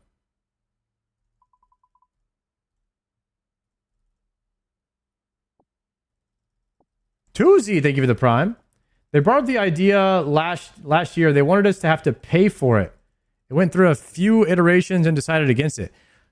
You mean like you had to pay to refresh the raid, like coins?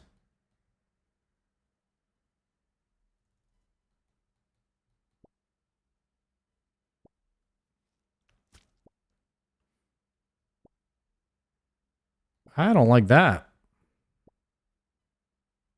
Oh, pay to choose your layout. That's like a gold sync idea, huh?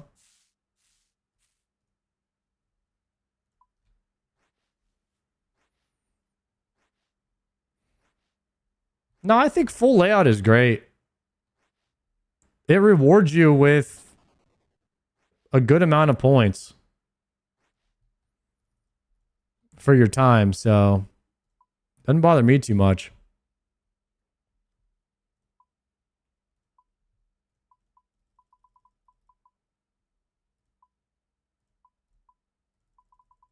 Okay, we've got Vanguards next.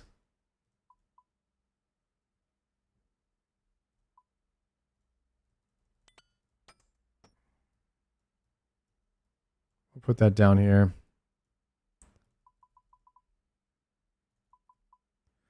Last Vanguards was a bit sketchy for me. Let's see if we can do better this time.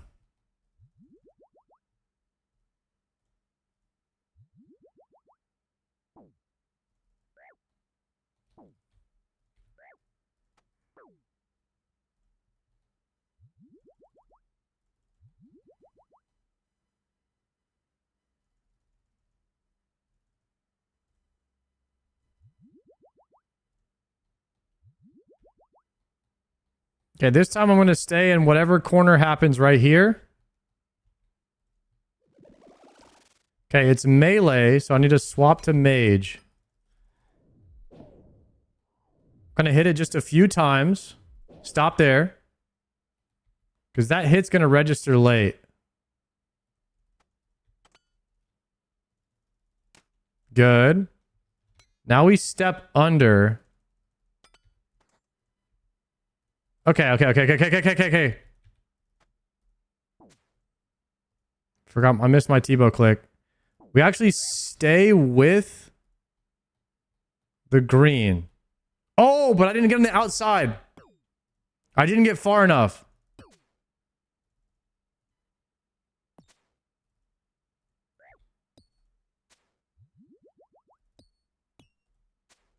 Big 42 hits.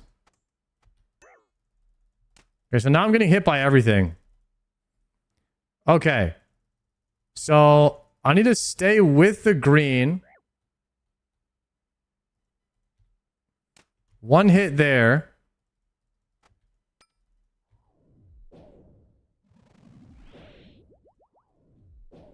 Okay, and now we hit this one. We just got to get that one a bit lower. So we need to get outside of this line. Okay. Then we hit this. We step under. No, if we step under, then he comes over.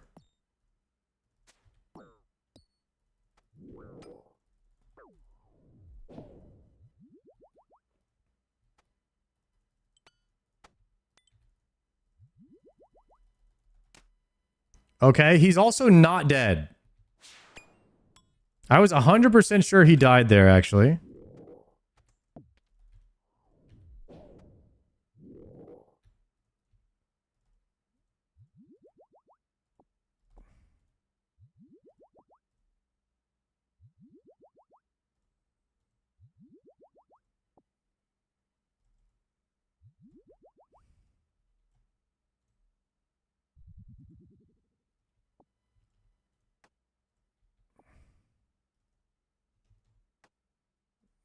Take that one, use it here.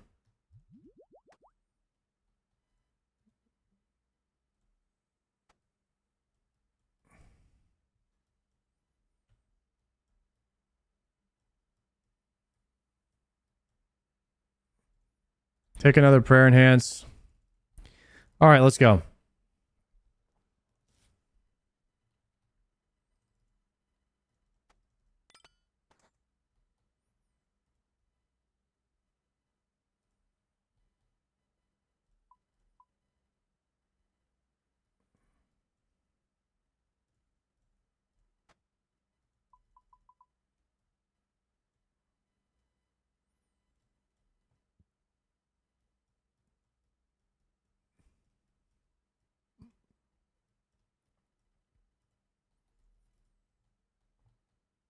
Okay, now we're looking for bats.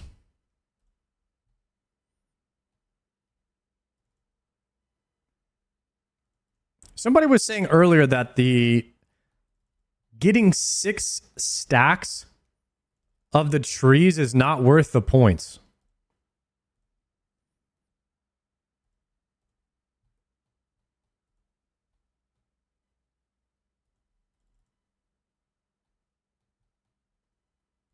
So is the better way to do it just to speed through the raid as fast as you can, skipping all of the small rooms?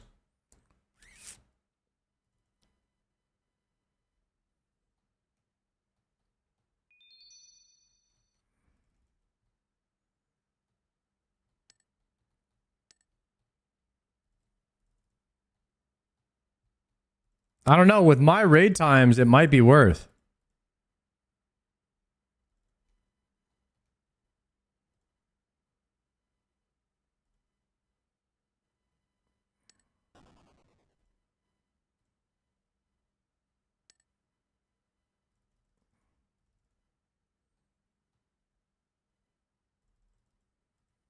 I think it's too much of a min-max.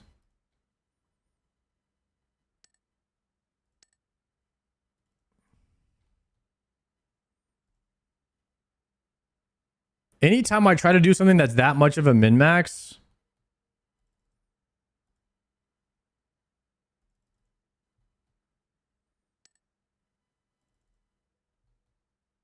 It usually ends up being even whether you do it or not.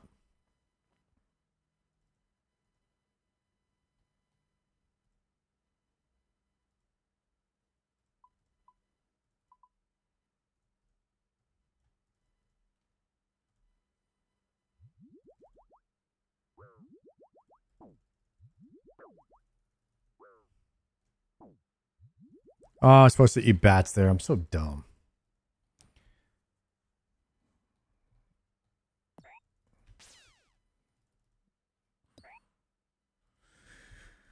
Okay.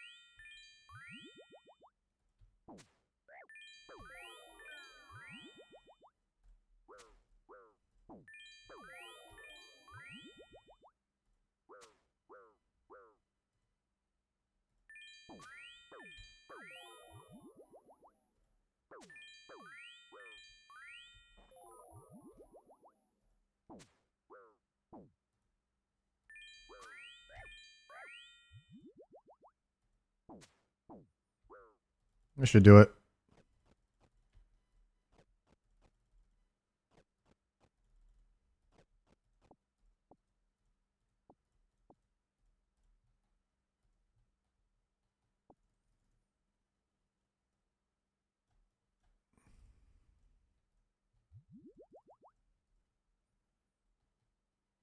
When you first started getting into osrs, did you think you would get as far as you have?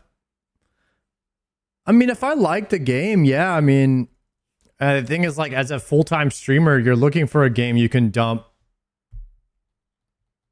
10,000 hours into every day and make videos about it. However, I would just say that I'd always hoped there was a game that I would like this much, but I didn't know if there was another one out there. Like, that's why I always just played WoW.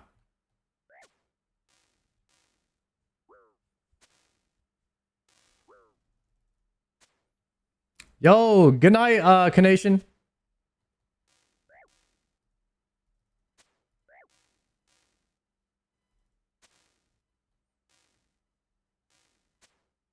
That was not an answer? Okay, no.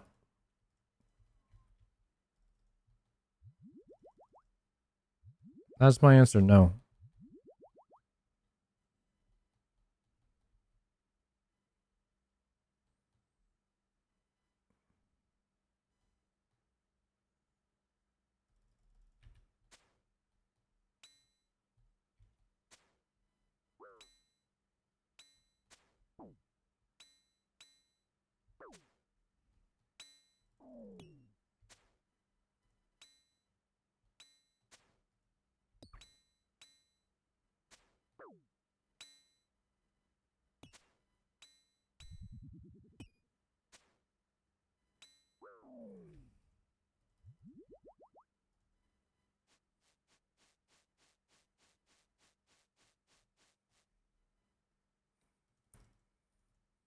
Do you pass gas in intense OSRS moments? No.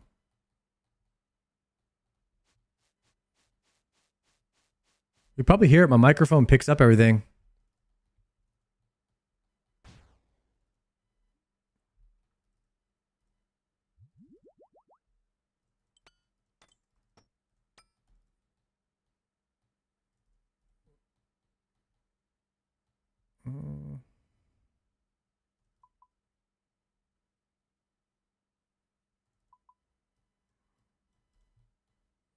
Ooh, I need my salve amulet.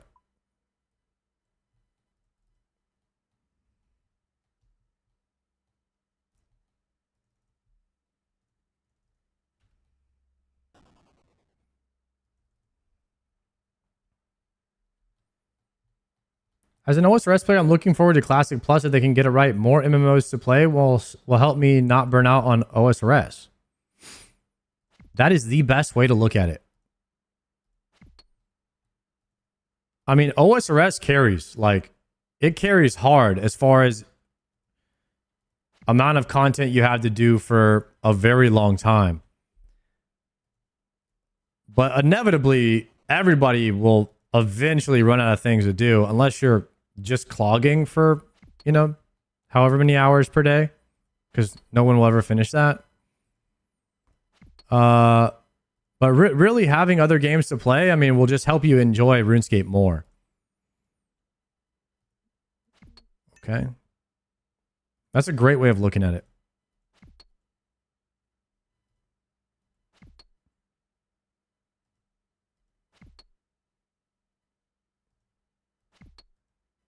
I'm very pumped for PoE 2. Okay, forgive me, guys. Is PoE 2 not out already?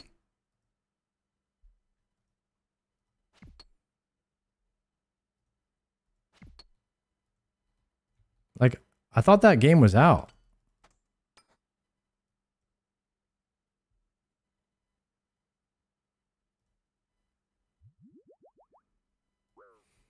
The early access was in December.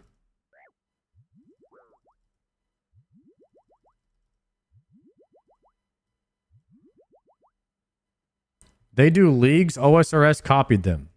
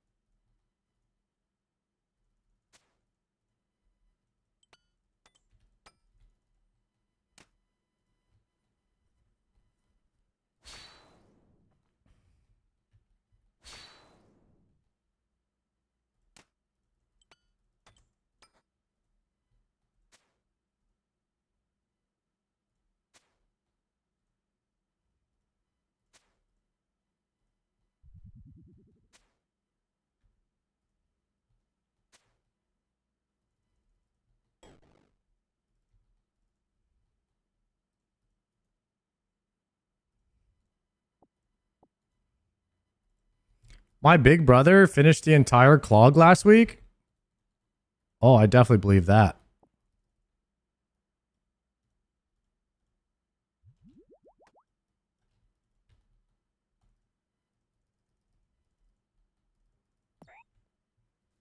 Bro, it's 70 years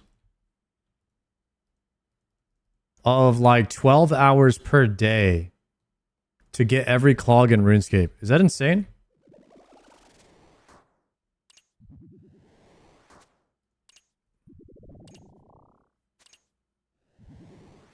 What's even more insane is there's somebody trying to do it.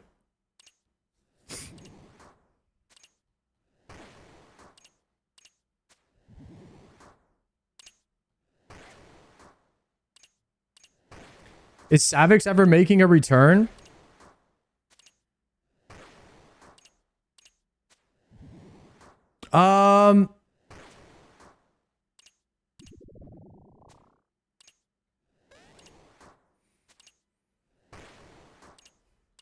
Knowing what RuneScape is,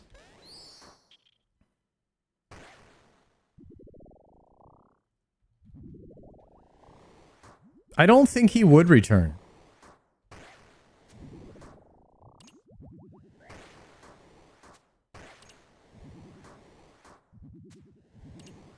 I could be wrong though. I think Shobek actually had a very good realization in hindsight. Knowing that RuneScape was one intense grind after another, he realized that this game wasn't for him. And in a way, I respect that. I respect people knowing, like, being able to see early on that this game is just not for them, and they're not, like, trying to force themselves into liking it or something.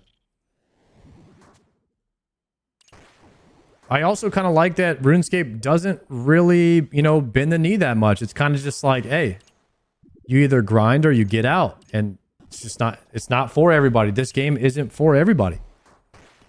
I personally don't believe this game is for Savix or Shobek. Oh, every time I get to Mystics, we have some level 2 conversation and I forget my Salve Amulet. Every single time.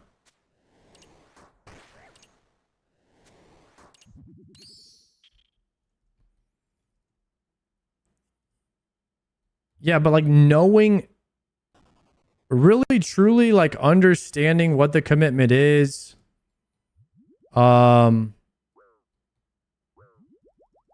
It's good. It's good when you can understand that and know that, like, hey, you know, that game is not really for me. It'll ruin my life or whatever you think about it, you know?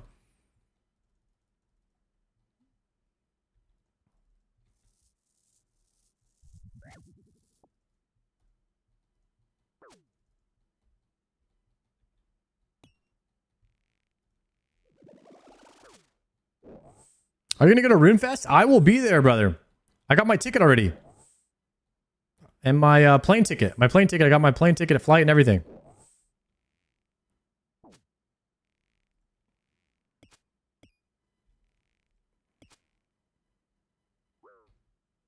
I'm excited to be my first one.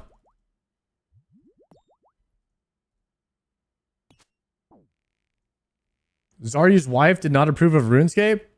Yeah, I mean, it makes sense, brother. Like, it makes sense. Like, just for somebody who's trying to spend time with their family, RuneScape is not it. If you're a person like myself, I want to get to the end of the game.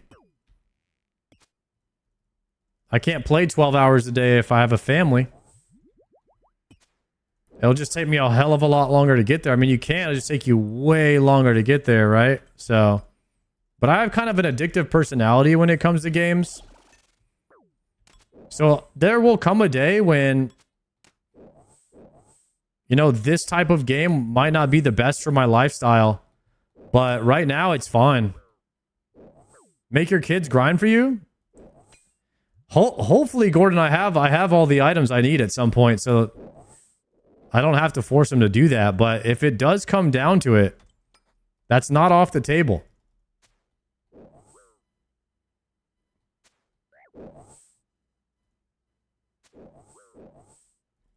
You're grounded, go max my account.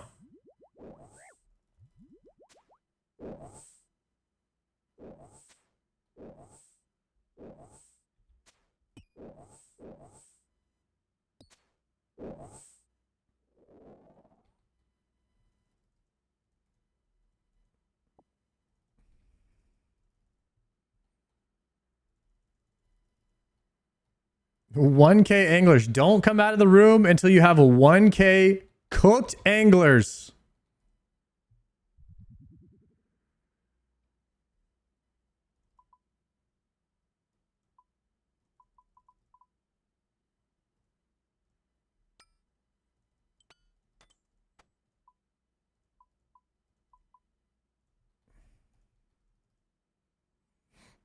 Okay. I think we hit the re-overload now. Into the prayer enhance. We drop this one. We definitely fill up on the run bar. We eat on the way down.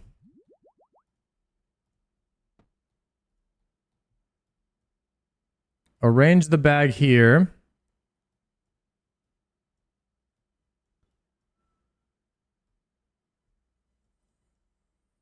Put these here.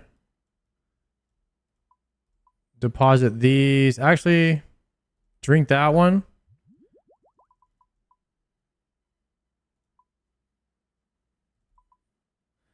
I don't need this. So we're going to shift these up. Shift this over. I do need one more pink. But then we're going to be wearing the Barrow's gloves, which are going to be red. And then we're going to drop these. There we go. Okay, here we go, boys.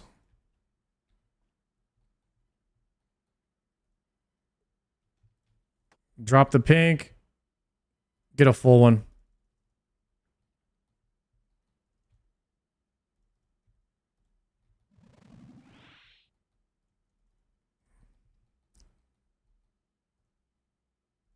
Okay, one spec. We missed those. Looks like it's going to be a 1.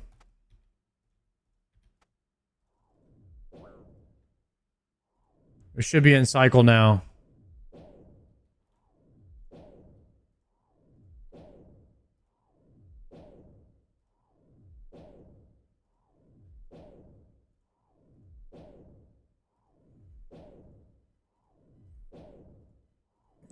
Get a little try hard. We can turn off our overhead prayer some.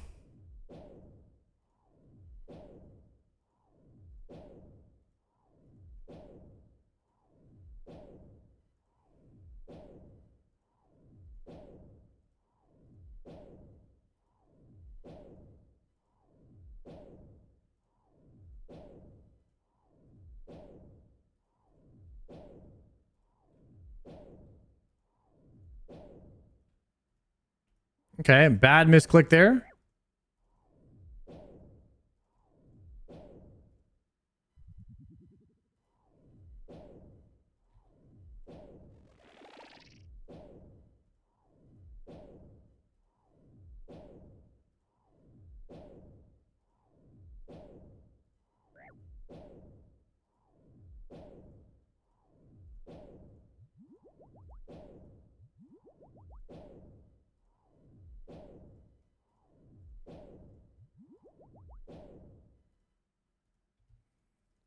Okay.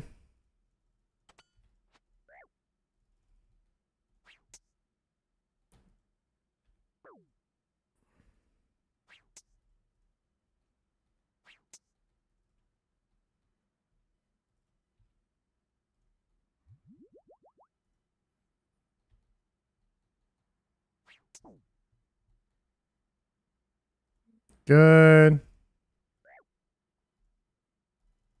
All right, we almost had that. We almost had that.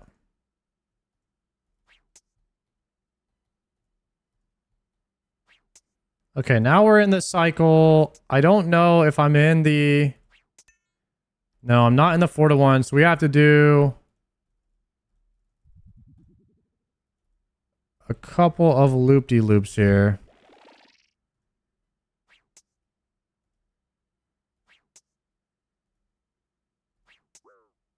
I'm just going to do 1 3-to-1. And let's see where we're at now.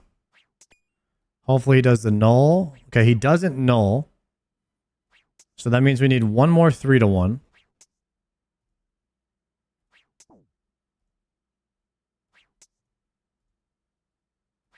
We'll let this overload heal us up.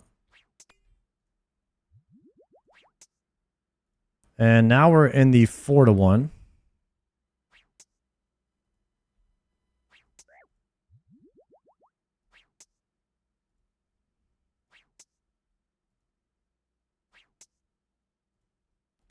Okay, we're going to take a hit here, and then the overload will heal us.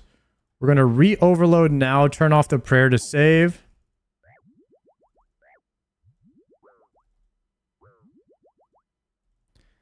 And we're going to open up with a spec and another sip of that.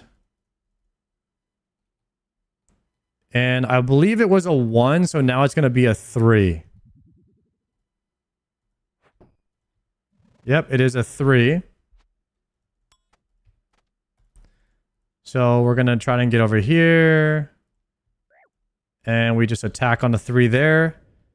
And now we're in the cycle for mage, but we missed the ham. So it's going to be a very slow P2 here.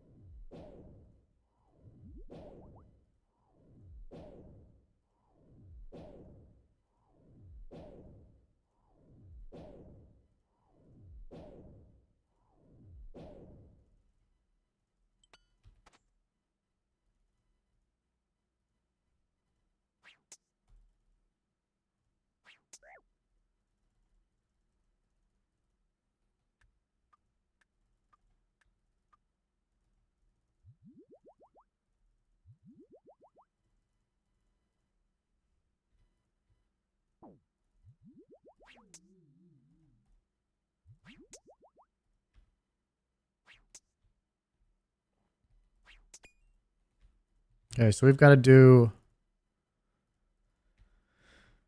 a few laps here.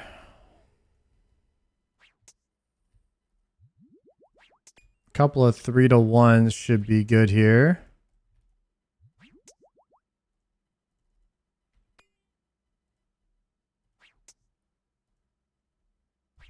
Let's see if we're in the 4-to-1 now. No, that's a special.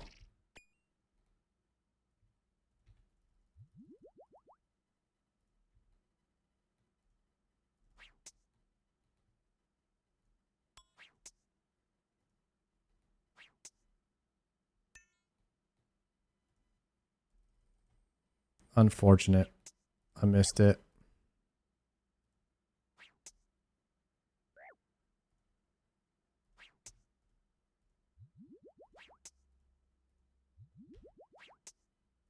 Is that acid?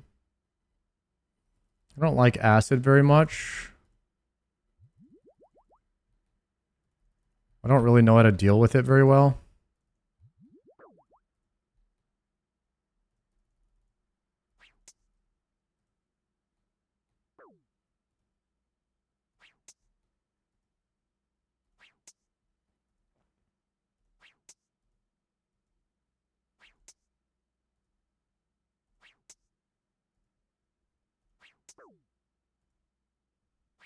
Okay, so that was a special. So I don't know. I think it's 2 3-to-1s after you get a special. And then I should be back in it there. No, I needed one more 3-to-1. Okay, I want to let my overload heal me. Also, I never clicked my prayer enhance. Okay, it's going to be melee now.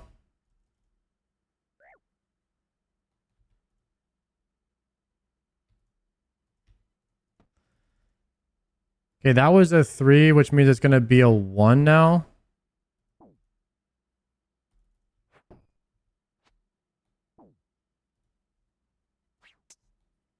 "15 seconds, my overload will heal me."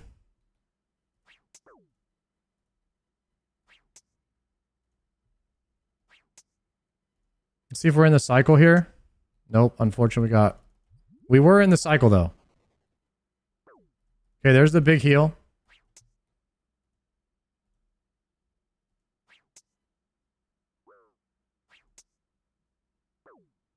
Okay, we're going to do a 3-to-1, and we're going to be back in it.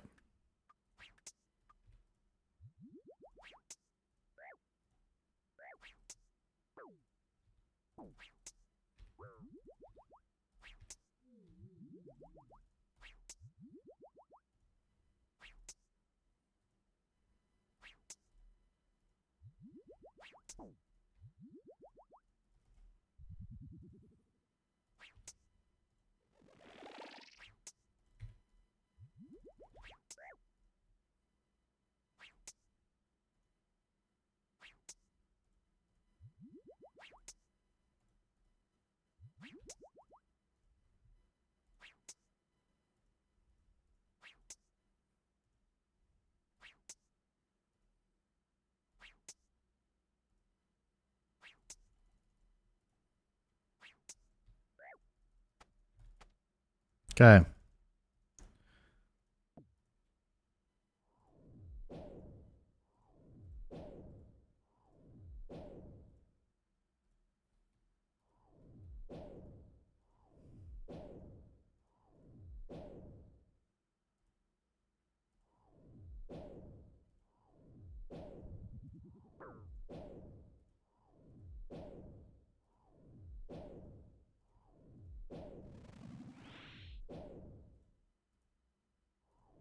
He didn't turn.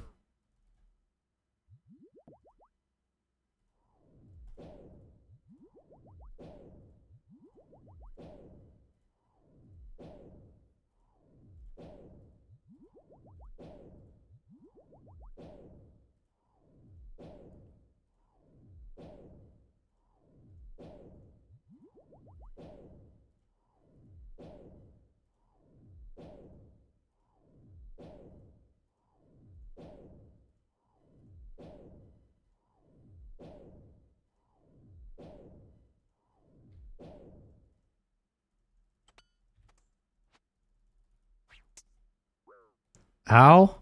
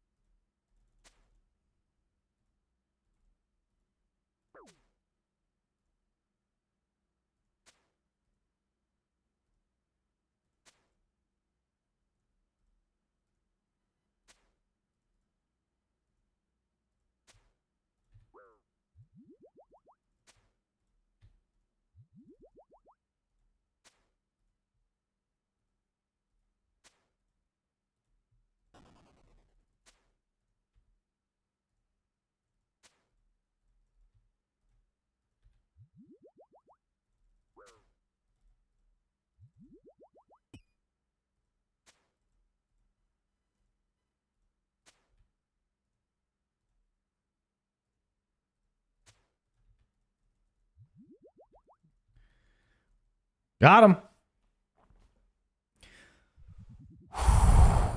Oh, boys. 6.11%, 49 minutes. It's about average for me, but we're getting them done. And I had 2 yellows left over. Well, 1 point. I have 5 doses of yellow left over, so that's not bad. Getting better there.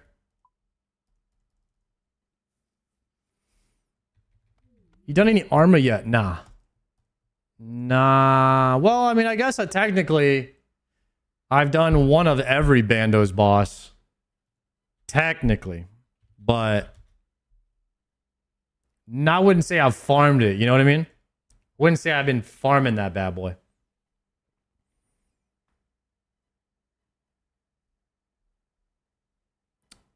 Okay, boys.